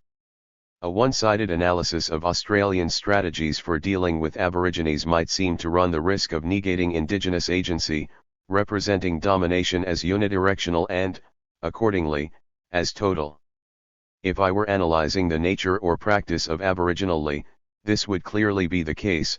My analysis would be guilty of constructing indigenous people, as Beckett put it, in their absence. But I am not analyzing such things. Rather, in the logic of elimination, I am analyzing what might be called the settler colonial will, a historical force that ultimately derives from the primal drive to expansion that is generally glossed as capitalism. Though capitalism has energetically constructed and thrived on a host of alternates, it is not ultimately dependent on them. In the final analysis, its greedy dynamic is internal and self-generating. In the same sense, settler colonial expansion was prior to and exceeded the myriad uses to which it has put Aborigines and Aboriginalities. This is not to say that Australian history would have developed in the same way if there really had been no prior owners. It is rather to isolate a constitutive characteristic of settler colonialism that preceded the process of mutual formation that has been in train since the invasion commenced. Thus the logic of elimination is not some extra historical teleology, unfolding independently of human practice. It is, however, a force that cannot be reduced to Australian motives, no matter how profoundly the parties to the Australian colonial relationship have impacted on each other. This alone is not enough to account for the logic of elimination. Insofar as it exists independently of Australian historical factors, the logic of elimination constitutes a settler colonial residue. Doubtless, there are also indigenous residues, traits that lie beyond the interpolations and appropriations of settler colonial discourse. To say this is not, of course, to deny European agency. If anything, it is to emphasize it, since it is in relation to European agency that indigenous residues emerge as such striking cultural achievements. Indigenous residues exist in spite of, rather than as a result of, colonization. In analyzing the elementary structures of the settler colonial mentality as it enters into dealings with indigenous people, therefore, I am not only engaging in a kind of white Australian autoethnography. I am also refusing the assimilationist denial that indigenous discourse can exceed the one-sided dialogue between indigenous people and colonizers. If the idea of the frontier has anything left to express, it is that contact presupposes independence. For all its resonances of the binary ideology of the frontier, there are good reasons for insisting on a binary approach to settler colonialism. In particular, such an approach undoes a strategic pluralism whereby the logic of elimination has been implemented in recent Australian government policy. As will be argued, successive Australian governments have sought to blur the polarity of the relation of invasion by means of an intermeshing of binary and plural representations. In relation to the state strategy, the binarism of frontier ideology has its merits after all. Conversely, it could be said that latter-day official pluralism makes visible the divisions that the concept of the frontier ideologically suppressed. The key to such apparent paradoxes is the relative status of the divisions concerned. Thus the truth 7 of the frontier was that the primary social division was encompassed in the relation between natives and invaders. This notwithstanding, the suppression of divisions within settler society was an ideological effect of the concept of the frontier. Correspondingly, though the truth 7 of present-day multiculturalism is a racially divided society, the reduction of the primary indigenous/settler divide to the status of one among many ethnic divisions within settler society is an ideological effect of multiculturalism. 172 The consequences of this play between exclusion and inclusion will become clearer as the discussion proceeds. 173 For the moment, the point is that, post-colonialism notwithstanding, a consequence of settler colonialism is that thinking against its grain can mean recuperating an empirical binarism. Frontier, History, and Miscegenation. As sketched in Chapter 1, Australian settler colonial strategies can be categorized into 3 principal modes. To begin to develop these modes, I shall term them confrontation, carceration 174 and assimilation. Of these, the first and the last represent opposite ends of a historical transformation during which Aborigines' 7 relationship to European society shifted from one of exteriority to one of interiority. This fundamental shift is culturally acknowledged in the idea of the frontier. The demise of the frontier means the incorporation of all Aboriginal tribes and groupings. This demise, or, which is the same thing, the completion of the invasion, is also a prerequisite to the establishment of the nation-state, with its stable territorial basis. For state ideological purposes, therefore, we can date the demise of the frontier from the foundation of the Commonwealth of Australia in 1901. This is not to say that there were no unincorporated indigenous groups left anywhere, some survived into the 1950s. It is not even to say that frontier massacring came to an end, this practice continued into the 1920s. Rather than an empirical claim in relation to an inherently indeterminate condition, to equate the end of the frontier with the beginning of the nation-state is to make a statement about official ideology. From 1901, despite the remaining blanks and smudges on the map, Australia's political and geographic constitutions were officially treated as homogeneous.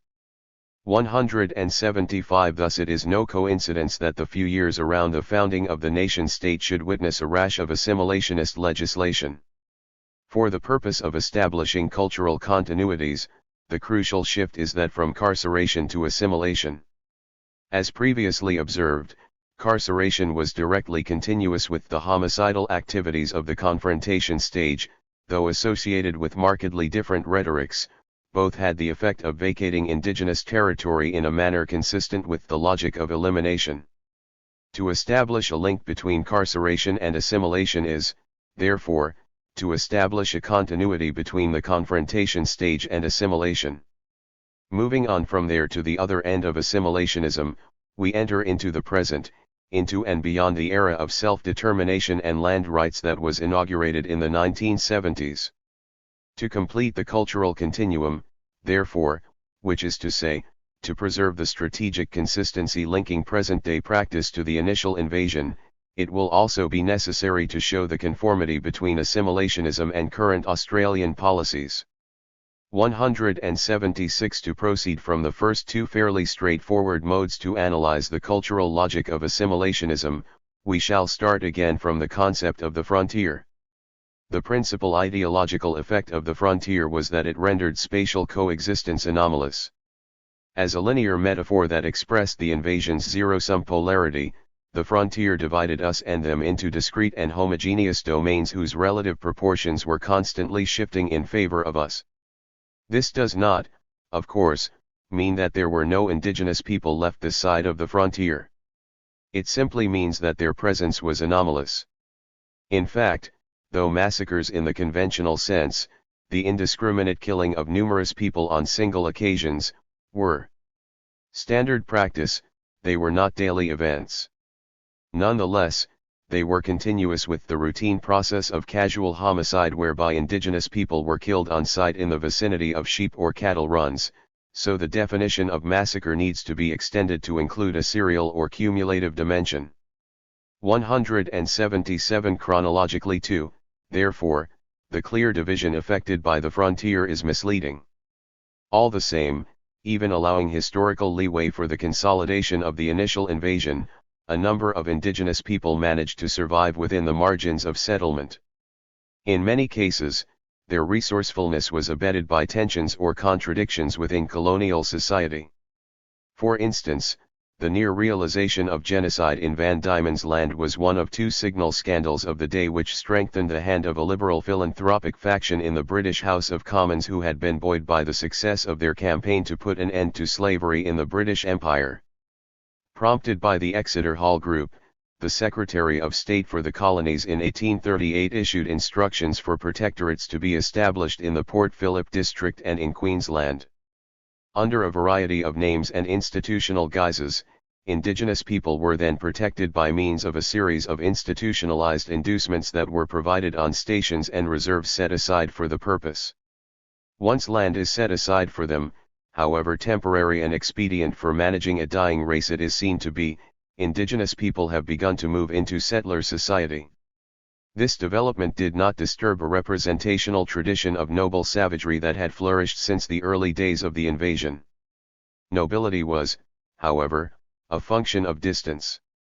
Thus romantic depictions of savage life coexisted with an opposing, vicious savage idiom that had both wild and domesticated modes. In its wild version, predictably enough, a treacherous, anonymous and warlike savagery was counterposed to the steadfastness of resisting pioneers. The domestic counterpart to this threat was a kind of Hogarthian grotesque which, though still vicious, substituted absurdity for menace and bottles for spears, as in the ragged spidery degenerates that Fernie Hoff and Rhodius depicted leering, importuning, fighting and collapsing in Sydney streets. In this domestic mode, however, the field of difference is narrower. Where, after all, did the bottles come from? In addition to agreeing as to native viciousness, both the steadfast pioneer and the degenerate spider idiom signify colonization. An opposing, romantic genre, which can omit all signs of Europeans, is an iconography produced by people who do not live in proximity to its Elysian savages' empirical counterparts.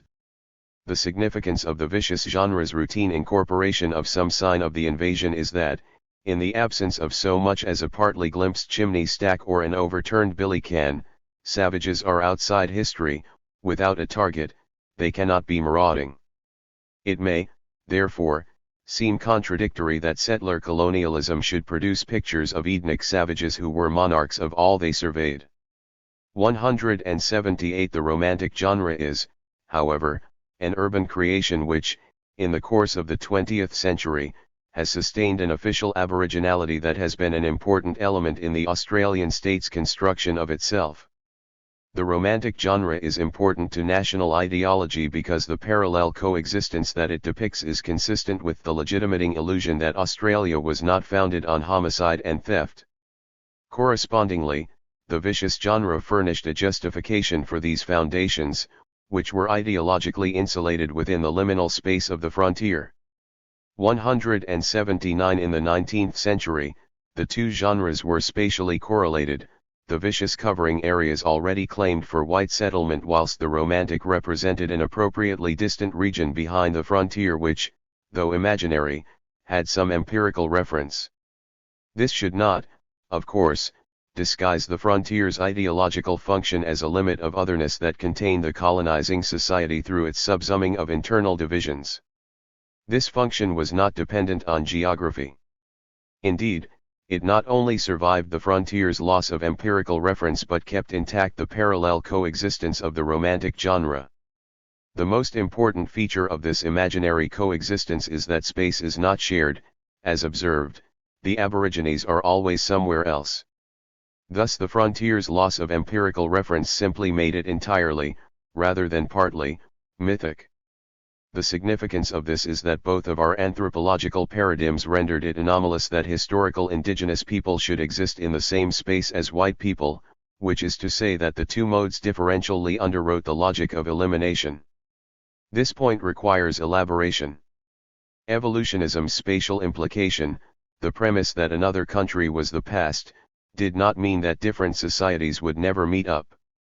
Rather, it meant that, when they did meet up, the consequence for the lower party to the encounter would be that the developmental history separating the two would be flattened out. Thus the impact on the lower party would be proportionate to the scale of the developmental gap. According to this rationale, Aborigines confronted their far-distant future in the whites, a strain whose superiority exemplified the cumulative operation of selection in a whole range of ways, from cranial enlargement to the institution of private property. 180 Hence the ensuing doom of the Aborigines was a result inscribed in the natural order of things and bound to accrue once others had reached a level of progress that enabled the crossing of barriers that were at once both geographic and phylogenetic. Thus evolutionism performed one of the basic functions of ideology, that of naturalizing. Though, in common with many other facts of nature, the spectacle of extinction was undoubtedly cruel, it did not figure as the consequence of any volitional human activity.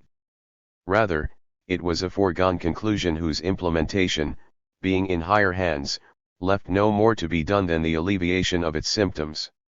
The certainty that Aborigines were a doomed race sustained the philanthropic project of smoothing the dying pillow, which was, therefore, a way of stating that spatial coexistence was anomalous in a language that was common to evolutionary anthropology and to settler colonial policy alike. The concrete institutional expressions of this anomalousness were the missions and reservations on which indigenous people were sequestered. Less direct than the elimination methods of the confrontation phase, they were, nonetheless, antechambers of extinction, so their operations did not conflict with the logic of elimination. Thus the significance of expelling certain indigenous people on the basis of their having some European descent is that, for official purposes, this meant that such people ceased to be Aborigines. Needless to state, this remained an official fiction, since, on the practical day-to-day level, indigenous people and colonists knew full well who each other were. 181 As in the case of the frontier, however, descriptive inadequacy is not the point. In constructing an aboriginal category defined on the basis of racial purity, the policy initiated by the 1886 Victorian Act split indigenous people into two groups, of which only one was treated as aboriginal. At a stroke, in other words, a substantial proportion of the aboriginal population was officially eliminated. Insofar as the assimilation policy sought to minimize the number of people who might be accounted aboriginal, it was no less eliminatory, albeit less crude, than the more directly physical methods of the first phase. This is not to suggest that assimilation was less than physical, some mere sleight of bureaucratic tabulation. On the contrary, children were snatched from schoolyards, torn from their mothers' 7 arms and ambushed at play, often never to be seen again.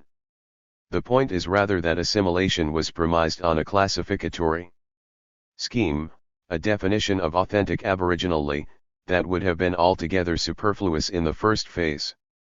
A number of related points might be made here.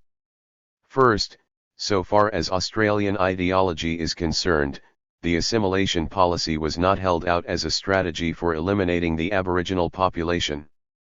On the contrary, it was almost invariably couched in a rhetoric of improvement that recapitulated the missionary project of uplifting and civilizing.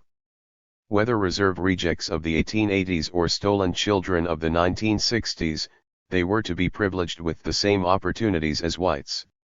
182 Second, the idea of introducing a hard and fast division between indigenous people, or even between officially constructed aborigines and whites, was not only unworkable. It was not even meant to work. The rhetoric of improvement notwithstanding, the practical logic inspiring the construction of a racially homogeneous aboriginally was that it provided for an ever-dwindling category. This last consideration explains how child abduction, the centerpiece of the developed assimilation policy, constituted an extension of the 1886 Victorian Act. Simply excluding certain indigenous people left the excluded in a kind of official limbo somewhere between the authenticated aborigines remaining on the reserves and the white population. The problem with such legislation is, therefore, that, as noted above, it fails to work in practice, since it does not change the identities that govern the daily transactions of local life. The outcome is a liminality, a category that is officially not black and descriptively not white, which came to be spatially symbolized in the image of the fringe camp. It is, obviously, impossible to conceal from fringe-dwelling adults their kinship with the rest of their family who are back on the reserve. With abducted children, however, the situation is different. Moreover, so long as reserves remain practically porous, so the thinking went, they will continue to provide abductable children, whilst racially homogeneous children will not, by definition, be born in the fringe camps. Ultimately, as Professor Cleland put it to the 1937 Conference on Aboriginal Welfare, if history is repeated, the full-bloods will become half-castes. Given the refinement of child abduction, therefore, within the space of 2 or 3 generations, assimilation completes the project of elimination.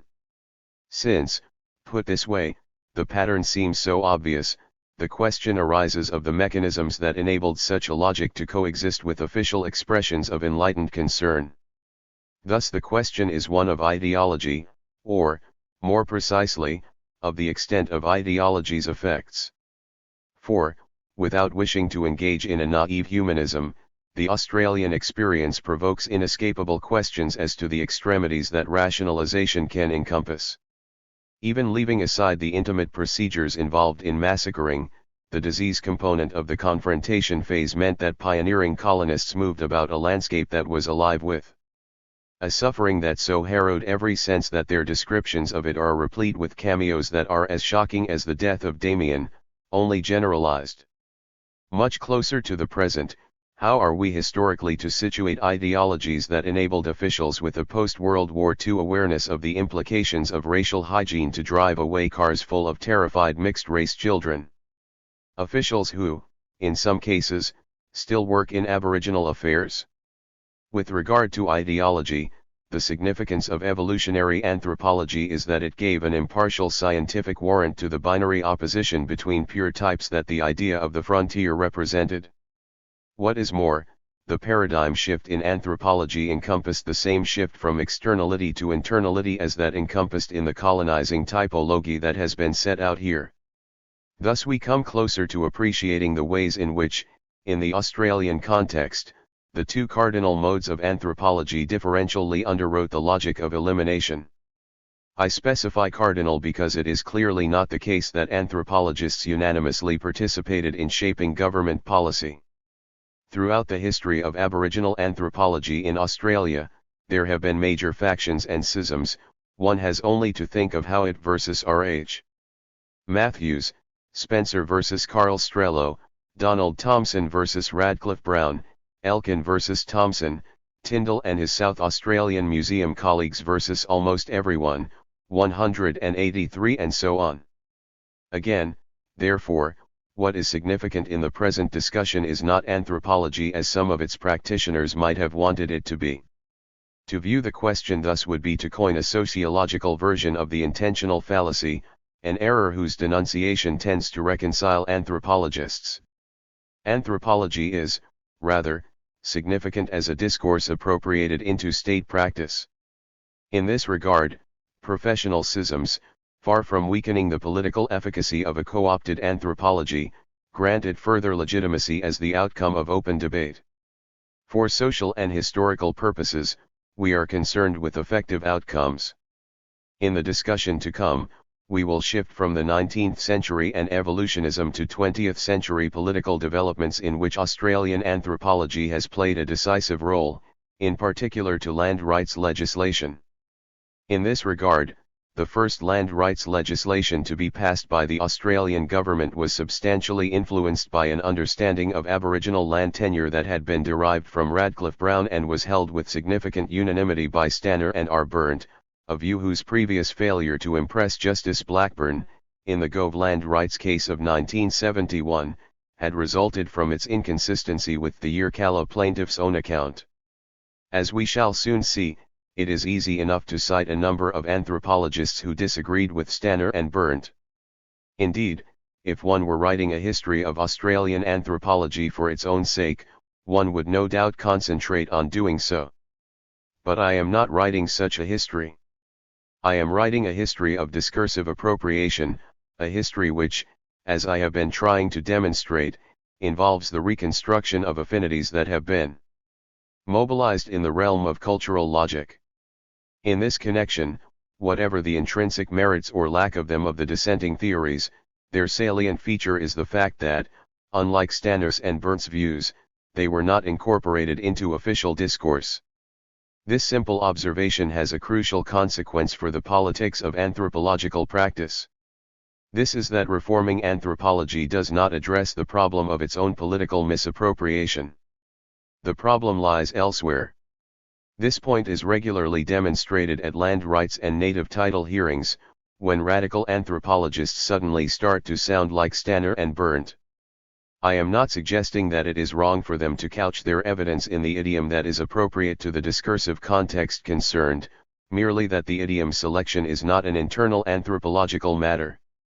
It follows that a responsible anthropology should expand its scope so as to take in the total social process in which it participates. Rather than silencing anthropology, this project will give it more to say.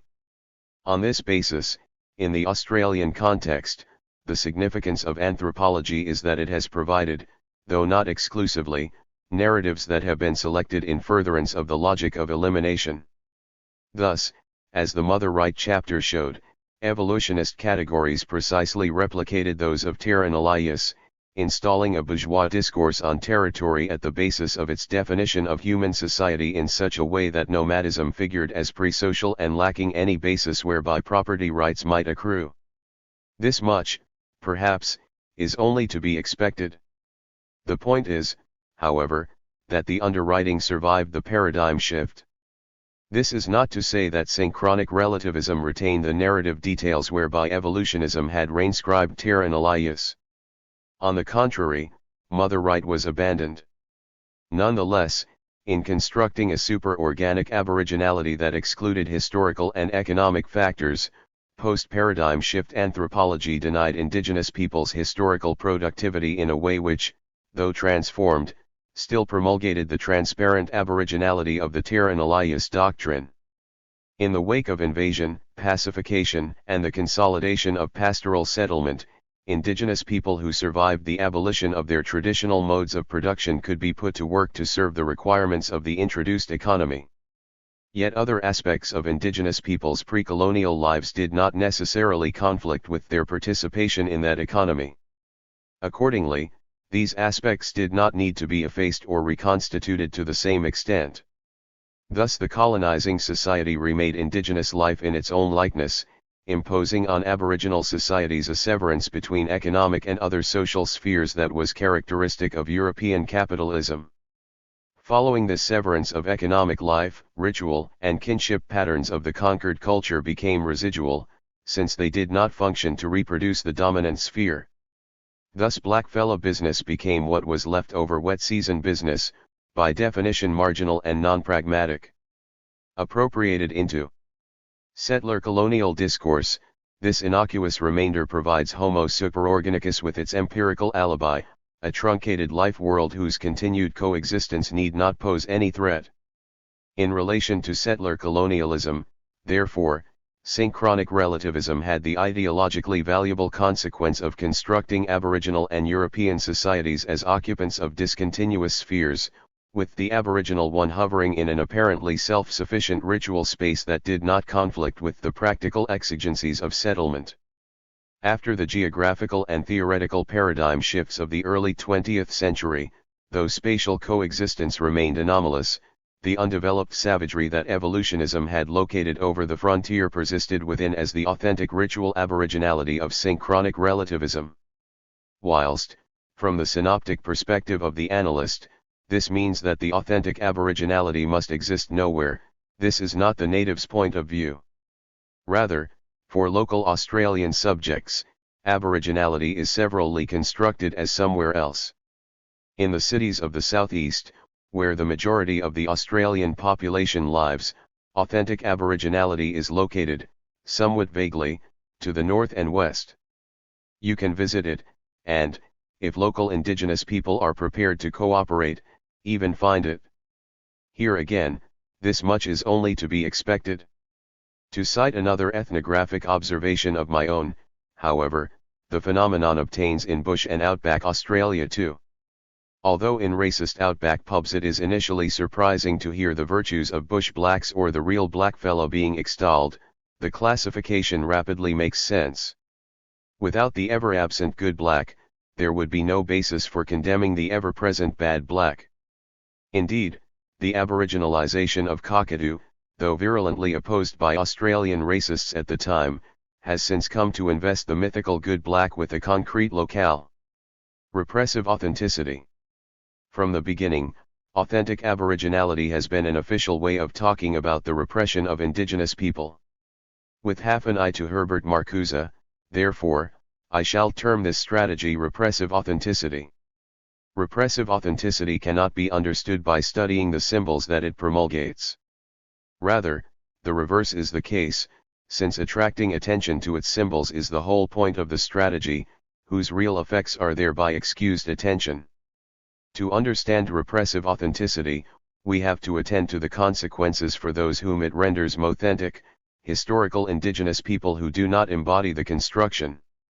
To cut a rather obvious progression short, this leads us back to binary oppositions: authentic aboriginality is everything that we are not and vice versa.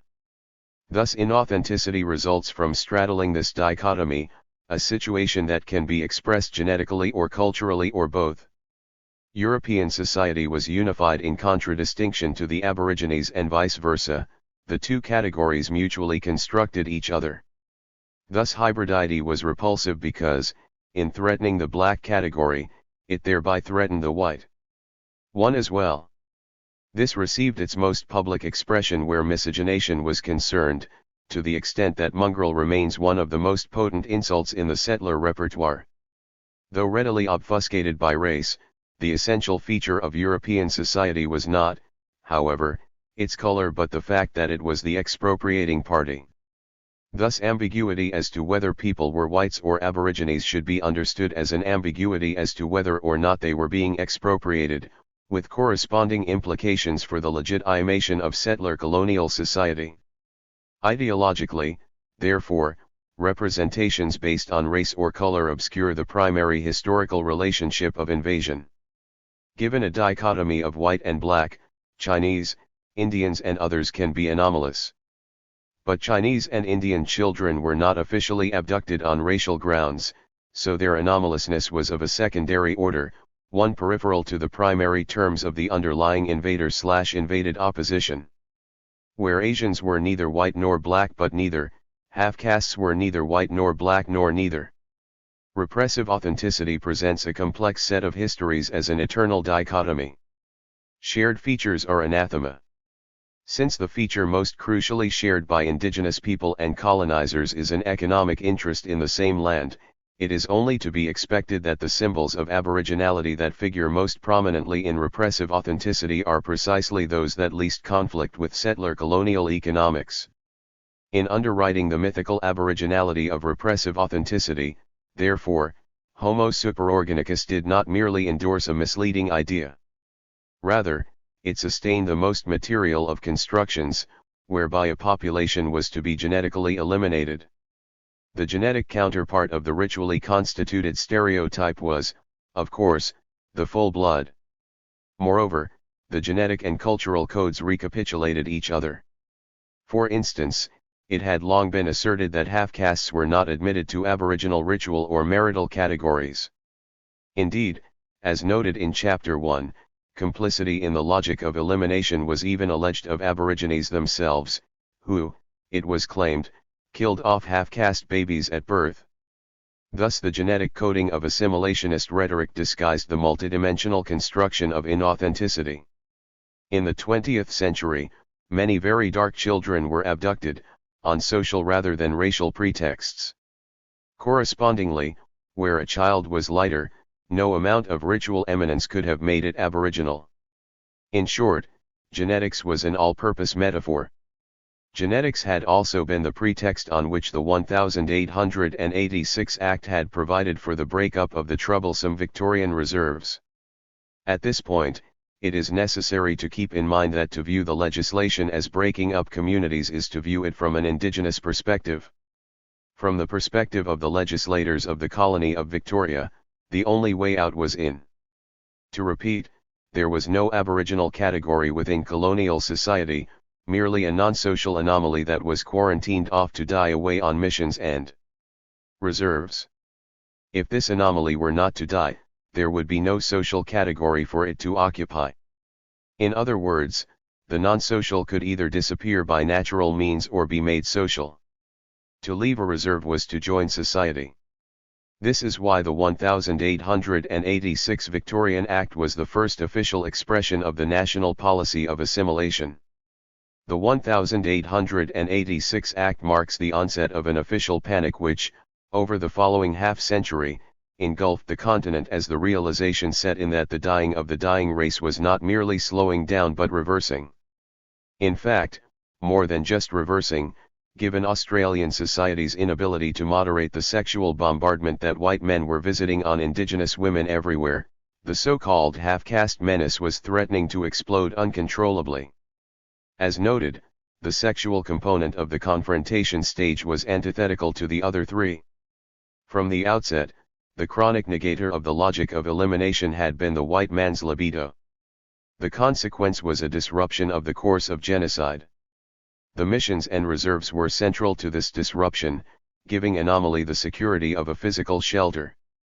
For analytical purposes, the key moment in this whole process is the switch from dying Aborigine to half-caste menace. This switch expressed a transformation in which missions and reserves changed from being sanitary disposal outlets to being sources of contagion, a crisis whose remedy was assimilation. But notice the profundity of the categorical rearrangement that assimilation conceded. For all its ostensible belligerence, official talk of a half-caste menace merely made two anomalies where there had previously been only one. Where, before, there had been a duality which counterposed a mythic aboriginality over the frontier to the colonial subject on this side and produced the short-term anomaly of the dying Aborigine, the half-caste menace brought duality this side of the frontier. For the duality in which the half-caste menace was anomalous was not one between whites and mythic figures over the frontier, but, rather, one between whites and full-bloods on the reserves. In other words, a contradictory effect of the sexual dimension of the invasion was the eruption of an officially conceded aboriginality this side of the frontier.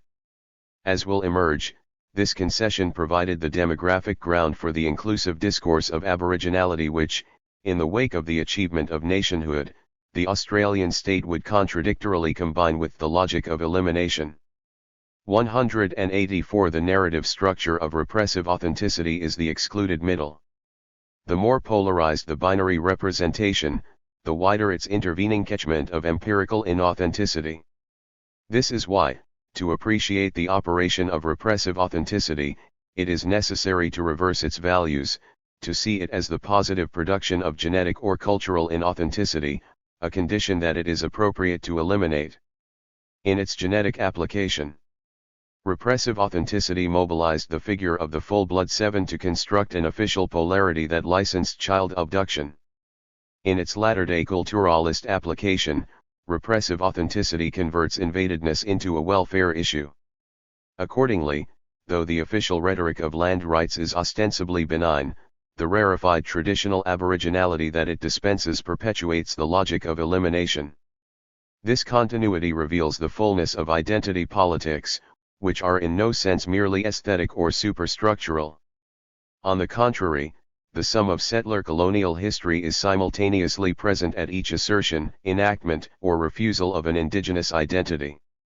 The battleground of repressive authenticity is that of indigenous post-colonial identities, which strive to historicize the mythical duality that the discourse propounds.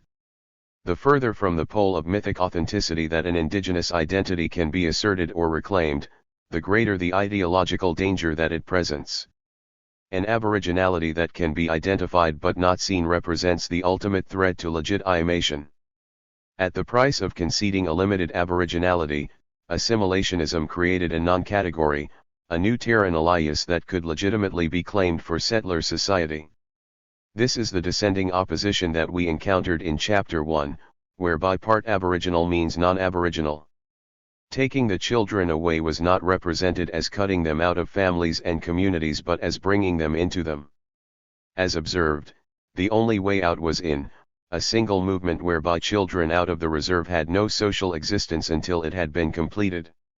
In other words, the car rides were rites of passage, insulated journeys from out of non-existence into social existence as orphans, more like circumcision than excision. Though on different sides of the paradigm shift, the dying aborigine and the car rides were alike facilitated by anthropology's ideological appropriation. This is so even though the mode of subjection that was constructed differed markedly between evolutionism and synchronic relativism.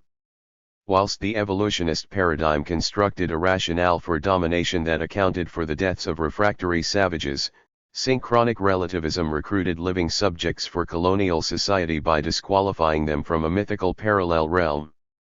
185 though one excluded and the other included, therefore, they had the identical effect of eliminating the non-social. 186 Thus we are beginning to move back to the coexistent discourses of exclusion and inclusion. Having reconciled genetic and cultural strategies, we can begin to discern the deep genealogy of the benevolent turn in some recent Australian government policies on Aborigines. We can also begin to bring nescience back into the account. For, though inauthenticity could be constituted culturally or genetically or both, it is not the case that the cultural and genetic narratives were procedurally as well as structurally symmetrical. As opposed to genetic heredity, an individual attribute whose temporal units of change cannot be reduced to less than one generation, cultural authenticity constitutes a generalized condition that can be vitiated very rapidly. In this respect, it is hard to imagine a more fragile condition than nescience. Indeed, on a scale of suddenness, Spencer's observation that it was one of the first things to be modified after contact provides a cultural analog to the sudden death that characterized the confrontation phase. 187 Thus nescience was not just a high point of orphism. It also established a rather comprehensive two-way loss whereby, if Aborigines were not nescient, then they were inauthentic. Either way, their expropriation was warranted. Thus it is important not to be misled by the biological cast of assimilationist rhetoric. For all the talk of half-castes, full-bloods, and the like, aboriginality was an ideological rather than a biological threat. Given a cultural criterion for aboriginality, the dying aborigine could be already dead. 188 Though seemingly self-evident, this observation is basic to an understanding of assimilationist ideology. This is because it detaches aboriginality from the body. No matter how much, say, Tamils or Maldivians might look like Aborigines, they could not pose the same genetic threat. That threat was, rather, posed by something invisible, a fetishized particularity residing behind the bodily surface. As observed, the essential difference between Europeans and indigenous people stemmed from the relation of invasion, a fact that the various discourses on race and color sought to disguise. Beneath assimilationism's biological phrasing lay a mystical fear of invadedness, and, reciprocally, the status of invader, being transmitted in the genes. To explain this, it is first of all necessary to distinguish the cultural and biological criteria that assimilationist rhetoric sought to confuse. To start, appropriately, from the primary social reality of invasion, color, or non-European race are extraneous factors. This does not mean that white Australia was not racist, it simply means that racism that was not predicated on the invasion was secondary. 189 In other words, Aboriginally is a matter of history. Indigenous people can be defined as that group which settler colonial society has attempted to eliminate in situ. In a non-circular sense, therefore, Aborigines can be designated in terms of the logic of elimination. Thus the primary object of white Australian hostility should not be defined in terms of race or color but in terms of prior entitlement, of being there from the beginning. In this context, the significance of a genetically constructed notion of race is that, unlike, say, consciousness or memory, it is mathematically divisible. Parents are halves, grandparents are quarters, and so on. This simple fact was institutionalized in assimilationism's oddly precise racial quantifications, the fine calibrations of quadroon 7, octoroon and the like. The precision is odd because it had no bureaucratic substance. People were not deemed to be octoroon because state records showed that they had one Aboriginal great-grandparent. Rather, they were so deemed because that was the snap judgment of some official on the spot. Why, then, the elaborate charade of mathematical finesse? This question takes us to the core issue of Indigenous identity, and of the Australian state's attempts to eliminate it. Despite appearances, genetic arithmetic was not a measure of static racial proportions. Rather, it was a color-coded lap count along the course of elimination. This course lasted 3 generations, respectively termed half-caste, quadroon and octoroon. Crucially, there was no 4th generational, 1/16th category. Beyond octoroon, therefore, one had been bred white, a condition officially vouchsafed by scientifically couched assurances that Aboriginal genes were not liable to produce atavistic throwbacks in subsequent generations. 191 With each succeeding generation, then, this spectrum of bodily signs provided for the anomalous aboriginality to be halved as a result of the sexual activities of white men. Thus there was no tolerance of a 3/4 category, which would have involved a half-caste going back to the black. 192 Similarly, the status of being half-caste was not deemed to result from having 2 half-caste parents but from having one who was full-blood and one who was white. The half-caste with 2 half-caste parents shared with the 3/4 and the 1/16th non-categories the property of taking more than 3 generations to be bred white. Thus they were extending the life of the fringe camp. In other words, the system sought to impose a negative or descending exogamy, a nubium without exchange whose target was not black genes but indigenous community, not physical but social relations. 193 Genetic arithmetic represents an obsessive form of applied structuralism in which anomaly can be proportionately expressed as the degree of overlap between 2 ideally discrete sets. Yet, since such a formula assumes symmetry, it ignores power. For the whole point of assimilation was not that mixtures of black and white were anomalous. On the contrary, as the abductions demonstrate, it was quite acceptable to introduce black into the white. It was the converse, white augmenting the black, that was anathema. Though this asymmetry is simply an expression of the logic of the descending opposition, it also demonstrates that biology cannot have been the problem. If Aboriginal genes had really been believed defective, the system would not have sought to incorporate them into the white stock.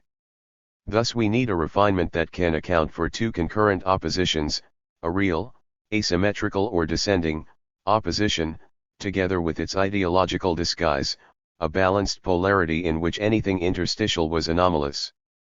The distinction in question is expressed in logic as the difference between a contradictory and a contrary opposition. A contradictory opposition includes the whole world and excludes middle terms. An example is white versus non-white. A contrary opposition admits middle terms. An example is white versus black. As the arithmetic of assimilation demonstrates, Color is a contrary opposition. It has degrees and proportions. Accordingly, it cannot account for the asymmetry whereby, though the category white can stand admixture, the category black cannot.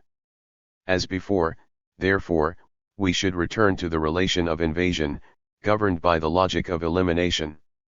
Here, the opposition is straightforwardly contradictory, one or the other, invader or invaded. To specify the cultural logic of assimilationism in relatively formal terms, therefore, we can say that the asymmetry in the contrary opposition demonstrates the priority of the contradictory opposition, with which the insolubility of the black category is consistent. Thus we can say that the official rhetoric of assimilation misrepresented the contradictory relation of invasion as a contrary one of race.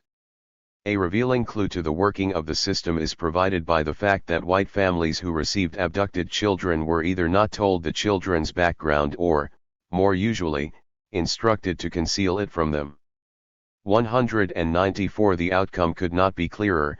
What was being assimilated was the color, not the aboriginality. The aboriginality was to be left behind, insulated from the abducted body by secrecy and by the series of rites of passage which intervened between fringe camp and white society. 195 Culture results from sharing history. The aboriginally left behind in the camp constituted a cultural archive in which the illegitimacy of the Australian state was comprehensively inscribed. As observed, unlike genes, such consciousness is not mathematically divisible.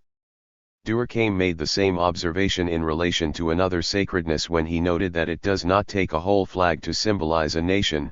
In the right circumstances, the merest of tattered remnants, like each single drop of wine in a communion chalice, has all the power of the whole. Analogously, the issue of the social is an issue of consciousness, which, unlike genes, is unquantifiable.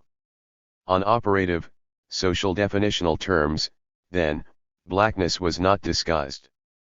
Rather, aboriginality was disguised as blackness. In other words, history, invadedness, non-socialness, is essential, whilst biology is accidental. Kinship is historical. Thus abduction was actually a purer form of the logic of elimination than massacre, since, like a kind of social neutron bomb, it abstracted only the non-social essence, leaving intact a bodily vehicle that was still available for labor and other civic purposes. Since the requirement for legitimacy rendered massacres relatively inefficient, abduction represents a purer solution to the same social imperative.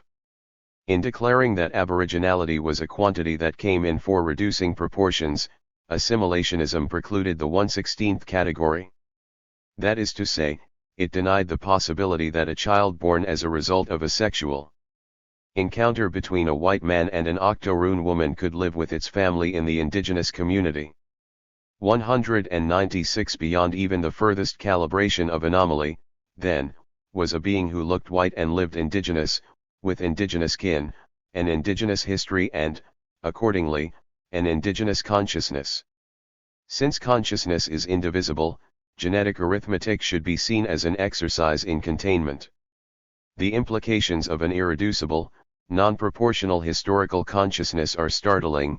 In the case of the 1/16th person, for instance, it means that one indigenous unit prevails over 15 white, with succeeding ratios proceeding in a series 131,163.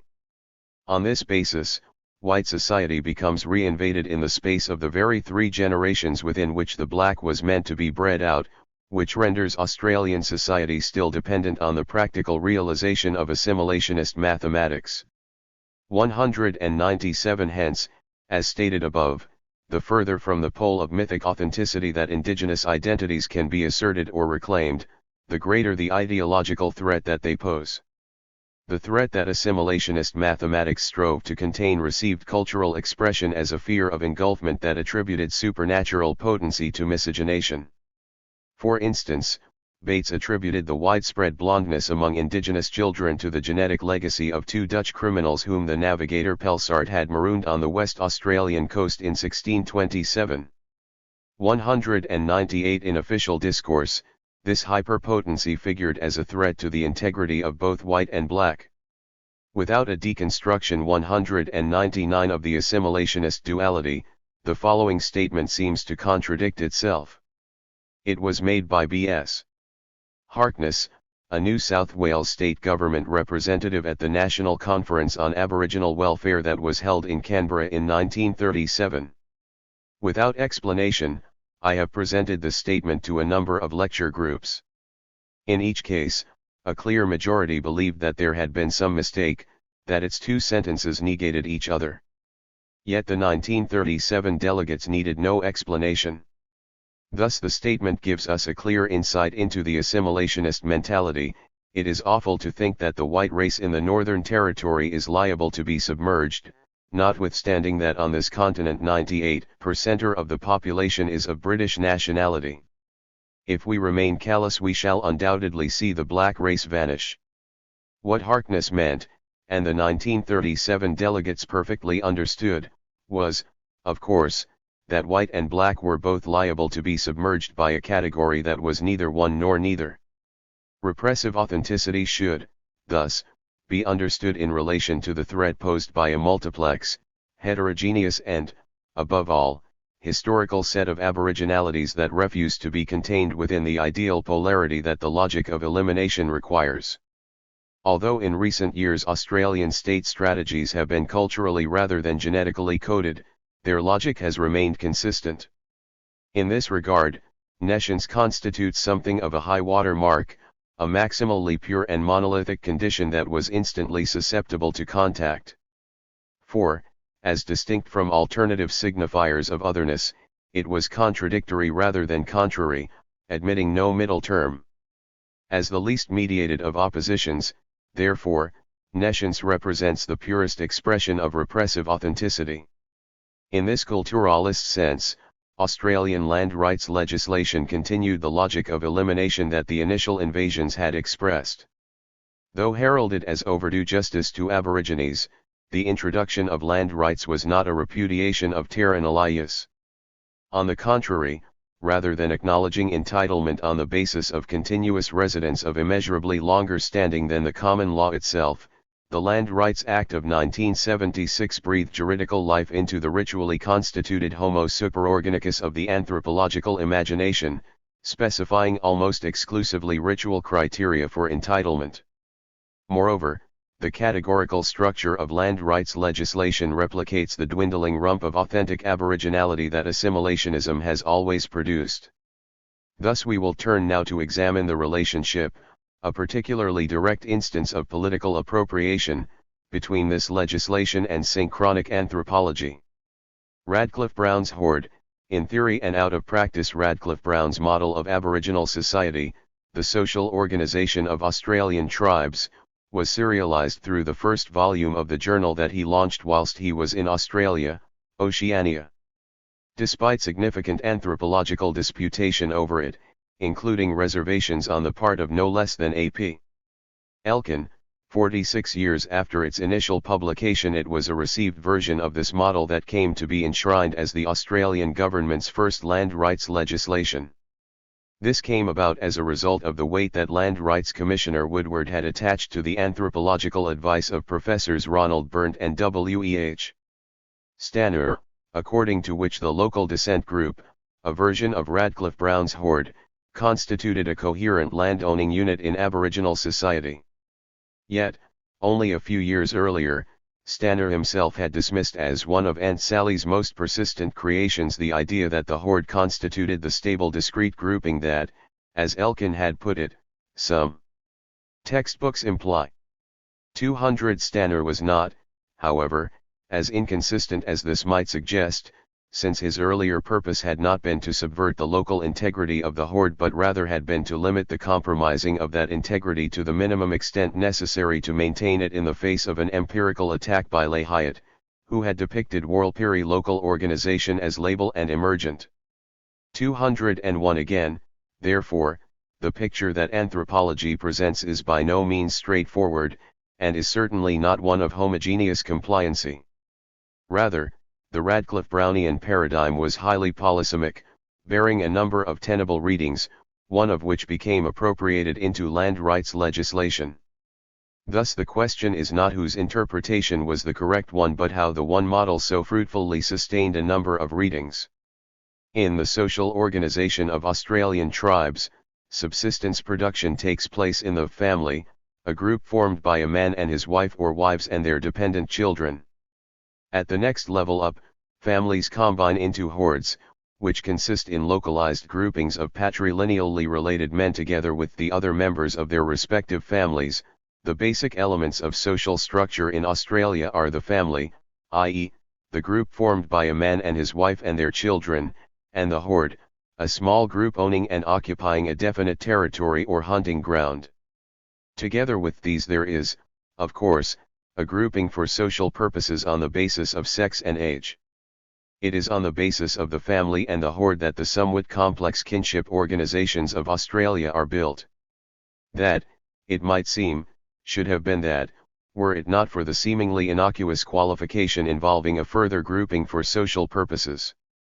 On inspection, these purposes turn out to be the whole superstructural complex of marital and ritual categories whereby Aboriginal society was organized at higher levels, to whose analysis the subsequent discussion was almost exclusively devoted.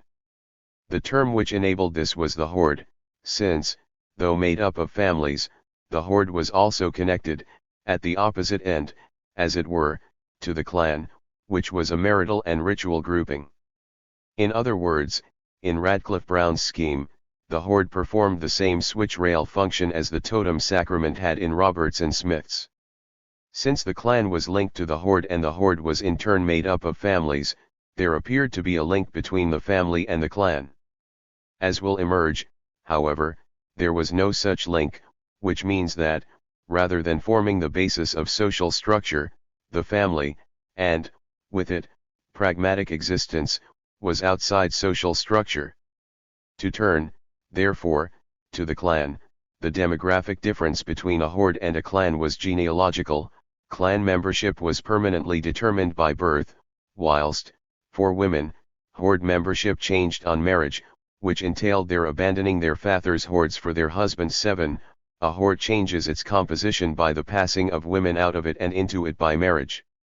At any given moment it consists of a body of people living together as a group of families.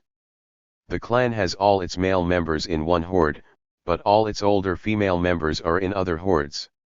It changes its composition only by the birth and death of its members. Despite the fact that there was major demographic overlap between horde and clan and despite the fact that this overlap was substantial enough to warrant androcentric references to the local clan. 7. The determination of the clan was categorically not geographical but social. 7. The clan being constituted as a ritual and marital grouping. It would have been quite incoherent to talk of an exogamous horde for the simple reason that many of the horde's women were actually prevented from marrying out because they had already married in. 203. It was, therefore, paradoxical that Radcliffe Brown should not have made the same distribution apply in the ritual realm, so that affiliation to totem centers 7 would replicate clan membership. Rather than this, though, totem centers were represented as a function of horde membership. In the case of the women who could not marry out because they had already married in, this could only mean that, whilst their marital identity remained constant, their totemic identity had changed upon marriage, a fact which would necessarily have divorced totemic identity from membership of clans whose composition, as we have seen, could only be reduced by death. With such contradictions gathering about him, Radcliffe Brown was reduced to switching terms with all the resourcefulness of a McLennan. When he introduced the concept of the totem center, he described it as a four-way nexus associating a sacred spot with mythical ancestors, natural species, and a social category. Whether or not this social category was demographically labeled, it certainly was definitionally so. On the same page as it started life as a horde, 204 it immediately became a clan or horde, with the significant addition of a tribal context. In most of the tribes that have this form of totemism there is a system of localized rights for the increase of natural species, each local totem center having its own rite, performed usually by members of the clan or horde to which the totem center belongs. This shift occurred in tandem with a further one, since these lines only took up one vertical portion of the page, the other side being given over to a diagram in which the social party to the four-way association was termed a patrilineal local group. A few lines below, a motive for the addition of the tribal dimension emerges, in a context where the contradiction involving changing totemic identities would have been precipitated by none other than spirit conception. In some of the tribes having this totemism of local totem centers, there is a special connection between each individual and some one totem. This may take the form of a conception that the individual is a reincarnation of one of the totemic ancestors or the incarnation of an emanation from the totem center 205. Patently, such an identity was not transferable, and Radcliffe Brown made no attempt to make it so. Hence his sudden promotion of local totem centers to the higher encompassing level of the tribe. Brides who changed hordes did not thereby change tribes, so the problem of totemic identity disappeared. Before moving on to the tribe, however, it would be as well to step back for a moment. There is no point in trying to chase Radcliffe Brown to the limits of his endless system, because all that we get is more of the same, shifting terms, discontinuous levels, and staggered sets that do not quite map onto each other. Thus it is worth recalling that the point is not to invalidate or to rehabilitate Radcliffe Brown's theoretical model.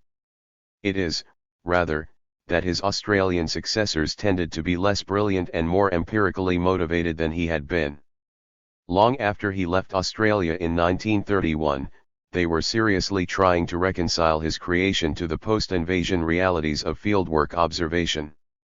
To this end, one aspect of the model was ironically congenial, since the theoretical erasure of local organization corresponded to the settler colonial erasure of its practical conditions.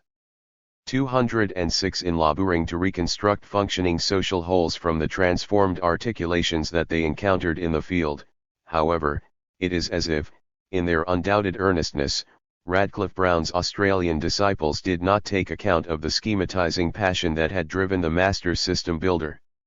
Turning, then, to the tribe, we reach the limit of deferment, the point beyond which the model allows itself to take for granted the material groundedness of the family/horde/clan complex and move on to the abstract spatiality of formal kinship systems. Thus the tribal level is the last chance for resolving the aporias left over from the preceding mismatches of family, horde, and clan. The tribe was made up of a number of component hordes, on which basis it should have been territorially definable. This would have enabled significant correlations to be made between, on the one hand, territoriality, and, on the other, boundaries of custom, language, and kinship organization, each of which Radcliffe Brown also associated with the tribe, although with a modicum of overlap. For our purposes, the significance of this modicum is that it provided a pretext for a corresponding territorial overlap. The supposed local fixity of the tribe's component hordes notwithstanding, a tribe is commonly spoken of as possessing a certain territory, and is regarded as a land-holding group. So far as Australia is concerned, this is not quite accurate. It is true that each tribe may be regarded as occupying a territory, but this is only because it consists of a certain number of hordes, each of which has its territory. The territory of the tribe is the total of the territories of its component hordes. Moreover, in some instances at least, the boundary between one tribe and another may be indeterminate. At this stage, a reminder may help. We are discussing Radcliffe Brown's system rather than the empirical constitutions of actual indigenous mobs. It may well be that certain mobs were shifting and labile, or, for that matter, otherwise, in the 1920s and 1930s.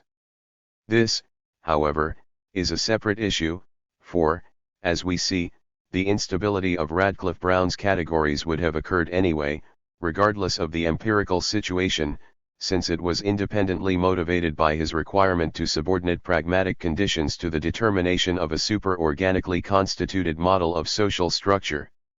Crucially, this means that the model's instability is impervious to definition or lack of it on the part of empirical mobs. Accordingly, no matter how much Stanner and Hyatt might have argued 3 decades later about the boundedness of local group organization, this could not have affected the primary determination of the super-organic bias. Nor, confronted with terminological subterfuge as thoroughgoing as Radcliffe Brown's, could anything be gained by quoting supportive definitions, since an opponent could always counter with conflicting ones, perhaps even from the same page? In short, trying to find the lost hoard will get us nowhere. We have, rather, to isolate the point at which Radcliffe Brown took back the analytical primacy that he had earlier granted to the pragmatic territoriality that had initially defined the family. As we have seen, the family, the site of material production and reproduction, had no ritual or kinship role. The family fed into one end seven of the horde. At the other end, the clan connected the horde up to the totemic and marital system. In linking the family to the clan, therefore, the horde was the shifter between the organic and the super-organic. We have seen how the horde and the clan were assimilated to each other by the simple expedient of terminological switching. Conversely, therefore, how was the thus superorganicized horde reconnected to the family so that it could combine the family's pragmatic properties with the metaphysical dimensions that the clan supplied? The moment where this occurs is surely the loopiest of recursions. While the family is the primary economic unit in both production and consumption, the horde unites a number of families in a wider economic group in which there is regular cooperation in hunting and other activities, and a regular sharing of food. Thus the particularism of the family whereby it might tend to become an isolated unit is neutralized by the horde solidarity, which is itself based on family solidarity. In other words, the horde was Radcliffe Brown's debating effect.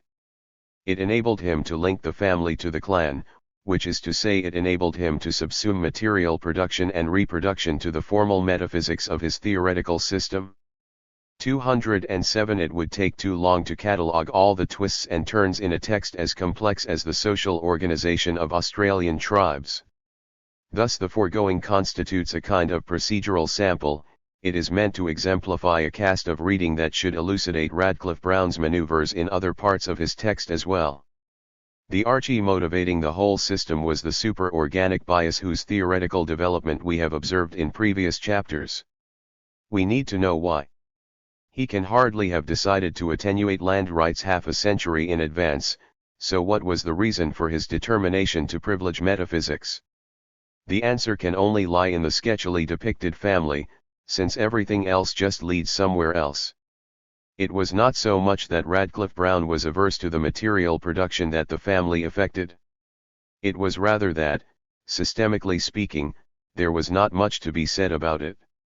Compared to the Gordian intricacies of his diagrams, families were structurally simple and homogeneous. Being patrifocal or cyclopean, which is to say, ironically enough, being nuclear, they exhibited none of the morphological variation that distinguished kinship systems. In short, since variety stopped where material production and reproduction began, routine existence offered Radcliffe Brown nothing to theorize about. In the event, it was not that he denied pragmatic factors. It was simply that his theory had no place for them. It stood for something else, social structure. As a result, it did not have a place for the consequences of a colonialism that could transform the pragmatic basis to family life whilst leaving intact the prescriptive representations that regulated kinship systems. Here again, nescience, in this case, as in that of the later Heartland, forming the basis for social fatherhood, was the prime exemplar. As we have already seen, the European invasion was manifest on the level of kinship as miscegenation. Accordingly, just as Radcliffe Brown's theory could not register the economic transformation of family life, nor could it register the invasion's concrete genetic dimension. In other words, the failure was not simply a consequence of some distaste for economics or genetics on Radcliffe Brown's part. It was the systemic outcome of a model that had no place for material production or reproduction. Its premises should be familiar. In Western civilization we normally think of genealogical relationships in terms of what are commonly called biological, but may perhaps better be called physiological relationships. There is an obvious physiological relationship between a woman and the child to which she gives birth. For us there is also a physiological relationship between a child and the man who is the genitor. The first of these is recognized by the Australian native, but the second is not recognized. In some tribes it seems to be denied that there is any physiological relationship between genitor and offspring. Even if in any tribes it is definitely recognized, it is normally, or probably universally, treated as of no importance. In modern English the word father is ambiguous.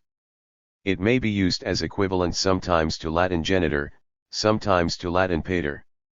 Thus we speak of the father of an illegitimate child. Such a child necessarily has a genitor but no pater. On the other hand, when a child is adopted, the male parent is his father, i.e., pater but not genitor. In Australia fatherhood is a purely social thing. Pater est quern nuptix demonstrant. The father and mother of a child are the man and woman who, being husband and wife, i.e., living together in a union recognized by other members of the tribe, look after that child during infancy. Normally, of course, the mother is the woman who gives birth to the child, but even this is not essential, as adoption may give a child a second mother who may completely replace the first. In this, as in many other discernible regards, Radcliffe Brown's theory presupposed and ingested the evolutionist debating that we have been unpicking in previous chapters. As we have seen, this debating was not predetermined by Australian politics. At various junctures, however, different aspects of it were appropriated into Australian politics, where they were invested with local lives of their own. Thus it is important to repeat that these appropriations were not inherent in the theories concerned, they were, rather, motivated by local political exigencies. There is no reason why these exigencies should prioritize those features of a given theory that anthropologists might regard as the most significant. The social organization of Australian tribes is a case in point. Consequential though the series of articles was to be for Australian politics, anthropological aficionados of Radcliffe Brown are hardly likely to regard it as occupying a status comparable to his work on, say, segmentary lineages or joking relationships. Be that as it may, I have no quarrel with such views, I am simply discussing a different issue. With this in mind, it should be noted that, for all his protestations to the contrary, Radcliffe Brown was, in fact, engaged in reconstructive history. Thus he made no bones about the colonial impact. He just left it out of his theory. As opposed to a social process to be described, colonization came between the anthropologist and his social structure, which lay emphatically behind it. Thus the ethnographic difficulties involved in giving an account of local organization in Australia were greatly increased when the country has been occupied for some time by the white man, for the local organization is the first part of the social system to be destroyed by the advent of the European and the expropriation of the native owners of the land. Such terminology was by no means uncontroversial in 1930. 209 Thus it is not as if Anarchy Brown was simply an apologist for imperialism. Indeed, it is not even as if there was anything intrinsically oppressive about reconstructive history. It is, rather, that his theory was one thing for the purpose of salvage and quite another when it came to be appropriated by the Australian state for the purpose of delimiting Aboriginal entitlement. In this latter context, rather than a method for recovering the past, it became a means of invalidating the present. For, once operationalized, the theory's blindness to pragmatic existence rendered claimants' entitlement to land dependent on their conformity to an ideal model which, as we have seen, excluded those who had been touched by history. Again, therefore, my object is not anthropology in itself so much as its recruitment to hegemonic ends. Indeed, my approach patently derives from anthropology in a number of ways. Anthropology has not stood still in the face of the post-colonial challenge. If anything, the condition of being a discipline in crisis has proved creative, with many of the most productive critiques of anthropology's compromised inheritance coming from within. 210 As observed, though, once a narrative has been appropriated, its discursive fortunes do not remain within the control of its frammer's disciplinary successors. In any event, it is not as if Australian history, with its silences, or, for that matter, psychology, archaeology, law, criminology, geography, town planning, comparative anatomy, or political science, could claim to have been any less complicit. Being more systematic in its engagement with otherness, however, anthropology has more to reveal. How much, after all, is there to be said about history's inexcusable silence? 211. In excluding history, Homo superorganicus replaced it with temporalities of its own, ritual time and an untheorized pragmatic time. Ritual time is not so much the ever-present possibility of Iliad's eternal return as one limit of an oscillation that moves between the scattered and the condensed. 212. Pragmatic subsistence takes place in family groups, minimal, undifferentiated clusters, scattered over the landscape, whose cellular symmetry evinces none of Radcliffe Brown's social structure. As observed in relation to the model of the text, however, ritual brings it all together, or, to be more faithful to ideology, brings it all back together. In ritual space, clan alignments, cosmology, the whole superstructure, are present at once. An archetype on parade, it dissolves on dispersal, its temporality is at once both episodic and eternal.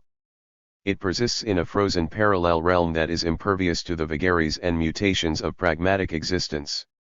The same property makes it amenable to the diagrammatic regime of the page, it holds still. Hence the ever-popular ethnographic camp, whose layout expresses a whole society and its cosmology, is not a feature of workaday life.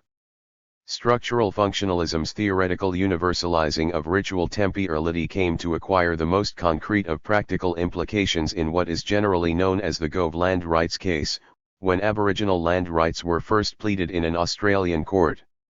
As already noted, the model of Aboriginal society, including its system of territorial entitlements, that the lawyers for the Yirrkala plaintiffs presented was fundamentally that of Radcliffe Brown, which the anthropologists Stanner and Berndt recommended to the court.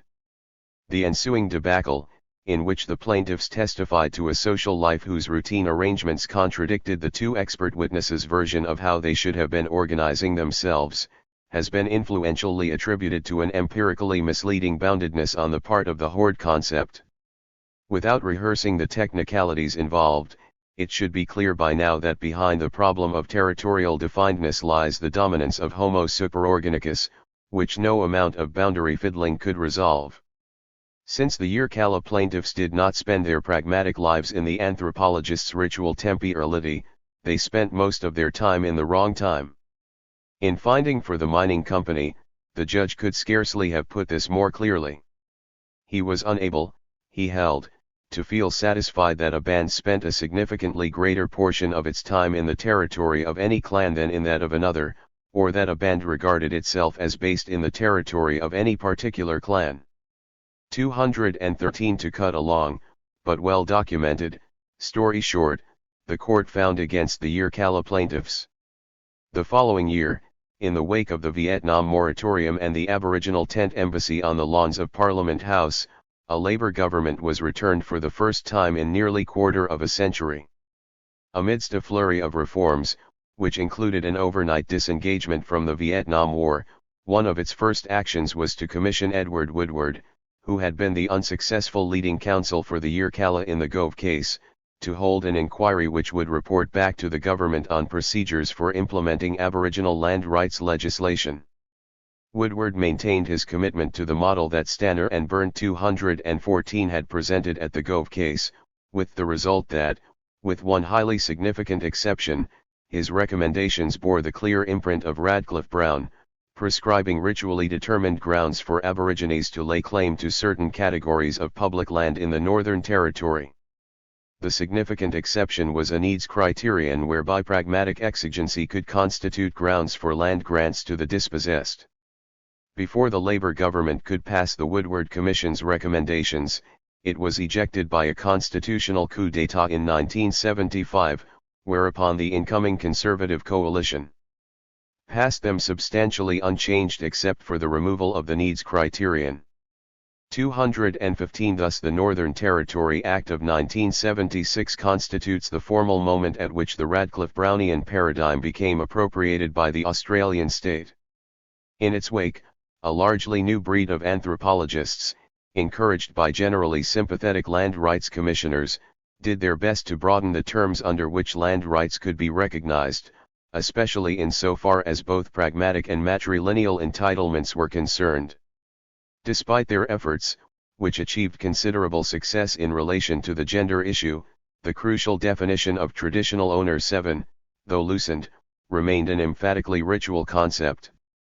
The details of land rights pleadings under the 1976 Act are complex and, since they do not affect the primary question of cultural logic, I do not wish to rehearse them here. Nonetheless, there is one detail that, for obvious reasons, should be taken up. Despite the references to spirit conception in the Woodward Commission's second report, the land-holding unit that was recognized for land rights purposes under the 1976 Act did not include people who were spiritually conceived on the land in question without belonging to the relevant clan or local descent group. In the first claim to come before the newly established Aboriginal Land Commission, the Commissioner specifically excluded such people, since, though their tie to the land was not in dispute, it was not one which had arisen as a consequence of clan membership. But the issue kept returning. In the following claim, too, he seemed for a while to be wavering, but, in the following claim, reconfirmed the requirement for clan membership, specifically excluding non-clan members with rights arising from spirit conception. A breakthrough occurred, however, with the Ayers Rock claim, when ambilineal descent was recognized. The proliferation of rights that could have ensued as a result of ambilineal entitlements being compounded through the generations was curbed by the principle that a person inherited ambilineally but transmitted unilineally. This inroad into anthropological and juridical androcentrism opened the door to spirit conception, which could provide the basis for a maternal inheritance. It has been necessary to dwell on this detail because the fact that spirit conception came to be admitted both as an afterthought and as a secondary consequence of the gender balancing shift to ambilineality would seem to negate the centrality of nescience to land rights discourse. This is not, however, the case, since the social fatherhood on which clan membership depended was, as we have seen, constructed in opposition to physiological paternity.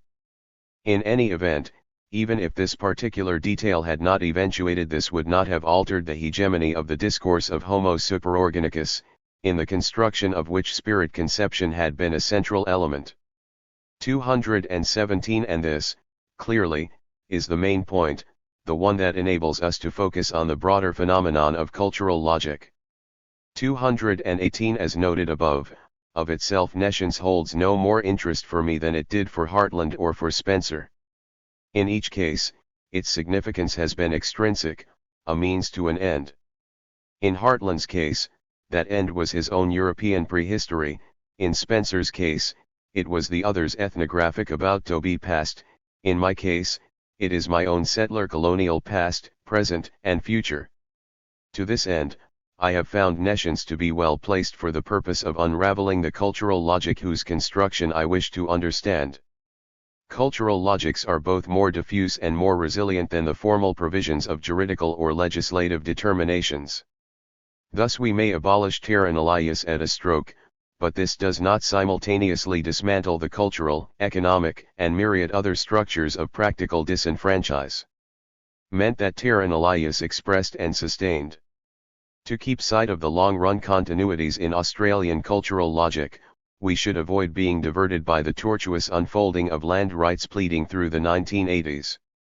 We should also avoid conspicuous developments that did not actually change anything, such as the Hawke Labour government's 1986 post-election abandonment of a pre-election pledge to introduce national land rights legislation, or the much-publicized Coronation Hill case of 1991. The first change of an order comparable to the introduction of the 1976 Act began in June 1992 with the full bench of the High Court of Australia's judgment in the Mabo case and culminated in the passing, in December 1993, of the national legislation to which that judgment gave rise. The formal significance of these developments, which have almost universally been heralded as a turning point in the history of the nation, was that they officially revoked the doctrine of terra nullius. To maintain our focus on the relevant cultural logic, therefore, we should compare the provisions of the native title legislation with those of the 1976 Act in order to assess the significance of the changes that were introduced. To what extent can we conclude that they were more than formal? Which is to say, regardless of their perceived significance at the time, to what extent can they be said to have affected the elementary structures of settler colonization? In this regard, the key provision of the native title legislation is that, to qualify for native title, Aborigines have to prove traditional connection with the claimed land, 219, a requirement that displaces the burden of history from the fact of expropriation to the character of the expropriated. Indeed, to the extent that the empirical details of the Mabo case itself were to constitute any form of precedent, the legislation would restrict land rights entitlement to an even narrower category. This is because the colonial formation in the Torres Strait, which was the subject of the court case, is quite different from that prevailing elsewhere in Australia. Colonization of the Torres Strait Islands was based on the exploitation of native labor, which, rather than being applied to the land, was employed offshore, principally for the purpose of pearl lugging. Accordingly, the land functioned primarily as a condition of the reproduction of labor, a factor that has enabled the subsistence-generating components of Torres Strait societies to evince a considerably higher degree of continuity and equilibrium than those on the mainland. Whether or not the full implications of this distinction come to govern legal understandings of traditional connection, there is nothing to suggest that traditional connection will be interpreted more widely on a national level than traditional ownership has been interpreted in the Northern Territory.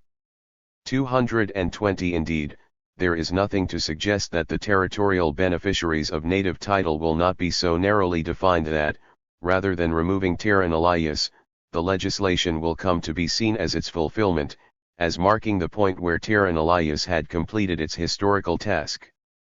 Though it is still hard to say just what traditional connection will comprise, we can at least see that it is unlikely to stray far from, and might well offer less than, the basic character of the 1976 Act's traditional owner. For this, we do not need a crystal ball. The question is not what we can see in the future but what we do not see in the present. Since the structures sustaining the logic of elimination have not been unequivocally dismantled, we can be confident that they will not go away. On this basis, it behoves us to look more carefully at the acknowledgement of native title, especially when it is borne in mind that, in denying native title, terra nullius had also precluded its extinguishment. You can't extinguish something that isn't already there. As a formula for extinguishment, the Native Title Act refurbished and reinvigorated the logic of elimination for a new century. It is highly significant that, as the 20th century draws to a close and the Australian government licenses the public advocacy of policies and sentiments that would have been rejected as racist until very recently, no one, not even the most emboldened opponents of Aboriginal interests, has argued for the reinstatement of terra nullius. It is not hard to see why this should be so. In the context of contemporary world politics, terra nullius would be patently indefensible. Indeed, it is astonishing that we had to wait until the 1990s before such a flimsy rationalization for violent dispossession underwent any significant modification. When it was finally modified, though, it was greatly refurbished and updated. Ideologically speaking, the difference between a terra nullius that is flagrantly untenable and a native title that people are held to have had but lost is the difference between invasion and assimilation, or, perhaps, between the 19th century and the 21st. From a political point of view, this makes the situation complex. On the one hand, it is clearly imperative that the issue of indigenous rights, including indigenous sovereignty, not be reduced to a defense of native title. On the other hand, even though native title legislation principally functions to provide grounds for extinguishment, any acknowledgement of a violated indigenous entitlement is fraught with hazards for a state that, in keeping with terra nullius, never saw the need for treaties. As such, it has never accommodated the indigenous sovereignty underlying native title. Apart from anything else, the Native Title Act was a response to a constitutional crisis. In removing terra nullius, the Mabo judgment had removed the ideological basis to settler colonization. Thus the ideologically charged interval between the High Court judgment of June 1992 and the passing of the legislation in December 1993 marked a legitimation crisis whose containment consisted in a declaration that some native title would be recognized but most would be extinguished through being made an object of compensation.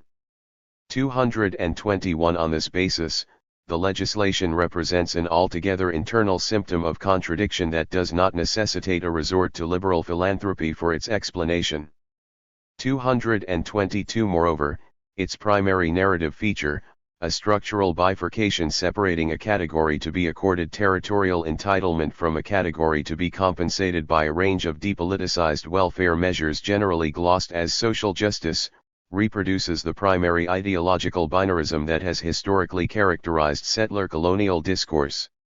To situate the post-Mabo order in the cultural context of the long run, therefore, which is to extend the analysis into the present, we need to situate this structural bifurcation in relation to the logic of elimination. We now have enough material to do this and, in the process, to move towards some analytical, theoretical, and political conclusions. Inclusion, exclusion, and the nation-state. Analytically, to recap, it can be seen how the logic of elimination, most crudely manifest in the initial massacres, has persisted into the present by way of a number of strategic transformations. This continuity proceeds from Australian society's primary determination as a settler colonial state, founded on what I have termed a negative articulation. So far as the present is concerned, over the key question of land, Australian policy continues to be exclusive rather than inclusive in that, at the price of a minimal enfranchisement, the bulk of the indigenous population is eliminated from the reckoning.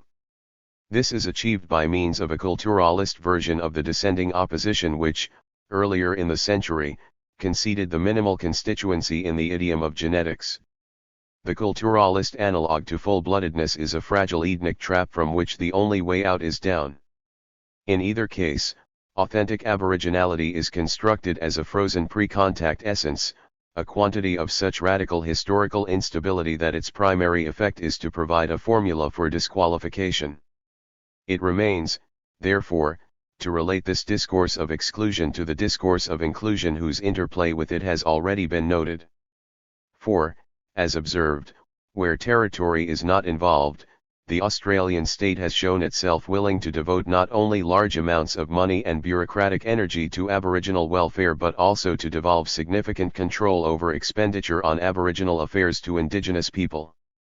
In areas such as health, penal reform, education, housing, employment, and related welfare issues, the establishment in the 1980s of a bureaucratic triptych made up of the Aboriginal and Torres Strait Islanders Commission, the Royal Commission into Aboriginal Deaths in Custody and the Committee for National Reconciliation marked the emergence of a striking level of official concern in relation to Aboriginal issues. This concern resulted in large measure from Indigenous political mobilization, the campaign leading up to the 1967 referendum, the Yirrkala Bark petition, the Gurindji's walk-off from Wave Hill Station, the establishment of community-controlled health and legal aid centres, the Tent Embassy, the campaigns against the Brisbane Games and the Bicentenary, the solitary resistances of those who have died in custody, to mention just some of the more conspicuous activities of the last quarter century or so. 223 In relation to organized Indigenous resistance, especially since this has been mobilized in an increasingly supportive decolonized international context, it is easy enough to see the discourses of exclusion and inclusion as a twin-track strategy that seeks to protect the territorial basis of the settler colonial state by limiting concessions to the welfare area. In many instances, this strategy is belied by palpable contradictions in the rhetoric in which it is publicly framed. For instance, when they were in office, Labour Party ministers responsible for Aboriginal affairs were in the habit of characterising government welfare initiatives as being Aboriginal community-based. Needless to state, these ministers did not refer to police stations as being Aboriginal community-based, though they would have been equally justified in doing so. The tactic was not, of course, demographic but political, intended to install community-based as an electorally viable signifier for racial democracy. The community-based formula betrays a desire, common to both sides of Australian parliamentary politics, that welfare might substitute for territory as a solution to the Aboriginal problem. Correspondingly, the demand for community control aims for official acknowledgement of a separately constituted, which is to say, an extranational, sovereignty. In response, governments have conceded an increased measure of community control. But the operative construction of community could hardly differ further from that current in the domain of federal land rights legislation. For, in order to exercise the control that has been conceded, it is necessary for Aboriginal office-bearers to be elected by Aborigines whose names appear on the electoral roll, an acknowledgement of the settler colonial state's legitimacy that the great majority of Indigenous people avoided until registration became automatic. 224 In other words, the criteria for Aboriginally that determine community membership for the purposes of exercising control in the welfare domain significantly include ratification of the settler colonial constitution. As opposed to a ritual continuity which is by definition external to Australian society, the inclusive discourse of the welfare domain is an assimilatory strategy of citizen construction. This distinction can be seen with particular clarity in the area of service delivery, where, as Tim Rouse has described, Indigenous people are assimilated into all levels of welfare bureaucracy, with the result that, neither at the point of local service delivery nor at that of central administration, is it possible to distinguish an Aboriginal side from an official white one. This situation should be contrasted with land rights, where members of applicant communities are clearly plaintiffs, to the extent that any comparable participation in decision-making would be held to constitute a conflict of interests. Thus it is easy enough to distinguish an inclusive welfare discourse from the exclusive one of native title legislation. As stated, however, the main point is not to distinguish the two but to assess their interplay, to appreciate how they constitute alternative aspects of the one process. It is significant that inclusive discourses on Aboriginality have proliferated in Australian state practice in concert with the development of pluralist or multiculturalist strategies for assimilating the heterogeneous waves of migrants who have succeeded each other since World War II. Just as the nation-state which assimilated Aborigines was a different society from the settled colony which had introduced reservations, so did the ethnically diverse society in which the policy of Aboriginal self-determination was introduced differ from the overwhelmingly Anglo-Celtic fragment which had first resorted to assimilationism. 225 In constructing new Aboriginalities, white Australia has reconstructed itself. But the question remains as to whether these shifts are of a comparable order. Should we see the shift to multiculturalism as being commensurate with that to nation-statehood? So far as Aboriginal policy is concerned, it is clear that we should not. For, given a differentiated polity, to differentiate is to assimilate. In other words, what has changed is not the assimilationism but the ethnic profile of that whose mimicry constitutes assimilation. Assimilation just looks different. As argued above, color constitutes second-order differentiators which are categorically subordinate to the primary historical relationship of invasion that distinguishes indigenous from settler. Despite arguing that an empirical or prediscursive binarism should be recuperated, I have critiqued the binary structure of repressive authenticity. Thus the issue of binarism needs to be clarified. The difference is ultimately one of scope. The Australian state acknowledged the binary relation of invasion in its native title legislation. It sought to restrict the beneficiaries of this acknowledgement. To effect this restriction, it limited the category of native title beneficiaries to those who could meet certain criteria for uninvadedness. Rather than a change of heart, therefore, this formula entailed a ratification, even a redoubling, of the history of oppression, since it provided that the more you have lost, the less you stand to gain. To fall within native title criteria, it is necessary to fall outside history. In this light, The welfare track of the twin-track strategy of inclusion/exclusion signifies the state's refusal to recognize invasion as a structure rather than an event. Correspondingly, native title legislation represented an agreement to relent rather than to compensate, which is to say, an agreement to allow history not to start. The realm thus excused history is categorically external. This has a number of implications. Firstly, the complementarity between the discourses of inclusion and exclusion recalls that which was seen to obtain between the anthropological modes of autography and xenography. In both cases, projection and reimportation constitute alternate aspects of the same ideological movement. So far, we have only dealt with one half of this movement in relation to Australian state discourse, that projection outwards, or onto the margins, of an authentic aboriginality whose separation from history authenticates empirical indigenous people within, converting the historical structures of their invadedness into secular welfare problems. How, then, does the other half of this movement operate? How does the ethnographically constructed authentic aboriginality of the margins become reimported into domestic discourse? Again, the answer relates to the construction of the nation-state. It should, by now, be no surprise that the pre-contact stereotypes of repressive authenticity should figure on the money, postage stamps and related imprints of the settler colonial state, even though that state is predicated on the elimination of those stereotypes' empirical counterparts. This is because, as Andrew Lattis and others have pointed out, in order to produce a narrative that can bind it transcendentally to its territorial base, to make it, as it were, spring organically from the local soil, the settler state is obliged to appropriate the symbolism of the very aboriginality that it has historically effaced. 226 Hence, as in Michael Tausig's Putumayo grotesque, internal contradictions reduce the invader to seeking salvation from the dispossessed. In the Australian case, the dilemma of state formation can be simply expressed, in local terms, as the problem of how to be a Clayton's Briton, a Briton under erasure that is simultaneously not Briton.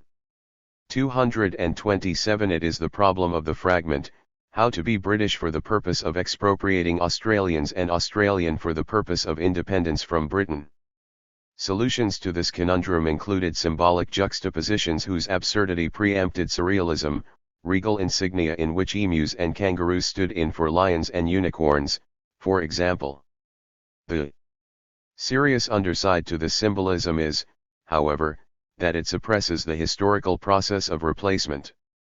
A human analogue to the heraldic kangaroo and emu is provided by the conspicuous inclusion in the architecture of Canberra's National Parliament House of a Warlpiri totemic design, drawn up by a Western Desert artist, sanctioned by the ritual owners of the design and turned into a mosaic by Italian ceramicists. 228 Reportedly, the design's representation of serpents converging on a waterhole denotes a meeting place at the center of things. Yet the Western Desert locale from which the design originates is some 3,000 kilometers from Canberra, whilst those to whom such events are really central, the dispossessed and Ngunnawal 229 on whose country the national capital has been planted, go symbolically unregistered and can only manage a physical presence about the national capital. Thus the continuing dispossession of historical indigenous subjects is effaced by the valorization of an authenticated extra-historical aboriginally which, for its part, seals an eternal bond between the settler colonial state and the land of the Ngunnawal. Hence the romanticized indigenous stereotype simultaneously performs two vital ideological services. Positively, it grounds the national narrative in the local soil; negatively, it effaces the disruptive counter-narrative embodied by the dispossessed. This discussion clearly overlaps with Renato Rosaldo's influential analysis of what he termed imperialist nostalgia, that curious phenomenon whereby colonizing agencies often celebrate native society as it was before they came and destroyed it. Imperialist nostalgia revolves around a paradox: a person kills somebody, and then mourns the victim. Whether or not such behavior is paradoxical, Rosaldo unaccountably leaves its analysis at that, frustrating us with the descriptiveness of his exposition. What the colonial nation-state nostalgicizes is not, of course, the pre-colonial indigene as this subject really was, that would only conflict with the business of subjugating empirical natives. It is, rather, an imaginary pre-colonial subject who is no more than a fantasy that the colonizer entertains about himself, in which the colonized are discursively recruited to fulfill the colonizer's own ancestral wishes. This phylogenetic narrative, in which the colonized first figured as the colonizer's precursor but more recently came to share in a universal ancestry, constructs the colonizer as the legitimate heir and successor to the colonized. Colonialism does not appropriate a historical indigeneity, it replaces it with a conveniently mythical one of its own construction. 230 The condition of this replacement is precisely the elimination, or displacement, of the empirical indigene within civilization. 231 For all his descriptive insight, Rosaldo missed how the displacement of empirical natives is simultaneously the production of colonial citizen subjects. It is, therefore, necessary to go beyond description, which, in this case, involves attending to the material social effects of settler colonial nostalgia. When authentic Aboriginal-ly is imported back into domestic discourse, it loses not only its history but its territorial specificity as well, surrendering both to the homogeneous space/time continuum of the nation-state. In the process, it yields a distinctive national narrative that is simultaneously both European and autochthonous, both invasive and native.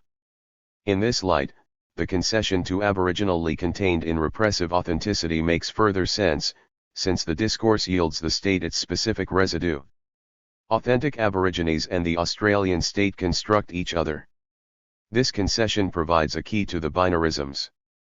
As a concession, there is nothing specifically binary about it. It simply represents a cut-off point, a strategic resolution as to the limit within which heteronomy will be tolerated. Thus there is no point in attacking the binarism per se, since this cannot affect the primary issue of the scope of the concession. If, on the other hand, ignoring the binarism, we attack the scope of state discourses on Aboriginal-ly, if, in particular, we insist on history, then a whole range of specifically Aboriginal determinations springs into discourse. To do this, we have to demonstrate that invasion is a structure rather than an event, that expropriation continues as a foundational characteristic of settler colonial society. Thus the reason for what might otherwise seem an incoherent insistence on both critiquing an ideological binarism and recuperating an empirical one is that the ideological binarism misrepresents not the structure but the scope of the empirical one. At this point, the theoretical inadequacy of the term empirical becomes inescapable. This is because, precisely by being binarily structured, the state ideology derives much of its force from its resonance with historical reality. This resonance makes it much more potent than a groundless illusion. Thus it could be misleading to counterpose ideological and empirical binarisms since, to this extent, both are empirical. Again, therefore, the battleground of repressive authenticity is that of indigenous post-colonial identities, which strive to historicize the mythical duality that the discourse proclaims, historicize, rather than subvert, narrow or pluralize, which would simply be to fall for multiculturalism. Since the discourses of inclusion and exclusion are mutually supplementary aspects of Australian state strategy, contestation of the aboriginalities that they construct and promulgate goes on within the arena of state discourse. It concerns the imagery, domain, and scope of state-conceded aboriginalities. Indigenous people can exploit the contradictions of assimilationism by contesting within this arena. My counterposing of an empirical/welfare aboriginality to an ideal/authentic one is also staged within this public arena, being intended to contest a set of subject positions that are discursively produced and given practical social form through the routine material workings of certain state bureaucratic and other institutional apparatuses. This proviso is important because it means that the analysis does not claim to encompass an indigenous residue. Contestation of state-constructed aboriginalities goes on within state discourse and does not address an opposition between public and private aboriginalities. On the contrary, both state constructions are categorically public and produced by specific apparatuses. Whatever may be the nature of the specific residue that provide indigenous people with bases for resistance, these bases should be distinguished from resources that indigenous people may or may not exploit in the realm of Australian state discourse. The importance of the above proviso is that, given the analysis of the central role that imposed definitions of aboriginality have played in the Australian state's attempts to eliminate indigenous people, it would discredit, indeed, invalidate, my position if my own analysis were itself to dispense a definition of aboriginality, yet another normative subject position for indigenous people to be contained in. To this it may be objected that, in replacing one external or essential determination of aboriginality with another, this analysis has fallen into the same trap. But I am not stipulating that indigenous people's collective sense of identity is contingent on their sharing a sense of invadedness. To repeat, I have nothing to say about what makes people indigenous to themselves or to other indigenous people. What I have tried to do is foreground the historical fact that Australian state discourse is principally structured to repress. As a critique of state discourse, the analysis only deals with Aboriginal people as constructed and/or appropriated by that discourse. It makes no attempt to pursue them into areas of their lives that exceed such constructions. This procedure is altogether different from the invasive practice of prescribing proxy aboriginalities, however gratifyingly oppositional these may seem. 232. This is not to say that repressive authenticity is a one-way street. As Foucault taught us, modalities of power generate their own resistance. Thus indigenous people can strategically acquiesce in repressive authenticity to achieve local goals. As functionalist anthropology taught us, though, the obvious danger with this is that, in generating its own resistance, settler colonial power also contains it. The symptoms of this containment are plain to see in indigenous communities that are being divided into groups whom white anthropologists and lawyers have chosen as likely candidates for native title and those whom they have excluded from this reckoning. At first sight, it might seem reasonable to distinguish between the two groups along lines akin to Lyotard's distinction between the plaintiff and the victim, according to which the plaintiff's grievance is formally prescribed whilst that of the victim is discursively inexpressible. For our purposes, however, it would be a mistake to see plaintiffs and victims as different people. The set of victims includes that of plaintiffs. As members of indigenous communities, they are commonly subject to a single divisive strategy. Native title does not inhere in indigenous people because the Australian government deigned to concede it to them. On the contrary, their title predates and is independent of the institutions that Europeans brought to Australia. Thus native title is not a national but an international issue, one whose dispensation exceeds the authority of an Australian government.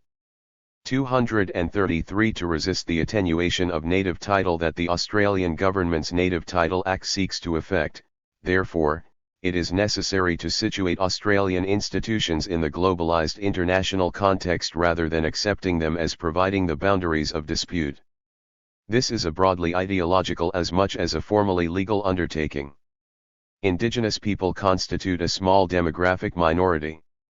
As indicated at the outset, the anti-colonial resources at their disposal are exclusively ideological, since, even if they wished to adopt them, neither violence nor the wholesale withdrawal of their labor would be promising options. The most potent ideological force available to indigenous people is international opinion, to which Australian governments have consistently shown themselves to be acutely sensitive, as well they might, given their geographical location as a European colonial enclave deep in the post-colonial Pacific. 234. In the current context, this vulnerability obtains at a particularly enabling moment, since the next Olympic Games are to be held in Sydney. If the past few decades are anything to go by, the ideological uses to which indigenous people put the Games and other international forums could prove transformative. My intention is not, however, to comment on current affairs, for which it would be hard to find poorer means than a book. It is, rather, to establish the deep historical framework within which the ongoing contest over Australian settler colonialism continues to be conducted. Since I first ventured the general perspective that I am developing here, many superficial changes have taken place, in particular the election of the Howard government and its campaign against the Wick judgment. Yet such developments make it easier for my argument, which is most pressed to accommodate the subtler manifestations of the logic of elimination.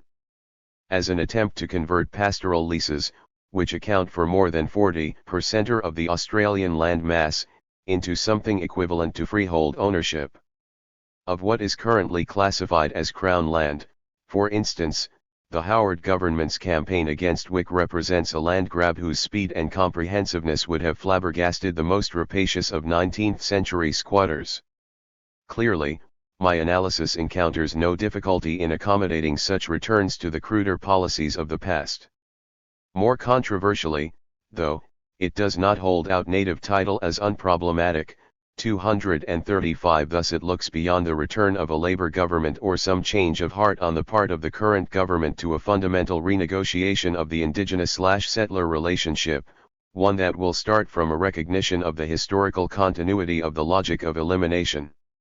For it is only on the basis of such a recognition that the two issues that dominate relations between Indigenous people and the Australian state, the issues of native title and of the so-called stolen children, can be properly addressed, not as separate issues but as related aspects of a historical program that has consistently sought to eliminate actual Indigenous people from the settler colonial polity. To start anywhere else would be to misrepresent history, and, accordingly, to condemn future generations to the continuing national curse of the Aboriginal problem. None of this means that the retaining of native title, where this occurs, cannot represent a significant Indigenous gain. It does, however, mean that legislating for native title constitutes a state strategy for containing Indigenous resistance. It is important to keep the two perspectives separate. As stated, my purpose is to categorize colonizing strategies employed in Australia. It is not to categorize Indigenous strategies of resistance, survival, or anything else. The failure to distinguish between the two perspectives recapitulates assimilationism. Accordingly, though it is no doubt the case that, over the past 30 or so years, new modes of Indigenous renewal have set in, this does not warrant a shift of focus from Australian state discourse to Indigenous discourses. To do so would be to deny the fact that Indigenous resistance has been a constant feature of the entire settler colonial era. It would also be to promulgate a de facto assimilation which, by ratifying the deceptive philanthropy of official rhetoric, obscures the underlying continuity of the logic of elimination. In the absence of a credible treaty, Indigenous and settler colonial discourses remain distinct. This means that, just as Indigenous renewal should be traced backwards through a continuous history of Indigenous resistance, so should the assimilation policy be traced forwards through the continuing history of Australian settler colonialism. So far as nescience is concerned, the shift from its negative to its positive readings encompasses the 20th century. Negatively, as a primal ignorance that was more fragile than any other item in the salvage inventory, nescience signified a savagery which, in being both abased and vanishing, perfectly harmonized with the conquering epistemology of the expanding colonial frontier. Read positively, in the impeccable ambience of late 20th century liberal correctness, spirit conception hallmarks an official romance that effaces the empirical presence of the dispossessed. However much we may dislike evolutionary anthropology's account of how it came to be that Europeans should be the ones who practiced anthropology, at least evolutionary anthropology offered such an account. It was not blind to the conditions of its own possibility. To return to where we started, settler colonialism makes positionality inescapable. Even if we set aside the closure of the anthropological soliloquy whose fabrication we have been examining, the very relationship between academic and Indigenous knowledges is structured by a political version of the uncertainty principle. Writing 2 buildings down from where Baldwin Spencer wrote, I have no grounds for claiming a personal exemption from the effects of an invasive discourse which, not satisfied with territory, hurries on into the inner being. Academic knowledge about Aboriginal knowledge can never be innocent. It is too deeply enmeshed in a historical relationship through which one's power is the other's disempowerment. From the outset, authoritative pronouncements on Aboriginal mentalities have been central to the expropriation of Indigenous people, Tyrannialius was, after all, a discourse on rationality. Good intentions cannot absolve me from this legacy. The road to oppression has consistently been paved with good intentions. Nor could I seek amnesty on methodological grounds, since the issue is a relationship rather than its modes. A refusal to acknowledge this relationship underlies a blossoming academic industry devoted to the analysis of Aboriginal cultural production. The fluidity of the category cultural production is particularly insidious in this regard, since, by means of the self-righteous posture of not privileging literary discourse, it enables the Academy to claim the deepest recesses of Aboriginal life for its unblinking gaze. In this way, the linguistic turn becomes a key invasive strategy. This is not to rehearse the old charge of idealism. The point is, rather, the panopticism whereby nothing can escape being turned into a text for the analyst to appropriate, interrogate and reconstruct. In this hegemonic communicational economy, all use values become exchange values. Silence constitutes consent. The outcome is an ethnographic ventriloquism whereby invaded subjects are made to speak unawares, in contexts in which they could reasonably believe they were doing something else. A cigar is never just a cigar for the model of the text. My position has clear implications for the current liberal preoccupation with writing in the agency of the subaltern. A question that generally goes resoundingly unasked in this connection is, writing into what? In the settler colonial context, the question answers itself. The ideal of writing in agency is a contradiction in terms. To write in is to contain within discourse. This is a function of the relationships involved and obtains irrespective of content.